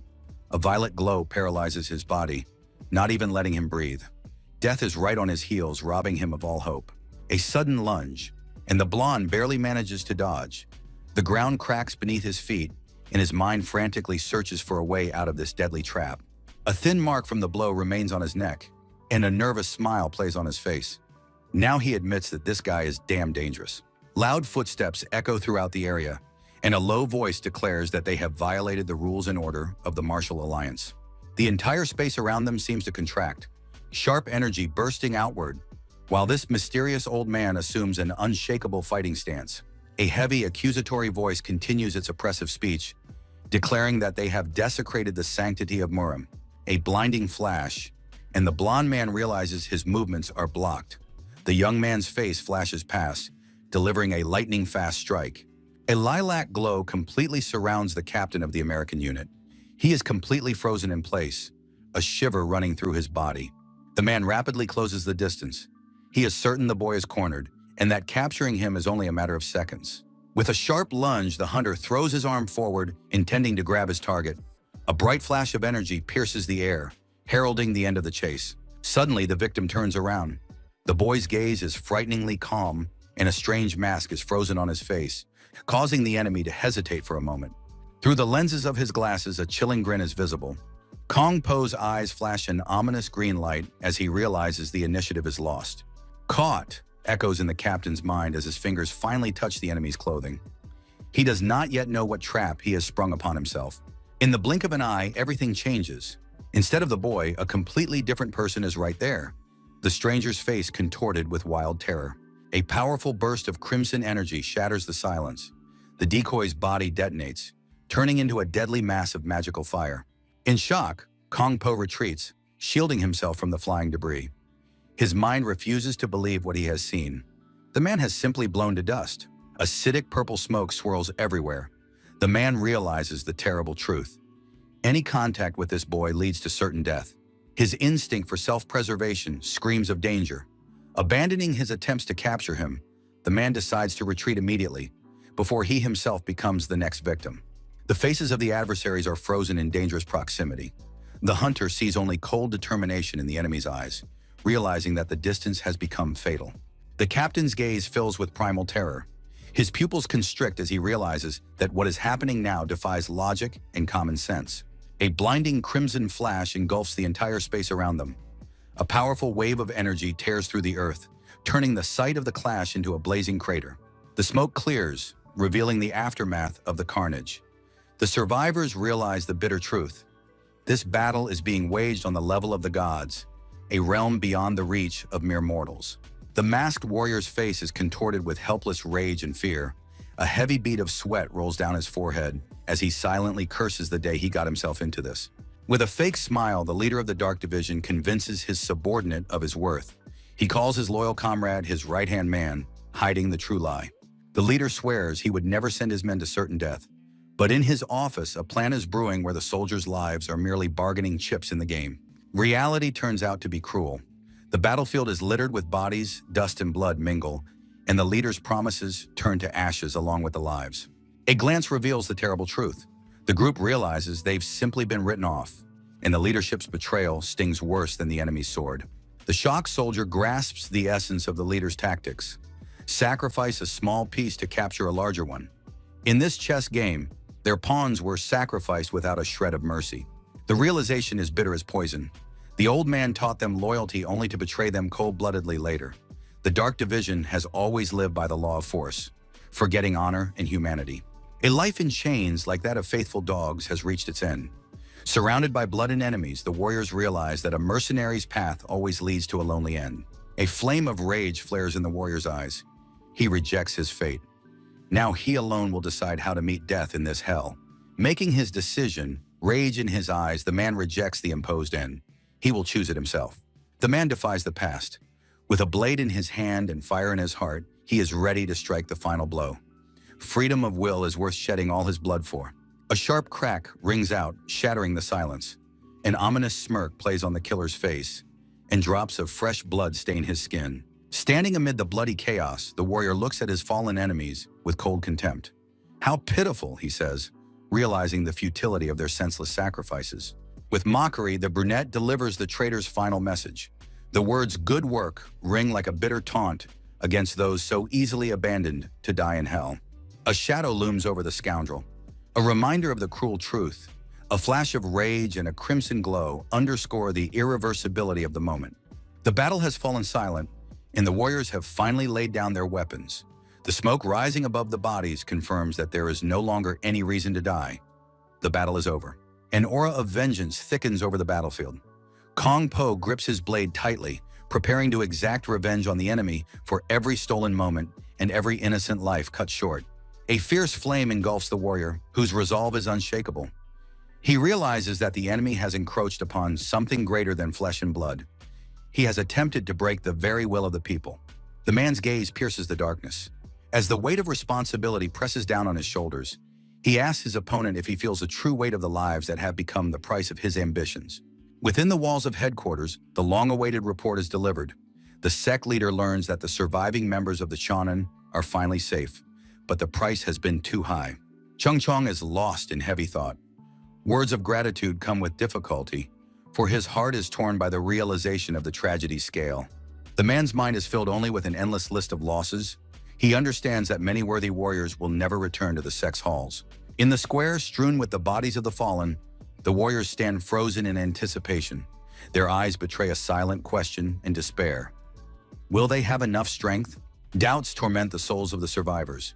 Even trusting in the power of the Alliance sword, they hesitate. For to enter battle now means risking everything. The witnesses froze in horror. The atmosphere in the room grew tense as a primal thirst for blood, paralyzing movement, wafted in from behind the doors. A powerful wave of crimson energy surged forward. Those present shuddered in surprise, realizing that the level of threat was beyond the limits of their worst imaginings. Paling, the old man felt a chill run down his spine. The incredible fighting spirit emanating from the invisible enemy literally paralyzed him. Something catastrophic was brewing behind the closed doors. The scale of the raging power there made one wonder what kind of monster had awakened. With alarm, the girl stared into the void, unable to hide her trembling. Even experienced warriors could not find the words to describe this sudden surge of power. In the center of the bloody vortex, the captain appeared. His gaze radiated a fury capable of incinerating anyone who dared to stand in his way. The enemy merely closed his eyes serenely, displaying calm. It seemed the chaos around him did not affect him in the least, but merely amused him. With a slight smirk, the stranger met them. He looked like the embodiment of mockery toward death, standing at the very epicenter of the thirst for blood with absolute indifference. A massive blade, driven by pure fury, crashed down from above. The air rang with the weight of the blow, carrying a sentence for the one who dared to devalue another's life. Shouting words of vengeance, pouring all his pain into the lunge, Kang Po intends to make the enemy feel the true weight of existence on his own skin. In a fit of rage, the man lunged forward, closing the distance in an instant. His movements were filled with animal grace and crushing power. The scoundrel barely had time to notice the swift silhouette. True bewilderment at such speed was reflected on his opponent's face. Struck by the technique of the attack, the opponent realized that under the weight of this colossal thirst for blood, even the simplest movement becomes a deadly threat. A final flash of crimson energy erupted. The captain delivered a blow of such force that the air shuddered, carrying with it only one wish: not to perish. Grinning in a mad smile, despite the missed blow, the villain's eyes burned with excitement. The battle was only just beginning to reach its true intensity. The battle has reached its peak. The man grips the crimson blade as a bloody storm rages around him. Every breath is a struggle, but it is too late to retreat. His gaze is clouded behind his glasses, his face covered in blood.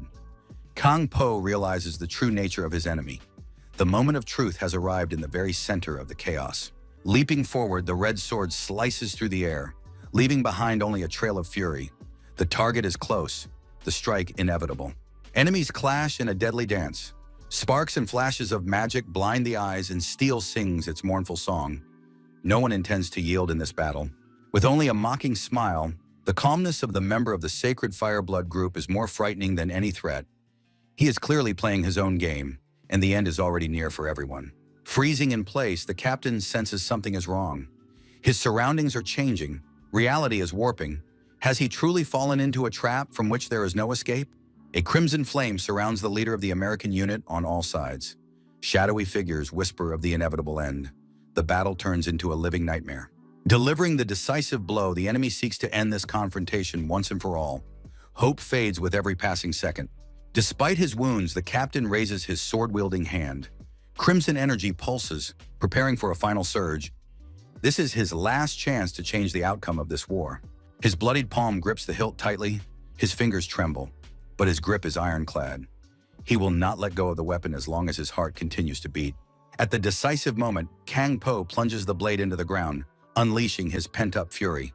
The earth trembles and a crimson beam pierces the air, splitting the battlefield in two. Through the lenses of his glasses, cold calculation is visible. In the eyes of the ghostly assassin, there is no longer any doubt, only the determination to see it through to the end. A wave of incinerating flame engulfs everything around him. The man stands at the epicenter of the fiery tornado, turning the element itself into his weapon. The scoundrel thrashes in agony, trying to dodge the heat, but now the rules are dictated by the one who isn't afraid to burn. The dust hasn't settled yet, and the leader of the American unit is already delivering the next strike. His speed is beyond human capabilities. The enemy is stunned. The outcome of the battle will be decided in a split second. A powerful blow shakes the ground. At the center of the shockwave, two warriors clash in a deadly dance, destroying everything around them with their incredible strength. The dust hasn't settled yet, and the fury of the battle only intensifies. A clenched fist, shrouded in violet flame, is ready to deliver the next crushing blow. Out of the astral mist emerges a ghostly steed, shrouded in neon light. Rhythmic claps ring out. The young man immediately summons his horse from the heavens, eager to leave the battlefield at once. The enraged young rider hovers above the battlefield, gazing down at his astonished opponent from the heights of his majesty. With a smug smile, the member of the Sacred Fireblood group acknowledges his enemy's skill. No one has ever come so close to him so swiftly in all this time. In shock, the blond man in glasses freezes. He can't believe his eyes that the youngster has surrendered so easily in battle, despite possessing such powerful techniques. The villain's laughter chills him to the bone. He mocks the man's emotions, claiming that even in the heat of battle, he feels no thirst for blood from him. Kangpo couldn't believe his eyes. The thought that such a monster could show mercy seems impossible and terrifying to him. Putting a finger to his lips, the villain calls for silence. The dangerous proximity in this gesture leave him speechless, cutting off the argument at the most interesting moment. With a mysterious smile, the enemy declares that he has gotten everything he wanted. Today he will spare Chonin, having quenched his thirst for profit but leaving behind only anxiety. As a parting shot, the dark-haired man promises that he and the captain will meet again. His figure begins to fade into thin air, leaving the warrior in helpless rage. The darkness thickens, swallowing the silhouette of the retreating demon. The last echo of his voice sounds like a death sentence. Next time, there will be no mercy. The shaken warrior stares into the distance, trying to grasp the magnitude of what has happened. The enemy's words slip from his lips like a curse come true. In the silence of headquarters, a shocking truth rings out. Chonin's secret treasure could not be retrieved. It is still where it has been kept for centuries. The secret war has begun. A heavy tension hangs in the air. Figures exchange brief gestures, silently preparing for the start of an extremely dangerous and important operation. Ominously, a man smiles from the shadows. Before him lies the coveted casket that the Dark Special Forces unit managed to obtain during their daring raid. The casket rests in the villain's hands. It's hard to believe that the lives of the finest warriors were sacrificed for this little trinket. Leaning back nonchalantly in his chair, the gray-haired old man asks a provocative question, hinting at the senseless waste of resources spent on training the fallen fighters. The old man merely smirks in response to the accusations. To him, the death of an elite squad is a mere trifle, for the true goal is far grander. Folding his hands on the table, the man continued his chilling analogy. He clearly distinguishes between expendable resources and what is truly important to his ambitions. Against a backdrop of blood spatter, the image of a pulsating vessel emerges, a symbol of the true goal, the heart for which he would not hesitate to destroy all life in his path. His gaze is full of determination. Even aware of the enemy's insane cruelty, he is ready to go all the way, unafraid of losing limbs in the pursuit of truth. Meanwhile, the villain demonstrates his terrifying power. The sparkling energy in his hands hints at the sacred artifact he has found. The hall is shaken by maniacal, triumphant laughter. The villain makes no secret of his superiority, confident that now no one can stop him. Sinister silhouettes celebrate. The first fragment of the great artifact has finally been captured, opening the path to their terrifying and grand goal. In a fit of madness, the leader orders the ritual to begin. The Sacred Fireblood group is ready to break the seals, awakening an ancient and dangerous power. The villain's grin becomes terrifying as he proclaims himself and his loyal followers to be the vanguard of hell, ready to bring only destruction and eternal darkness. The leader's eye flashes a blood-red light through the lens of his monocle. He calls for the gates of the underworld to be opened, marking the beginning of the end for this world. With a barely perceptible sly smile, the old man rejoices at the news. He has been accepted into the ranks of the Sacred Fireblood group. Young fighters from the Martial Arts Association burst into the room. Their blades glow with magical energy, and their voices ring out firmly. The rules of the Alliance come before all else. The situation changes abruptly. Terrifying monsters with bared fangs burst out of the shadows. The leader of the swordsmen freezes in shock, realizing that he is facing no ordinary foe. The creatures descend upon the squad from above, sowing chaos and panic. The professional warriors barely have time to react to the monster's lightning-fast attack. The clang of steel against claws shatters the silence. The swordsman barely blocks the monster's furious lunge, and the powerful blow nearly knocks him off his feet, forcing him to retreat. Through clenched teeth, the fighter whispers words of terror. Looking into the empty eyes of the enemy, wrapped in bandages, he realizes the terrible truth. They are fighting something not at all human. Catching up to the warrior, the monster pins him to the floor. He desperately thrusts his glowing blade forward, trying to block the blow, while the corridor echoes with his scream of mortal terror. Hearing the desperate cry for help over the radio, Hoyon panicked, unable to believe that the situation had spiraled out of control so quickly. The radio lay silent on the cold floor, transmitting only silence and desperate orders from headquarters. The warrior no longer responded, and hope for rescue faded with every passing second. Gritting his teeth in helpless rage, the ghostly assassin feverishly realized he was completely alone, and in his thoughts prayed only that Do-yeon were on duty right now. Meanwhile, the patient lay motionless on the hospital bed, hooked up to machines and plunged into a deep unconsciousness. The shadow fighter's lightning-fast strike splits the enemy's body in two. Blood spurts like a fountain, and the upper half of the torso freezes in midair before its inevitable fall. The sole survivor crawls in panic across the blood-soaked floor, his hands trembling as he desperately tries to feel for his radio to report the route. Tears of terror roll down the soldier's face. He screams into the transmitter, begging for help and informing headquarters that they have been attacked by monsters who have turned the mop-up operation into a bloodbath. The defeated enemy lies motionless, but a strange glow emanates from his horrific wound. A terrifying roar bursts through the bandages, hinting at a power beyond the bounds of life. Overcome by despair, the soldier lets out a heart-wrenching scream. His plea for salvation is drowned out by the silence, while the situation remains extremely dangerous. The lifeless bodies of his comrades litter the floor, and the surviving agent, shuddering with sobs, calls out for anyone to help in the dead, cold silence of the hall. The shadow of a monster in blood-soaked bandages looms behind the victim. A guttural roar rises from its torn-open insides, heralding the inevitable slaughter. Leaping swiftly from the darkness, the monster is ready to deliver the final blow. A sudden flash of golden light pierces the darkness, throwing the creature back. A powerful surge of energy separates the executioner from the victim, granting the soldier a sliver of hope. A brilliant glow engulfs the space as an unknown force attacks. The darkness dissipates under the pressure of the light, transforming the battlefield into a chaos of sparks and pure energy. The soldier's gaze freezes in astonishment as the figure of a savior appears before him. A blue flash of energy dispels the remnants of darkness, forcing the monster to retreat into the shadows. The pupils of the frightened fighter reflect the silhouettes of those who have come to the rescue. For him, this moment becomes the fine line between certain doom and salvation. Heavy footsteps on the floor, lit by sparks, mark the end of the bloody hunt. The golden glow of the sword still flickers in the air, and the uninvited guests stride forward with confidence. The man picks up the radio from the floor. The defeated soldier stares in a daze at the one whose mere presence has changed everything. Bringing the radio to his face, Damro speaks words full of bitterness and calm. He admits that he is too late, as the echo of his voice carries through the devastated hall. On the other end of the line, the agents froze in shock, their hearts beating in unison with anxiety.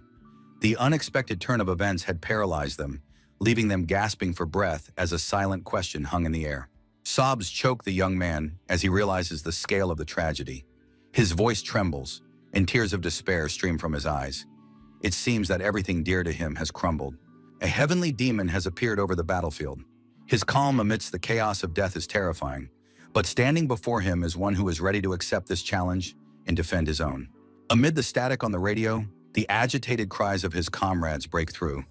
The commander's face remains impassive as he grips the device tightly, preparing to give the order. Turning to his loyal comrades, determination burns in the Lord's eyes, and his voice rings firm. It is time to cast aside panic and take control of the situation. Together with his companions, Damro faces the reanimated dead. With his flaming sword, he instantly recognizes them as Zhangshi and orders his allies to prepare for a brutal battle. Realizing that ordinary wounds won't stop these monsters, the ghostly assassins come to understand that the only way to defeat them is to aim for the neck. With a touch of irony, Gyojin notes the strange coincidence, the unit leader realizing that someone is definitely behind this. In a joking manner, the Lord takes credit for the successful outcome of the mission. His companion merely sighs resignedly, agreeing to play along with the leader. Meanwhile, Hoyan reports over the radio that Sector C has been completely cleared. Despite the mission's success, fatigue is evident on his face. Shocked by the very existence of the Zhangshi, the operative is tormented by an important question. How was Damro able to identify the ancient monsters so quickly and accurately? Examining the enemy's remains in search of clues, the Lord realizes that the situation demands serious discussion, as the scale of the threat has exceeded expectations. When he contacts headquarters to report the alarming news that another captain of the Ghost Assassins has arrived in Korea, the news forces the command to act much more quickly. Due to Damro's absence, the Alliance has requested support from the Jonin sect. To avoid wasting time, they had to urgently enlist American colleagues for a joint operation. Listening intently to the report on the American branch's activities, the Lord tries to analyze the current situation to anticipate the next move. The operative informs the leader that there is no fresh news from the front yet. The leader sinks into deep thought, realizing that silence can be the harbinger of a storm. Hearing the sincere thanks to the team for their resilience in the leader's absence, the young soldier is surprised by such unexpected praise from his commander. Officially declaring that from this moment on he assumes full responsibility, the leader is ready to personally answer for any, even the smallest problem in the sector. Damro orders all units to return to headquarters immediately. The soldiers are inspired by his return and ready to await their captain's new orders. Making his decision, the Lord summons Gyojin to him. While Gyojin fiddles with the monster's trophy hands, the leader informs him that it is Gyojin who will accompany him onward. In shock, the sky demon points at himself. Could they really have chosen him? He clearly did not expect such a turn of events. Twilight descends over the ancient estate. A quiet, starry night envelops the pagoda's roofs, concealing the mounting tension below behind the aesthetics of Eastern architecture. Chaos has begun. Students frantically search the courtyard, shouting orders. Amid the ruin, cries for help can be heard. Someone is still breathing beneath the rubble, and time is running out. The captain's figure flashes among the fleeing crowd. He calmly observes the commotion, standing out sharply against the backdrop of the sect's traditional robes. The man stands motionless. His cold and confident demeanor inspires awe. He does not seem like a stranger in this world, yet he is the primary force here. Cursing under his breath, Kong Po surveys the scale of the problems. The situation has not gone according to plan, and now he will have to personally deal with these dangerous and grave consequences. Adjusting his glasses, the leader hides his fatigue. Despite his outward calm, his face reveals that this will be a long night, and the weight of responsibility presses down on his shoulders. Suddenly, someone hands him a can of drink. This unexpected gesture of kindness in the midst of the disaster causes the enigmatic leader to momentarily snap out of his reverie. With respect, the sect leader bows, thanking the sect head for his work.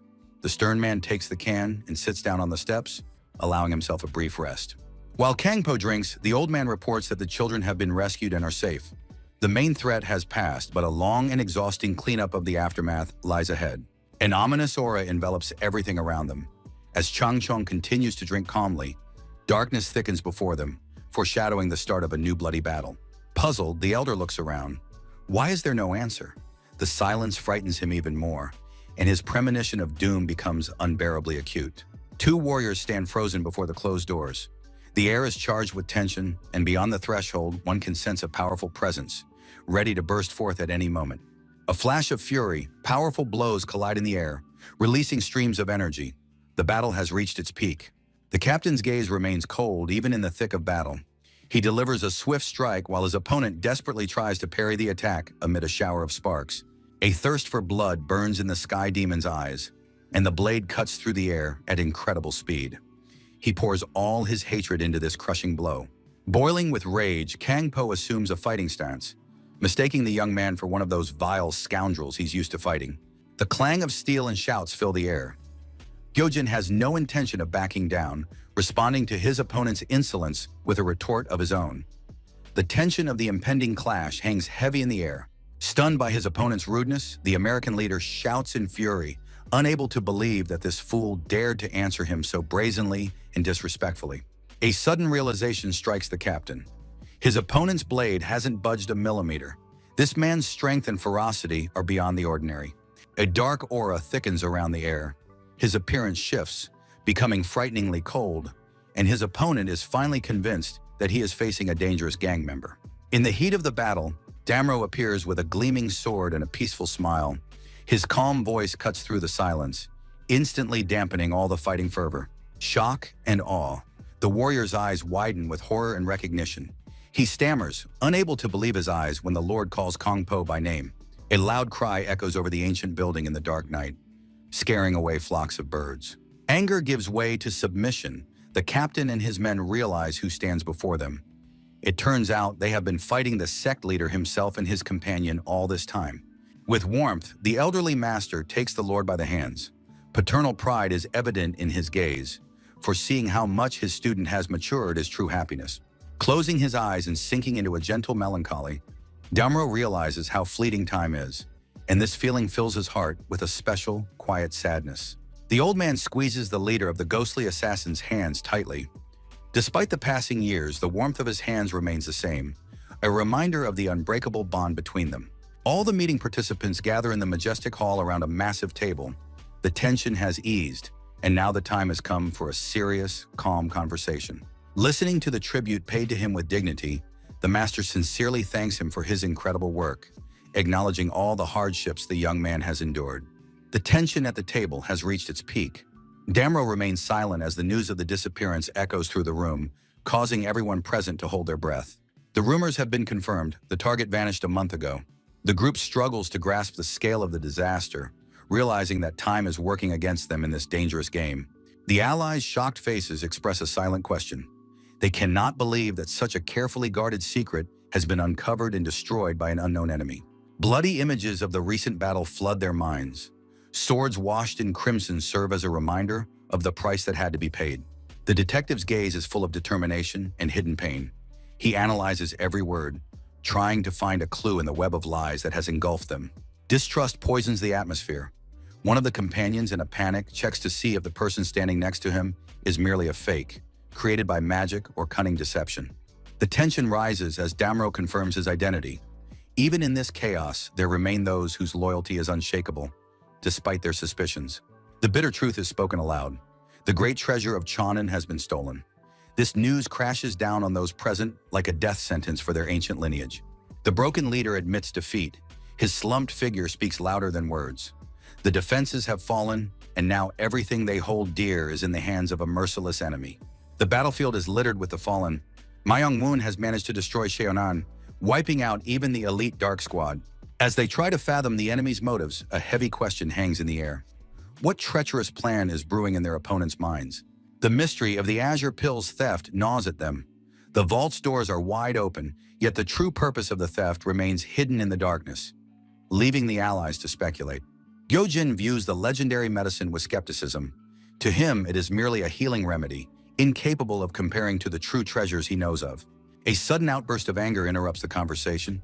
His words about the poor quality of the precious artifact shock those around him, shifting the course of the discussion.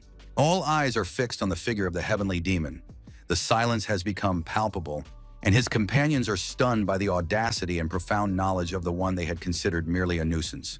Watching from the sidelines, the young man silently observes the guests. The tension rises as the warriors try to figure out who this strange child is and why he is behaving so boldly. A heavy silence hangs over the long table in the main hall.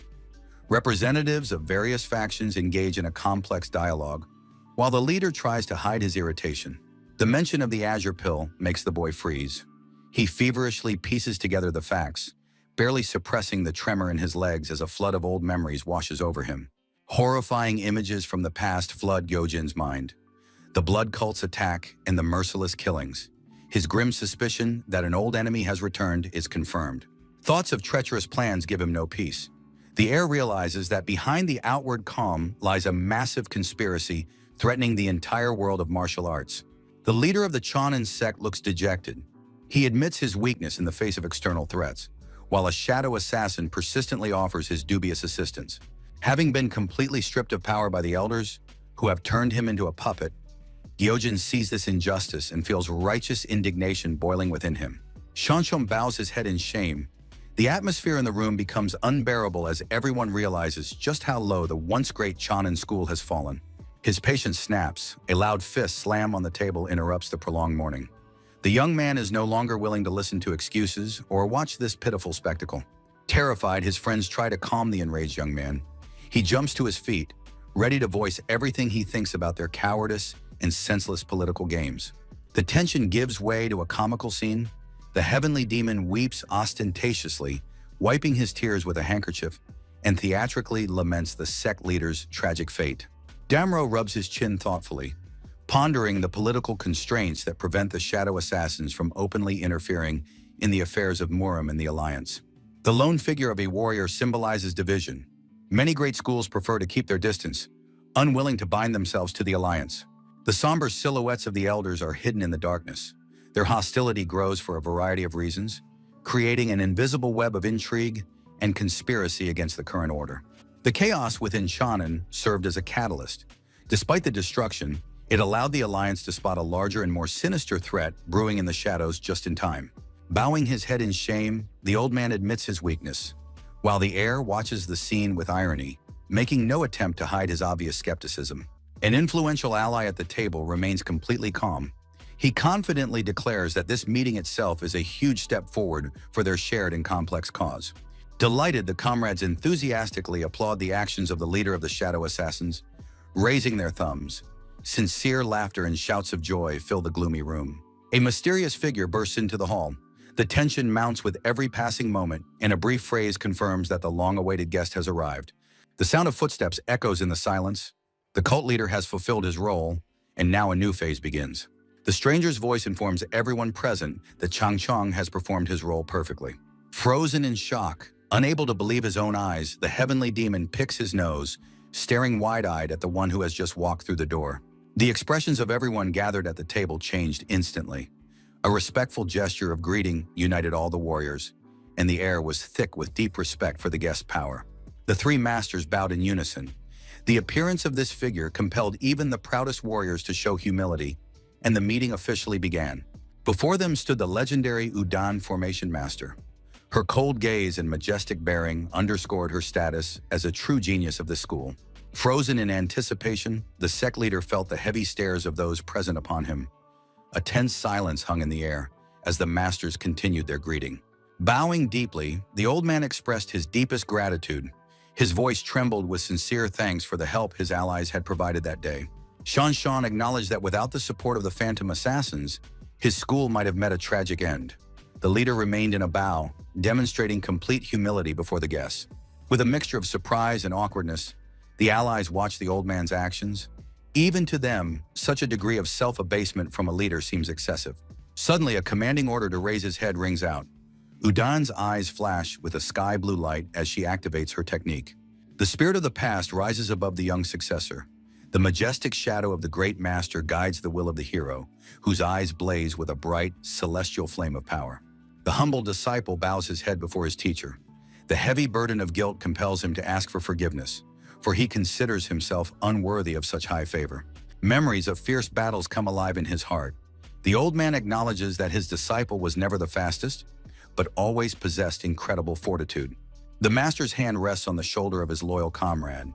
He reminds him that a leader's true strength lies in the ability to choose the right path, despite the difficulties. The choice of a successor had always been a deliberate decision. The master knew that Myung-Woon was too blinded by ambition, while Chang-Jong possessed a purity of thought. A shadow of greed and treachery lurks in the darkness. The thirst for power has blinded the other contender, turning him into a threat that the old leader had foreseen long ago. News of the elders' conspiracy shocks those present. The Jonin clan demands the immediate resignation of the leader, putting the entire future of the Great Alliance at risk. The Alliance cannot resist the will of the sects for long. Despite his temporary refusal, the leader understands that internal pressure could destroy the fragile balance. The sword of the phantom assassins must protect the peace of the Korean Morum. This sacred calling demands decisive action and absolute loyalty to ancient martial ideals.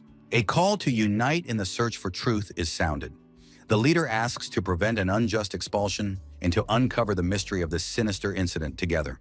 Despite the alliance's shortage of men, the men are full of resolve. The captain realizes the gravity of the situation, while his companion maintains a cool composure. During this speech, the Sky Demon casts a skeptical glance at everyone present. Battle is closer to his heart than empty words.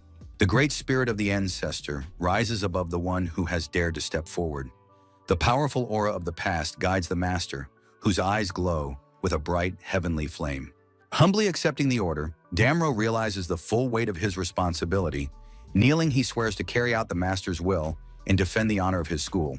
A quiet night has fallen over the city, concealing the coming changes beneath the starry sky.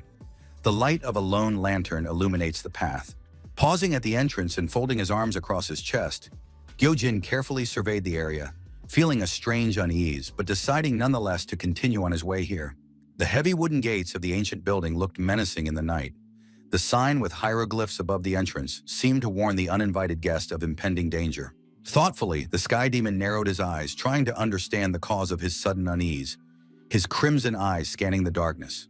As he approached the entrance, the boy scratched the back of his head awkwardly, feeling very strange, as if he were doing something shameful just by entering this quiet courtyard. Quietly closing the door, the young man devised a plan to sneak into his room without making a sound, so as not to attract anyone's attention. Trying to move as quietly as possible, the heir carefully placed his feet on the cold asphalt. Each of his steps in the darkness was accompanied only by the faint rustle of his sneakers. Suddenly sensing movement behind him, Gyojin spun around sharply. A momentary panic gripped him, and his imagination immediately conjured the image of a terrifying ghost behind his shoulder. At that very moment, a heavy black frying pan shot up above the boy's head.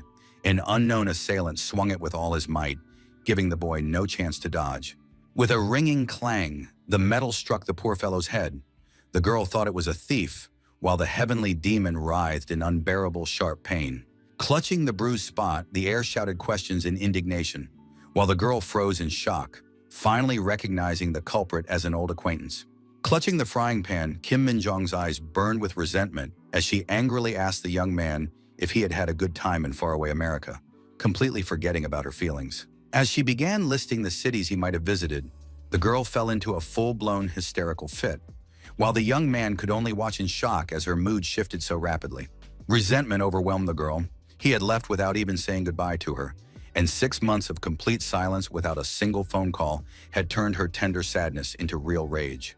Suddenly, the beauty began flailing her arms and legs wildly, letting all her emotions spill out.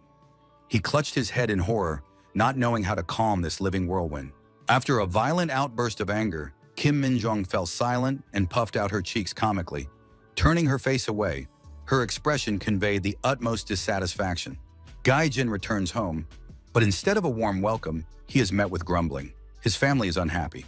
In a rage, the girl clings to the heavenly demon's clothes, screaming that she's hurt by the lack of gifts. Unconvinced by his excuses, the student is certain that in America, the heir did nothing but stuff himself with delicacies while she waited for him at home empty-handed. Furious at the injustice, Gyojin shouts that he barely ate and has grown so thin that his stomach sticks to his back, while his family thinks only of food. The girl's anger suddenly gives way to calm. She notices that her father will be back soon and suggests waiting for him so the whole family can have dinner together. Puzzled by the beauty's sudden change of mood, the heavenly demon doesn't have time to reply. A familiar silhouette appears on the horizon. The children freeze in awe. The head of the family has returned. Kim Min-jong joyfully runs to greet her father, forgetting their recent quarrel, while the heir freezes in awkwardness when he realizes the moment to settle their differences has passed. Greeting the young man, the man is genuinely glad to see Gaijin alive and well after a long trip, showing fatherly concern. Though the student looks tired and a little guilty, the elder asks the main question of the evening with a smile, whether he managed to eat after the long and tiring journey. The girl cheerfully announces that it's time for dinner. She's doing her best for her brother, shouting to her father that the young man is also hungry and eagerly awaiting the family meal. Agreeing, the man calls everyone into the house. The atmosphere seems peaceful, but the young man still feels out of place, trying to come to terms with the sudden change of scenery. While Kim Min-jung cheerfully sees her older brother to the door, the heir watches them with a pensive gaze. He can't shake a strange sense of unease that he can't explain. Suddenly, the heavenly demon's gaze falls on the hem of his father's garment. He notices dark, frightening stains that look suspiciously like fresh blood, and his heart stops in horror. The man gently sends him to wash up before dinner, promising to call him when everything is ready. But Gyojin stands motionless, unable to take his eyes off the terrifying evidence. Frozen in complete stupor as the reality around him began to change rapidly, the student barely had time to realize that his familiar life had just come to an end. Returning to his cramped room, the boy sighed heavily and headed to the bathroom to wash away this difficult day. Turning on the water, the cool streams touched his skin as Gyojin tried to gather his thoughts and simply rest a little. In the shower, the heir lost himself for a moment, letting the drops fall on his face. But even here, the premonition of coming changes would not leave him, causing his heart to beat faster and faster. Suddenly, a system window in the form of an ancient scroll appeared before his eyes. The magical text read, "Join forces with the phantom assassins to track down the demon cult." The heavenly demon's eyes flashed crimson when he heard a stranger's voice. Someone had addressed him by name, instantly shattering the illusion of solitude. Standing before him was a detective who clearly knew more about Gyojin than he should. His calm tone betrayed him as an experienced hunter. The young man's face contorted into a ridiculous grimace of surprise and irritation. The detective clearly had no intention of leaving, insisting that they had much to discuss. Promising to contact Damro later, he saw that the heir was currently unable to engage in conversation. A shadow of doubt fell across the young man's face, foreshadowing a dangerous turn of fate. As he left, the man left behind only a cloud of smoke and a host of questions. Gyojin watched him go, realizing that he was now officially part of someone's grand scheme. Suspiciously, the young man asked why he had been brought to this strange place. The other replied that his unique abilities might prove extremely useful to the cause. Frowning as he recalled their previous conversation about cooperation, the Sky Demon's gaze hardened, and the silence dragged on, creating a palpable tension in the air. Asking directly whether this invitation was related solely to his current situation, the two men stood facing each other, separated only by long black shadows. The Lord merely smiled enigmatically, noting that children with nowhere to go are very easy to manipulate. His words sounded like a cold and cynical admission. Reaching out his hand, the leader of the ghostly assassins emphasized that Gyojin's greatest value, his rare gift, was that he always saw the very essence of things. Smiling ominously, the detective is certain he is right and throws a remark at the boy that he surely did the same thing today. Stunned by what he heard, a cold sweat breaks out on him. The heavenly demon clearly did not expect to hear such words directed at him. As he leaves, the man remains completely calm. He promises to get in touch later, and the young man angrily calls him a despicable and slimy type in response. After finishing his shower, the young man tries to compose himself after the conversation. His hands tremble as he reaches for the faucet to wash away the sticky feeling of fear and anxiety. Standing in the shower, the heir closes his eyes, trying to banish the image of his enemy from his mind. But when he opens his crimson eyes, he realizes that his paranoia hasn't gone anywhere. After the absurd situations of the past, the young man now steps out into the room very cautiously so that no one catches him naked. Standing in front of the closet, Gyojin tries to return to normal life. His thoughts are jumbled, and only one absurd question swirls in his head. What on earth should he wear? The silence is broken by a sharp thud. The door flies open from a powerful kick, and someone very loud bursts into the room, shouting the guy's name so the whole house can hear. It turns out to be Kim Min-jung. Paying no attention to the heir's nakedness, she stands in a combat stance and loudly announces that dinner's ready. Faced with such brazenness, the young man literally turns to stone with shame. All his recent drama crumbles under the onslaught of everyday life, leaving only awkward bewilderment. The girl's loud shout and the crash of the door make the house shake. Gyojin screams back in horror, demanding that she not enter without asking while he is in an awkward position. The family finally gathers around the table. A cozy atmosphere reigns. The smell of home-cooked food fills the air, and Gyojin is asked what it's like to eat familiar food again after being apart. Sitting with his mouth full, the heir's face is contorted into a strange grimace, until the beautiful woman with the eye patch notices his state and asks ironically what's wrong with his expression again. An awkward pause hangs in the room. The children chew their food in unison, lost in their own thoughts. The boy is nervous. and the tension between them is palpable. Suddenly, the father of the family breaks the silence with an important question. He had heard from the teacher that Gyojin was being sent to study in America, and the boy freezes. When the man asks where the young man had been, he suddenly remembers how he had been taught to hide the truth on missions, so as not to reveal where he had actually been. A heavy silence hung over the table. The elder was glad of the heir's return, but sensed something was amiss. Meanwhile, the young man ate, trying not to look his family in the eye because of his lie. The girl notices her father's strange behavior. He has barely touched his dinner, even though he always loved home-cooked meals. She asked why Dad left his portion untouched. The bowl of rice remained almost full. The man had completely lost his appetite due to his suspicions and worries about his son, and the atmosphere at the table becomes oppressive. Rising abruptly in the middle of the meal, the children remain seated in complete bewilderment, watching their father leave with quiet glances. Dinner is ruined. Confused, the young people try to understand what has upset the head of the family so much. Outraged by this behavior, Kim Min-jung thinks that Dad has simply gorged himself on something delicious behind their backs, and is angry that she wasn't invited to this feast.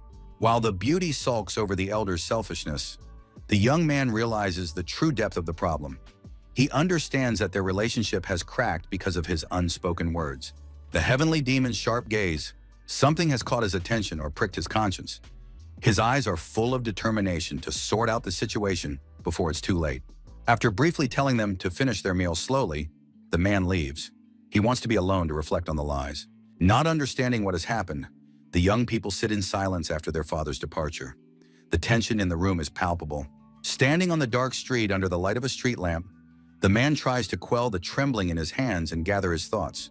The weight of the truth presses down on him. The man brings a cigarette to his lips. The flame flickers in the twilight, reflecting his inner turmoil. The only way to calm himself, even a little.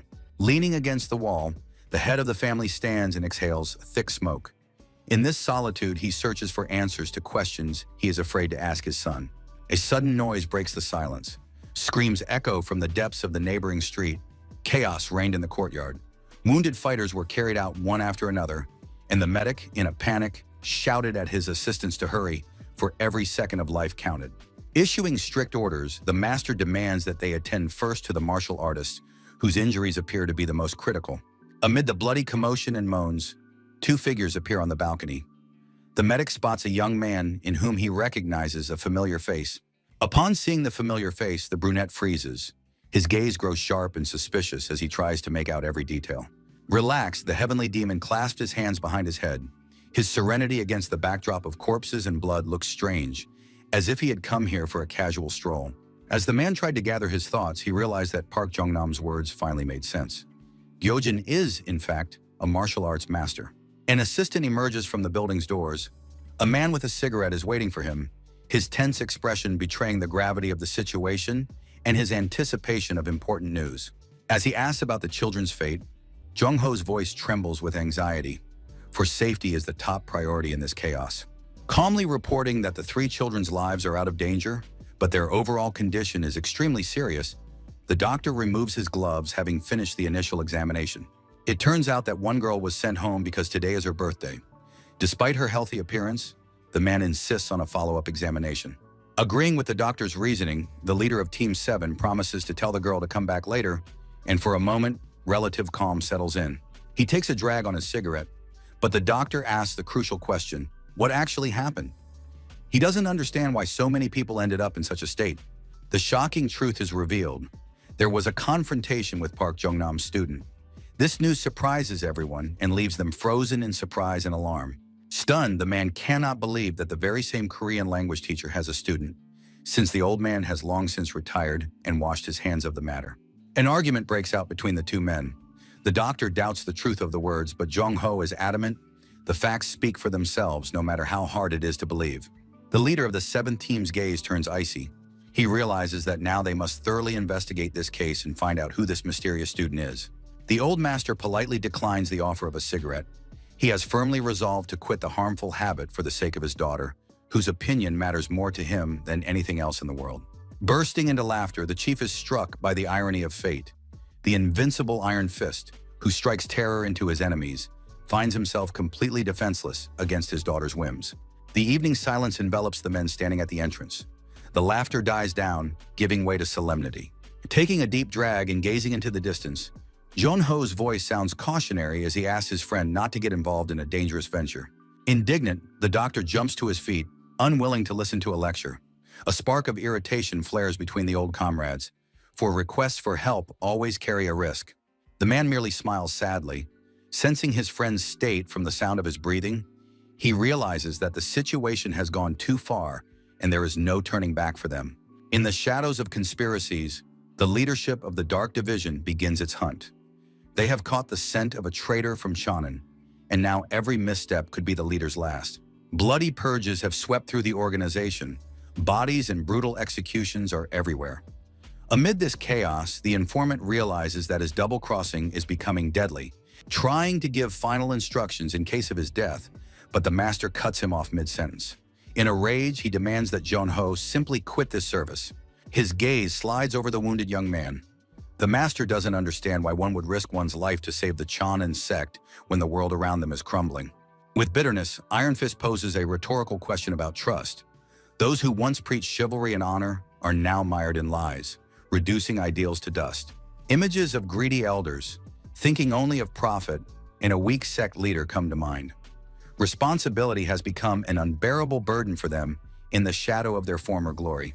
In his memories, the face of true evil emerges, a demonic scoundrel whose aura breathes darkness. This embodiment of treachery has become a true curse upon the entire world of Muram. The master's anger turns to despair.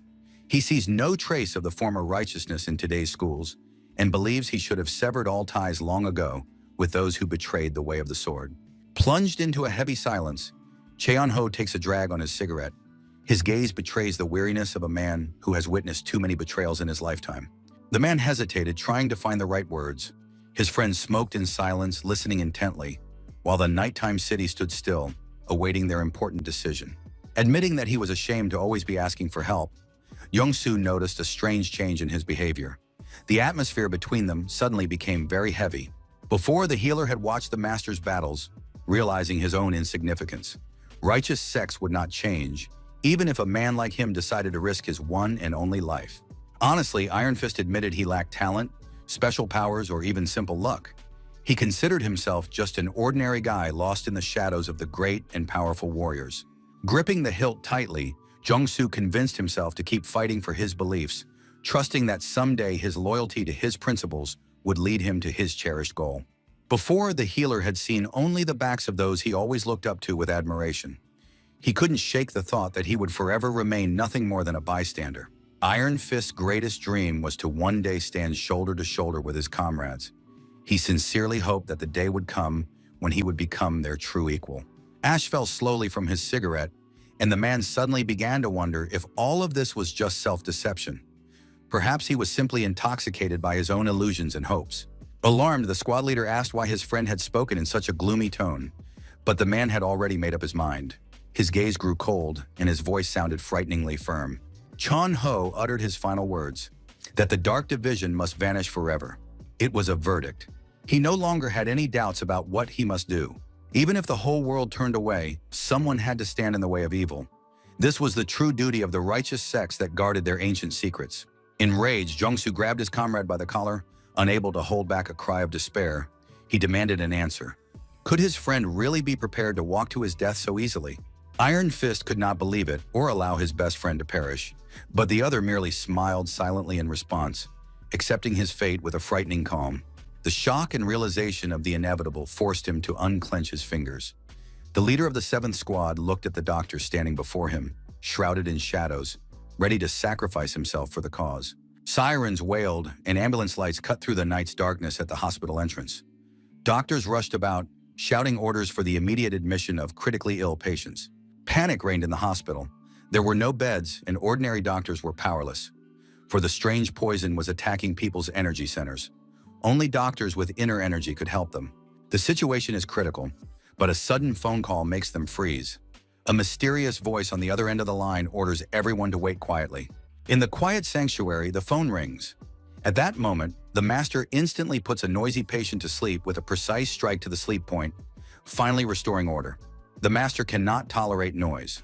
With a single movement, he silences the guest's voice and immobilizes his body using secret points of silence. Now nothing prevents him from answering the important call. While the patient sleeps peacefully with needles in his back, Jung-soo picks up the receiver. His calm contrasts with the chaos currently unfolding at headquarters. The surgeon is on the line. He calls the man a legendary doctor and begs for support. The hospital needs his skills to cope with the flood of dying patients. Iron Fist immediately grasps the nature of the crisis. This is not a simple virus, but a modified mountain poison released as a fog. An ordinary person would not survive even an hour after inhaling the mixture. Confirming his fears, the man says they know how to treat this, but resources are running out. The hospital has simply run out of beds for the hundreds of people affected by this poison. An ambulance, sirens wailing, pulls into a narrow alley. Help has arrived at the master's house, and the city's nighttime silence is broken by the light of flashing beacons. In a hurry, the paramedics unload the stretcher, the master is ready to receive the victims, and the battle for the lives of those whom official medicine has already effectively buried begins. A group of people in uniform quickly carries the injured girl on a stretcher. A man in an orange bandana watches them in shock, frozen on the stairs in the shadows. The unconscious victim lies on the orange stretcher under a blue blanket. The atmosphere is thick with anxiety and urgency. In shock, the man stands frozen, staring wide-eyed at the scene. In his mind, only a silent question and the realization of the horror of the situation. Bursting into a scream, Iron Fist desperately shouts the girl's name. His face contorted with panic, he rushes after the stretcher, losing his composure. The paramedic's gaze is full of confusion, and the doctor can barely find the words amid the despair that has overtaken him. The man in the bandana looks around anxiously. He feels someone's heavy gaze upon him. Lying on the stretcher is a pale, unconscious Kim Min-jong. A sullen man stands nearby, and the atmosphere is thick with danger. Realizing that something was wrong, Iron Fist rushed to the patients. He was needed there more right now. In the silence of the house, they discuss the details of the deal. The chief physician confirms that the crisis has passed, but oddities surface in the list of names. Jung-soo's daughter's name is not there. After curtly ending a call on his cell phone, the man promises to call back later, unaware that a figure has appeared behind him. The agent was standing in the courtyard when the doctor suddenly appears behind him. Before he can finish his phone call, he feels the situation slipping out of his control. In a rage, Iron Fist grabs the assassin by the throat, cutting off his report. The blow catches the guy off guard, forcing him to gasp for air from the sharp pain. The tight grip cuts off his breath.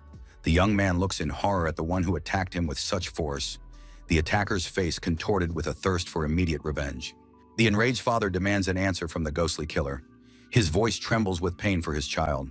He wants to know only one thing, what they have done to his own daughter. Mad rage boils in Jung-soo's eyes. He is ready to do anything to save his daughter. The young man finds himself trapped, facing the consequences of his own cruel deeds.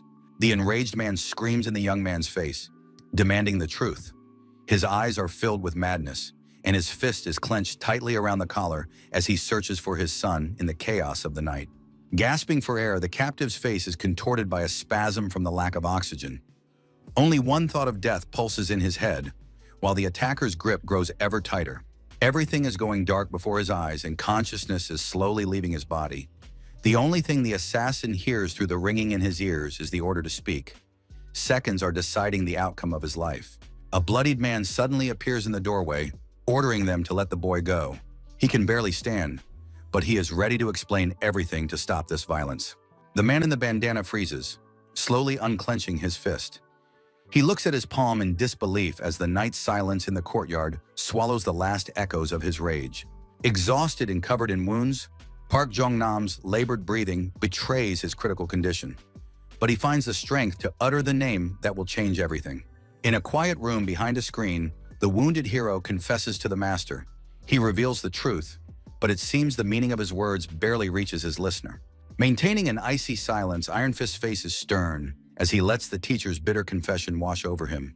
The man's mind is clouded by pain and shock.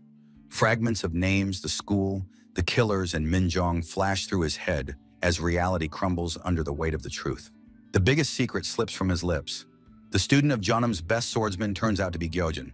This revelation puts everything the old man believed in, his efforts to save the children, at risk. The news of the student's existence causes genuine shock. A surprised look and a silent question confirm that this was a secret to everyone.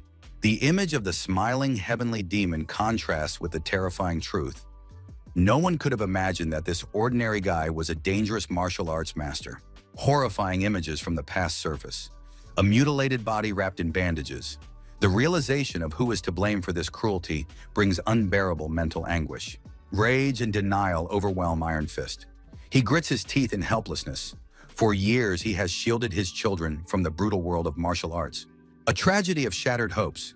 Jung-soo only wanted them to live a normal, peaceful life, but fate decreed otherwise, dragging them into a bloody cycle. A quiet, moonlit night envelops the estate, but behind this serene landscape lies a storm of emotions and shocking revelations. His pupils constrict with indescribable horror.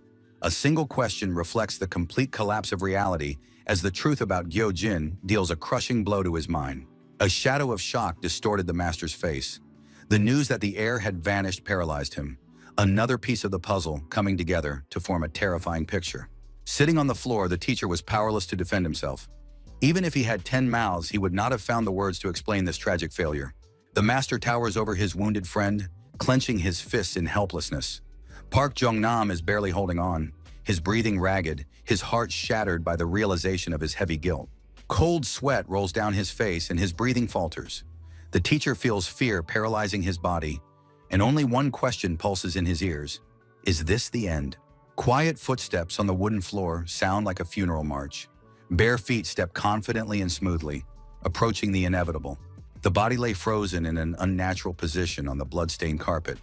The crimson liquid slowly soaked into the fabric, leaving only silence where life had been a moment ago. Standing over the wounded man, Jung-soo didn't know how to proceed, while the room was flooded with moonlight, emphasizing the scale of the tragedy. From the darkness, a piercing gaze stared back, devoid of even a shred of pity. This silhouette would be the last thing the man's fading consciousness would imprint. 34 long days have passed. The IV drip counts the seconds steadily while the father sits by the bed, never losing hope. Time has stood still in this sterile, quiet room. The hospital stands like an unshakable colossus under the clear sky. Behind these walls lies a personal tragedy, while outside the world carries on, oblivious to another's grief and pain. Leaning over his daughter, Iron Fist's gaze is filled with inexpressible sorrow. Every wrinkle on his face speaks of sleepless nights and the endless wait for a miracle. His hand gently rests on the sleeping girl's forehead. Jung-soo silently begs her to return, while knowledge of the energy centers that were supposed to help surfaces in his mind. Internal energy circulates through his body, connecting the lower and upper centers. The treatment was risky, but it was the only chance to save the fading spark of the beauty. A month has passed, but Kim Min-jung still hasn't woken up. Her father wonders why others have already regained consciousness, while his daughter remains trapped in an endless sleep. Heavy thoughts torment his soul. They say a doctor shouldn't operate on loved ones, but cold calculation fails him when his heart bleeds with fear for his family. Suddenly, the girl's fingers twitched. The sensor on her arm registered a barely perceptible movement, offering a faint glimmer of hope that the darkness was finally receding. The beauty's eyelids slowly parted, and a faint whisper escaped her lips. For her father, that sound was the most beautiful and long-awaited of all this time. Shock and bewilderment froze in her eyes. The student didn't understand why she was in a hospital room, while her father couldn't believe that the nightmare was over. After waking up, the girl felt extremely weak. Her consciousness returned in fits and starts, and there was only one question in her mind. Had the debilitating illness caught up with her again? Suddenly, her father's strong arms pull Kim Min-jung into an embrace. She is stunned and doesn't understand why her father is holding her so tightly, breaking his usual cold aloofness. Unable to hold back his trembling, the man's voice breaks as he frantically asks about Gyojin's whereabouts, while his daughter freezes in the face of his terrifying despair.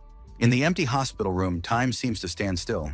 The Iron Fist weeps, burying his face in his daughter's shoulder, for the first time since that very day when he first held her as a baby. Memories flash before Jung-soo's eyes. The moment of his daughter's birth, when he swore to be her rock, but now his former sternness has vanished, leaving only a wounded soul. For years he had built a wall of indifference, believing that a father had no right to show weakness. But today that wall crumbled under the weight of unbearable pain and fear. Bitter tears streamed down his face, revealing the true feelings he had hidden for so long. He is no longer a great leader, but simply a man whose world has begun to crumble. The girl feels her father's hands trembling and hears his quiet whisper. She sees before her not a steely warrior, but a father who has finally succumbed to his emotions. Oppressive darkness engulfs his thoughts. In that moment, Jung-soo admits defeat. considering himself a weak parent who failed to protect what was most precious to him. 40 days of uncertainty and silence. Gyojin and Damro have vanished without a trace, and even the leader of the 7th squad is powerless in the face of this emptiness, which robs him of all hope. The man stood for a long time in front of the box left behind by the missing man. He was afraid to open it, for he understood that its contents could forever change his perception of the truth. A heavy sigh escaped his lips, betraying his inner struggle and exhaustion. Summoning all his willpower, he decides to look inside, preparing himself for any revelation. Among other things, the box contained a pack of medicine and a bank book in the name of Jeon Song-min. These ordinary items looked frightening and strange under the current circumstances. The man carefully examines the pack of cigarettes in his hand. A strange yellow note is stuck to it, reading bribe, which clearly intrigues him. From the open chest, he also pulls out a mysterious dark polyhedron. The pack is still clenched in his other hand, but his attention is completely focused on the strange artifact. His musings are interrupted by a sudden voice from the street. The man whips around at the sound, still clutching his find. Someone has come to him at this late and quiet hour. Quickly hiding the artifact in the chest out of sight, Jong-soo must keep the secret, for uninvited guests could be dangerous or bring bad news with them. A young woman stands at the gate of the house. She looks agitated and hesitantly asks if the doctor's home. The nighttime scene underscores her loneliness and anxiety. The master of the house steps out onto the porch, illuminated by warm light from within. The young woman freezes upon seeing him, and an important conversation begins, one that will change their current fates.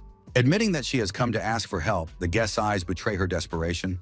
She hopes that only this mysterious doctor can solve her problem. Nervously, the beautiful woman clenches her hands, trying to suppress her trembling, and utters the fateful words that their leader has vanished without a trace, and now they have no one else to turn to. Coldly asking why Yusun turned to him specifically, he insists that Iron Fist is merely a guest and a simple doctor, unwilling to get involved in a dangerous search. Noticing a strange detail, the girl had only mentioned the leader. The doctor immediately understood who she was referring to. His penetrating gaze betrays a deep awareness. The man grows somber when the guest exposes his knowledge. The tension between them rises, and his face underscores the gravity of the moment and the mystery. She states outright that the doctor sees the beauty's visit as more than just a request for treatment. She is certain he knows his patients far better than he lets on. Jong-soo abruptly interrupts her, calling such conclusions far-fetched.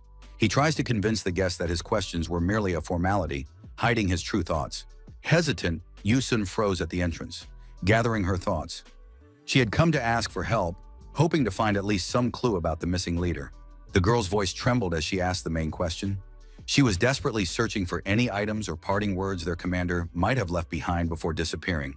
Receiving a curt and brief reply, the beautiful young woman merely bowed her head humbly. Her inner bitterness nearly betrayed her, but she forced herself to accept this bitter reality. Polite in her thanks to the host for his time, despite the cold reception, Yusun tried to maintain her dignity and observe all the rules of etiquette. The man looked down on her, displaying obvious skepticism. He did not understand her zeal and advised her to abandon this pointless endeavor as soon as possible. Cold Iron Fist added that the leader himself would hardly approve of her excessive concern. These words stung her deeply, causing her to lower her gaze for a moment. However, the beauty sharply objected, insisting that the search was her personal choice. After thanking him for his advice, the girl firmly resolved to follow her own heart's calling. Her footsteps on the stone pavement sounded confident. Despite the heaviness in her heart, the member of the 7th team walked away, leaving behind those who did not believe in the success of her important mission. A fire of true determination flared up within Yusun, leaving no room for fear. At that moment, she vowed to herself that she would definitely find her mentor. The man merely smiled after her, noting the striking similarity in their characters. He acknowledged that the missing Jong-ho had raised a worthy successor who remained true to herself. Suddenly, Iron Fist called out to her, admitting that he had, after all, received a strange package. The beauty froze in place, feeling her heart race with anticipation. Calmly, Jong-soo added that during their last meeting, the leader had spoken like a man on the brink of death. These words made her shudder at the terrifying truth. Realizing that the man had lied to her from the start, Yusun flared with rage. She angrily demanded an explanation as to why he had concealed such vital information. The two went inside and the healer placed the mysterious object on the table. He explained that this cube was typically used in their circles for the most secretive transactions. Skeptically, the elder asked if she was capable of figuring out the mechanism. The girl confidently took the cube in her hands, for this was precisely what her mentor had once taught her. Examining the artifact, Yusun explains that to open the box, one must not only decipher the diagram, but also channel energy with precision, a task that is extremely difficult to accomplish. Jungsu suggests solving the problem by force and simply smashing the object, but the young woman stops him in horror. A mistake in the solution would lead to a powerful and dangerous explosion inside. Trying to sketch a diagram of the energy flows, reminiscent of a sword technique, the member of Team 7 concentrates, attempting to convey the very sensation of energy required for the lock to function. Unexpectedly, Iron Fist seizes the initiative. He stops her hand, confidently declaring that there is no need to draw any further. He has already grasped the essence of the process and is ready to act. Deciding to divide the responsibilities, the healer takes on the most difficult stage, controlling the internal energy, while his companion will be responsible for the mechanism's operation. Images from the past flash through his mind, a young apprentice during training. Even then, his skill amazed those around him, leaving them breathless at his incredible talent. The young man's movements were honed to the point of second nature, and every swing of his blade traced perfect arcs in the air. Those around him could only watch this martial arts genius. With a heavy sigh, the mentor watches the boy's progress. He realizes that this youngster has gone too far in his development, reaching heights never seen before. The teacher's face expresses a mixture of shock and admiration.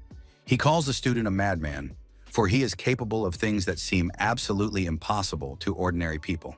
The box begins to glow with a blue flame. Had the teacher not shown him those basics in the past, this lock would now remain closed forever. The mechanism yields to his skill. Ancient seals flare with a bright azure light as streams of pure energy find their way to the very heart of the complex device. The estate's nighttime silence is broken. A group of people returns after a long absence, met at the threshold by gazes full of anticipation and hidden anxiety for the future. Dandelion seeds float slowly in the pre-dawn sky. This fleeting moment of calm symbolizes the fragility of hope and the beginning of a new phase in the life of the Murim clan. Jungsu sits deep in thought. His face bears the traces of recent upheavals. He looks exhausted, but his eyes reveal a determination to see what he has started through to the end. Rushing toward the man, the sect leader delivers the joyful news that all treatment procedures have been successfully completed and that they can now breathe a sigh of relief. The leader of Cheonan asks Iron Fist to rise.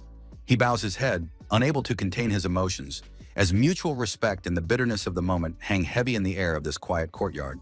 Quietly, the healer expresses his gratitude for the support. The old master sincerely praises him for his immense labor. This brief exchange is filled with hidden pain and acknowledgement. Chastising himself for his weakness, Chung Chong cannot understand how he allowed such an outcome to occur. The weight of responsibility for people's fates and the mistakes he has made is evident in his eyes. Standing by the wall, the men share a common sorrow. The leader is ashamed that he had to accept help, and the silence underscores the magnitude of the tragedy they have both had to endure. The moment of farewell has come. The old man looks at the departing warrior with hope and sadness. The question about his imminent departure sounds like a plea to stay, but the path is already predetermined. As he walks away, Iron Fist leaves the walls of the ancient monastery behind. His steps sound confident as he departs, knowing he has fulfilled his duty despite the burden. A vow lives in the doctor's heart. He promises himself he will surely repay his debt of honor. Thoughts of his comrades give him no rest, forcing him to move forward despite his fatigue. A lone figure stands frozen against the backdrop of a stormy sky. He is ready for the new trials that await him beyond these lands. Old chests and important scrolls come to mind. Jungsu takes a letter in his hands that will change everything, for every word here is worth its weight in gold. The pen glides across the paper, leaving sincere lines. The group's leader, Jong Ho, writes of duty and time. These words, the cry of a soul deprived of the luxury of choice. The man's gaze is clouded with anxiety. He realizes the gravity of the situation. The tension in his eyes suggests that peaceful days are now a thing of the past for everyone. The hunt for spies in the Dark Division has reached its peak. The time for extreme caution has come. Every wrong move could cost the lives of those who stand in defense of the truth. Realizing that there is no time to waste, the leader of the 7th Squad must deliver urgent news as soon as possible. An old chest on the shelf holds secrets that must be revealed now. Recently, Ma Young-won has been acting suspiciously. His latest actions raise many questions. The enemy's motives are hidden in the darkness, but he already foreshadows impending disaster. The enemy's plan is clear: to attack Jonan for the sake of ancient treasures. The pen swiftly commits the truth to paper, This information is the only chance to save the sect from total collapse. Lurking in the shadows is the Sacred Fireblood Group. This international criminal organization stands behind the Dark Division, waiting for the perfect moment to strike. To prevent the enemy from seizing power, Jung-ho studies the secret documents. Protecting the treasures of Jonan becomes his top priority. But as the saying goes, people are more important than gold. The main goal is to protect the weak and give young talents a chance, for it is in them that the future of the school lies.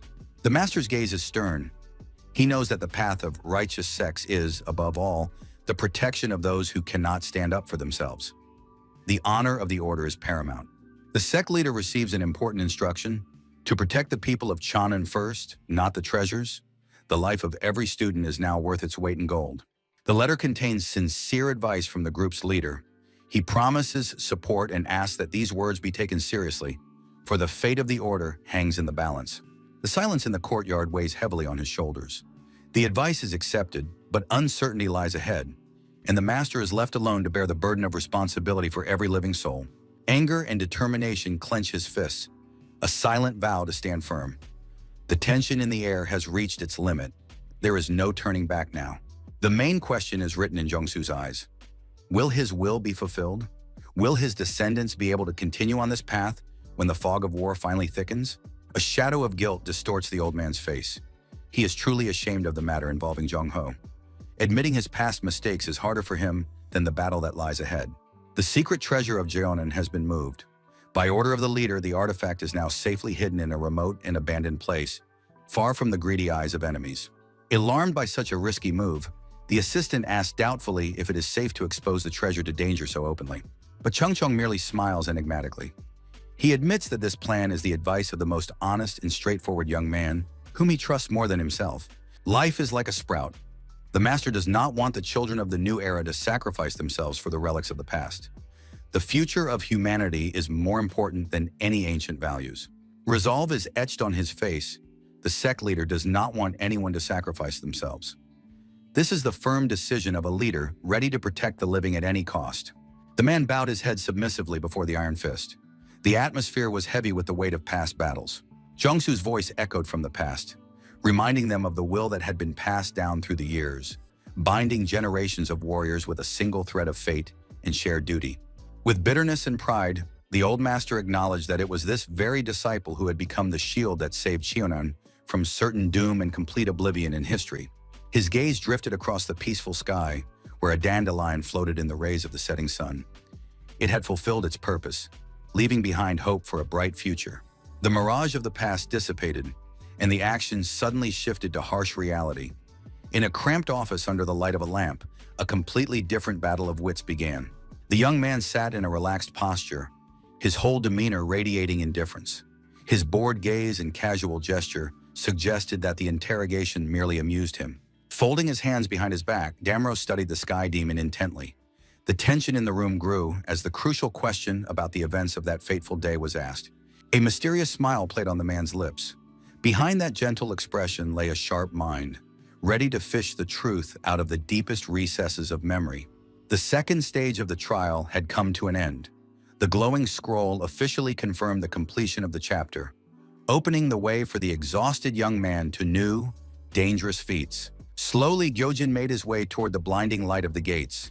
His clothes were drenched in the blood of his enemies, and ahead lay the unknown, hidden beyond the threshold of this ancient temple. The heavenly demon finds himself in a strange dimension, where the ground is strewn with countless blades. In the center of this graveyard of swords stands a detective, awaiting the start of the duel. Freezing in place, the Lord senses a foreign presence. Turning around, he utters a short phrase, steeped in coldness and obvious contempt for the guest. Suddenly, the opponent lunges forward, delivering a swift blow. The attacker's fist hurtles straight toward the young man's face, who seems completely defenseless in that moment. The blow reaches its target, but something incredible happens. The powerful strike freezes a centimeter from his skin, encountering an invisible and utterly impenetrable barrier in its path. The heir's eyes flare with a crimson flame of rage. He effortlessly catches Damro's fist, asking a question in an icy tone that sends a shiver down the opponent's spine. Frozen in utter horror, the attacker, unable to comprehend how the youngster managed to parry his attack, realizes he has fallen into a trap from which there is no easy escape. A blood-red gaze pierces right through, stripping away any will to resist. There is no compassion in this look, only cold determination to see the task through to the end. The space around them shudders from the released energy. A powerful surge of power illuminates the arena, marking the beginning of a true battle where there will be no mercy for any of them. The heir gazes coldly at the detective, puzzled as to why his opponent is asking such absurd questions. For true power is only just beginning to awaken. The heavenly demon's opponent freezes, realizing the truth. He claims he had no intention of locking anyone up, and this admission confuses the enemy. Fragments of recent memories surface. After defeating the dangerous Zhang Shi, the man wandered for a long time in impenetrable darkness, trying to find a way out. Suddenly, a cry of "Gyojin" pierces the silence. A hand reaches out to the young man's shoulder from the darkness, just as he least expects to encounter a living soul here in an instant. In that very second, a powerful formation activated around the Lord. Red system warning signs filled the air, instantly binding his movements and magic. Trapped in a strange world where endless rows of swords jutted from the ground, Damro was stuck here and had no idea how to escape this ominous place. Suddenly, an old acquaintance appeared before the detective, who was clutching a sharp katana in his hand. He gave the young man a cold look and asked him about his origins. It turned out that this man had sensed a faint demonic energy in Gyojin. He suspected that the young man was somehow connected to the dangerous and mysterious demon cult. The man recalled how he had destroyed the ferocious Zhang Shi in the past. That monster had radiated exactly the same sinister demonic aura that he now sensed from the air.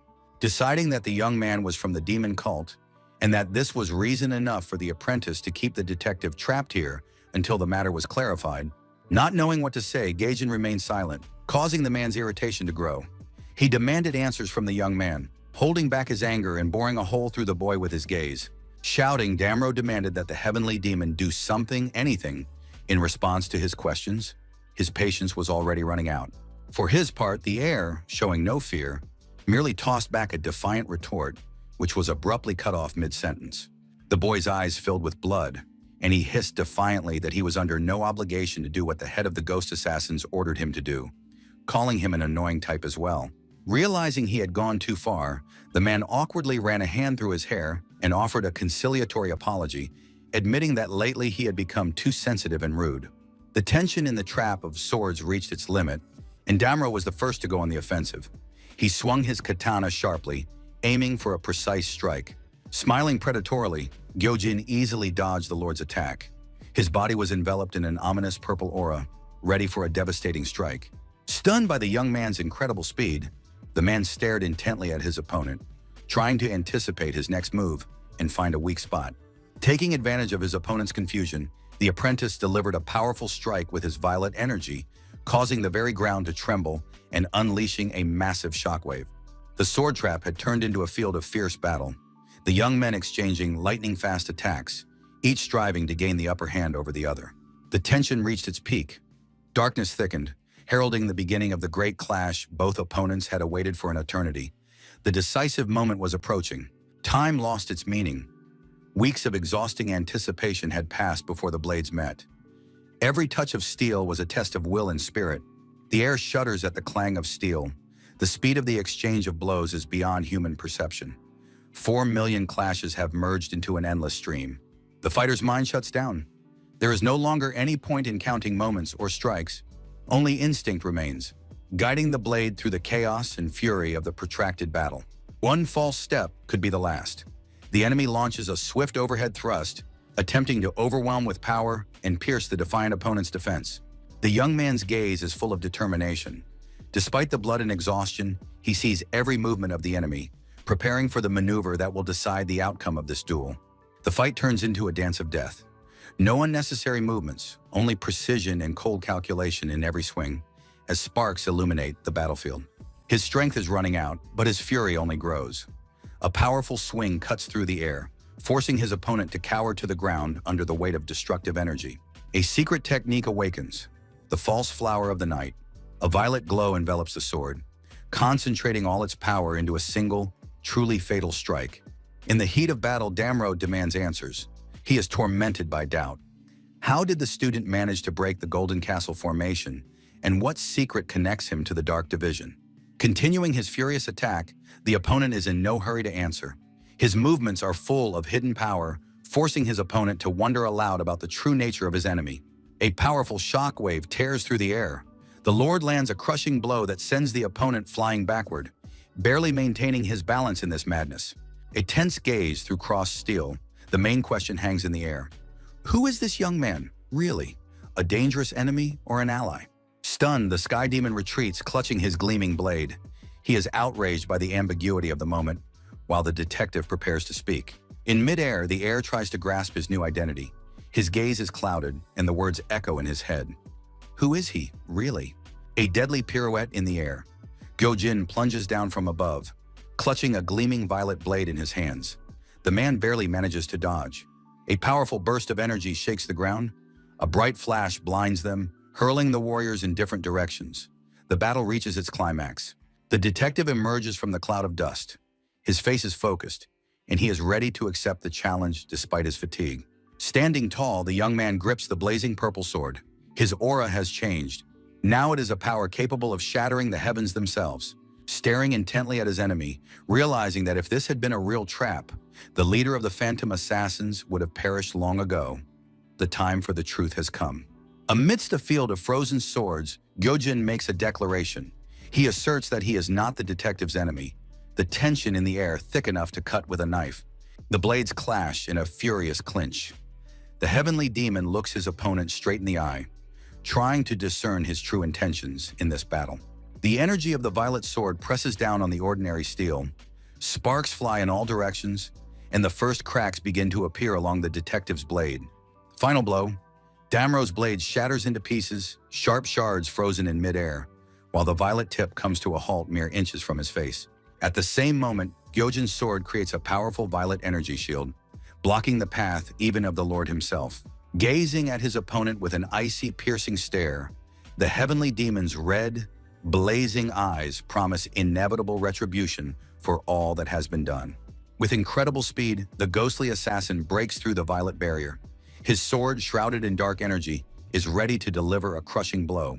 The man approaches his target. Now the young man has no way to retreat, and he is determined to find traces of the demon cult. But the air is not ready to give up so easily. The detective is sent flying by the powerful blow, and he is terrified. Freezing in a fighting stance, surrounded by a golden glow, Damro sternly asked the young man why he was hunting for traces of the mysterious demon cult. Surging forward, the Lord turned into a blur of energy. His speed was so great that the air around him trembled from the power of this lunge. Soaring high into the sky, the warrior rained down a hail of golden blades. Below, the young man braced himself for the blow, gripping his sword, shrouded in violet flame, tightly. Golden flashes plunged into the ground, raising columns of dust. Gyojin barely managed to dodge the magical projectiles, frantically trying to figure out how to approach his enemy. The man made a lightning-fast lunge, raising his blade for the decisive strike, and remarked mockingly that his opponent thought too much during battle. The attacker's face remained impassive. He declared that this blow would be the last, and that he would receive the answer to his question only after he had completely subdued the young man. The blades clashed with a deafening clang. The air blocked the thrust, and at that moment, he finally decided to speak, overcoming the incredible pressure of the stranger's aura. Violet energy flared with renewed intensity, swallowing the light around them. The boy poured all his will into this confrontation, determined to see it through to the end no matter what. Damro's eyes widened in astonishment as he felt a sudden surge of power. The young man no longer looked like a victim. His gaze had become resolute and terrifyingly dangerous. With a furious cry, the Sky Demon swung powerfully, parrying his opponent's sword. He roared that he would find them, and the violet flame finally engulfed the arena. A glowing scroll appeared before his eyes. The system notified him that the minimum requirements for achieving supreme mastery of the sword had been met, and the hidden mission had been unlocked. A powerful shockwave threw the Lord backward. The opponent watched in shock as the young man, whom he had considered weak, suddenly seized the initiative in the battle. The surrounding space warped as Gyojin and his blade merged into a single entity. The sword's aura became an extension of his own body, achieving perfect balance. A new reward appeared, a temporary boost to his hidden power. Now he could briefly harness the true power of Guchon, becoming virtually invincible. The golden pages of ancient knowledge began to scatter in sparks, transferring their energy to their owner. He reached out, feeling incredible power fill his veins. The warrior, possessed by darkness, offers an alliance. His eyes burn with a thirst for blood. The opponent is shocked by the sudden change in the enemy's demeanor, unsure how to react to this madness. A sudden flash of light blinds everyone around them. Gyojin's sword begins to act of its own accord, creating chaos and disrupting the battle's usual course. Lost in his thoughts and trying to grasp the magnitude of what is happening, Damro recalls every blow, wondering if this furious clash is merely a coincidence. The man's gaze is fixed on the blade, in which the truth is reflected. He realizes that the weapon holds something more than just steel. The sword's secret is almost revealed to him. Tension hangs in the air before the decisive strike. The opponents freeze, assessing their chances of victory. One wrong move could be the last in this long duel. Deciding to break the silence and lay his cards on the table, the Lord is ready to share his suspicions, realizing that the time for questions has passed and it is time to act boldly. He links the cult of blood to the mysterious sect of heavenly fiery blood. The enemy's goal is the azure pill of knowledge, whose healing power is critical to their dark plans. The grim shadow of a blood demon looms over the world. It seems an ancient evil is being brought back to life, and only the ancient scrolls can reveal how to stop the ritual. Gyojin recalls a strange incident in Cheonan that haunts him. That case was clearly abnormal and served only as the first link in a chain of coming events. Assessing the situation skeptically, the heir realizes that a single resurrection pill is not enough. There is something much larger behind this plan, hidden from the eyes of ordinary people. Continuing his reasoning, the heavenly demon asserts that the evidence found would be better used to strengthen the Zhongshi. His cold calculation both frightens and intrigues his ally. Stunned, Damro freezes, unable to believe his ears. The proposal seems insane to him, and he asks again, hoping it's just a bad joke from his comrade. A sinister smirk distorts the young man's face. The situation is getting truly interesting, and he longs to see the faces of those scoundrels from the sacred Fireblood group before they die. The sudden change in mood makes the man flinch. He hadn't expected such sudden aggression and tries to figure out what exactly triggered the rage. The young man's eyes fill with blood as he recalls the mysterious figure. Demonic energy bursts forth, foreshadowing a swift and brutal reckoning. The captain nervously adjusts his earpiece, feeling a strange vibration. He is bewildered by the sudden noise, unaware that the hunt for him has already begun. The stern man hears his apprentice demand that the insolent man be brought to him immediately. He senses that someone is spreading rumors about him and is ready to personally punish the offender for his audacious words. Adjusting his glasses and making no attempt to hide his irritation, Kong Po clearly did not expect to see the person sitting before him and barely restrains the urge to curse aloud. The man grumbles that he's been torn away from important business for a trifle. In the reflection of his glasses, his opponent is visible, remaining calm despite the outburst. His indignation grows. The captain bursts out shouting, pointing at the guy across from him, furious that he was summoned because of some petty scoundrel. Leaning back, the American declares that this whole situation is a bad joke. He turns to Damro, emphasizing that humor is completely out of place this time. The utterly unflappable young man sits motionless, his arms crossed over his chest. He was ready for any turn of events. Replacing his anger with icy arrogance, the blonde looks down on him and asks mockingly if the guy really doesn't understand where his place is in this world. The heavenly demon's patience snaps. Anger appears on his face. He no longer intends to listen to this nonsense and directly calls his opponent an idiot. The insult hits the mark. Both men lock eyes, literally sparking with rage, and the captain is stunned by the young man's audacity. While the two growl at each other, Damro tries to diffuse the tension. He asks everyone to calm down and reminds Kong Po of the important purpose of their meeting. The mention of the sacred heavenly blood sect instantly changes the blonde man's mood. He slams his hands on the table, forgetting the argument, and demands details about the evidence found. The image of a mysterious brunette with a sly smile flashes through Kong Po's mind. This man is clearly playing a devious game, staying one step ahead of his pursuers. Gritting his teeth in rage, the captain recalls his sworn enemy. He vows to track down this scoundrel at any cost and finish him off personally. Burning with impatience, the man leans over the table. He demands an immediate explanation of the evidence, and to know whether they have finally managed to track down the criminal group's hideout. With a sly smile, the heavenly demon casually throws his hands behind his head. He informs him that the search is only just beginning, and there are simply no ready answers yet. A deathly silence falls over the room. The man freezes in an awkward pose, unable to believe what he has heard, his entire fighting spirit shattered by the question. The guy with the red eyes boldly announces the start of the search. His smug smile clearly provokes those around him into a confrontation. Frozen in silent shock, what he has heard has enraged him so much that the captain can barely contain the fury ready to burst forth. Losing control, Kong Po tries to lunge at the insolent youth. His companion has to physically restrain the enraged leader, begging him to calm down. The man's anger does not subside. He vows at the top of his lungs to finish off the little shit right today, while his assistant desperately tries to calm him down. A heavy silence has settled over the interrogation room. All parties to the dispute have finally sat down at the table to discuss the details of the incident. Sitting at the table, Kong Po clenches his fists so hard they hurt. His jaws clenched, and his whole body is tense with the desire to end this conversation immediately. Unable to withstand the pressure, the man slams his fist down on the table with force. The sharp sound of the blow makes his colleague flinch in surprise. The assembled assassins move on to discussing the enemy's plans, the strengthening of the Zhongshi, and the resurrection of the blood demon. Kong Po considers all of this mere theory. Sighing heavily and adjusting his glasses, the captain tries to grasp the scale of the problems associated with the ancient evil and the boy's unclear goals. Staring intently at the sky demon, the American declares that he believes only in facts, not guesswork, making it clear that he won't take his eyes off him for a single moment. He sternly states that the current evidence is not conclusive. The man's gaze expresses extreme skepticism and distrust of the young man's words. Under pressure, Damro looks dejected. The leader asserts that under different circumstances, he would have handed them over to the Alliance long ago, without a second thought. Pondering everything, the boy sits with his head bowed and his arms crossed. The man harshly criticizes his actions, calling what is happening a meaningless fantasy. Turning to the Lord, Kong Po suspects that the Lord has a weakness that this young man is exploiting. The tension in the room reaches a boiling point. Tired of the arguments, Gyojin slams his hand down on the table, declaring that the detective is acting strangely. He doesn't recognize his comrade and demands honest explanations right here and now.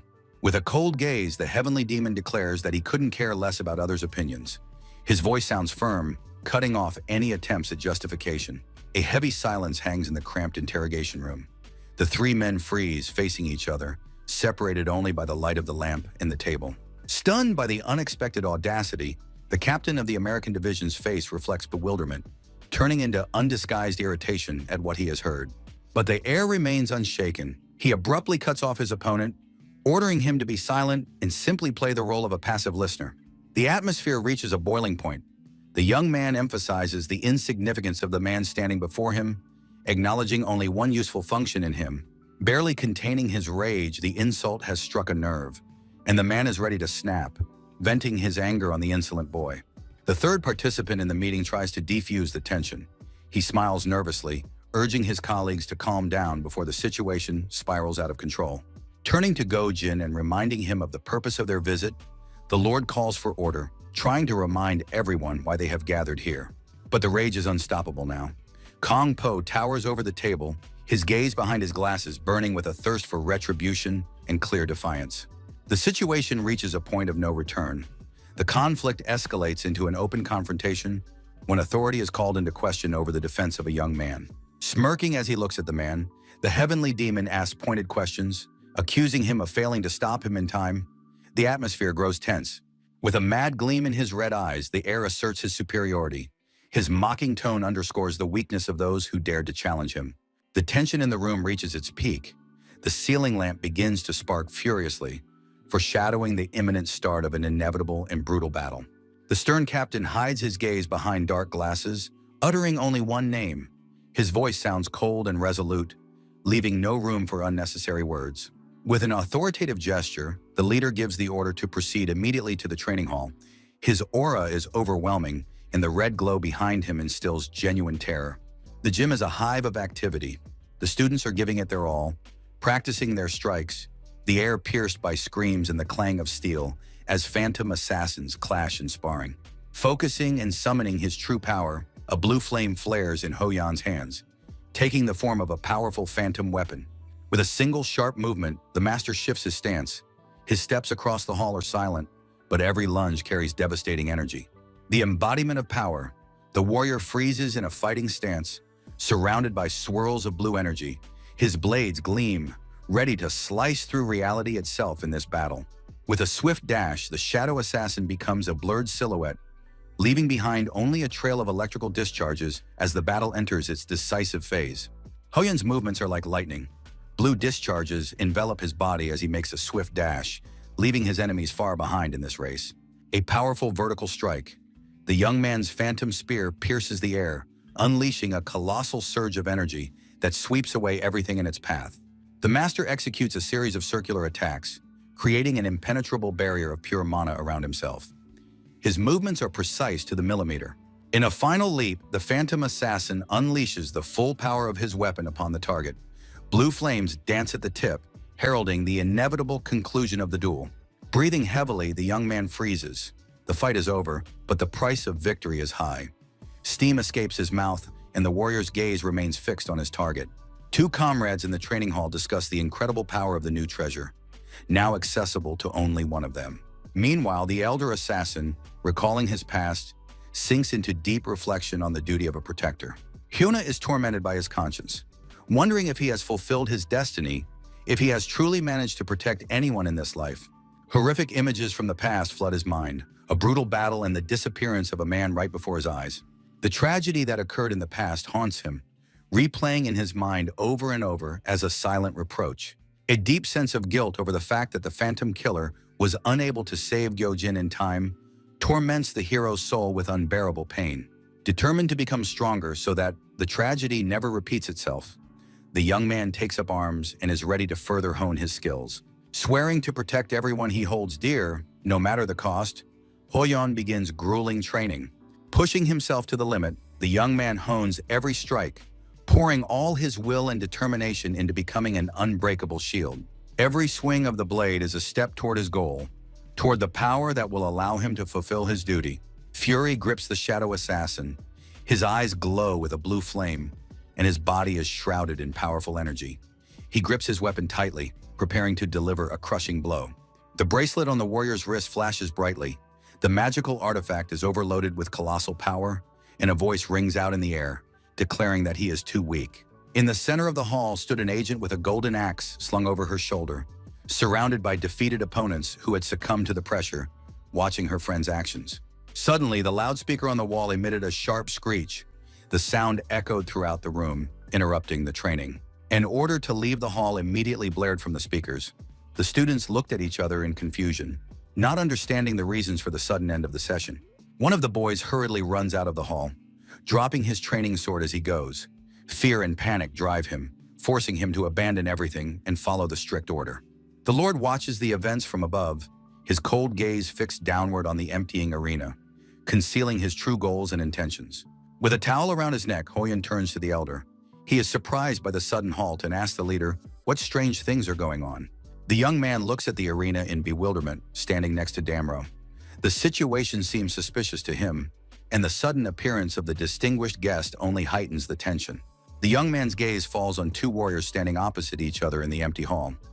He recognizes one of them with horror and cries out, sensing impending doom. Watching the training ground, the ghostly assassin notices Gyojin's presence. He goes into shock and screams, while Gyojin remains calm. Focused on the arena, the detective earnestly asks Hoyun to secure the training hall. He believes the young man's presence poses a serious threat. The Lord repeats his request, but the young man is shocked by the leader's seriousness and the fact that he perceives a real threat. With terrifying speed, the warrior bursts through the corridor, a powerful aura enveloping him, foreshadowing an inevitable clash.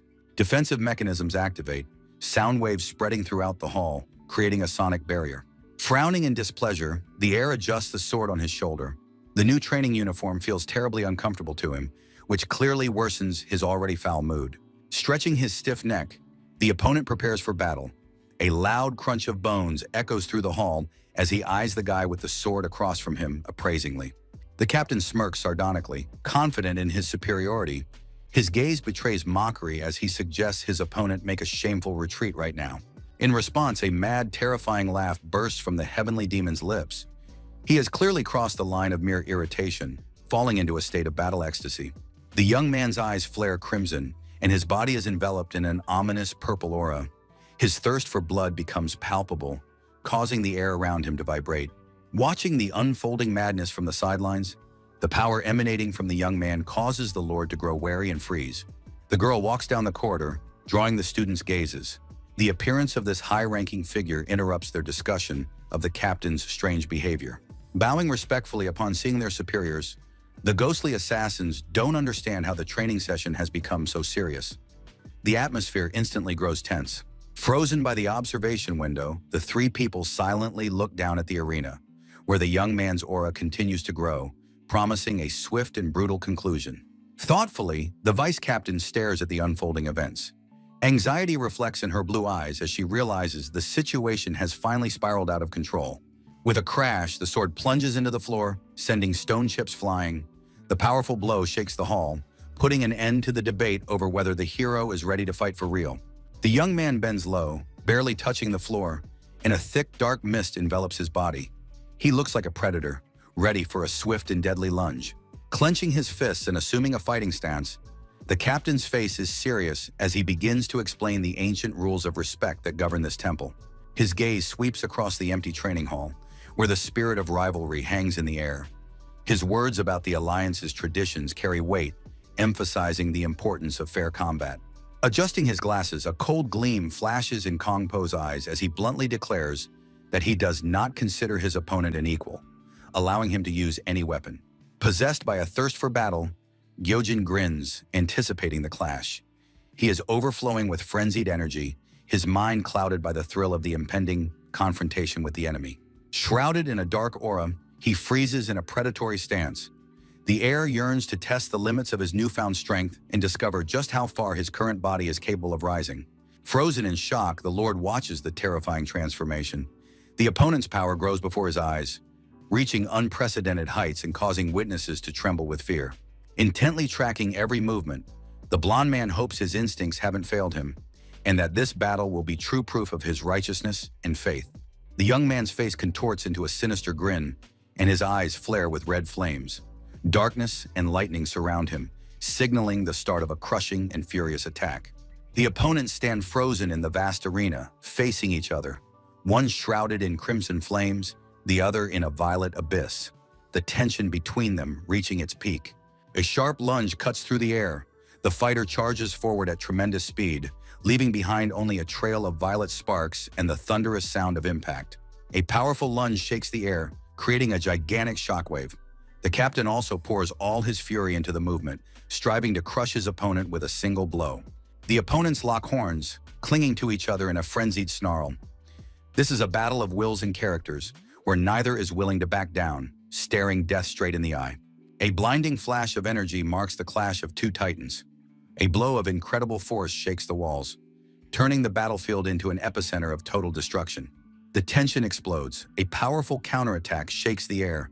Both fighters pour all their strength into this strike, striving to decide the outcome of the match in a single blow. Kong Po's eyes blaze with fury.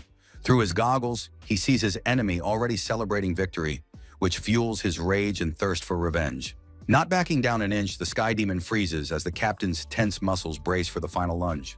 In a desperate attempt to save himself, Gyojin does a backflip, an evasive maneuver, and miraculously avoids the fatal blow, landing on his hands. Seizing the moment, the blonde delivers a lightning-fast uppercut. The incredibly powerful blow from bottom to top catches the enemy off guard and sends him flying into the air. A powerful series of strikes rains down on the opponent. Flashes of energy accompany every movement, causing the air to vibrate from the incredible force and speed of the attacks. From the crushing blow, the air loses his balance and flies backward. His body races just above the ground as he desperately tries to regain control in his fall. Concentrating power in his fist, the American's gaze is hidden behind a glint, and his aura of confidence suggests that the next strike will be a fatal lesson for the enemy. With a sharp lunge of his leg, Gyojin aims for the head, but the blonde dodges with filigree precision, letting the deadly blow pass mere millimeters from his face. A crimson streak of blood appears on the captain's cheek. He smiles almost imperceptibly, realizing that this guy is far more dangerous and interesting than he seemed at the very beginning. In response, a heavy straight punch flies, the fist hitting its mark, sending blood spattering and forcing his opponent's head to jerk back from the colossal physical pressure. Struggling to withstand the blow, the heavenly demon's face is contorted, and drops of blood fly from his mouth, but his stance still radiates a terrifying readiness to continue. The young man's gaze shifts, a mad red flame flares in his eye, and a savage grin heralds the onset of true madness. which he intends to unleash upon his enemy. Like lightning, a furious kick shoots upward from below. A green flash of energy cuts through the air, catching the blonde man off guard with this wild primal power. The distance between the opponents widens once more. Both warriors hover mid-leap, preparing for the next round of the clash, while the ground beneath them cracks from the intensity of their battle fury. With a maniacal grin, Gojin seizes the initiative. His strikes grow increasingly unpredictable and chaotic, forcing the American into a defensive stance. With an explosive punch, the madman breaks through his opponent's block. The stunning surge of energy throws the blonde man backward, causing him to stagger. The fight moves to the ground. The captain tries to counterattack with a powerful top-down strike, but the dark-haired fighter deftly dodges the trajectory and prepares a counter. At the last moment, the captain manages to put out his arm, blocking the deadly blow aimed straight at his face. Drops of blood fly in all directions from the force of the collision. Kongpo is stunned. He clutches his head, his pupils constrict in shock, and a barely audible "wait" escapes his lips as he realizes what a monster he's up against. A powerful purple flash illuminates the arena. The man lands a crushing blow to his enemy's jaw, giving him no chance at all. The energy literally tears through space. Glasses shatter into pieces as the fist hits its mark. The man is in shock. He clearly underestimated his opponent's speed, and his eyes reveal nothing but pure, primal terror. Through the haze of pain, the American comes to his senses. His gaze is filled with rage, and only one thought about his insolent opponent pulses in his head. He is consumed by a thirst for immediate revenge. A brutal knee flies straight into his torso, knocking the wind out of him. Attack follows attack, turning the fight into a one-sided beating, the sounds of blows echoing throughout the hall. From the terrible impact, the body flies backward, shattering concrete slabs. Dust and debris swirl into the air, obscuring the fighters, the distance between them rapidly increasing. Rising from the ruins, the blonde spits out blood. His arrogance has evaporated, and now he realizes that he is facing not just a braggart, but a truly dangerous predator. Gojin's face contorts into a frenzied grin. His eyes flash red, foreshadowing disaster. He finds this battle amusing and craves the continuation of the bloody game. A short word signals the start of the finale. The young man shifts his stance, preparing to unleash his hidden power. A slight movement of his foot across the tile, and the air around him begins to tremble. Darkness thickens behind him, taking on eerie shapes. A demonic aura suppresses the enemy's will. Now he is ready to show what true despair and death are. A powerful vortex of energy explodes at the center, sweeping away everything in its path. This is not just a fight, it is a natural disaster. A force beyond human comprehension triumphs. The man lunges forward sharply, his fist shrouded in a white stream of air, flies straight at the target, his crimson eyes frozen with an icy determination to destroy the enemy. Blood trickles down his cheek, but a mad smile is frozen on his face. The air is relishing every second of this battle. The monster within him has finally awakened for good. A powerful burst of energy tears the fighters apart. The arena shudders from the inhuman force. The enemy realizes with horror that his opponent's movements have become much cleaner and faster than before. Clenching his fist tightly, Gyojin prepares for the decisive move. His muscles are tense to the limit, and the air around him literally crackles with static as the fight reaches a whole new peak. A deadly blow whizzes past just millimeters from Kongpo's head. He barely manages to dodge the crushing attack. The pace of the fight has become simply insane. Counterattacking, the captain delivers a powerful kick. Green energy flares up on contact, and the opponent is sent flying backward, unable to withstand the onslaught. The man's fist cuts through the air, aiming for its target, but the young man dodges at the last moment, feeling the whistle of the attack on his skin. Falling from a height and performing a somersault, the sky demon lands in a low stance, preparing to lunge. Blue sparks under his fingers speak to the fighter's superhuman speed. An explosion of power blinds the captain. He sees only the attacker's shadow through the blue flashes. Stones fly in all directions, and the air trembles from the density of the accumulated energy. The shadow looms over the battlefield. Gojin freezes in anticipation of the finale. The atmosphere grows tense, and every breath comes with difficulty under that heavy gaze. A quick sweep causes him to lose his balance. The captain barely manages to regain his footing. The movements are precise and lightning fast, like a strike of lightning itself. A crushing blow to the torso sends the sky demon flying. A red flash of pain illuminates his vision, and he loses control of the situation. letting his opponent's decisive lunge slip past. A foot in light shoes pushes off the floor sharply. White lines of speed emphasize the pace of the battle, every movement calibrated to the millimeter in this dance of death. The martial arts master strikes a graceful stance, his red belt fluttering in the wind. He gathers his strength for the final blow that will decide the outcome of the entire battle. Excitement burns in Kong Po's eyes. He manages to react to his opponent's maneuver just in time, a silent question hanging in the air. This is the end of his long journey. The young man's face is contorted with rage and tension. Beads of sweat and dust cover his skin, and a red fire of madness burns in his eyes. He clenches his teeth, preparing for the finale. From the blow, the heavenly demon falls backward, piercing through space itself. Blue energy, emphasizing the power of the fall, causes the entire world around him to crumble. Performing a somersault over his head, the young man touches the floor with his hands. Debris from the walls flies in all directions under the pressure of the force, the movement filled with incredible energy. Gyojin lands in a low stance, arms spread wide for balance. His gaze is fixed ahead, and debris swirls around him. He looks like a predator, frozen just before a leap. Without slowing down, the blonde man delivers a lightning-fast punch straight to his opponent's face, and the fighter is sent flying backward, unable to block the attack. Looming over his opponent, the air is charged with tension, and a thirst for battle is evident in the American's eyes. The air freezes, unable to look away from the threat. A mad grin lights up the fighter's face. His eyes flare with green fire, foreshadowing a crushing blow.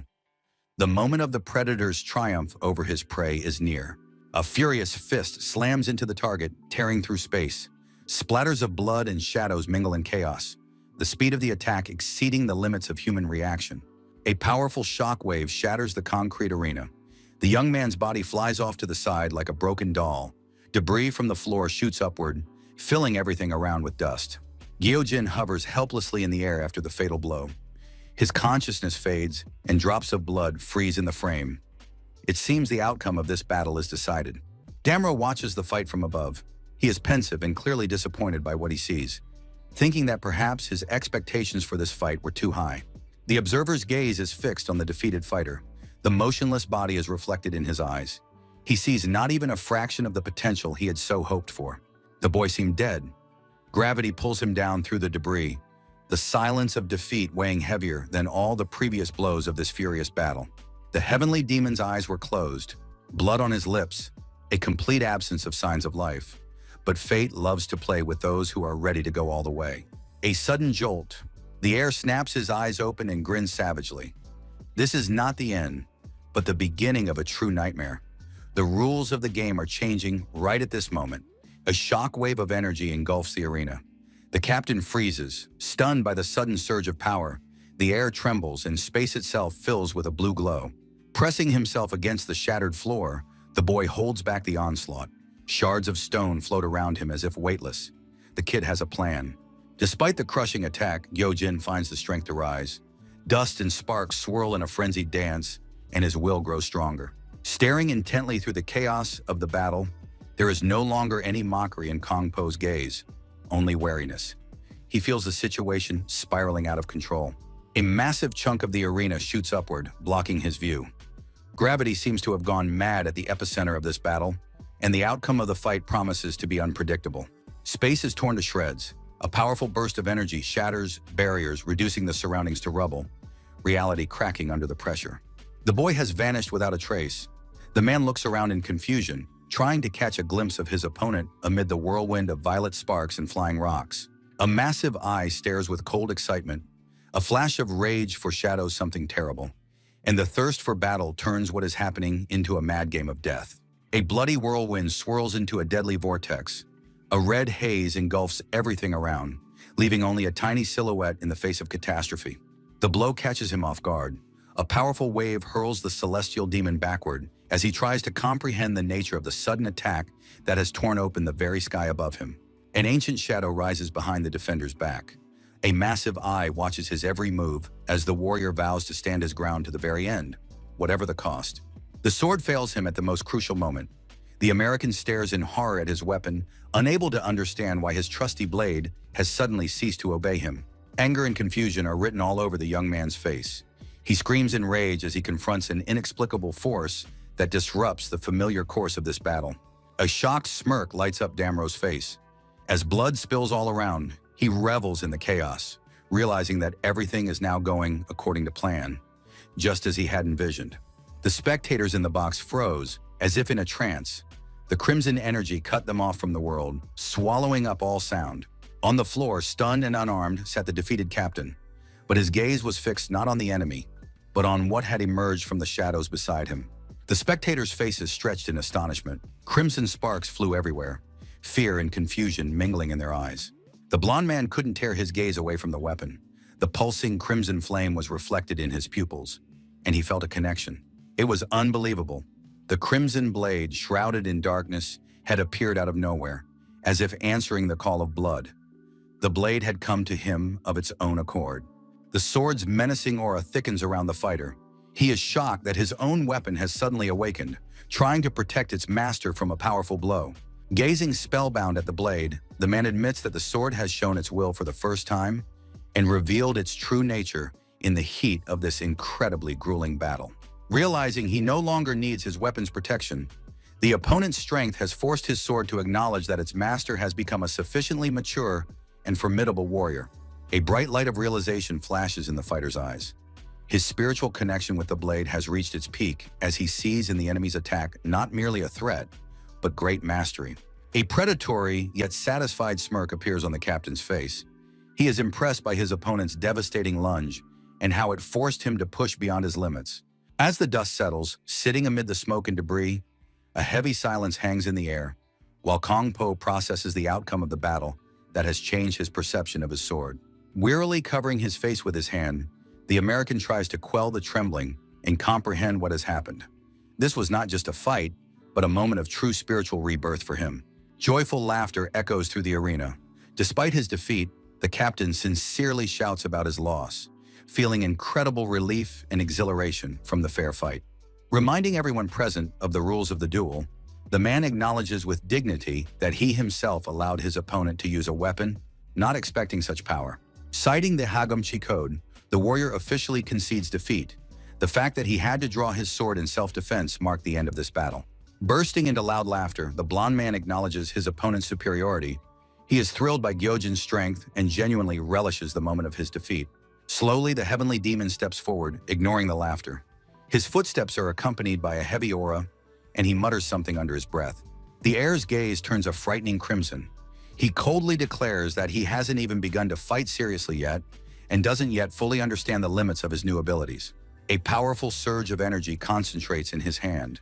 The young man prepares to unleash the devastating power that has long been hidden within him. Freezing in place with his sword in hand, shrouded in a flame of mana, the apprentice's voice sounds detached and commanding as he addresses his defeated opponent in the mist.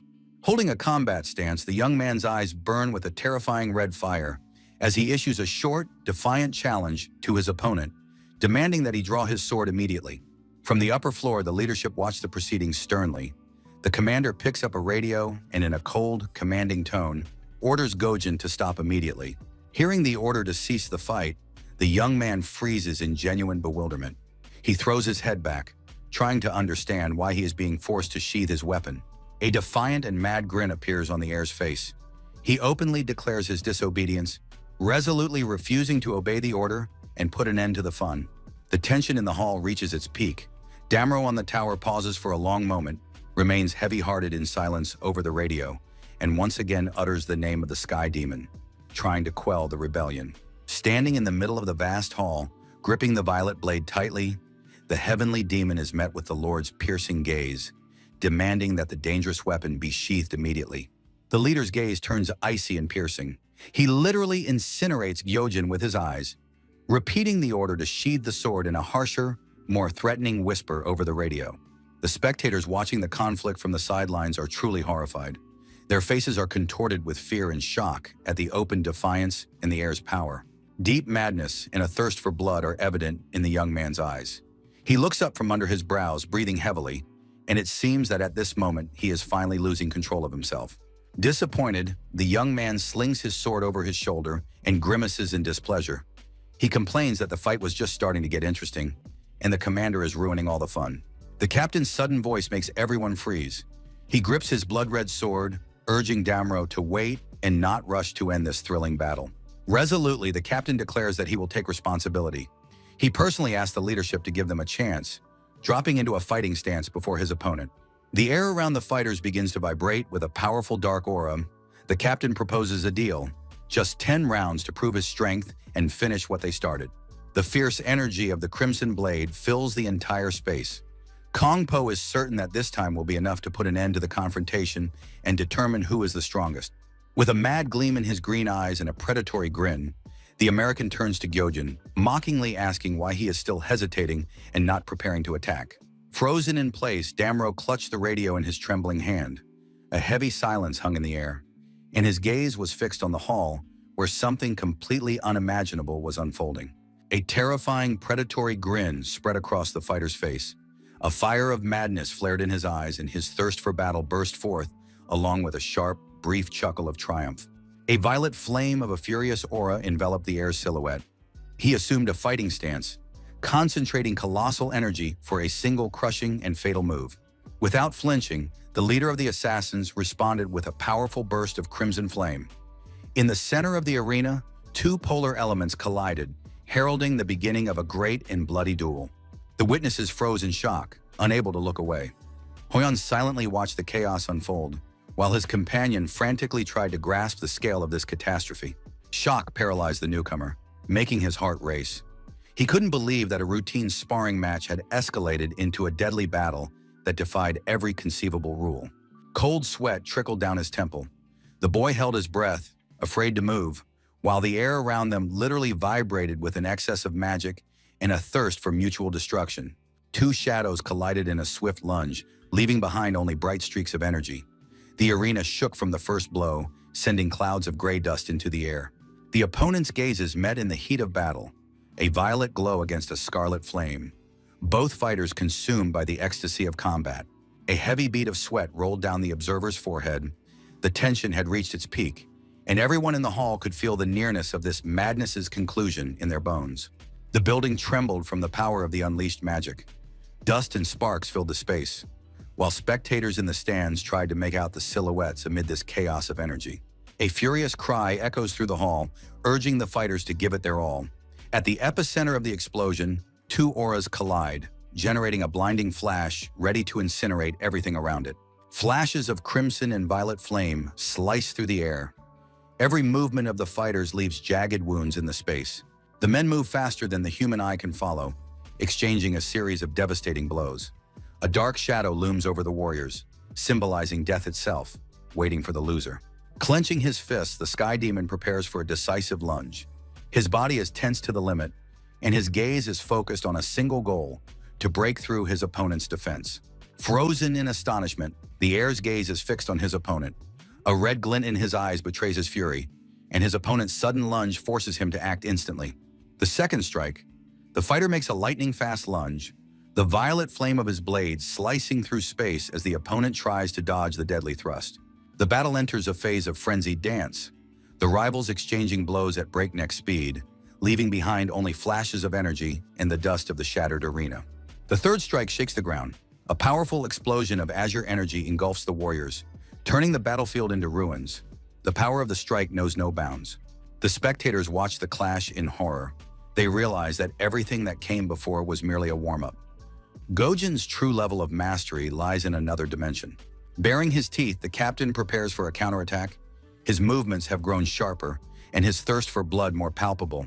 He has no intention of yielding in this battle, a fight to the death. The fourth strike comes crashing down from above. The blood-red trail of the blade looms over the boy, threatening to crush him with its crushing mass and primal power. The fifth strike, the Sky Demon raises his hand, unleashing a torrent of violet magic.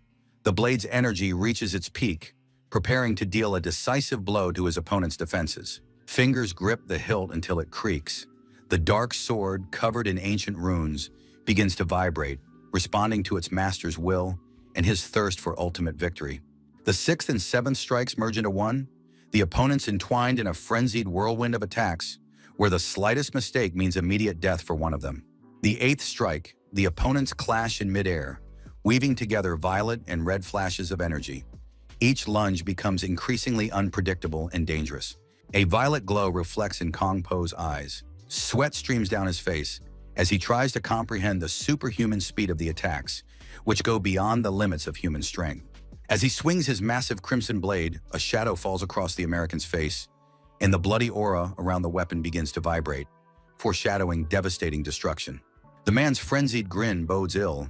His eyes burn with a red flame, and his thirst for battle escalates into a true madness bordering on ecstasy. His hands grip the sword's ornate hilt tightly.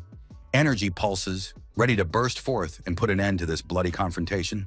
A powerful sword strike, cleaving through space, creates gigantic, bright red arcs of energy, as if tearing reality itself apart before the eyes of everyone present. Ducking the attack, the Sky Demon soars into the air, where his trusty sword flares with an ominous purple light, ready for a swift counterattack. The blonde's attack was repelled, causing a powerful surge of magical energy that forced his opponent to retreat, while the observer's eyes widened in horror and despair. Fear flashes in Hoyon's eyes as he realizes that the boy is much stronger than he thought, and that this battle will be far more difficult than he expected. Watching the battle, the assassin feels fear and envy, realizing that his own strength is insignificant compared to the power of these two warriors fighting before his eyes. A gigantic pillar of energy soars into the sky, as if heralding the dawn of a new era in which strength and magic will rule the world. Refusing to give up despite the fact that his opponent is far stronger than Kong Po had initially anticipated, he continues to attack, confident in his victory. The captain's spirit remains unbroken. He continues to battle his fear, realizing that his life and fate depend on whether he can overcome his weaknesses. The man's rage is so great that he is ready to destroy his enemy, even if it costs him his life. With a shout, the head of the American branch unleashes a massive explosion that shakes the ground and causes everyone present to shudder in terror. In a panic, the ghostly assassin warns Damro of the immense danger posed by the shadow assassins, but Damro merely calmly interrupts his anxious speech. Casting a confident gaze at Hoyon, full of unshakable calm, the Lord orders him to step back, making it clear that the situation is under control. Freezing in the center of the hall, the leader concentrates his inner energy between his palms while his astonished companions watch him. A blinding flash of golden light tears through the air with a powerful explosion, manifesting the 10 swords technique, which crushes the fighters and illuminates everything around with a radiant glow. A spark of divine power flares in the depths of Damro's golden eyes, reflecting his iron will and readiness to go to the end for the sake of protection. A blinding flash of energy tears through the space between his palms, a powerful stream of magic ready to burst forth. Now the golden glow on his wrist confirms that the magical connection has been established, and the ancient power has been awakened for the decisive strike. From above, the scale of the destruction is visible. A huge ring of dust has surrounded the arena, where two warriors stand frozen in bewilderment at the power of their clash. Calmly, the leader of the Korean division observes the magical glow in his hands. His confident smile speaks of complete control over the situation. Falling into a frenzy, a crimson aura of rage envelops the heavenly demon's body, and his maddened gaze is fixed on a single goal: to destroy the enemy at any cost. With a defiant smirk, the blonde launches his attack, his passion and thirst for battle fueled by fiery energy. A devastating explosion illuminates the battlefield. A powerful wave of light and debris marks the climax of the battle. Walking slowly down the academy's long corridor, the echoing footsteps of Damro and the air reverberate beneath the arches of the building, immersed in the pre-dawn silence. Gyojin puts his hands behind his head as the master gently wipes the dust from his shoulder. The weariness in his eyes gives way to a slight surprise at the kindness shown. With a kind smile, the man hands a handkerchief to his exhausted student, praising him for his diligence, genuinely delighted by the young man's progress on this grueling day of training. Abruptly grabbing his mentor's hand, a look of bewilderment flashes across his face. The heir is unaccustomed to praise and does not understand what exactly the teacher means by hard work. Memories transport him to the past. Under a clear sky, two battered but happy warriors stand embracing. Back then, actions always spoke louder than any words. Turning to Gyojin with a hint of curiosity in his voice, the Lord wants to learn the truth that has long troubled him, watching his reaction intently. Unable to believe what he's heard, the young man freezes in shock. The phrase about times past sounds absurd, and an awkward pause sets in. Damro teases the young man in the hallway. The latter frantically tries to justify himself, but it looks extremely suspicious and ridiculous, and his friend merely laughs at his reaction. With a sharp creak, the door swings open. The leader of the ghostly assassins appears in the doorway, and behind him, The air cowers at the unpleasant creaking of the doors. Frozen in complete bewilderment, the heavenly demon doesn't understand why these two have come together and what strange commotion is unfolding right before his eyes. Smiling broadly, Kongpo waves his hand, loudly calling the guy his brother. Behind him stands the girl, maintaining her usual composure and watching the boisterous leader. Before the astonished Gyojin's eyes, the captain shamelessly lunges to hug him, beaming with happiness, and declares that he is now his most devoted fan. Noticing a crucial detail missing, the vice captain points to his ear. The blonde realizes he forgot to put on his translator, which is why he'd been acting so eccentrically. Quickly, the American adjusts the device on his ear, never ceasing to nod enthusiastically. Now he's ready to listen and continue their emotional dialogue. Squeezing the guy's hand, recalling their recent battle, Kongpo is certain that the clang of clashing blades has bound them forever with bonds stronger than any blood. While the blonde man continues to shout about brotherhood, the others are in shock. No one expected such a sudden shift from fierce combat to fanatical enthusiasm from the formidable fighter. The tension in the Sky Demon's eyes clashes with Damro's resolve. A silent duel of gazes brings the scene to a close. The men have gathered around the table for a serious conversation. The captain looks perplexed, constantly tilting his head. A surveillance camera captures the meeting participants in the room. Gyojin sat across from the captain, creating an atmosphere of interrogation. A sudden bright flash pierces the darkness of the room, accompanied by a sharp sound. The moment becomes a point of no return, completely changing the course of the current conversation. The heir abruptly jumps to his feet, looming over the table. His imposing figure now intimidates the captain, who recoils in confusion. Lancing his arm forward, the heavenly demon's palm is enveloped in a mysterious blue energy, signaling his readiness to use force. Making a sharp sidestep, the captain tries to dodge the mysterious blue glow, as loud and powerful bursts of air ring out around him. The blond man in glasses and his companion froze in tension as a magical stream poured down from above, the atmosphere growing tense. Sweat trickled down the face of the leader of the American assassins, and the bright azure energy reflected in the lenses of his glasses. He was shocked by the power that had suddenly appeared right before him. Suddenly, a spirit appears at the center of the glow, a well-fed white cat with a stern gaze and crossed paws. Before them stands the true manifestation of the mighty spirit of the beast. Completely bewildered, Kongpo stares at the creature hovering before him.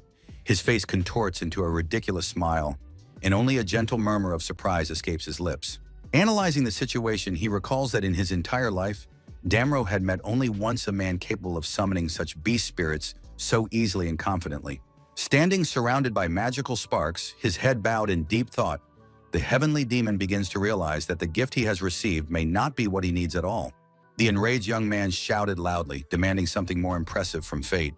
He is overcome with resentment at such a ridiculous and laughable appearance. After a hard day, Gyojin lay on the bed in his room, his hands behind his head, trying to make sense of everything that had happened and get used to his new reality. Staring intently at the ceiling with his crimson eyes, he took stock of the battle. The rewards for completing the stages turned out to be worthy, despite his beast's strange appearance. A golden scroll with a notification floated before his eyes. The conditions for the Path of the Sword had been unlocked, and as a reward, he had received an enhancement of the hidden power of the Great Sukun. The heavenly demon abruptly rises from the bed, realizing the scale of the changes. The reward didn't seem like anything grand at first glance. Closing his eyes tightly, the young man feels a new power growing within him. Everything he had received earlier was merely preparation, for the final reward turned out to be the most unexpected. The room was filled with chaos. A ghostly cat darted everywhere, driving its master mad. In a rage, the young man screamed, unable to tolerate the antics of this insolent little beast. An awkward pause hangs in the air as the beast's spirit freezes in the middle of the floor. Gyojin, a bead of sweat on his face, watches this strange creature warily, expecting another trick. The snow-white beast freezes in bewilderment, its eyes glowing with curiosity, while the protagonist frantically tries to make sense of what is happening. Suddenly, the fluffy creature's expression changes. Its sweet-faced appearance gives way to a furious snarl, and the first warning growl bursts from the creature's chest. A powerful roar shakes the room. The beast's enormous jaws snap open in a furious scream, causing the hunter to cower in terror under the pressure emanating from his pet. Strength leaves the air, and he collapses onto the bed in exhaustion. He closes his eyes, wishing that this noisy and frightening day would come to an end soon. Lying in a daze, the young man feels a heavy gaze upon him. The glowing beast does not leave. continuing to test his master's patience with its presence and noise. The hero's gaze grows cold and resolute. He studies the magical creature closely, deciding for himself whether it will become a loyal ally or a burden. A heavy silence hangs in the air. The beast's fate hangs by a thread. One wrong move and it will go from a valuable artifact to mere trash to be discarded. The beast breathes heavily, droplets of saliva dripping from its fangs. The tension reaches its peak as physical exhaustion begins to overcome its magical power. After the cat's appearance, the vice captain watches the scene from the sidelines, barely suppressing a tremor. His face is covered in sweat, and his voice breaks at the realization of the moment's danger. Finding itself trapped, the white glowing beast leaps directly at Kong Po, causing panic. The man screams, begging someone to get the beast away immediately. Gyojin merely watched the unfolding scene with indifference as the captain continued to shriek, while the animal began to make contented sounds. The heir's eyes flashed red, and his expression shifted from indifference to concentration as he decided to examine the strange beast's stats.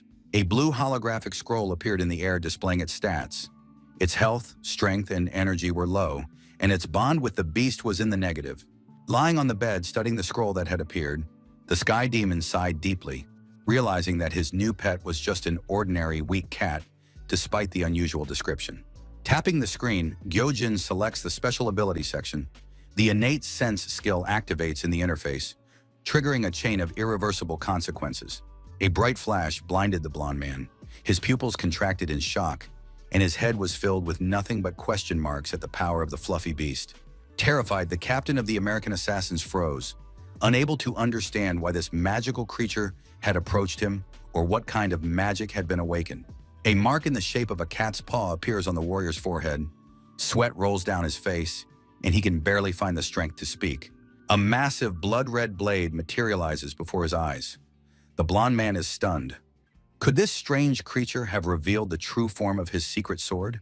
The heir sternly interrogates Kong Po about the previous battle with the enemy from the Sacred Fireblood sect. He is certain that Kong Po inflicted a serious wound, but the truth turns out to be far more complicated. The blonde man tries to justify himself, recalling how the enemy simply vanished like a mirage, leaving not a single trace behind. Sighing heavily, the captain turns away toward the wall. He is tormented by shame over his failure in battle. A tense silence hangs in the room, weighing heavily on his shoulders. But the man also remembers that he wounded his opponent. As he delves into memories of that fateful moment, he is certain that his steel touched the flesh of the mysterious adversary. The enemy smiled treacherously in the darkness. The American admits that the wound was insignificant, but it was precisely that wound that marked the beginning of his sinister and grand plan. In a rage, the leader of the Shadow Assassins screamed furiously, insisting that his strike had hit its mark. The curved crimson blade froze in the air like a predatory claw, an inexplicable aura swirling around it, while mysterious sounds filled the entire hall. Upon seeing the blade, the spirit animal was ready to defend its master, thinking it was a threat. The glowing spectral creature emitted massive pillars of blinding white light. Powerful magic pierced reality, leaving behind only bright sparks. A frenzied whirlwind of energy consumed everything around it, creating a blinding flash. The mysterious creature's gaze flared with a furious golden light. This magical gaze foreshadowed the awakening of an ancient power hidden within the little helper. The boys froze in utter bewilderment in the middle of the room. The captain suddenly froze. The tension in the air was palpable. A bright beam of pure energy pierced the space, forcing the enemy to recoil. The flash was blinding as the beast executed its sharp and incredibly swift maneuver. But Gyojin managed to intercept the glowing creature. Sensing that this small ball of energy would be the key to victory, a system notification window pops up before his eyes. The summoned creature has successfully tracked the target. The hunt begins, and now the enemy will certainly not be able to escape. The spirit beast furiously attacks the barrier, tearing reality itself apart with its claws. The loud sound of the impact echoes throughout the room. Gyojin tells the beast to calm down, trying to restrain the raging creature. He orders the others to get ready immediately. The moment of truth has arrived for everyone. With anxiety, the girl watches as the glowing tiger lunges into battle. It seems he could break free at any second, driven by his predatory instinct. Confidently, the fighters adjust their gloves and gear, preparing for the clash. The guys' faces are focused, and their movements are honed to perfection before the battle. A heavy boot takes the first decisive step forward across the cold floor, getting ready to start. The whole team is assembled and ready for the decisive move. The kid grins confidently, anticipating the chaos, while the rest maintain an icy calm. Now the squad is ready to kick their enemies' asses. Their resolve is unshakable, and the aura of power compels their allies to involuntarily brace for a fight. The agent casts a piercing glance to the side. His face expresses cold contempt, and his eyes reveal the plan he has already worked out. With a sneer, the Sky Demon shouts, rolling his shoulders. He is clearly relishing the moment and is not afraid of what awaits them behind the locked door of headquarters. A small beast with a spirited look leaps forward, radiating a powerful glow. The spirit is ready to clear the way for its masters, crushing any obstacles with its pure magic. In the night forest, the fighters led a swift pursuit, blue flashes of energy cutting through the thick darkness as they tried to catch up to their mysterious target. Using magic, the spirit animal creates a bright protective barrier for its warriors, making their path safe. Glowing with bright energy, the creature deftly weaves between the fighters, outpacing them every time, demonstrating its acrobatic wonders. Stunned, the captain watches the beast maneuvers. The creature's speed boggles his imagination. Everyone is in shock as the cat suddenly leaps right onto the flying magical blade. The weapon's owner completely baffled by how quickly the target had tamed his personal sword. With a smile, Damro acknowledges the creature's exceptional nature, while one fighter grumbles and another praises his partner for the success, rejoicing at such an unusual find. But one of the warriors is clearly dissatisfied with the outcome and his comrade's behavior. He lets out an irritated growl, hiding his frustration behind his anger. Reproaching his companion for his excessive enthusiasm, the Sky Demon is annoyed that everyone around him is admiring the creature's abilities. Gyojin reaches out to the exhausted little beast clinging to the sword. The little one is completely spent and can no longer run. In response to the attempt to approach, the spirit growls furiously, baring its fangs. It does not want to be seen as weak. Looking weary, the heir gives a thumbs up, approving the spirit's actions and encouraging it by acknowledging that it is the best, recognizing its strength. The squad resumes its movement, moving swiftly through the forest thicket. The fighters leap across trees and slopes, maintaining the incredibly high pace of the nighttime chase. The three pursuers have been running nonstop for 3 hours straight. For them, this marathon is turning into a real test of endurance, comparable to training. One of the fighters notes that this pace is familiar to him and Damro. They are used to protracted missions, but the situation demands their full commitment and concentration. The man's gaze becomes extremely serious and focused. Through his goggles, his glowing eyes are visible, intently tracking every movement. The Sky Demon races forward, feeling no fatigue. His partner encourages him, noting his incredible endurance and determination. Every step is filled with strength and speed. The young man plants his feet firmly on the ground, realizing that with their current team, they have every chance of achieving their goal. The group races through space, leaving behind bright flashes of energy. Their fighting spirit is high, and they are confident they will catch up to their enemies very soon. Meanwhile, silence has fallen in the richly decorated hall. A tiny insect slowly crawls across the carpet under the light of a massive lantern, unaware of the attention it is drawing. A mysterious man in dark clothes lazily watches the tiny creature. He props his head up with his hand, lost in thought. With a sudden movement, the man presses his finger against the surface, cutting off the ant's path. The sharp sound of the impact echoes through the room, underscoring his domineering nature. Staring intently at what remains of the insect, the scoundrel's golden eyes gleam coldly, reflecting an inner emptiness and a lack of compassion for the weak. Suddenly, a furious scream shatters the silence.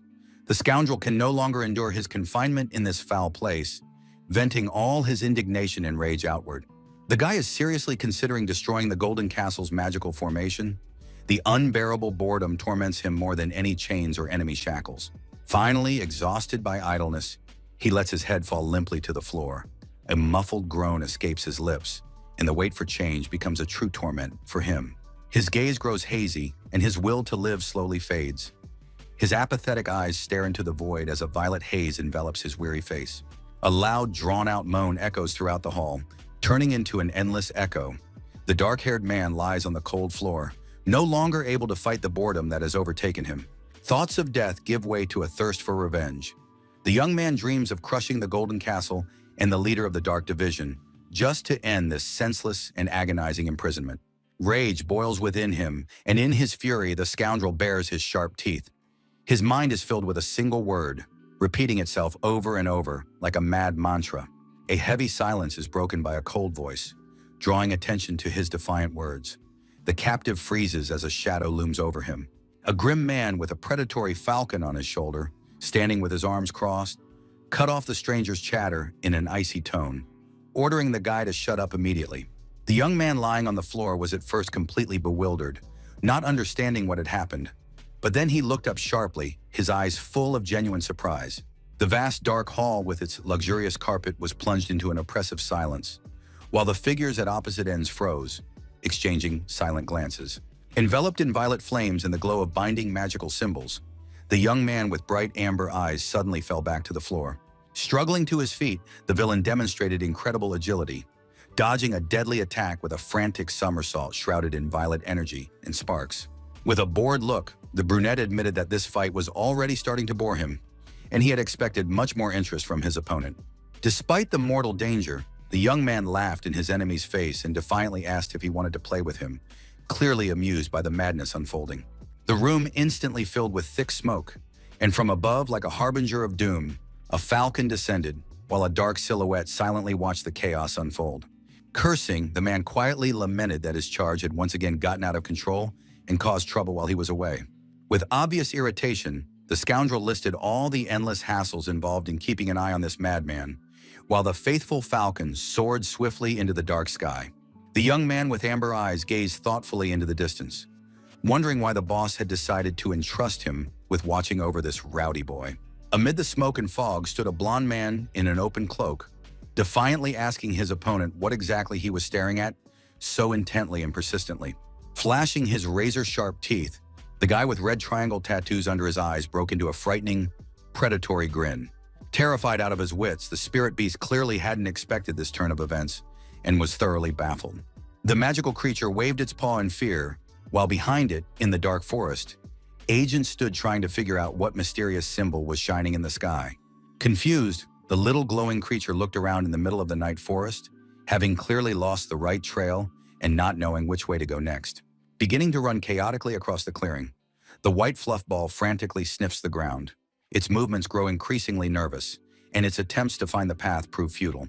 In a rage, the sky demon yells at his pet, pointing a finger toward the bushes. He is extremely displeased that their guide decided to get distracted by his own needs. The young man's companions watch the scene in bewilderment. They begin to seriously doubt the magical beast's abilities and whether they are on the right path. Seeing the creature's confusion, one of the men shakes his head in disappointment. The situation seems deadlocked, and hope of finding the right path is rapidly fading. Realizing they might have come to the wrong place, the team freezes. The atmosphere grows tense, and everyone wonders if the initial lead was false. The companions' faces show complete bewilderment. They look at the young man and his pet, waiting for an explanation, while an oppressive silence descends on the night forest. Seeing the fighters' faces, Gyojin catches the struggling animal in his hands, trying to calm it down. At that moment, he suddenly senses a strange change in his surroundings and within himself. Freezing with a look of surprise, the air feels his senses sharpen. He begins to see what was previously hidden from the ordinary human eye. Right before his eyes, bright red tracks flare up on the grass. Now the apprentice knows exactly where the chase led, for his senses have reached a whole new level. The men are still bewildered. The captain in glasses is flustered. They see how the trail they were following suddenly ends, leaving no trace behind. Holding his breath, the sky demon listens intently to the silence of the forest. His instincts tell him that the enemy they are seeking is very close by. Smiling with his magical companion perched on his shoulder, the young man is now ready to attack. A blue light radiates from his body, poised to strike down anyone who dares to stand against him. The sounds of battle echo through the forest. The silence gives way to screams and the clang of weapons. The monster leader, watching the battle, smirks. He sees his soldiers advancing and is confident of their victory. The sound of footsteps echoes. The eerie man with red eyes freezes, listening for the approach of the uninvited guest. The head of the Dark Division steps out of the shadows. Folding his hands respectfully, he inquires with a sickly smile about the progress of their secret experiment. Baring sharp teeth and a sinister grin, the lab's master is pleased with the visit and informs the guest that he has chosen the most opportune moment to appear. Holding his breath in anticipation of details, the torchlight falls on his face, hiding his eyes in shadow, while Myung-woon listens to the news of the progress of their gruesome work. At the mention of progress, the boss chuckles with satisfaction. He praises the materials brought from Cheonan, which have caused the subject to grow by the hour rather than by the day. With a sharp wave of his hand, giving an order to an invisible being, the man demands that they show respect to the guest and reveal the result of their mad work. Dozens of mummies and bloody bandages burst out of the thick darkness. These are the little monsters of the blood group, an army of beasts ready to tear any enemy apart. The inventor proudly demonstrates the fruits of his labor. His assistant stands behind him, silently watching as the mad scientist revels in his power. In the center of the hall, illuminated by a bright light, the silhouette of a man appears. He kneels and folds his hands in a gesture of supplication before his creator. As he drew nearer, the leader of the Dark Division, spellbound by the sight, watched as the shadow of the new creation froze in a humble bow, while a mystical glow flared up in the dungeon. With care, Myung-woon drapes his jacket over the shadow, but this gesture conveys not concern, but a domineering desire to subjugate the new power born in the laboratory. The man's face is ecstatic. Gazing at the result of their gruesome labors, he whispers barely audibly about how damn terrifying this sight is. The mad boss weeps with delight. His eyes glow with a mystical blue flame as he shouts ecstatically about the incredible beauty of his creation. The villain bursts into demonic laughter while tears stream from his assistant's eyes. They call this reunion a true miracle they have waited so long for together. Trembling with ecstasy, the man goes mad at the thought that their shared dream has finally taken on flesh and blood in this dungeon. An army of the living dead, wrapped in dusty bandages, filled the entire space. Their fanged grins foreshadowed a swift and inevitable reckoning with their enemies. An ominous silence hung in the dark dungeon. The assistant froze in terror, watching as the massive and terrifying figure of the leader slowly emerged from the shadows. With alarm, Myung-woon glanced at the second man, surrounded by magical sparks. The boss had changed beyond recognition, radiating a powerful and dark, otherworldly aura. The silence of the hall was shattered by a mad, demonic cackle. The inventor had finally lost his mind, reveling in his newfound power as his eyes burned with a crimson flame. A witness to this terrifying scene froze in shock. Adjusting his glasses, he realized with horror that the situation had completely spiraled out of control and disaster was imminent. Confidently, the heavenly demon gripped his golden sword. A defiant smile lit up his face as he prepared to face any danger and unleash his full might upon his enemies. A small, ghostly beast with a stern gaze suddenly appeared, staring at the enemies. Its resolute demeanor suggests that this little one is a formidable defender. A mysterious smirk played across Gyojin's face. He feels the support of his faithful spirit and knows that the plan will work exactly as he intended. Raising his fist triumphantly toward the sky, the air presses against the barrier. His magical companion hovers beside him, while his allies gaze at their leader with undisguised admiration. The villain let out a wild, frenzied scream. Upon seeing something terrifying, he cried out about the arrival of shadow assassins, which proved to be a fatal surprise for him. Fixing an icy, piercing gaze on the invisible wall, the young man's confidence is unshakable, and the faithful phantom tiger on his shoulder is ready to deliver the decisive blow in battle. A powerful magical barrier enveloped the forest. The crimson glow of the Golden Castle's hexagonal grid securely sealed off the space, leaving not a single chance. One of the fighters reaches out toward the pulsating energy. His fingers barely touch the barrier, probing for weak spots in the complex structure of this ancient formation. His companions freeze in amazement. Through the lenses of their glasses, they can see only the silhouette of the warrior who, defying logic, has found a breach in the defense once considered absolutely impenetrable. Surprised, the witnesses cry out. They doubt Gyojin's power. A single man is breaking into the Golden Castle, a feat only deities are capable of. Deep cracks spread across the barrier. The magical seal crumbles with a crash under the onslaught of the master's will, an incredible force causing reality itself to shudder. The defense has fallen, and the path to the Forbidden Lands is now clear. The heavenly demon celebrates his success with a predatory smile, gazing at the ruins of the formation. Having achieved his goal, the heir's plan now moves into its next phase, and no one will be able to stop him. Meanwhile, a terrifying silence reigns in the luxurious hall of the ancient estate. The architecture of the vaults underscores the grandeur of the master, whose peace is about to be shattered. With a snarl, the scoundrel anticipates the encounter. He senses the approach of uninvited guests, and his sinister laughter echoes through the castle's dark corridors. Slowly, the mansion's master pours tea into cups. The gesture of hospitality seems like a mockery, for now that the guests are here, it is time to begin this dangerous and bloody game. The last drop falls from the spout of the teapot. This is not merely a drink, but a silent timer, counting down the moments until the inevitable clash of two worlds. The villain's reflection in the cup is distorted by an ominous smile. His hospitality is merely a screen for the bloody massacre he is preparing for his dear guests. A group of warriors moves swiftly through the night forest. Every step is measured, and their senses are sharpened to the limit. They know the enemy is already waiting for them. Picking up the trail once more, the magical creature leads the hunters forward, pointing the way to the very heart of darkness, where the true master of these lands lies in wait. The trap has snapped shut. The warriors realize that every one of their moves was anticipated. It's checkmate. The game has reached a stage where any mistake will be their last. The warriors are stunned. The golden formation has fallen.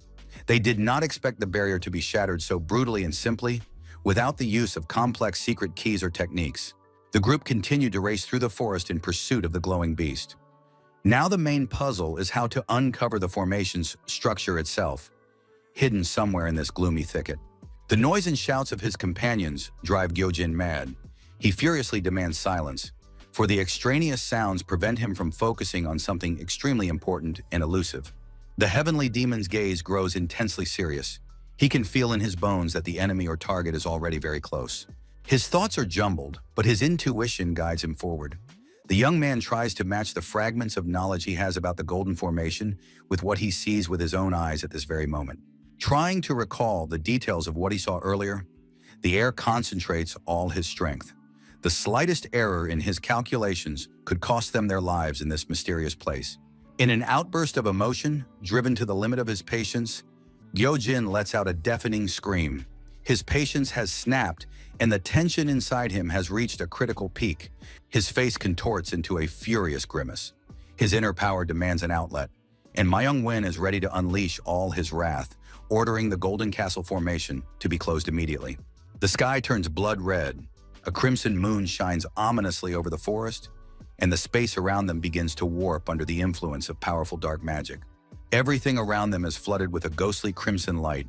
Ancient seals awaken, heralding the start of the decisive battle. The technique is activated. Hands form an ancient seal, awakening the gates of Ran, as crimson energy thickens around them, marking the beginning of a dangerous ritual of transformation. In confusion, the ghostly assassins gaze at the sky. The blood-red moon and the sudden eclipse instill in their souls a primal fear of unknown power. Space trembles, revealing the names of ominous stages. The gate of shock and the gate of fear emerge from the darkness, crushing the will of anyone who dares to challenge them. Sensing a trick, Kong Po takes off his glasses and, with a suspicious smirk, tells his brothers that this place is steeped in lies and the situation smells extremely bad. With a change of gesture, the Gate of Rest springs into action. The deadly formation continues its rotation, dragging the boys into a vortex of irreversible mystical events. The heavenly demon's gaze shifted instantly as he realized the true nature of what was happening. The ancient chains restraining colossal power began to vibrate with tension, and a triumphant, sinister smirk played on the enemy's lips. The darkness thickened to its limit, transforming into a perfect sphere surrounded by a crimson glow. Within this void, something primal was born. A blood-red moon rose over the world, heralding the beginning of the end. A powerful surge of energy pierced the void, warping the very reality of the battle. Frozen in shock, Damro stared at the sudden eclipse. A sense of foreboding gripped his heart, for the omen promised nothing but death. Turning to urge his companions on, the Lord found only emptiness. The silhouettes of those who had stood beside him a second ago had vanished without a trace into the ghostly mist. The forest path suddenly emptied, leaving behind only the echo of unspoken words. A suspicious silence and a pink haze filled the entire space. In the calm atmosphere, someone's hand confidently clasped the elegant tea bowl. The movement was imbued with the frightening composure of a man in complete control of the chaos. The old man slowly raised his gaze, and cold cruelty could be read in his eyes. He pronounced a verdict that brooked no objection, that this was the best punishment for his traitors. The silhouette of the doomed man was reflected in the dark surface of the drink. The old man looked at this distortion with indifference, preparing to deliver the decisive blow to Damro's fate. A guttural roar rang out from the thick undergrowth, making the blood run cold in one's veins. A huge black shadow loomed over the forest, causing the warrior in the coat to shudder with fear. A terrifying creature with a multitude of extra limbs, wrapped in dirty bandages, revealed itself to the world. It let out a wild scream, full of primal rage and suffering. Staring intently at the monster's silhouette, the Lord tried to grasp the scale of the tragedy. His hand involuntarily reached for his weapon, and panic pulsed through his mind. Staring at the monster, Damro wondered if it had truly turned into a Zhangshi. This thought haunted the witness to the metamorphosis until the terrifying creature froze in a ridiculous, contorted pose. The bandaged monster lets out a deafening scream, releasing a powerful aura. The enemy swings its forearms, preparing to tear the man apart. Maintaining complete composure, the leader of the ghostly assassins assesses the situation with a sad smirk, showing not a shred of fear in the face of mortal danger. With a single precise strike, the Lord severs the monster's head. The flaming blade cuts through the flesh, ending this brief battle in a matter of seconds. The monster's decapitated body crashes heavily to the ground as Damro walks past, not even glancing back at the defeated enemy, demonstrating his superiority. Sheathing his weapon, the swordsman casually brushes the dust from his shoulder. His gaze is empty and serious, and the battle seems to him merely an annoying obstacle on a long journey. The man sinks into thought about his next move, wondering where to go next, while silence reigns all around after the recent bloody battle. Meanwhile, the sky demon watches the ghostly cat. The little spirit looks troubled, sharing its master's heavy thoughts. A lone silhouette stands frozen in the midst of endless emptiness. Yojin reflects on the enemy's incredible power and wonders how soon he will be able to find the missing children again. Beginning to taunt his companion, the heir calls the ghostly cat a coward. He is puzzled as to why the spirit has frozen and refuses to descend into the dark water. An unexpected detail comes to light. The magical beast is trembling with terror. It turns out the fearsome spirit is afraid of water, which causes nothing but sincere astonishment in its master. With a smirk, the heavenly demon looks at his small glowing spirit cat, disappointed by its uselessness. The cat growls furiously in response to his words. Soon, without saying a word, they both set off across the dark and desolate landscape to find something that might help them in their search. Suddenly, a bandaged monster attacks Gyojin underwater, emitting a deafening ultrasonic scream. Feeling an unbearable ringing in his ears, the sonic attack blocks the heir's inner energy, depriving him of the ability to concentrate and strike back. His attempts to kick the enemy prove futile. The dense water restricts his movements, making his strikes weak and slow. With horror, the sky demon could only watch as the monster dragged him to the bottom, clutching his leg with a death grip. Oxygen was running out and his lungs began to burn.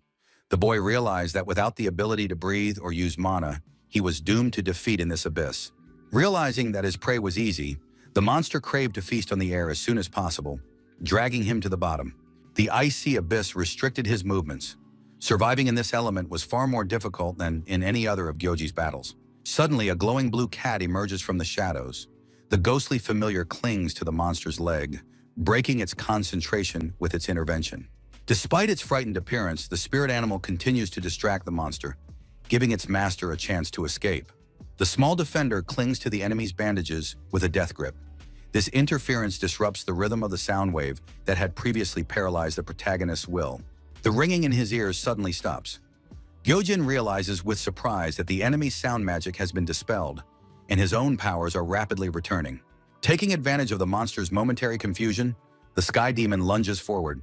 Now that energy is flowing through his veins once more, he is ready to deliver a crushing blow. The defeated enemy sinks to the bottom, leaving only bubbles in its wake, while the hero and his faithful spectral companion stand still in the water, having won a hard-fought victory in this battle. Realizing that an underwater battle is the worst-case scenario for the sky demon, he and his spirit animal decide to surface immediately. Enraged, the bandaged monster opens its jaws, preparing for a new attack. It has no intention of letting its prey escape and lets out a wild scream that shakes the depths of the water. Angry at the enemy's treachery, the heir realizes that this scoundrel has set a trap and tries to stay calm while his familiar covers his back. The pursuer rapidly closes the distance, moving underwater like a torpedo.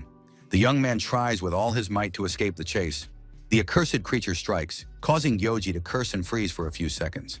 All the while, the spirit animal intently tracks the enemy's movements, preparing a new defensive maneuver. A massive energy beam pierces the water right in front of the boy's face. He barely has time to follow the powerful flash with his eyes. Unable to comprehend what technique this water monster had just used, the heavenly demon did not expect such an attack. The enemy moved incredibly fast.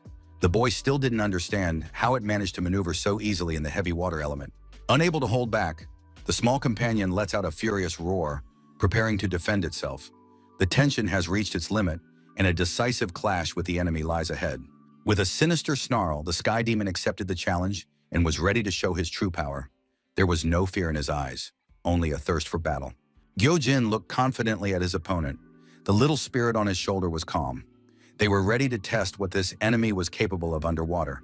The city at night is shrouded in silence. The tiled roofs of the old houses stand still in the moonlight, and a sense of impending doom hangs in the air. Striding briskly toward the gate of the house, the girl cheerfully responds to the noise, unaware of the danger awaiting her beyond the threshold. Cautiously, the beauty pushes open the heavy door. She is frightened and bewildered upon seeing an unexpected guest on the threshold at this late hour. The atmosphere shifts abruptly. Red human eyes flash in the doorway, and the young lady's blood-chilling voice cries out for help. A mad gaze pierces right through her. The creature demands to be let in. There is no turning back. A heavy footstep echoed through the silence of the hallway. Shoes touched the cold floor, signaling the arrival of someone important. Lost in her thoughts, the young woman froze upon seeing a familiar silhouette ahead. The newcomer paused for a second, afraid to disturb the moment of solitude. A greeting was offered to the vice captain of the American branch, standing at attention before the cold and majestic commander in his formal vest. With only a slight nod, the beauty maintained her icy composure. Her piercing gaze cut right through him, leaving no room for unnecessary words or empty emotions. The apprentice watched his master with rapture. Today's demonstration of Hejamchi's power had left a deep impression on his soul, making his heart race. The fire in the phantom assassin's heart flared up again. The thought flashed through the young man's mind as he recalled the incredible power and grace he had witnessed. With enthusiasm, the young man declared that he too wanted to fight like that. But the icy master's reply was sharp and brief. "Hey, Geom-ji, it's not just about fighting." The young man froze in confusion. The apprentice could only manage to squeeze out an apology in response, not understanding the hidden meaning of the words. All his fighting spirit collided with an incomprehensible philosophical wall of silence. Slowly, the vice captain walked away across the empty hall. Her back seemed like an unreachable cliff. Now, the girl wondered if she could trust this man with her back.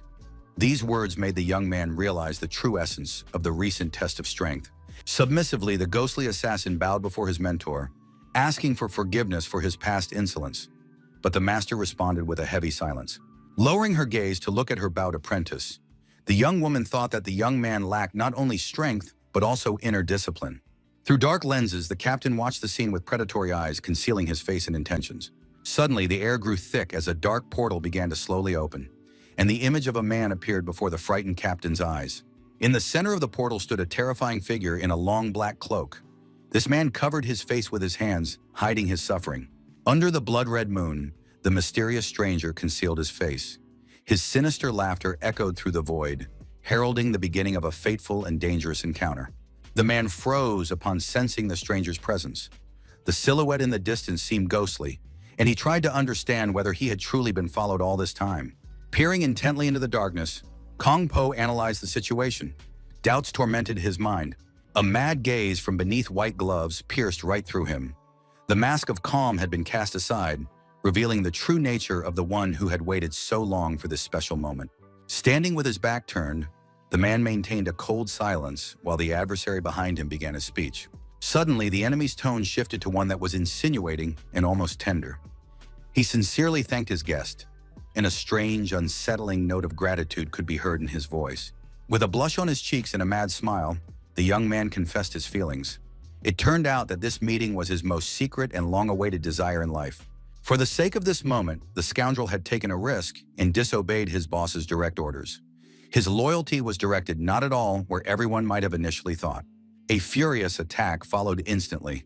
Clumps of red energy sliced through the air as one of the fighters lunged forward, determined to end this drawn-out conversation. The enemy was pleasantly surprised. He had long wanted this confrontation, his blood boiling with excitement. Bowing his head, the villain's voice sounded frighteningly calm. He admitted that he had planned a brutal massacre of everyone dear to his sworn enemy. The silhouette of his opponent was reflected in the scoundrel's golden eyes. The madman longed to feel his opponent's thirst for blood before finally destroying his body. The man could no longer contain the rage boiling inside him. His gaze turned icy, and his readiness for a decisive battle reached its peak. The enemy's face contorted in wild, frenzied ecstasy. He opened his eyes wide and screamed with delight, anticipating the start of the bloody dance that was about to begin. Space tore apart from the powerful collision of energies. The figures of the fighters merged in a swift lunge, leaving behind only bright flashes and the roar of a furious battle. Making a swift lunge, Kong Po slices through space. His attack is full of determination, and the air around him literally melts from the heat and frenzied energy. Surprised, the opponent raises his eyebrows. He barely manages to keep up as the distance closes, realizing that the balance of power in this fight has shifted. Noticing his enemy's movements, the scoundrel realized that his own movements had improved significantly. He was riding a wave of courage, reveling in the speed. A powerful blow shakes the ground.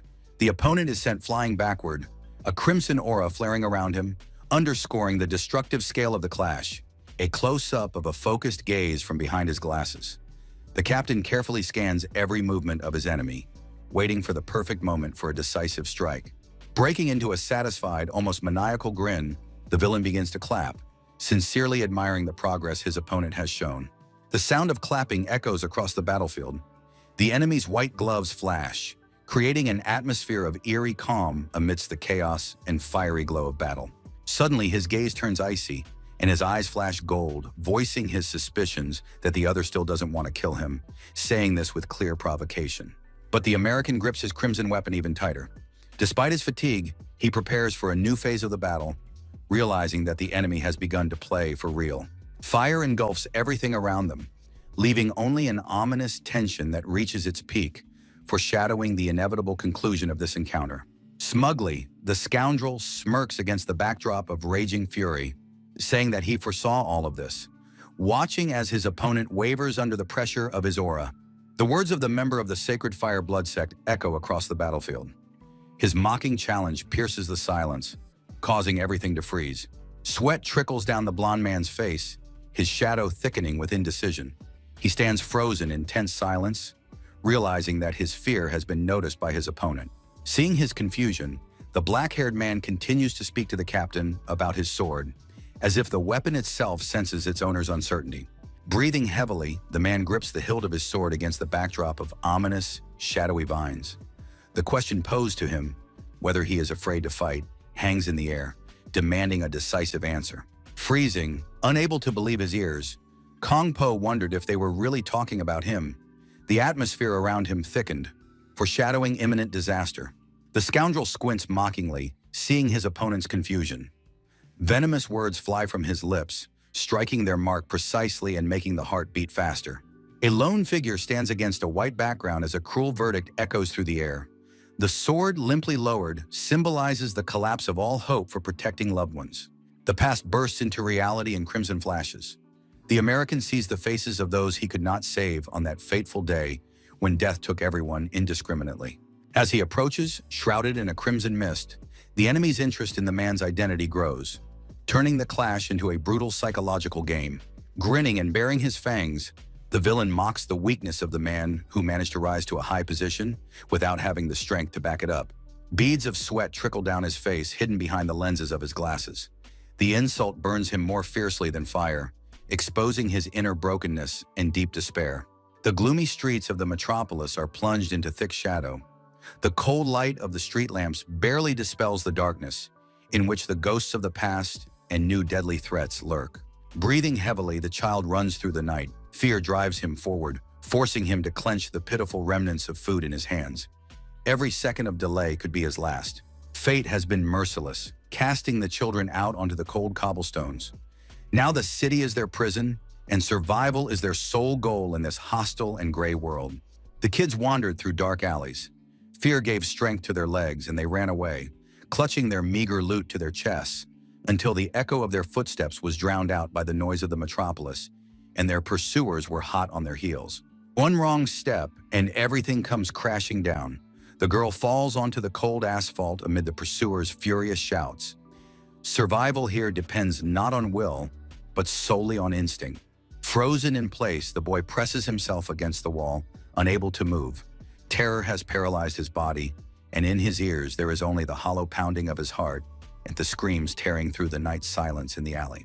Tragedy is reflected in his pupils, dilated with fear, Driven solely by the animal instinct for self-preservation, the child sees the collapse of his last hope. Homeless orphans fought desperately for their lives in the shadows of the city. Every day of theirs had turned into an endless chase for scraps of food and a faint hope for warmth. Fear gripped their hearts when a scream rang out. The boy, with his last ounce of strength, dragged his friend along behind him, urging the others to run away. One of the boys froze in terror, clutching his only loot to his chest. Sweat poured down his face as he watched the approaching threat. Loaves of bread scattered across the pavement. The chase was gaining momentum, and the children scattered in all directions, risking everything for a chance to survive in this cruel place. The enraged baker stumbled and crashed onto the cold stone. A discarded bread crust had caused his fall, giving the children a chance to escape. Turning around, the girl shouted commands to her friends. Determination was written all over her face. There was no time to hesitate, for every second could be fatal. Curses and threats of violence flew after the children as they ran through the dark streets, trying to hide among the high-rises until the enraged voice faded into the distance. Hiding in a dark alley, the kids divided their meager spoils. They had never known the word family before, but the harsh streets had taught them to always stick together. The cold penetrated to the bone, but the closeness of loyal companions warmed them better than any fire. Together they grew stronger, defying hunger in the darkness of night. Gradually, their world began to change. Images of a different kind of warmth, parental love, and a cozy home floated into their memories, and they began to dream of them more and more often. On that cold night, huddled together under an old blanket, they realized something important. The 5 orphans, abandoned by the world, had finally become a real, strong family. Survival demanded determination. The kids stepped out onto the bustling streets, ready to forge their own path. The first step wasn't easy. The boy in the cap, overcoming the trembling in his hands and the fear of being caught, committed his first theft, snatching a wallet from a random passerby. But the second time, everything went much more smoothly. Fear gave way to cold calculation, and the children's shadows began to slip unnoticed through the crowd, searching for new easy prey. Constant practice and hundreds of repetitions honed their skills. The pile of stolen watches and wallets grew, becoming a symbol of their new life. The children didn't even notice how the line between need and greed had blurred. Their hands reached habitually for others' wealth, turning a dangerous trade into a routine. Morality was a thing of the past. Now the glint of stolen money brought only triumphant smiles to their faces, for they had forgotten the concepts of good and evil forever. The group gathered in a gloomy hangar. One of the boys resolutely placed a heavy briefcase on the table, causing everyone present to hold their breath. The lid swung open, revealing neat stacks of bills. The golden glow of the money was blinding, seeming to promise a solution to all their problems. The girl's eyes lit up with excitement. Dollar signs danced in her pupils. The sight of such wealth instantly overshadowed any common sense or caution. In shock, the friends couldn't understand where such money had come from in their poor neighborhood. Suspicion and fear began to slowly replace their excitement. Trying to stay calm and fend off the barrage of questions from the guys, Robert mentioned that he had heard the word in dark alleyways, preparing to reveal the identity of the client. The name Credo sounded like a death sentence. A terrifying image of a man emerged from the shadows in their minds, and the friends froze, realizing what kind of game they had gotten themselves into. Realizing they had gangsters' money, the kids were terrified upon learning what they had gotten themselves into. Fear of the scoundrels made their hearts race. Trying to calm his frantic friends, Michael wanted to hear his comrade out, striving to preserve what little sanity remained in the group. And Robert continued, explaining further that the gangsters had a target, a dangerous fugitive hiding in the area, and that the gangsters had come to him themselves and offered a deal he couldn't refuse. Those $20,000 now seemed less like a stroke of luck and more like a dangerous mark tying them to the bloody world of crime.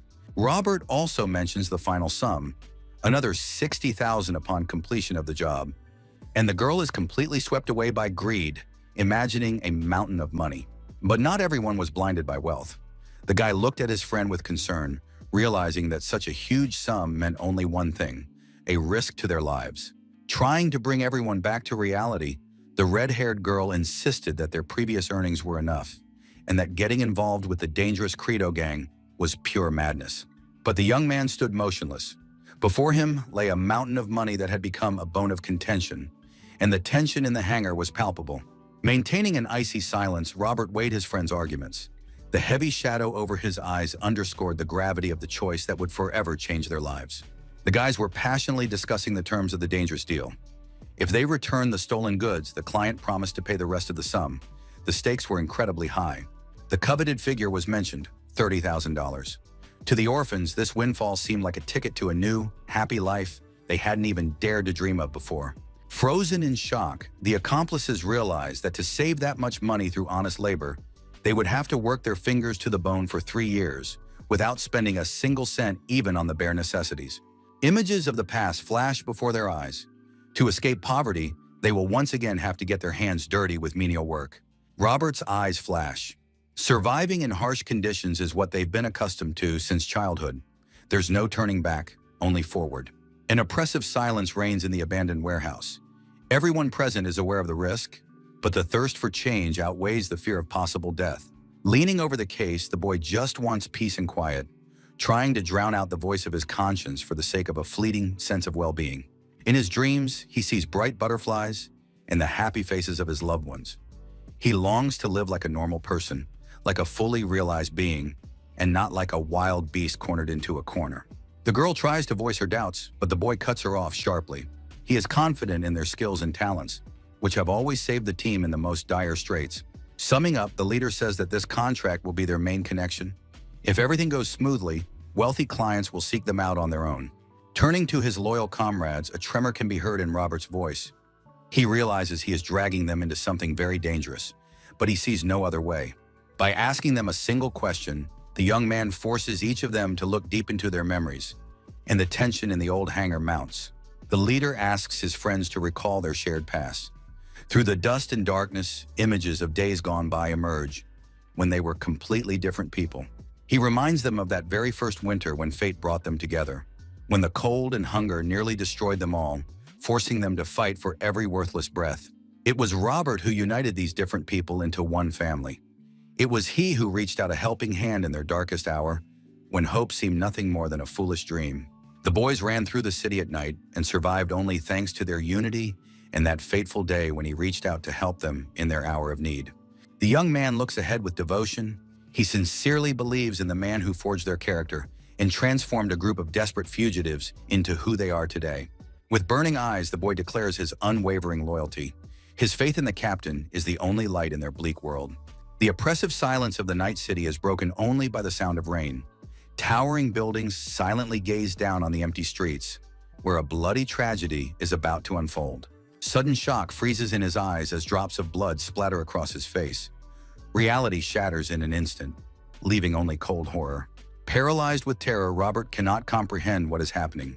The whole world around him fades away, and only one silent question pulses in his head, one to which there is no answer, nor ever will be. His friends watch in numb shock as their comrade falls to the cold ground. Their eyes betray disbelief that their unbreakable bond has been shattered so easily. His face contorts in a grimace of pain and realization. His gaze grows vacant as life slowly leaves his body, leaving only bloody traces on skin that was once alive. A trembling hand reaches out toward the lifeless body. Through a rasp and tears, the friend's name breaks through, but the only response is an ominous silence and a sticky pool of blood on the asphalt. A desperate scream pierces the street. Michael lies motionless on the ground in a pool of blood, while his friends stand frozen in silent shock at the horrific scene. Anger and tears mingle on his face. The boy shouts curses at the killer, unable to contain the pain of losing his loyal friend. The stranger under the umbrella remains ice cold, mockingly remarking that their employer seemed to be in a desperate situation. Continuing to taunt the boys, the killer calls them snot-nosed brats. The teenagers stare in horror at the man who robbed them of their future in a single second.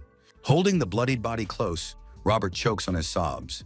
His desperate plea for his friend not to die is drowned out by the sound of the rain and the indifference of the night. The boy's gaze is clouded by pain and the realization of the irreversible. His eyes shine in the shadow of his cap, while a single heavy agonizing thought pounds in his head. Bitter regret poisons his soul. If not for his foolish stubbornness, Michael would be alive and breathing beside him right now. Memories flash back to the past, when they were happy, smiles, laughter, and the strong shoulder of his friend now seemed like nothing more than a distant, unattainable, and bright dream. The tragedy might never have happened if their paths had never crossed. The helping hand once extended in a dark alleyway became for Michael the beginning of the end in his death sentence. Rage and despair mingle in a blood-red haze. The image of the enemy distorts, turning into a demonic silhouette, thirsting only for revenge. Under the pouring rain, hidden by an umbrella, stands the one who holds the threads of their fates. He coldly watches the grief of others, feeling not a shred of pity for the fallen victims. The puppeteer's eyes pierce the darkness. To him, the children are merely pawns who were once quite useful. Cold calculation outweighs the lives of those who trusted him to the very end. The dry click of a revolver's cylinder rings out. The killer coolly checks the bullets. Death is just a job, and the next bullet is already waiting for its moment in the holster. The muzzle of the pistol is pointed point blank. The child freezes in terror, realizing that the end is near. The past no longer matters when the finger is already on the trigger. In a desperate attempt to save herself, she shouts out information about a valuable item, but her words about Wine Street are drowned out by the sound of the rain. The traitor's sentence has already been sealed. The killer in the hat merely flashed his red eye coldly, having taken in the information. Now he knew that the target was hidden in a trash can in that very ill-fated alley by the wine bar. Frozen in place, the girl couldn't believe her ears. This simple, mundane question sounded more terrifying than any sentence, rendering everything else said meaningless. Adjusting his umbrella to shelter from the downpour, the mercenary mentioned the capricious old man who had commissioned the job, whose whims had caused this bloodbath in the quiet night city. The rain continued to wash away the traces while the survivors tried to grasp the scale of the disaster. The killer reminded them that what they sought could only be found by being in close proximity. Looking at the grief-stricken people, he spoke the cruel truth. These three were nothing but a burden, and if they had acted as a pair, the outcome of this night would have been entirely different. The wounded young man stands in the cold rain, blood streaming down his face while a cold voice pronounces the verdict on their failed attempt to escape. A trembling hand drenched in crimson blood reaches forward. Gritting his teeth, Robert points the revolver at his own head. This is his last desperate argument. He is ready for anything, just to beg for freedom for the frightened little children. The man in the hat towers over him like death itself. The sinister stranger merely smirks, calling them pathetic fools. The boy's eyes blaze with furious fire. He screams in helpless rage, offering his life in exchange for a peaceful future, hoping to break this endless cycle. In the shadows, the villain merely chuckles quietly, savoring the moment of complete triumph. He sees the fear hidden behind the bravado and feels his absolute power over his broken victim. The young man's body shakes violently as the gun's muzzle is pressed against his temple. His tormentor mocks him, noting how difficult it is to negotiate when life hangs by a thread. In the distance, figures of children can be seen, frozen in terror. The stranger pauses, considering a tempting offer, but his mercy comes at a very high price. His gaze is filled with madness and determination. Robert is ready to pull the trigger if it will save his friends, but the enemy's icy words shatter his last hope. The shadow draws near, and the killer's gaze turns ruthless.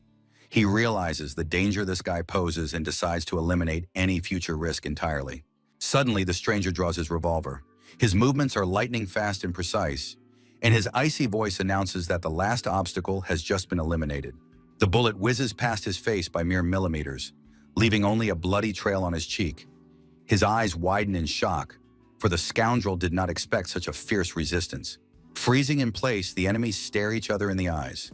The air is thick with the thirst for blood and the acrid smell of gunpowder, and the tension reaches its peak. A loud scream echoes across the pavement, drowned out by the roar of the endless downpour. The sounds from the street convey the full depth of the fighting men's despair and fury.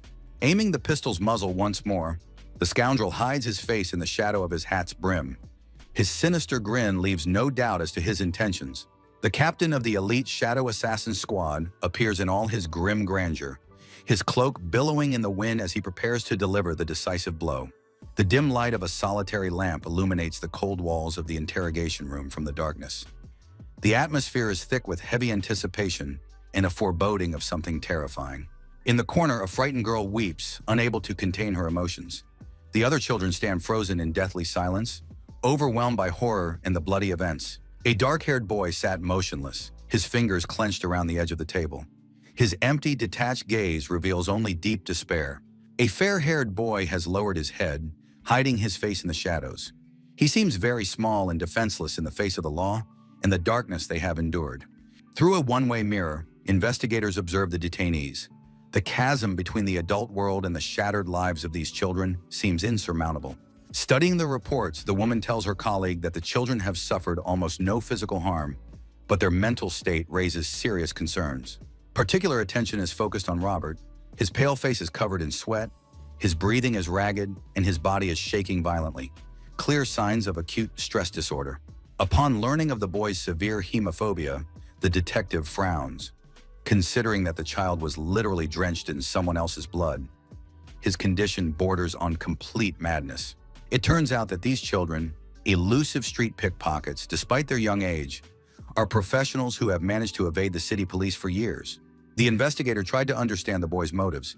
He asked himself the main question: what is known about the children's families and how are they connected to one another? The boy's solitary figure in the cone of light underscores his complete isolation. These children have no one in this world. They are orphans. Thoughtfully, the detective gazes at his reflection in the glass, piecing together the facts. His face expresses deep weariness from the endless string of tragedies and childhood traumas. The image of Red Baker, the mysterious criminal with the red eye, comes to mind. He vanished in the blink of an eye, leaving behind only questions and a trail of blood. The experienced investigator realizes that this enemy's skills have become even more refined. The shadow of the dangerous shooter haunts him, forcing him to analyze every past misstep. Police assistance has been requested to apprehend the dangerous criminal, which means another encounter with that hapless gentleman, one the detective would clearly prefer to avoid. Having received strict orders to report any news immediately, the man silently heads for the exit, keeping his true thoughts and strange plan a secret. With a heavy creak of the door, the ghostly killer enters the cold interrogation room, holding an ordinary paper bag filled with fresh baguettes. Without saying a word, the detective pulls out a long baguette and snaps it in half with a sharp crack right in front of the exhausted captive's face, drawing his attention. The man holds out a piece of bread to the frozen boy. In this gloomy silence, the gesture seems more like mockery or a strange test than an act of kindness. The two sit facing each other under the dim light of the lamp. The tension in the room rises, and the silence becomes unbearable, while the boy calmly examines his food. Suddenly, the captive breaks the silence, quietly uttering Michael's name, while the detective, calmly taking a bite of bread, continues his meal as if nothing had happened. Slowly, the detective chews the dry crust, gazing at Robert with a piercing stare. There is no sympathy in his eyes, only cold calculation and observation. A gruesome image of a bloodied hand flashes through his mind. The captive, trembling with horror, asks an agonizing question about death, hoping to receive at least some confirmation. Freezing with his mouth full, the detective ignores the question of death. He remains completely calm, forcing the teenager to drown in guesswork and fear. Instead of answering the question of life and death, the man calmly asks if the boy likes baguettes. The absurd dialogue completely baffles the boy. Finishing his bread calmly, ignoring the tension in the room, the officer says with feigned delight that the baguettes here are damn good. The captive sits motionless, his shoulders trembling slightly. The words about food seem to him an unbearable mockery against the backdrop of the terrible truth he hides inside. Heavy tears begin to fall onto his clenched fists. The mention of baguettes reopens an old wound, bringing him back to painful memories. Finally breaking down, the boy chokes on his sobs. Through his tears, he admits that that man loved those damn baguettes even more than he loved him. A horrific image from the past flashes before his eyes, the child's bloodied face, and he whispers that, because of his own greed, the children have been trapped in a deadly snare. Memories flood his mind of when they all huddled together under a blanket. Now, because of a fatal mistake, the children have lost their families forever in an instant. Robert's gaze is filled with pain and deep regret. He admits his guilt in this terrible tragedy. It all happened because he was stubborn. His friends silently watch his suffering, unable to find words of comfort. A heavy silence hangs in the air, reflecting their shared grief and helplessness. While the children are being questioned, the detective colleagues behind the glass stand frozen in anticipation, feeling their insides crumble at this horrifying story. Shocked to witness a rare display of emotion from their leader, the girls' faces express utter astonishment at what is happening. The boy barely holds back his rage and inner turmoil. His eyes conceal the depth of his unbearable mental agony. Gritting his teeth until they hurt, trying to suppress the cry of despair bursting to escape, the teenager's heart turns to stone, burning away the remnants of his former hope. Under the dim light of the lamp, the detective decides to ask the most painful question about the very family that caused all this suffering. Robert's cold, empty gaze pierces right through him. The question, as brief as a blow, silences him. Is that really all he wanted to say to him? The observer freezes in utter stupor, seeing for the first time this long evening, this strong and unyielding man weep. Lowering her head, the girl speaks. Bitterness resonates in her voice. The death of loved ones is an unbearable pain that changes a person forever. Looking down sadly, the child realizes the gravity of the moment, whispering that the hardest thing right now is watching their shared world crumble. The young man explains to the officer that Robert has always been in the habit of blaming only himself, but in reality it was their joint decision, for which they are both responsible. Suddenly, the dark-haired man cries out, begging the officer to convey their words to his friend. In his wide-open eyes burns a desperate determination to reach his friend's heart. All the friends unite in a single outburst, shouting that it isn't his fault. They try to lift this heavy burden of responsibility and suffering from him. The officer's stern voice cuts through the silence, relaying his friend's words. These words cause the young man to freeze in silent shock. True pain is visible in the teenager's eyes, and tears stream down his face, which he tries so desperately and unsuccessfully to hold back. His strength leaves him, and he covers his face with his hands, shuddering with sobs. The detective merely watches this outburst of helplessness in silence. The man's face remains inscrutable. His cold gaze betrays immense experience and weariness from the endless tragedies of the past. In the sterile emptiness of the interrogation room, people seem like mere specks of dust. A heavy silence hangs between them, filled with unspoken grievances. Against the backdrop of the night sky, a cold skyscraper rises. The building holds too many secrets, secrets for which blood has been shed. Death is always awkward and unpleasant, a quiet voice says. These words ring out like a cruel truth in this gloomy concrete cage. Images of those who are no longer here flash before his eyes. Proud and loyal comrades whose faces have now been erased from the memory of this cruel world. Lost in his thoughts, the detective leans back in his chair. His voice sounds matter-of-fact. The final sentence falls like a heavy stone, about the victims who died a long and agonizing death. And a deathly silence descends upon the room, steeped in the bitterness of loss. As if unable to look at the teenager, the man in the brown coat averts his gaze, tormented by his own demons. Robert lowers his head. His face is hidden in the shadow of his hair, and the words about finding the true path sound like a sentence and a lifeline at the same time. A vision appears before his eyes. 5 young people huddled together. This image is steeped in unbearable longing, yet it will be cherished forever in his heart, so that their graves too might lie on the true path. This thought causes the young man to freeze in place, lost in heavy reflection. The ghostly killer's hand clutched the edge of the paper bag, making it rustle. The sound seemed inappropriately loud in the silence that had fallen. The offered bread became a symbol of hope. Only by realizing the weight of existence will the boy understand that the deaths of his loved ones were not in vain in this game. An image from the past radiates light. A kind friend with an armful of bread reminds him of times when the path seemed clear and the goals noble and attainable for everyone. The weight of loss is unbearable. Robert hides his eyes behind a veil of tears, trying to drown out the inner pain that is about to burst forth. In the sterile emptiness of the room, the two engaged in a silent dialogue. The food on the table seemed superfluous as one of them tried to digest the bitter truth. The world is tinged with crimson hues. Fate makes a sudden lunge, and the voice of reason whispers, if you do not stray from your chosen path, you may reach the very end alive. A fierce clash of two forces. Now the man challenges a dangerous enemy, striving to protect those dear to him, even if the price is too high. The opponent sneers mockingly in the heat of battle. His provocative question cuts through the air. Does he truly still lack the will to kill him for real? Tension is frozen in the reflection of the glass. He remains silent, hiding a storm of emotions and determination behind a mask of calm. Triumphant, the scoundrel sees his opponent's indecision. His gaze is full of contempt and excitement, and he is certain he is in complete control of the course of this bloody game. The enemy's final question hits the mark. Fear of the impending slaughter paralyzes his will, exposing his vulnerability in the face of chaos. The mentor's cold words echo in the void. If he falters, he will be unable to protect anything at all. His fingers grip the hilt of the crimson blade until they crack. In this gesture lies all his pent-up fury and his readiness to overcome fear for the sake of those who still believe in him. Under the pale moonlight, Kong Po enters a dance with death. The shadows of his enemies swirl around him, but he admits that fear has not vanished. It still lives deep within him. Through the whirlwind of sparks and enemy attacks, true strength breaks through. His will proves stronger than any blade, allowing him to move forward when his body is already begging for rest. Memory glides over the bodies fallen in the carnage. Now his oath resounds like thunder. The captain will no longer allow a single life to be cut short so senselessly and cruelly. His gaze is full of determination. Through the lenses of his glasses, the American fixes his eyes on every enemy movement, preparing for a decisive lunge in this chaos.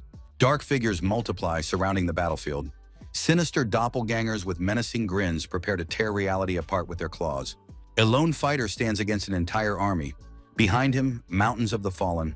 Ahead, only the order to surpass himself and survive this bloody carnage. A powerful strike cuts through space, energy flaring into a bright flame as he maneuvers between the shadows' deadly attacks. A furious cry shatters the silence. The warrior's face is drenched in blood, but his will is unshakable.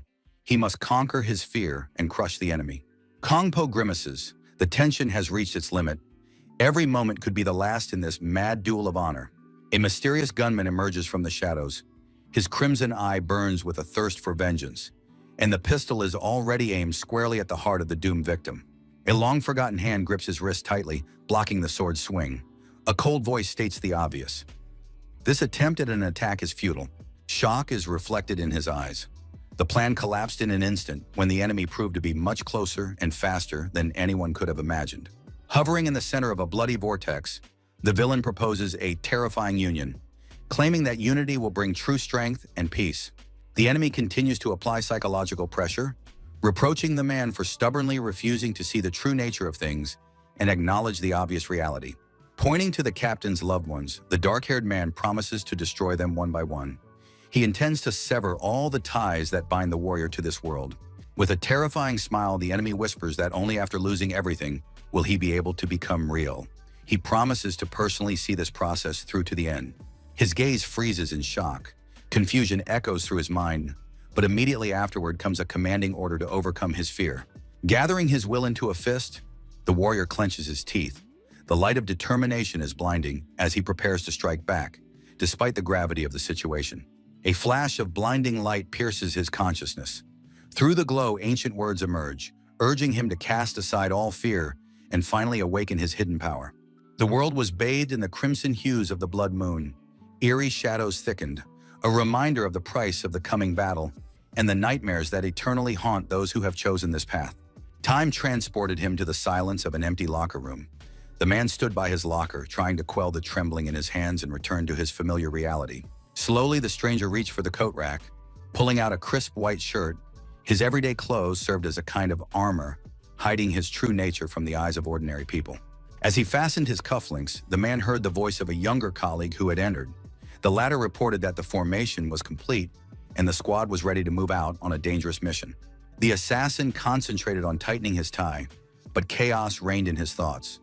His gaze froze, and his lips involuntarily whispered a question about the exact meeting point for their squad. The man cast a parting glance into the depths of the open locker. There, in a beam of light, lay a photograph with friends and a wristwatch, silent witnesses to his peaceful past. With a sharp, decisive movement of his hand, the dark-haired man slammed the metal door shut. His weary eyes flashed for a moment in the reflection, reminding him that the senior officer had finally announced they were deploying to Korea. Giving a brief nod of agreement, the man gathered his long black hair into his usual bun. His movements were precise and practiced, his fighting spirit fully restored. Mummies surround him, closing in tightly. The air is thick with menace, and their empty stares promise nothing good. The situation is becoming critical for the warrior.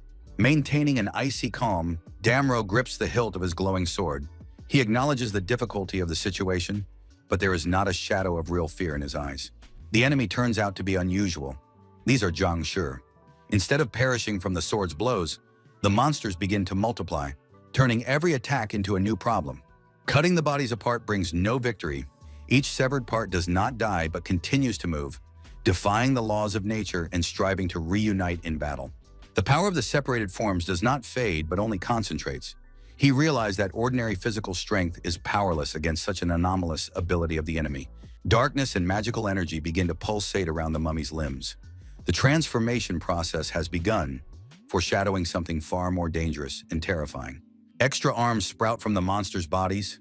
This repulsive mutation makes the Zhongshi even more deadly, increasing the number of attacks that must be repelled. Under the blood-red moon, a powerful burst of violet magic flares up.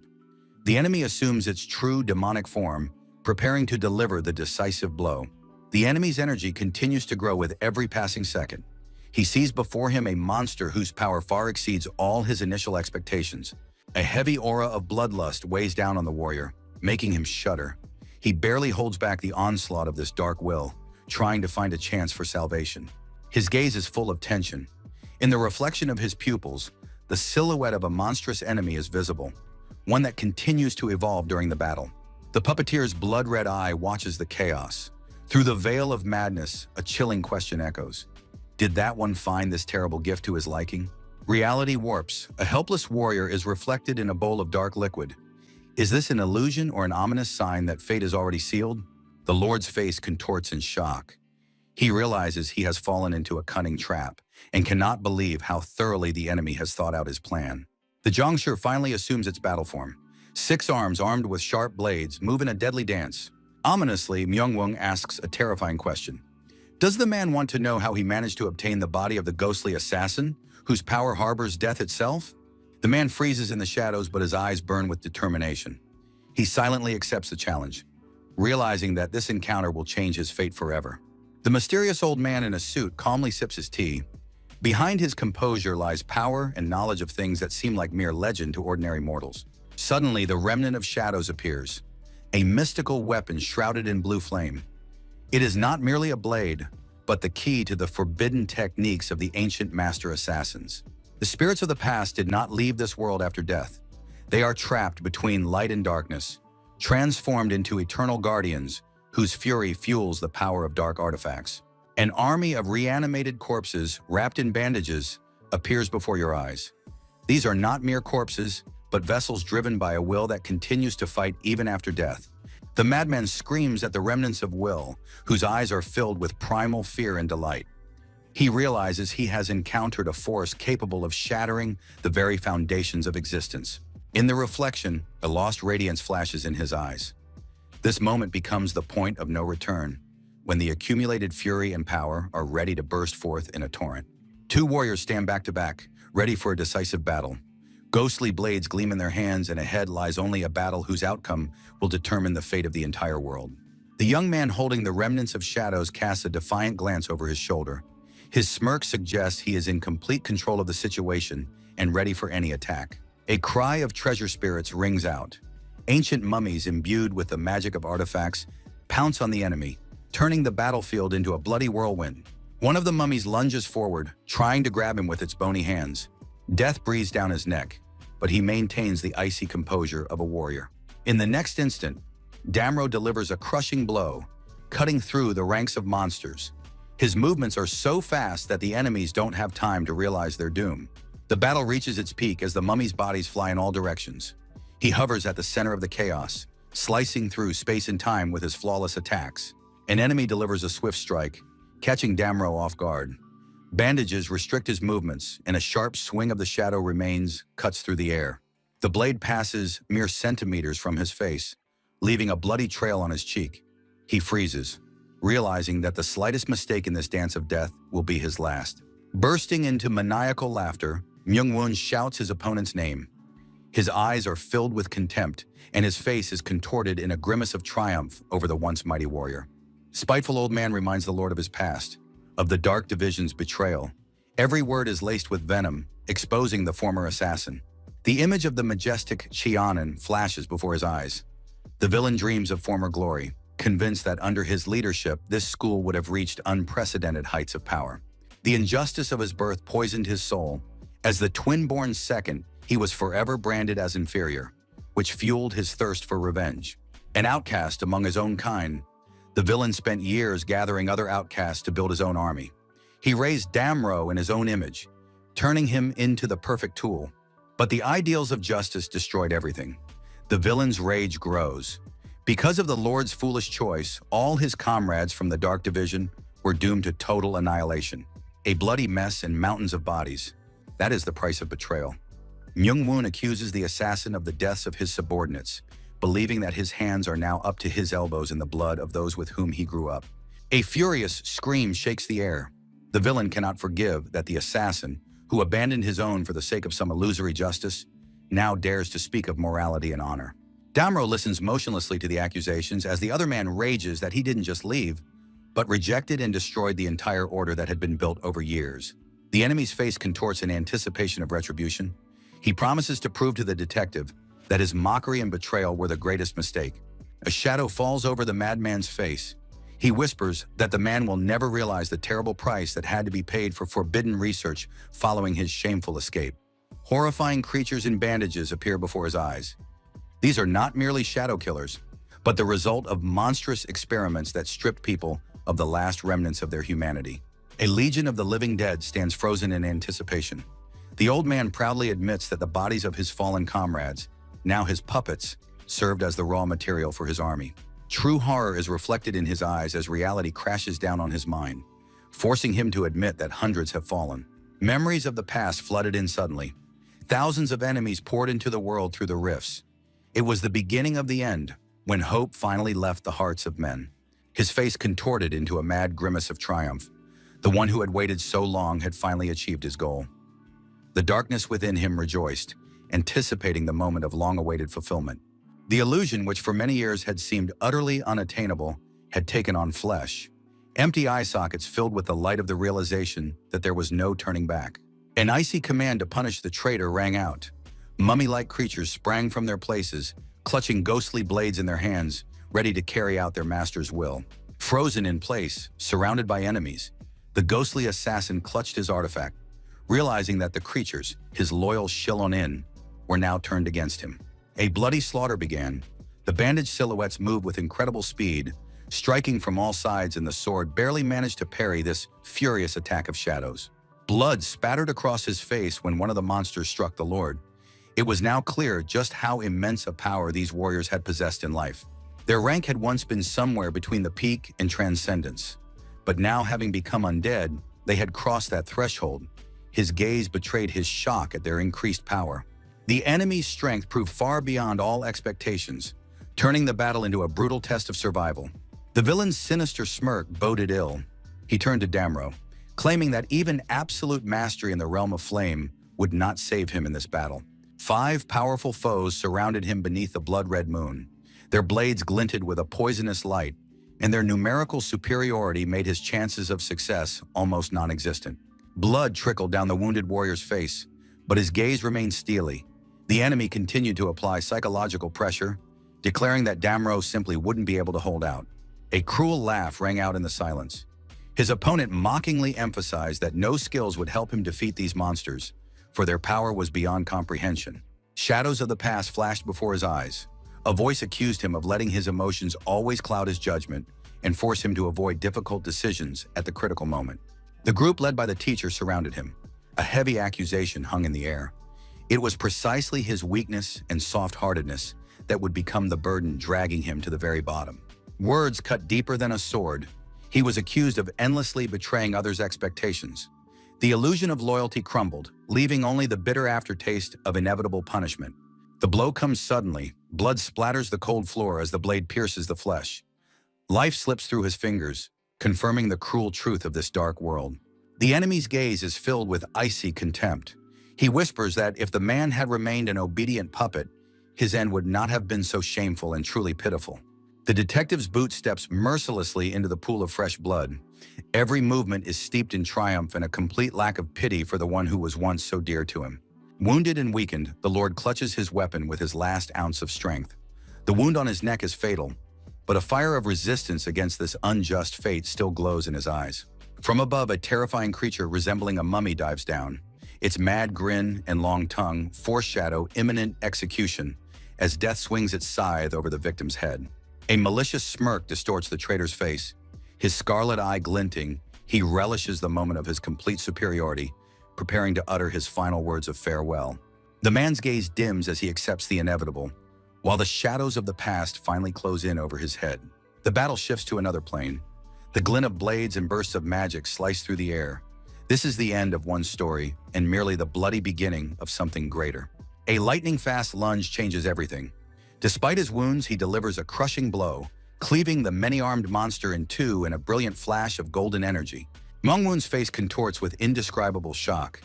He cannot believe that the one he considered defeated and weak is capable of such a powerful and daring counterattack. The Lord's gaze turns icy and resolute. "What a relief," he whispers, realizing that nothing now holds him back in this deadly game. The maimed monster freezes in agony, having lost its limbs. The absence of the enemy's allies gives the hero a chance to finish what he started without further interference. The warrior's eyes flare with a demonic yellow light, and his blade fills with power. The secrets he has kept will now be the last thing his opponent sees. In a panic, the scoundrel realizes his helplessness. He understands that even alone, he could not stand against 5 elite flame-level assassins.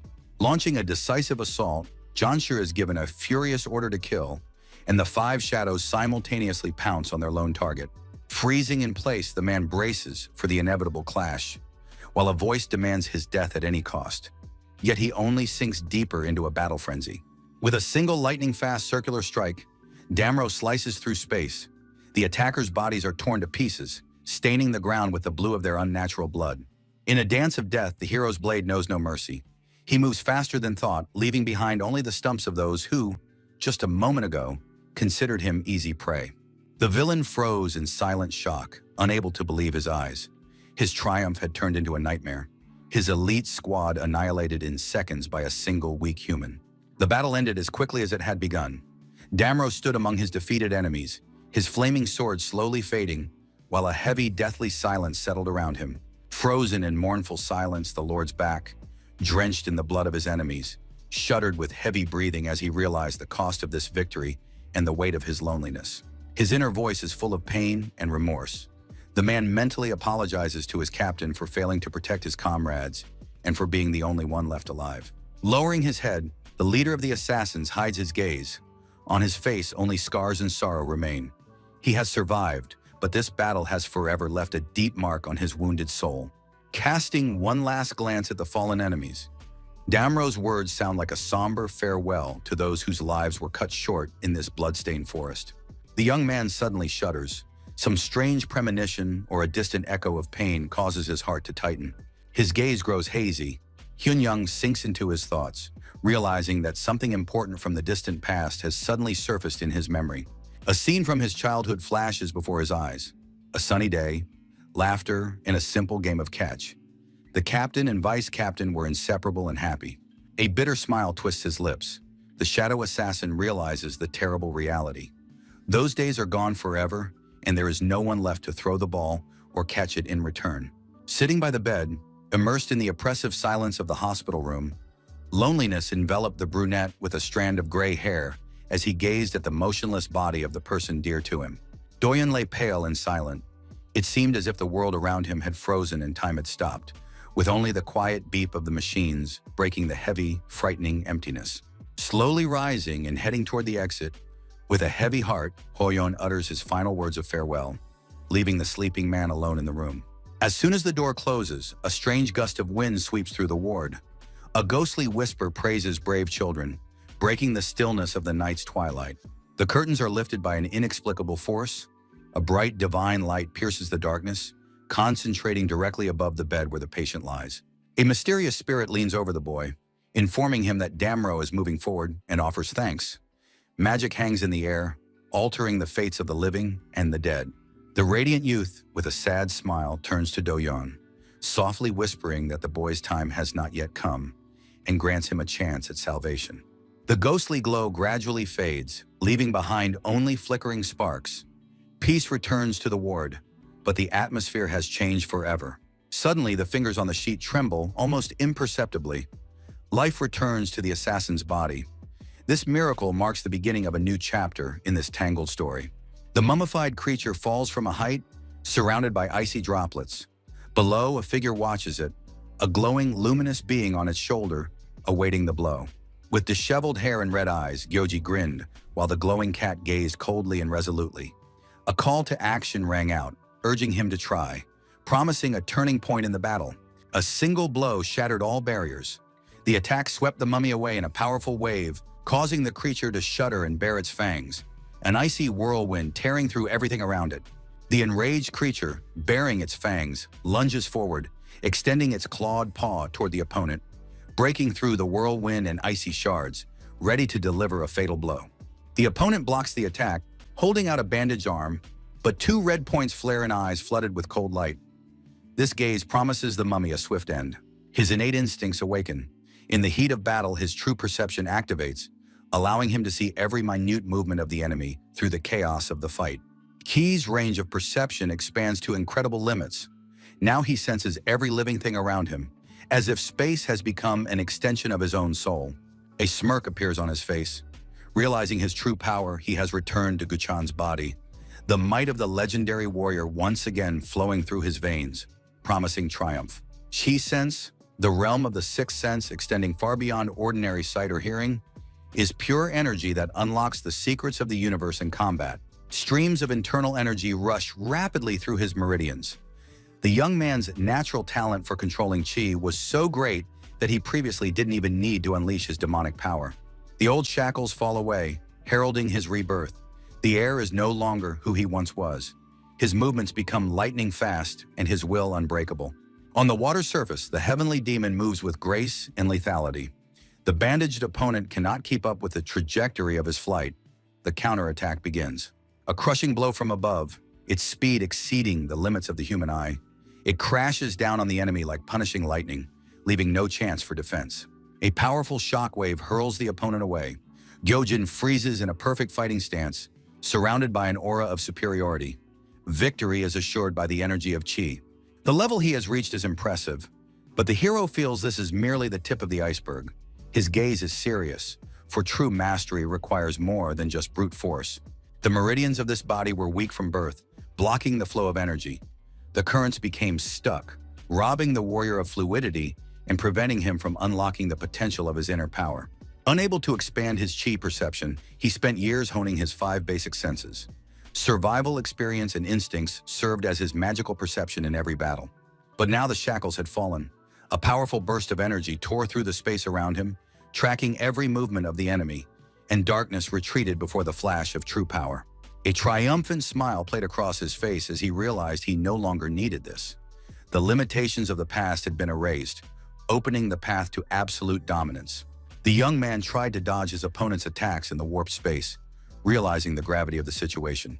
Resolutely, the Sky Demon attacked the mummified opponent, using his unique abilities. A powerful beam of pink energy pierced the dark underwater space, while the warrior attacked rapidly from above. Making a swift dash downward, he broke through the stream of magical energy and bubbles of water. The mummified opponent screamed furiously, his face contorted with rage, and streams of magic burst from the wound on his chest. The heir's face stretched into a maniacal grin, his eyes sparkling with determination in the heat of battle.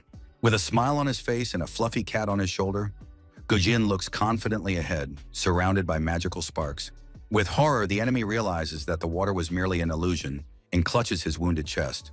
With his spirit animal perched on his shoulder and a broad smile on his face, the heavenly demon holds a shining sword, mockingly asking his opponent what his next move will be.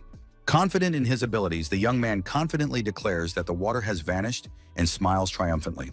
The wounded opponent breathes heavily, realizing that his main trap has been exposed. He tries to gather his strength as crimson energy thickens around them. The young man's gaze becomes terrifying and piercing. With a mad gleam in his eyes, he asks the fateful question, anticipating the imminent conclusion of the protracted duel. With a sly smirk, Gyojin raises his gleaming spear, urging the enemy to abandon his former audacity, for now the initiative in the battle has completely shifted to his side. The disheartened monster snarls in helpless rage. His body trembles from his wounds, and his confidence gives way to an animalistic fear of the attacker's power. The heir's final charge turns into a swift burst of speed. The loyal cat on his shoulder shares his master's fighting fervor as he flies toward his target. A mad smile lights up his face. The heavenly demon feels a surge of strength and realizes that this is only the beginning of his journey. The young man's gaze is full of determination and a thirst for battle. Enraged, the bandaged monster bares its sharp fangs. Malice overflows within it, and a muffled growl bursts from its maw. The enemy is ready to tear anyone to pieces. The creature loses control, shouting a death sentence. The bandages tremble with the dark energy emanating from it. A powerful burst of energy cuts through space, and violet lightning strikes all around. Making swift dashes through clouds of dust, his movements are precise and elusive. He steps out of the line of fire, preparing for an unexpected counterattack. Holding his loyal pet on his shoulder, the heavenly demon emerges from the smokescreen. His presence is overwhelming, and he remains calm despite the chaos reigning around him. The young man's predatory grin promises nothing good for the enemy. His eyes glow with a cold fire. He is in complete control of the situation and is savoring this moment. The mysterious opponent who has suddenly appeared merely smirks, baring his sharp teeth. He is not intimidated by the hero's power, observing his target's reaction with a touch of sadistic interest. A raven flies over the battlefield as the villain swings his sword. The air whistles with the speed of the blade, and the battle reaches its climax at this very moment. Raising his hand, trying to stop the inevitable, the enemy calls out to the bird. His voice trembles with surprise, not expecting such strength from someone he considered easy prey. Confused, the man accuses the stranger of belonging to the blood cult, his face twisted with contempt, his hand reaching forward as if trying to crush the enemy. Yojin merely frowns, answering a question with a question. The accusations do not frighten him. The white beast on his shoulder bares its fangs, sensing the growing hostility around them. With a short, mocking chuckle, the opponent's sharp fangs gleam, and his confidence in his own strength is intimidating. He is clearly amused by the skirmish. Disdainfully, the villain snaps his fingers, changing the subject, freezing in a fighting stance and ready to repel any attack. With a wild cry, the enemy lunges into the attack, complaining of the youth's audacity. A dark aura envelops his body, and his eyes burn with madness. A true fight to the death has begun. Stunned, the heir stared in horror at the bloody scene before him. Unable to believe what had happened, he froze in silent shock. The celestial demon smirked brazenly, mocking his opponent. He defiantly issued a challenge, showing no fear. The dark silhouette attacked his opponent with lightning speed, while his magical cat hovered above him, glowing with a blue light. The sounds of a furious battle echoed through the air. The Shadow Squad warrior froze in confusion, his face a mask of bewilderment as he took in the unexpected turn of events. The opponent, with sharp teeth and tattoos on his face, laughed maliciously as the youngster faltered. He gloated, relishing his victory. Hidden in the darkness, the villain unleashed his most powerful technique, causing his enemy to tremble with fear. The force of his magic crushed everything around him. Covered in feathers, he looked around in confusion, trying to understand what had happened, as black feathers swirled around the villain. Sighing heavily, the member of the Sacred Fireblood cult looked at the defeated assassin with annoyance. The fight had seemed too easy to him. Two men, torches in hand, moved slowly down the dark corridor, looking warily from side to side, expecting an ambush. Finally, the members of the Chonam sect reached the end of the corridor, where the secret they sought awaited them. Their hands gripped the burning torch tightly, illuminating the uneven vaults of the cave. The bright flame flickered, casting dancing shadows on the cold stone walls of the dungeon. The torchlight revealed from the darkness the figure of a prisoner shackled in heavy chains. The two froze, staring at the massive weights holding the captive in the center of the cave. Turning slowly toward the visitors, the mysterious man recognized the cult leader among the late arrivals. With a sincere smile, the elderly man noted the prisoner's progress with satisfaction, while his companion, covered in beads of sweat, looked extremely alarmed. Lifting his head slightly, a barely perceptible, frightening smirk flashed across his face. The man quietly thanked them, saying that it was all thanks to Changshan. Deep within the dark cave, an awkward greeting from the young follower breaks the silence, and a silent question about the recent strange events hangs in the air. While the captive was in confinement, the world outside had changed. Allies bring good news. All those who were considered missing in action have returned home alive. The man remains silent, hiding his eyes behind a thick shadow. His stern appearance and the scars on his body reveal him to be a seasoned warrior who has endured real trials. The cult leader also relayed the Alliance's request and got down to business, announcing an official order. Honor is at stake, and they must immediately aid the Shadow Division and punish a long-standing, dangerous enemy. A threat looms over the world in the form of the Order of the Sacred Fiery Blood. The sinister silhouettes of the cultists foreshadow the start of a new war in which there will be no mercy for anyone. The long conversation is over. The news that that very boy is also with the scoundrels is the last straw.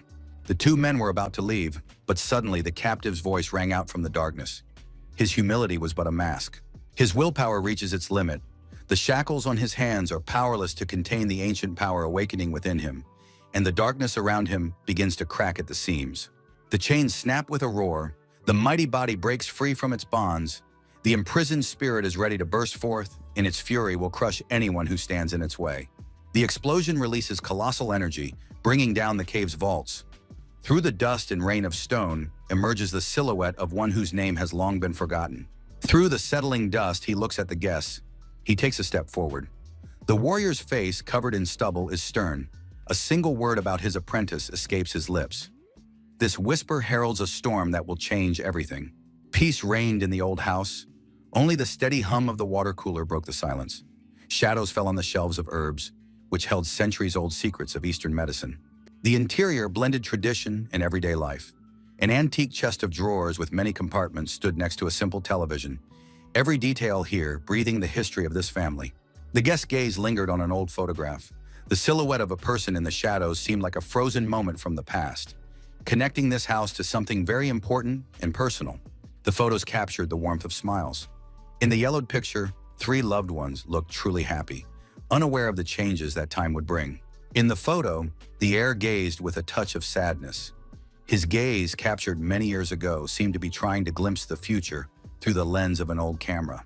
A sudden glare reflected in his eye, flaring with bright crimson. In that moment, reality seemed to tremble, revealing a hidden power slumbering in the depths of the human soul. Slender fingers hesitantly reached for the frame. The movement was filled with longing and a desire to touch the past, which now existed only on paper. The silence was broken by the girl's clear voice. She entered with a tray, sincerely wishing to brighten the guest's wait with hot tea and fresh pastries, her face beaming with kindness. Kim Min-jung noticed the visitor's strange stupor. The man in the suit sat motionless, lost in his thoughts, while the steam from the tea slowly rose toward the ceiling. Cheering the guest up with a broad smile, the beautiful girl exclaimed that the family members would arrive soon, trying to create a cozy atmosphere in this mysterious place. Maintaining an inscrutable half-smile on his face, the man nodded politely. Deep in his eyes, hidden behind his glasses, lay cold calculation and obvious impatience. The girl carefully placed tea and traditional cookies in front of the stranger, warmly adding that he should call her if he needed anything, in keeping with the house's customs. As she left, Kim Min-jung grumbled to herself about where her father had disappeared to at such a crucial moment. He wasn't answering her calls, leaving the client alone among the old screens. As soon as the door closed, the guest's expression changed abruptly. A shadow fell over his eyes and his gaze became frighteningly sharp, piercing right through the clinic's interior. The man's thoughts returned to the photograph, the boy and that girl. He realized that something more than mere kinship bound them together, and a dark aura thickened in the room. Only a pair of green eyes gleamed greedily. The villain's mind was obsessed with a single thought: to unearth every detail of his enemy's past. Lost in thought, the villain sat silently as darkness thickened around him, as if the shadows themselves obeyed his silent command. A quiet but firm voice breaks the silence. The order has been given, and it will be carried out. His gaze, full of fire and madness, is fixed ahead, and in that gaze one could read that no one would escape him now. The warrior stands frozen in anticipation of a furious attack. He is ready to fight to the end, but he will not let the scoundrel get away so easily.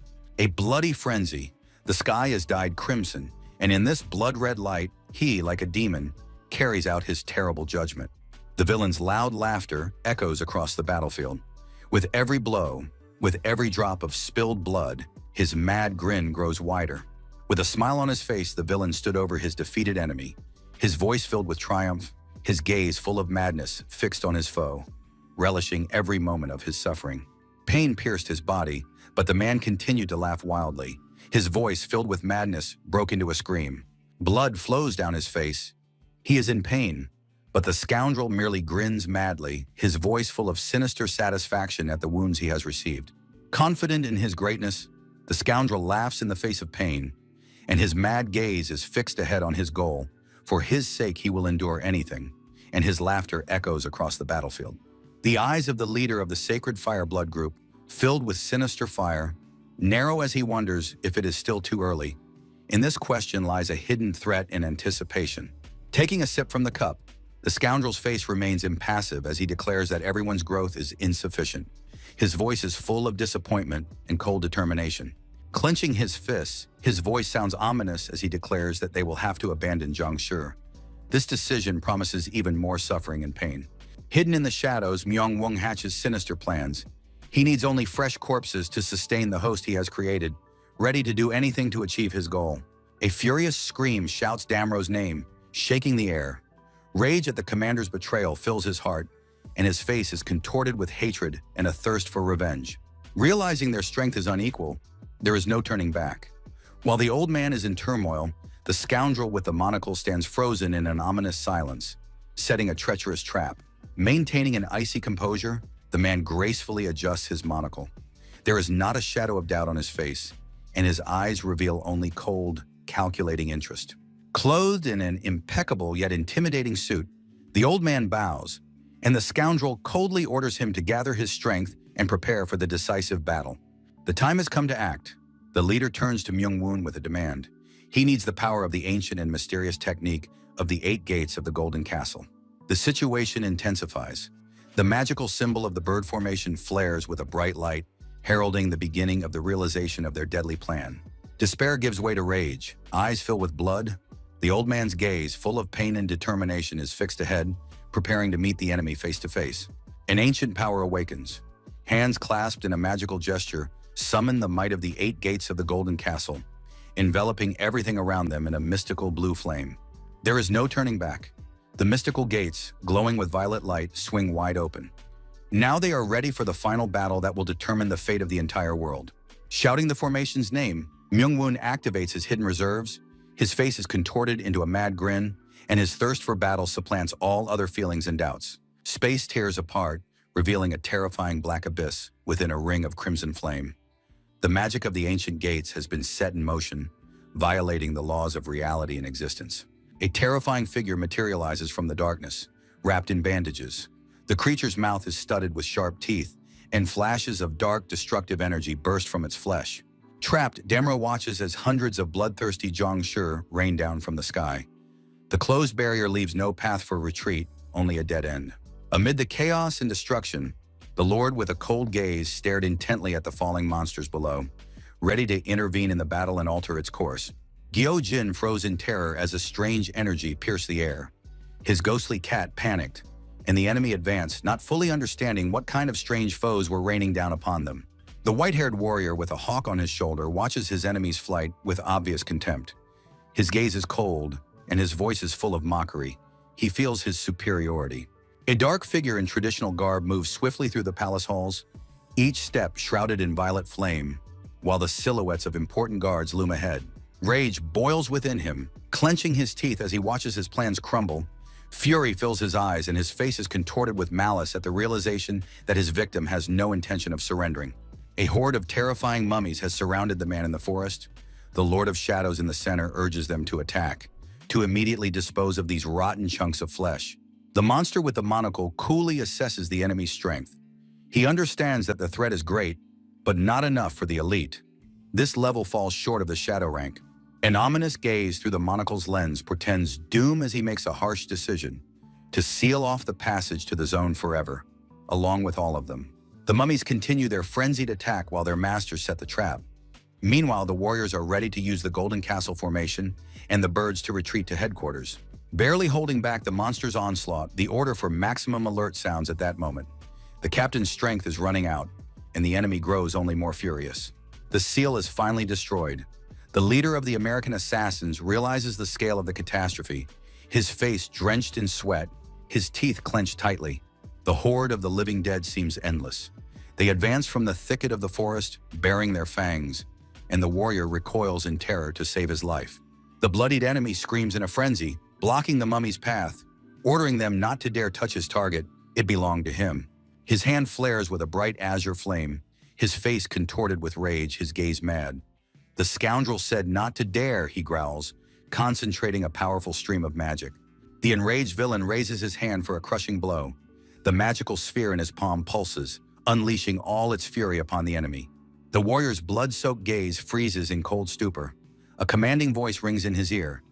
Didn't he hear what their boss ordered? The fierce battle is suddenly interrupted. Grabbing the exhausted brunette firmly by the shoulder, the scoundrel dryly declares that their group must leave this place immediately. The wounded scoundrel can barely stand on his feet from exhaustion, but he refuses to give in. He shoots a hate-filled glance at his comrade and demands to be let go immediately. Remaining unyielding, the member of the Sacred Fireblood group explains that this is a direct order from their boss. He himself has not the slightest desire to save his partner's life. The wounded fighter clenches his jaw, baring his teeth in a furious snarl. He refuses to accept help and, through the pain, orders his partner to immediately remove his filthy hand. The cold-blooded blonde continues to apply psychological pressure, warning that if they don't leave now, that dangerous guy from the forest will hunt them down until the end. Realizing the reality of the threat emanating from the man, the scoundrel freezes, his eyes widening in horror, while his ally offers him the most logical way out. Calling upon the magic of teleportation, the mercenary reaches out his hand. Violet energy begins to swirl around them, preparing an instant escape from the ambush. The magical portal fully activates, enveloping the blonde figure and his raven in a bright glow. They are ready to vanish, leaving behind chaos and a bloody battle. Meanwhile, in the forest, the leader of the ghostly assassins engages in combat with terrifying reanimated mummies. He makes a sharp lunge, trying to hack his way through the crowd of monsters. Enemies are closing in from all sides, and Gyoji has to use all his agility. He dodges the flying projectiles, realizing that the situation has become critical. The black-haired guy shouts furiously, demanding that the monsters get out of his way immediately. He swings his arms, trying to break through the tight ring of monsters. With frustration, the Sky Demon realizes that the presence of the shark-toothed enemy is growing fainter. He is trapped by a crowd of mummies and cannot rush after the retreating target. Another bandaged monster blocks his path, making a sharp and dangerous lunge. The warrior grits his teeth in tension, barely managing to react to the attack. Letting out a heavy groan, the air feels his strength gradually leaving him in this endless slaughter. His face is contorted by a grimace of pain and growing despair in battle. In the shadows, Kong Po snarls furiously, breathing heavily and raggedly from exhaustion. A fresh scar is visible on his cheek, and an unquenchable thirst for vengeance burns in his eyes. His vision blurs, his consciousness fading in a bright flash. In that brief moment, his entire life flashes before his eyes. Reacting instantly, the man delivers a crushing blow. A dark aura envelops his silhouette, transforming every movement into a deadly dance amidst bloody petals. Legions of the undead still advance. Their weight becomes unbearable, the air is thin, and his lungs are squeezed by the deathly cold emanating from the bodies of the mad puppets of evil. Strength finally abandons his body. Through the haze of pain and exhaustion, the American sees only the snarling faces of the monsters, realizing he can no longer protect those he holds dear. In the final moments, an old photograph flashes before his eyes and whispered farewells escape his lips, directed at those the blonde man had sincerely hoped to see. The smiling faces in the photograph, all that remains of days gone by, along with memories of friends and the warmth of home, become the last ray of light in the darkness that has fallen. Suddenly, blinding rays of pure energy pierce the space. Powerful flashes cut through the night's gloom, heralding the arrival of a force capable of changing everything. A mysterious silhouette emerges from the glow. A majestic figure stands still against the backdrop of chaos, inspiring awe with its sudden presence alone. The stunned captain of the assassins freezes in indecision, unable to believe his eyes, cold sweat rolling down his face. The stranger stands unshakable, shrouded in a halo of divine light. His power overwhelms the surroundings, forcing death itself to retreat before the majesty of this figure. Against the backdrop of the blinding radiance, the man's silhouette is distinct. Bright light floods the space, and he merely smiles slightly, as if he knows more than the rest. Slowly raising his hand, the man adjusts his glasses while he remains in this mysterious white space, bewildered. A glare filters through the lenses of his glasses as he tries to make sense of what is happening. He recognizes in this figure his old friend, who died tragically. A black man in a sharp business suit appears before him, reminding him that his name is Sam. His face bears a strikingly calm expression. Completely bewildered, the captain stared in fear at the old acquaintance who had suddenly appeared before him, shock growing in his eyes. The mysterious figure approached the men smoothly, disrupting the nighttime carnage in the dark forest with his sudden appearance. Exhausted by the long battle, Kong Po froze in shock. He hadn't expected to see such help from his old comrade. His spirit had been protecting him, but the cry of birds interrupted the moment. As he began to peer into the darkness, the American couldn't believe his eyes. Beads of sweat and fear mingled on his face. How had people managed to find him in this remote backwater? The shadow assassin, adjusting his jacket lapel, revealed his hand. It turned out that the secret data had been transmitted in advance so that this fateful finale would never come to pass. All the threads of fate had woven together into a single point even before the first explosion thundered. While the world slept, they had already begun their dangerous game. Black feathers swirled slowly in the cold air as the leader of the Korean branch explained the tactics. He laid his cards on the table for his loyal allies. Despite what had happened, the man maintained an icy calm as he adjusted his glasses. His shrewdness had always been legendary. As if sensing the enemy's approach, the warrior spun around abruptly. The darkness around him came alive, and the feathers became harbingers of an imminent and very brutal massacre. The young fighter freezes in a fighting stance, ready for any blow. The elite operatives stand motionless. The sniper has already locked onto his target. Their unity is the most terrifying threat to any enemy. The grim warrior bared his teeth in anticipation of battle. His fists swelled with crushing power. He would leave not a wet spot behind of his enemies. A gleaming blade burst from its sheath with a clang, illuminating the forest with a ghostly blue light. A powerful surge of energy burst forth, signaling the beginning of the end for all traitors. Making a swift lunge forward, the brunette transforms into a deadly whirlwind of steel. His command is short and clear: to reduce all enemies to dust right now. Sunbeams stream through the window of a cozy little house. Only the quiet rustling of pages can be heard. Peace reigns outside the window while the man is immersed in reading an old book. The man carefully flips through the yellowed pages. His movements are calm and measured. It seems as though the world around him has frozen, leaving him alone with his thoughts and the story. A quote by Longfellow about rain adorns the page. The meaning of the words is simple. Sometimes you just have to let events take their course without trying to fight the inevitable. Thoughtfully, the homeowner repeats the lines about rain to himself. Silence hangs in the library, broken only by the faint tinkling of the chandelier. He senses something important approaching. The sudden sound of a raindrop breaks the silence. The man looks up from his book, listening to the strange noise. The peaceful evening begins to take on an ominous tone.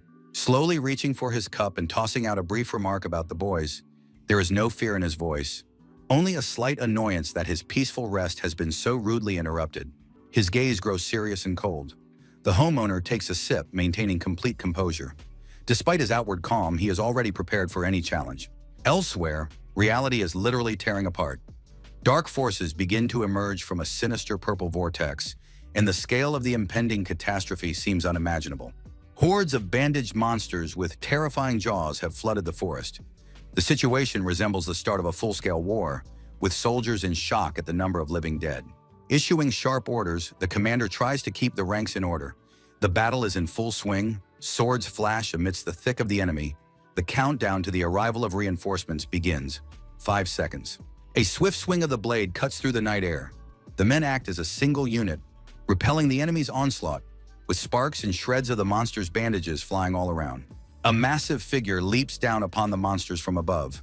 A powerful blow shakes the ground, causing the creatures to shudder, and the battlefield is blanketed in thick dust and bright light. The fighter delivers a crushing blow, pouring all his fury into it. His face is contorted with determination, and a victory cry echoes through the forest. A poisonous green burst of energy pierces the ranks of enemies. The monsters' bodies shatter into pieces, unable to withstand the power of the attack. The air is thick with magic and the smell of blood. 2 agents glide gracefully through the sky, using high-tech gadgets. They've arrived right on time, ready to turn the tide of this frenzied battle. Christine orders the agent to set up a defense. The enemy is advancing, and every second counts. They must hold the line at all costs until reinforcements arrive at their position. With a touch of irony, the agent asks about a hazard bonus, to which the girl replies coldly and sharply. First, they need to survive. Death isn't paid for, and a real bloodbath awaits them ahead. The battle begins rapidly. The beauty fires powerful energy beams, covering Sam, who hovers on his board above, looking for gaps in the enemy's defenses. Upon receiving the signal, the assassin confirms her readiness. She gracefully somersaults away, continuing to fire on the move. Their coordination is striking, as if they were a single mind. Performing an incredible leap in midair, the girl fires her golden pistols. Explosions rumble below. The ground cracks beneath the feet of the enemies, surrounded by a tight ring. Agents from the American branch of the Shadows demonstrate their mastery. Sam comes in from the flank while Christine, in mid-flight, covers the target with fire. Their technique is honed to perfection. Beams of energy pierce the ranks of mummies, tearing them to pieces. The firepower of each fighter individually is great, but together they become an unstoppable weapon of wrath. Heavy artillery enters the fray. A massive shield blocks the attack while the girl circles in the sky. The enemy attempts a counterattack, but the hero's defense stands firm. Team strategy pays off. Coordinated strikes force the enemy to retreat. Every step is calculated. Every move leads to the squad's inevitable victory. With excitement, Sam races forward on her disc. The battle is in full swing. Adrenaline surges through her veins, and they're ready to deliver the decisive blow and end this confrontation. Christine races forward, slicing through the air. The guy follows close behind, providing air support. They operate as a single, finely tuned mechanism. The girl's gaze is full of determination and icy calm. She concentrates her inner energy, preparing to deliver a crushing blow. There is no turning back, only victory. Performing a graceful pirouette in the air, the beauty fires her golden pistols. The bullets turn into streams of light, blinding her enemies and leaving them no chance at all. A powerful burst of energy blooms in the sky as a bright pink flame, a release of pent-up power capable of piercing even the densest defenses of the Dark Legions. Beams of light pierce the ranks of mummies, tearing through their bandages and flesh. The enemy is thrown into chaos while Christine continues her attack, methodically eliminating everyone who stands in her way. The sniper coolly reports that the sector has been cleared. His rifle is shrouded in an ominous pink aura, and his gaze is fixed on the next target. The hunt continues. Daniel freezes in the crosshairs, calling for backup from his colleagues, realizing he can't handle such a horde of demons from the underworld on his own. A deadly projectile tears from its mount, turning into a pink flash. The bullet's speed is beyond measure as it races through the night forest, leaving no chance of escape. Adjusting his aim, the sniper shouts out the coordinates. Below, a fierce battle rages, where steel and magic merge in a single surge against the advancing darkness. The allies are in awe of the talent. An experienced fighter notes that the squad members' skills have only grown stronger. Now they are capable of taking down two at once with a single swing. The bullet has almost reached its target, but Daniel has already swung a sword. It is a clash of two elements, the shooter's flawless accuracy and the fencer's incredible reflexes.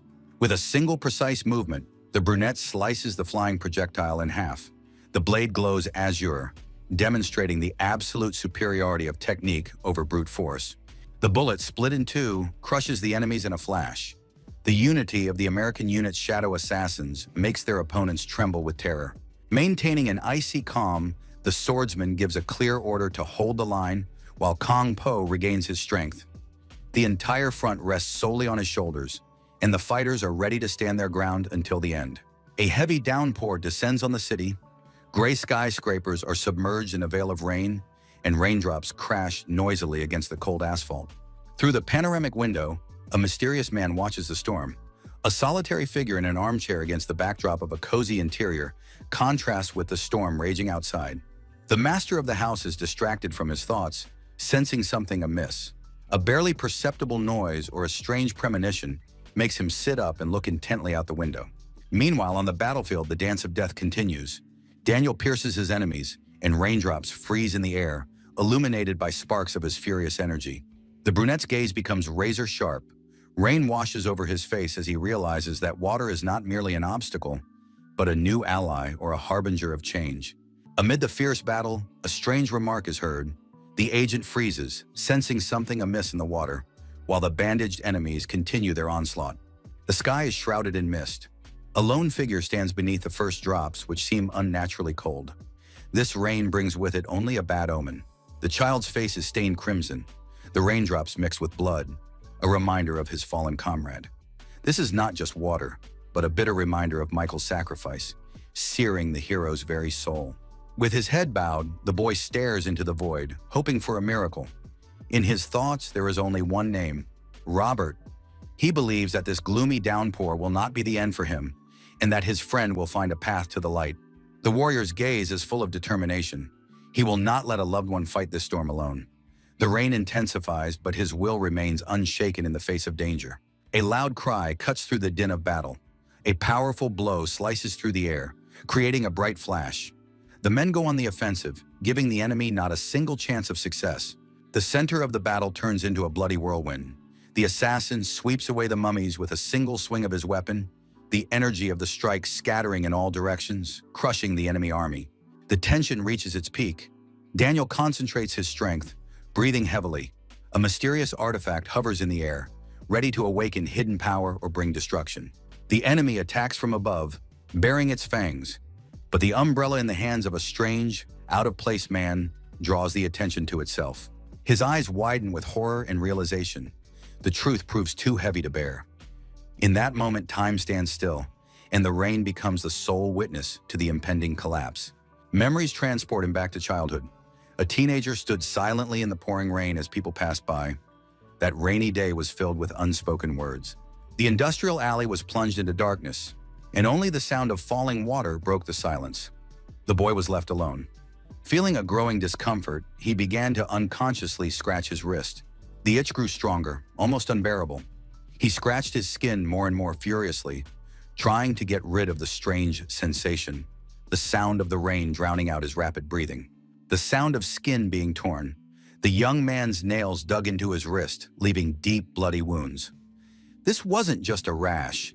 It was a manifestation of something far more sinister. A hand in a tailored jacket gently rested on the woven hat. The unexpected gesture calmed the young man, causing him to lower his head.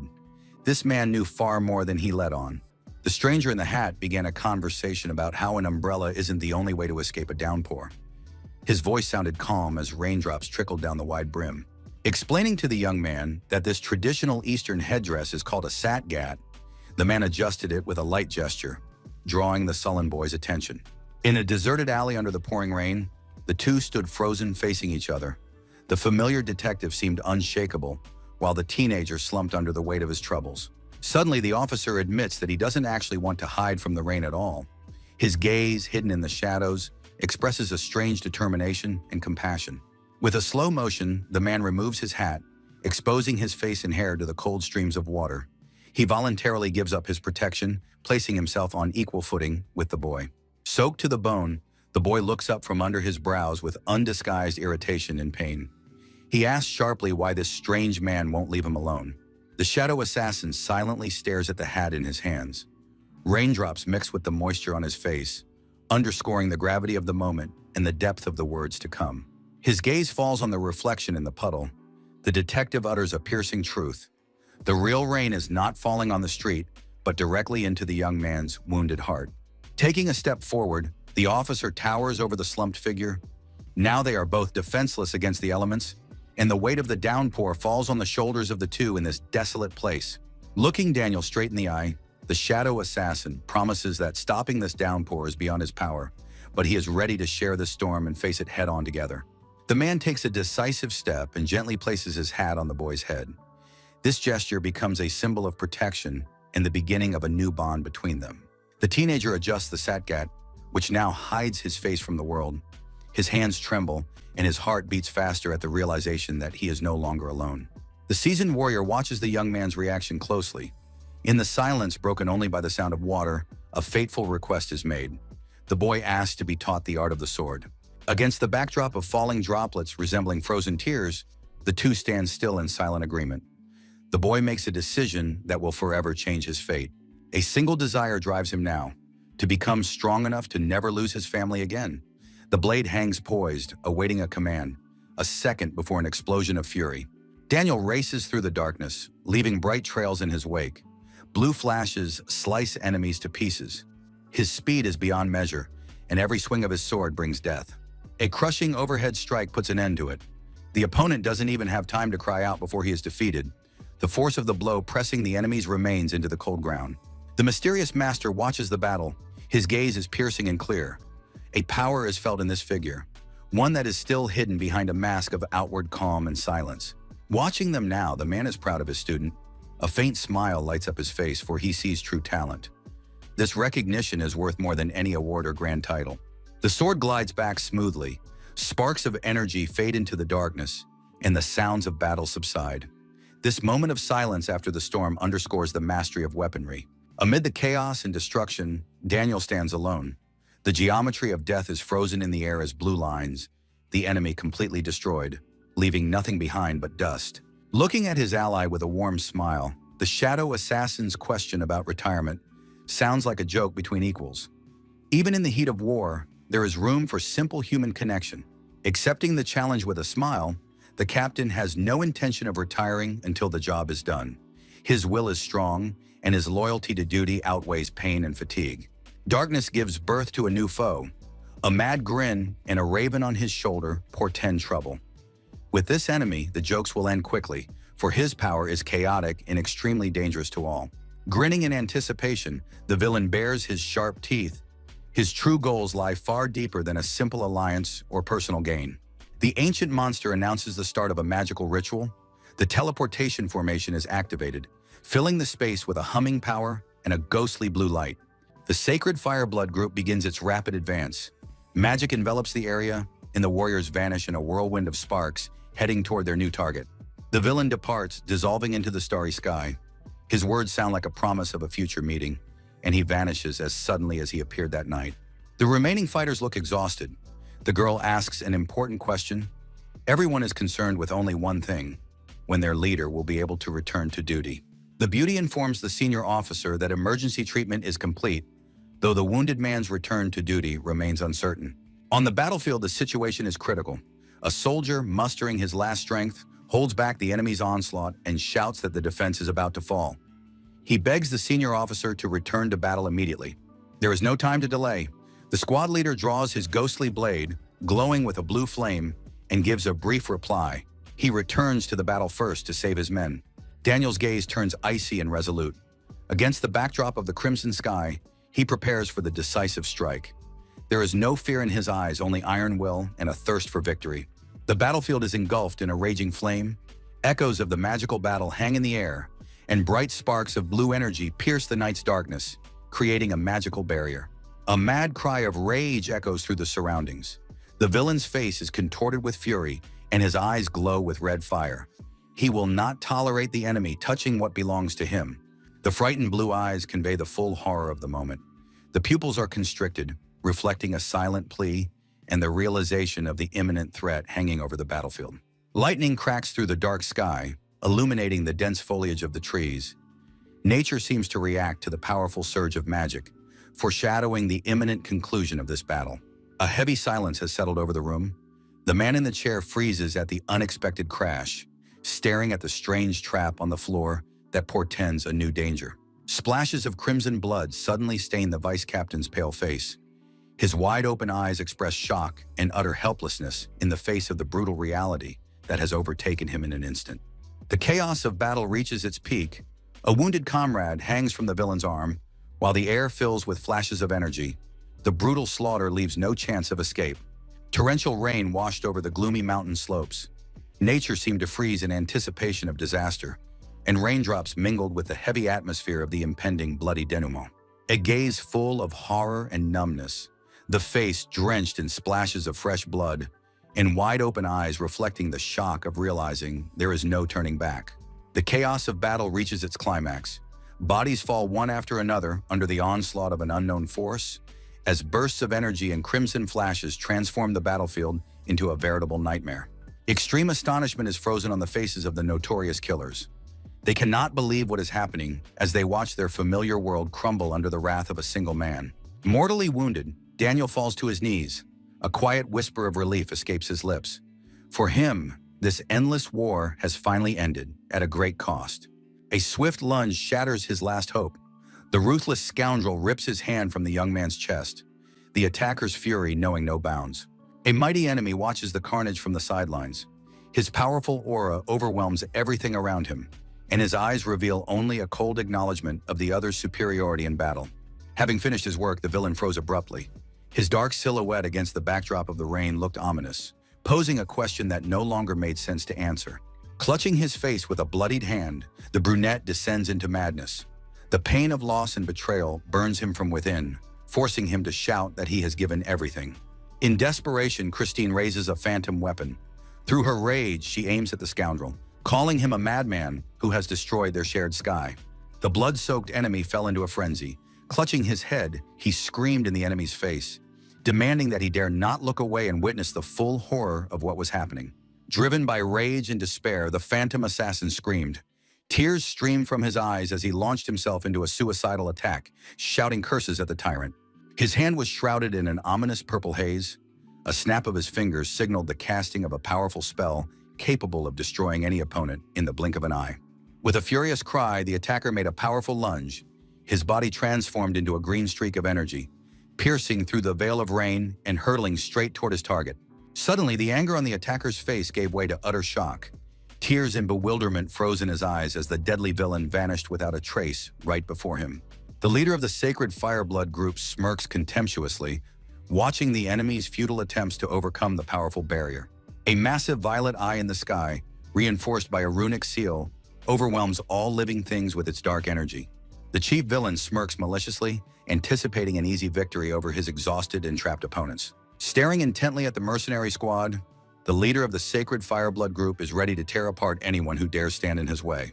The cult leader gazes at the battlefield with a chilling smile, reveling in the chaos and despair of his enemies. Fighting desperately against the mummies, the sword of the surviving phantom assassin is shrouded in crimson flames of rage. The powerless warrior, gasping in pain, issues his final orders, realizing they may lose the battle and hoping to salvage the situation in some way. The squad's sniper, dressed in a black suit, accurately picks off enemies, covering his comrade's retreat. Furiously, Christine fires both pistols, her face contorted with a grimace of anger and determination.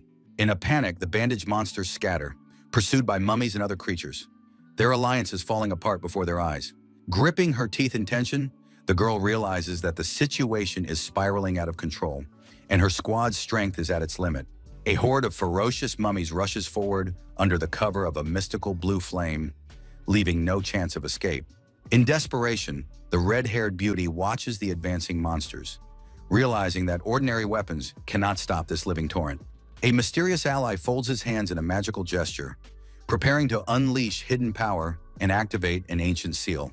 A blinding flash of energy cuts through the battlefield as the magical array awakens, sweeping away enemies with its crushing force. With alarm, Udon watches as the magical barrier cracks. The golden chain weakens, allowing the enemy to break through the defenses for a moment. The researchers confirm that their calculations were correct. The squad of mages folds their hands in a prayerful gesture, preparing for an emergency breach.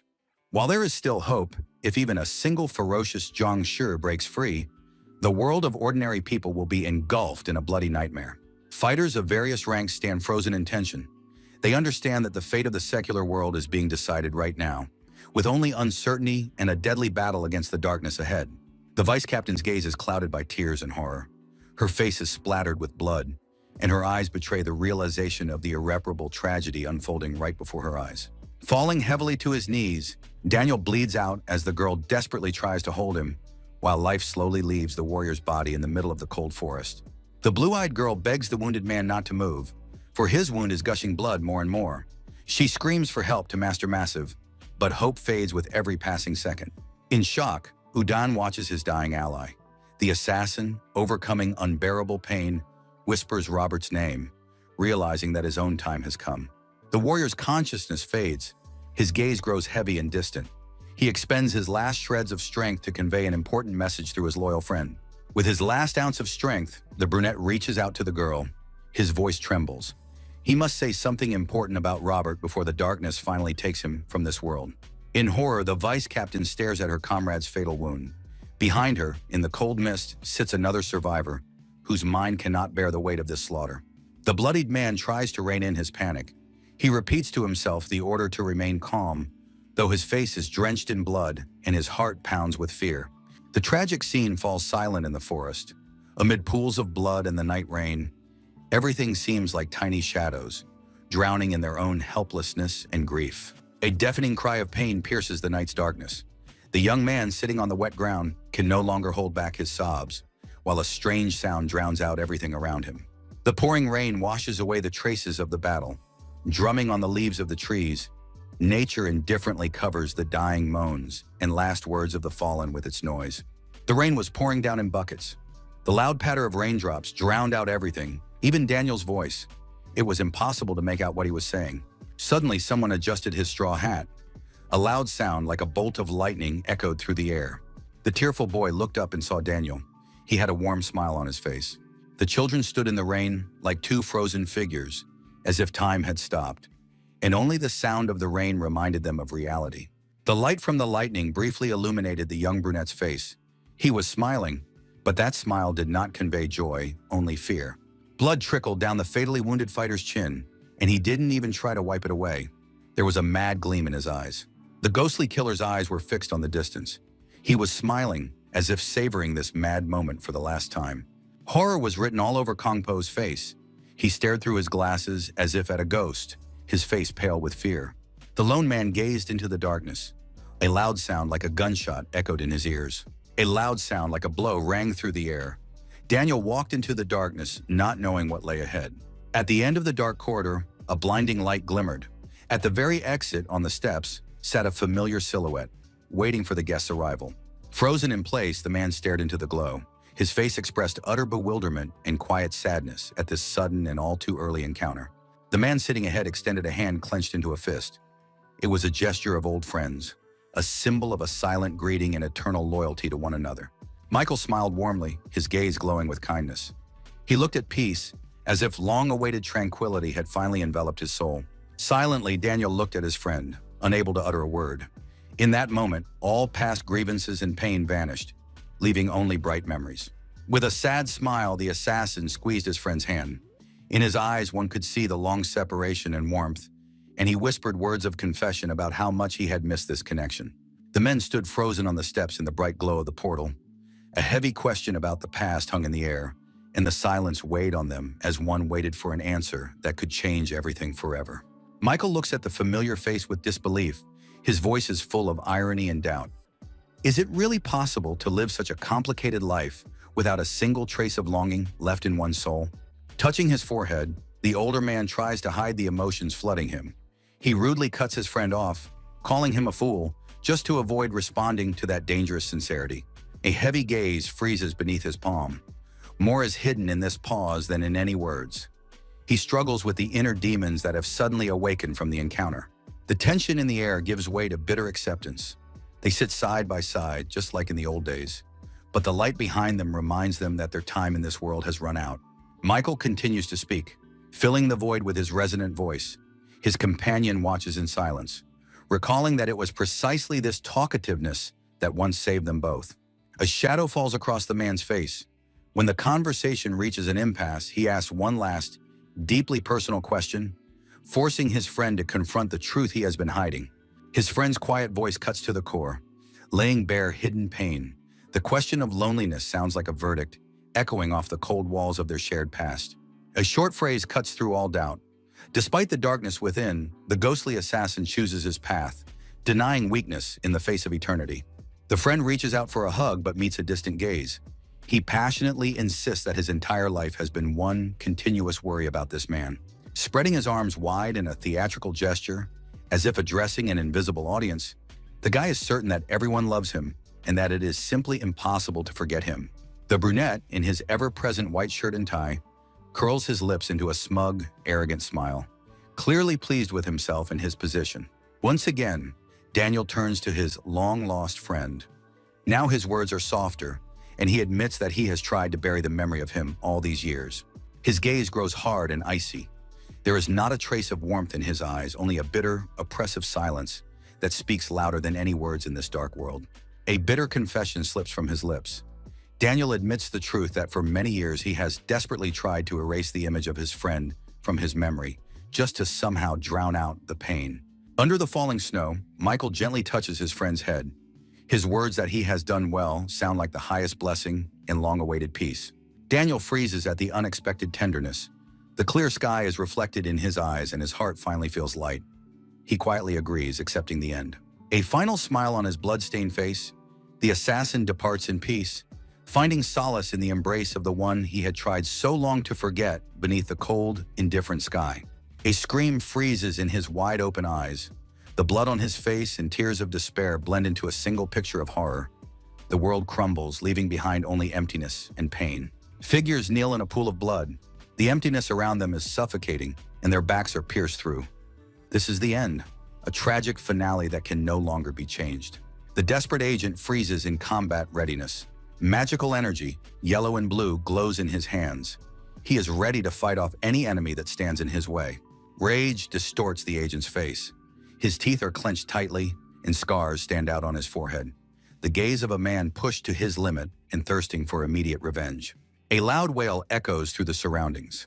The shadow assassin cannot hold back his tears, his mouth wide open in a silent scream. The loss is too great to remain silent. The monks stood by the forest watching the brutal battle. One of them asked a question. The shimmering blue barriers confirm that not a single Zhongshi has escaped. All have been destroyed. Impassively, Udan states the fact. The enemy chose to flee, leaving their ferocious monsters to their fate in the night silence of the forest, and today they lost yet another fighter. Sighing heavily, the leader of the Chanam sect recalls the recent battle.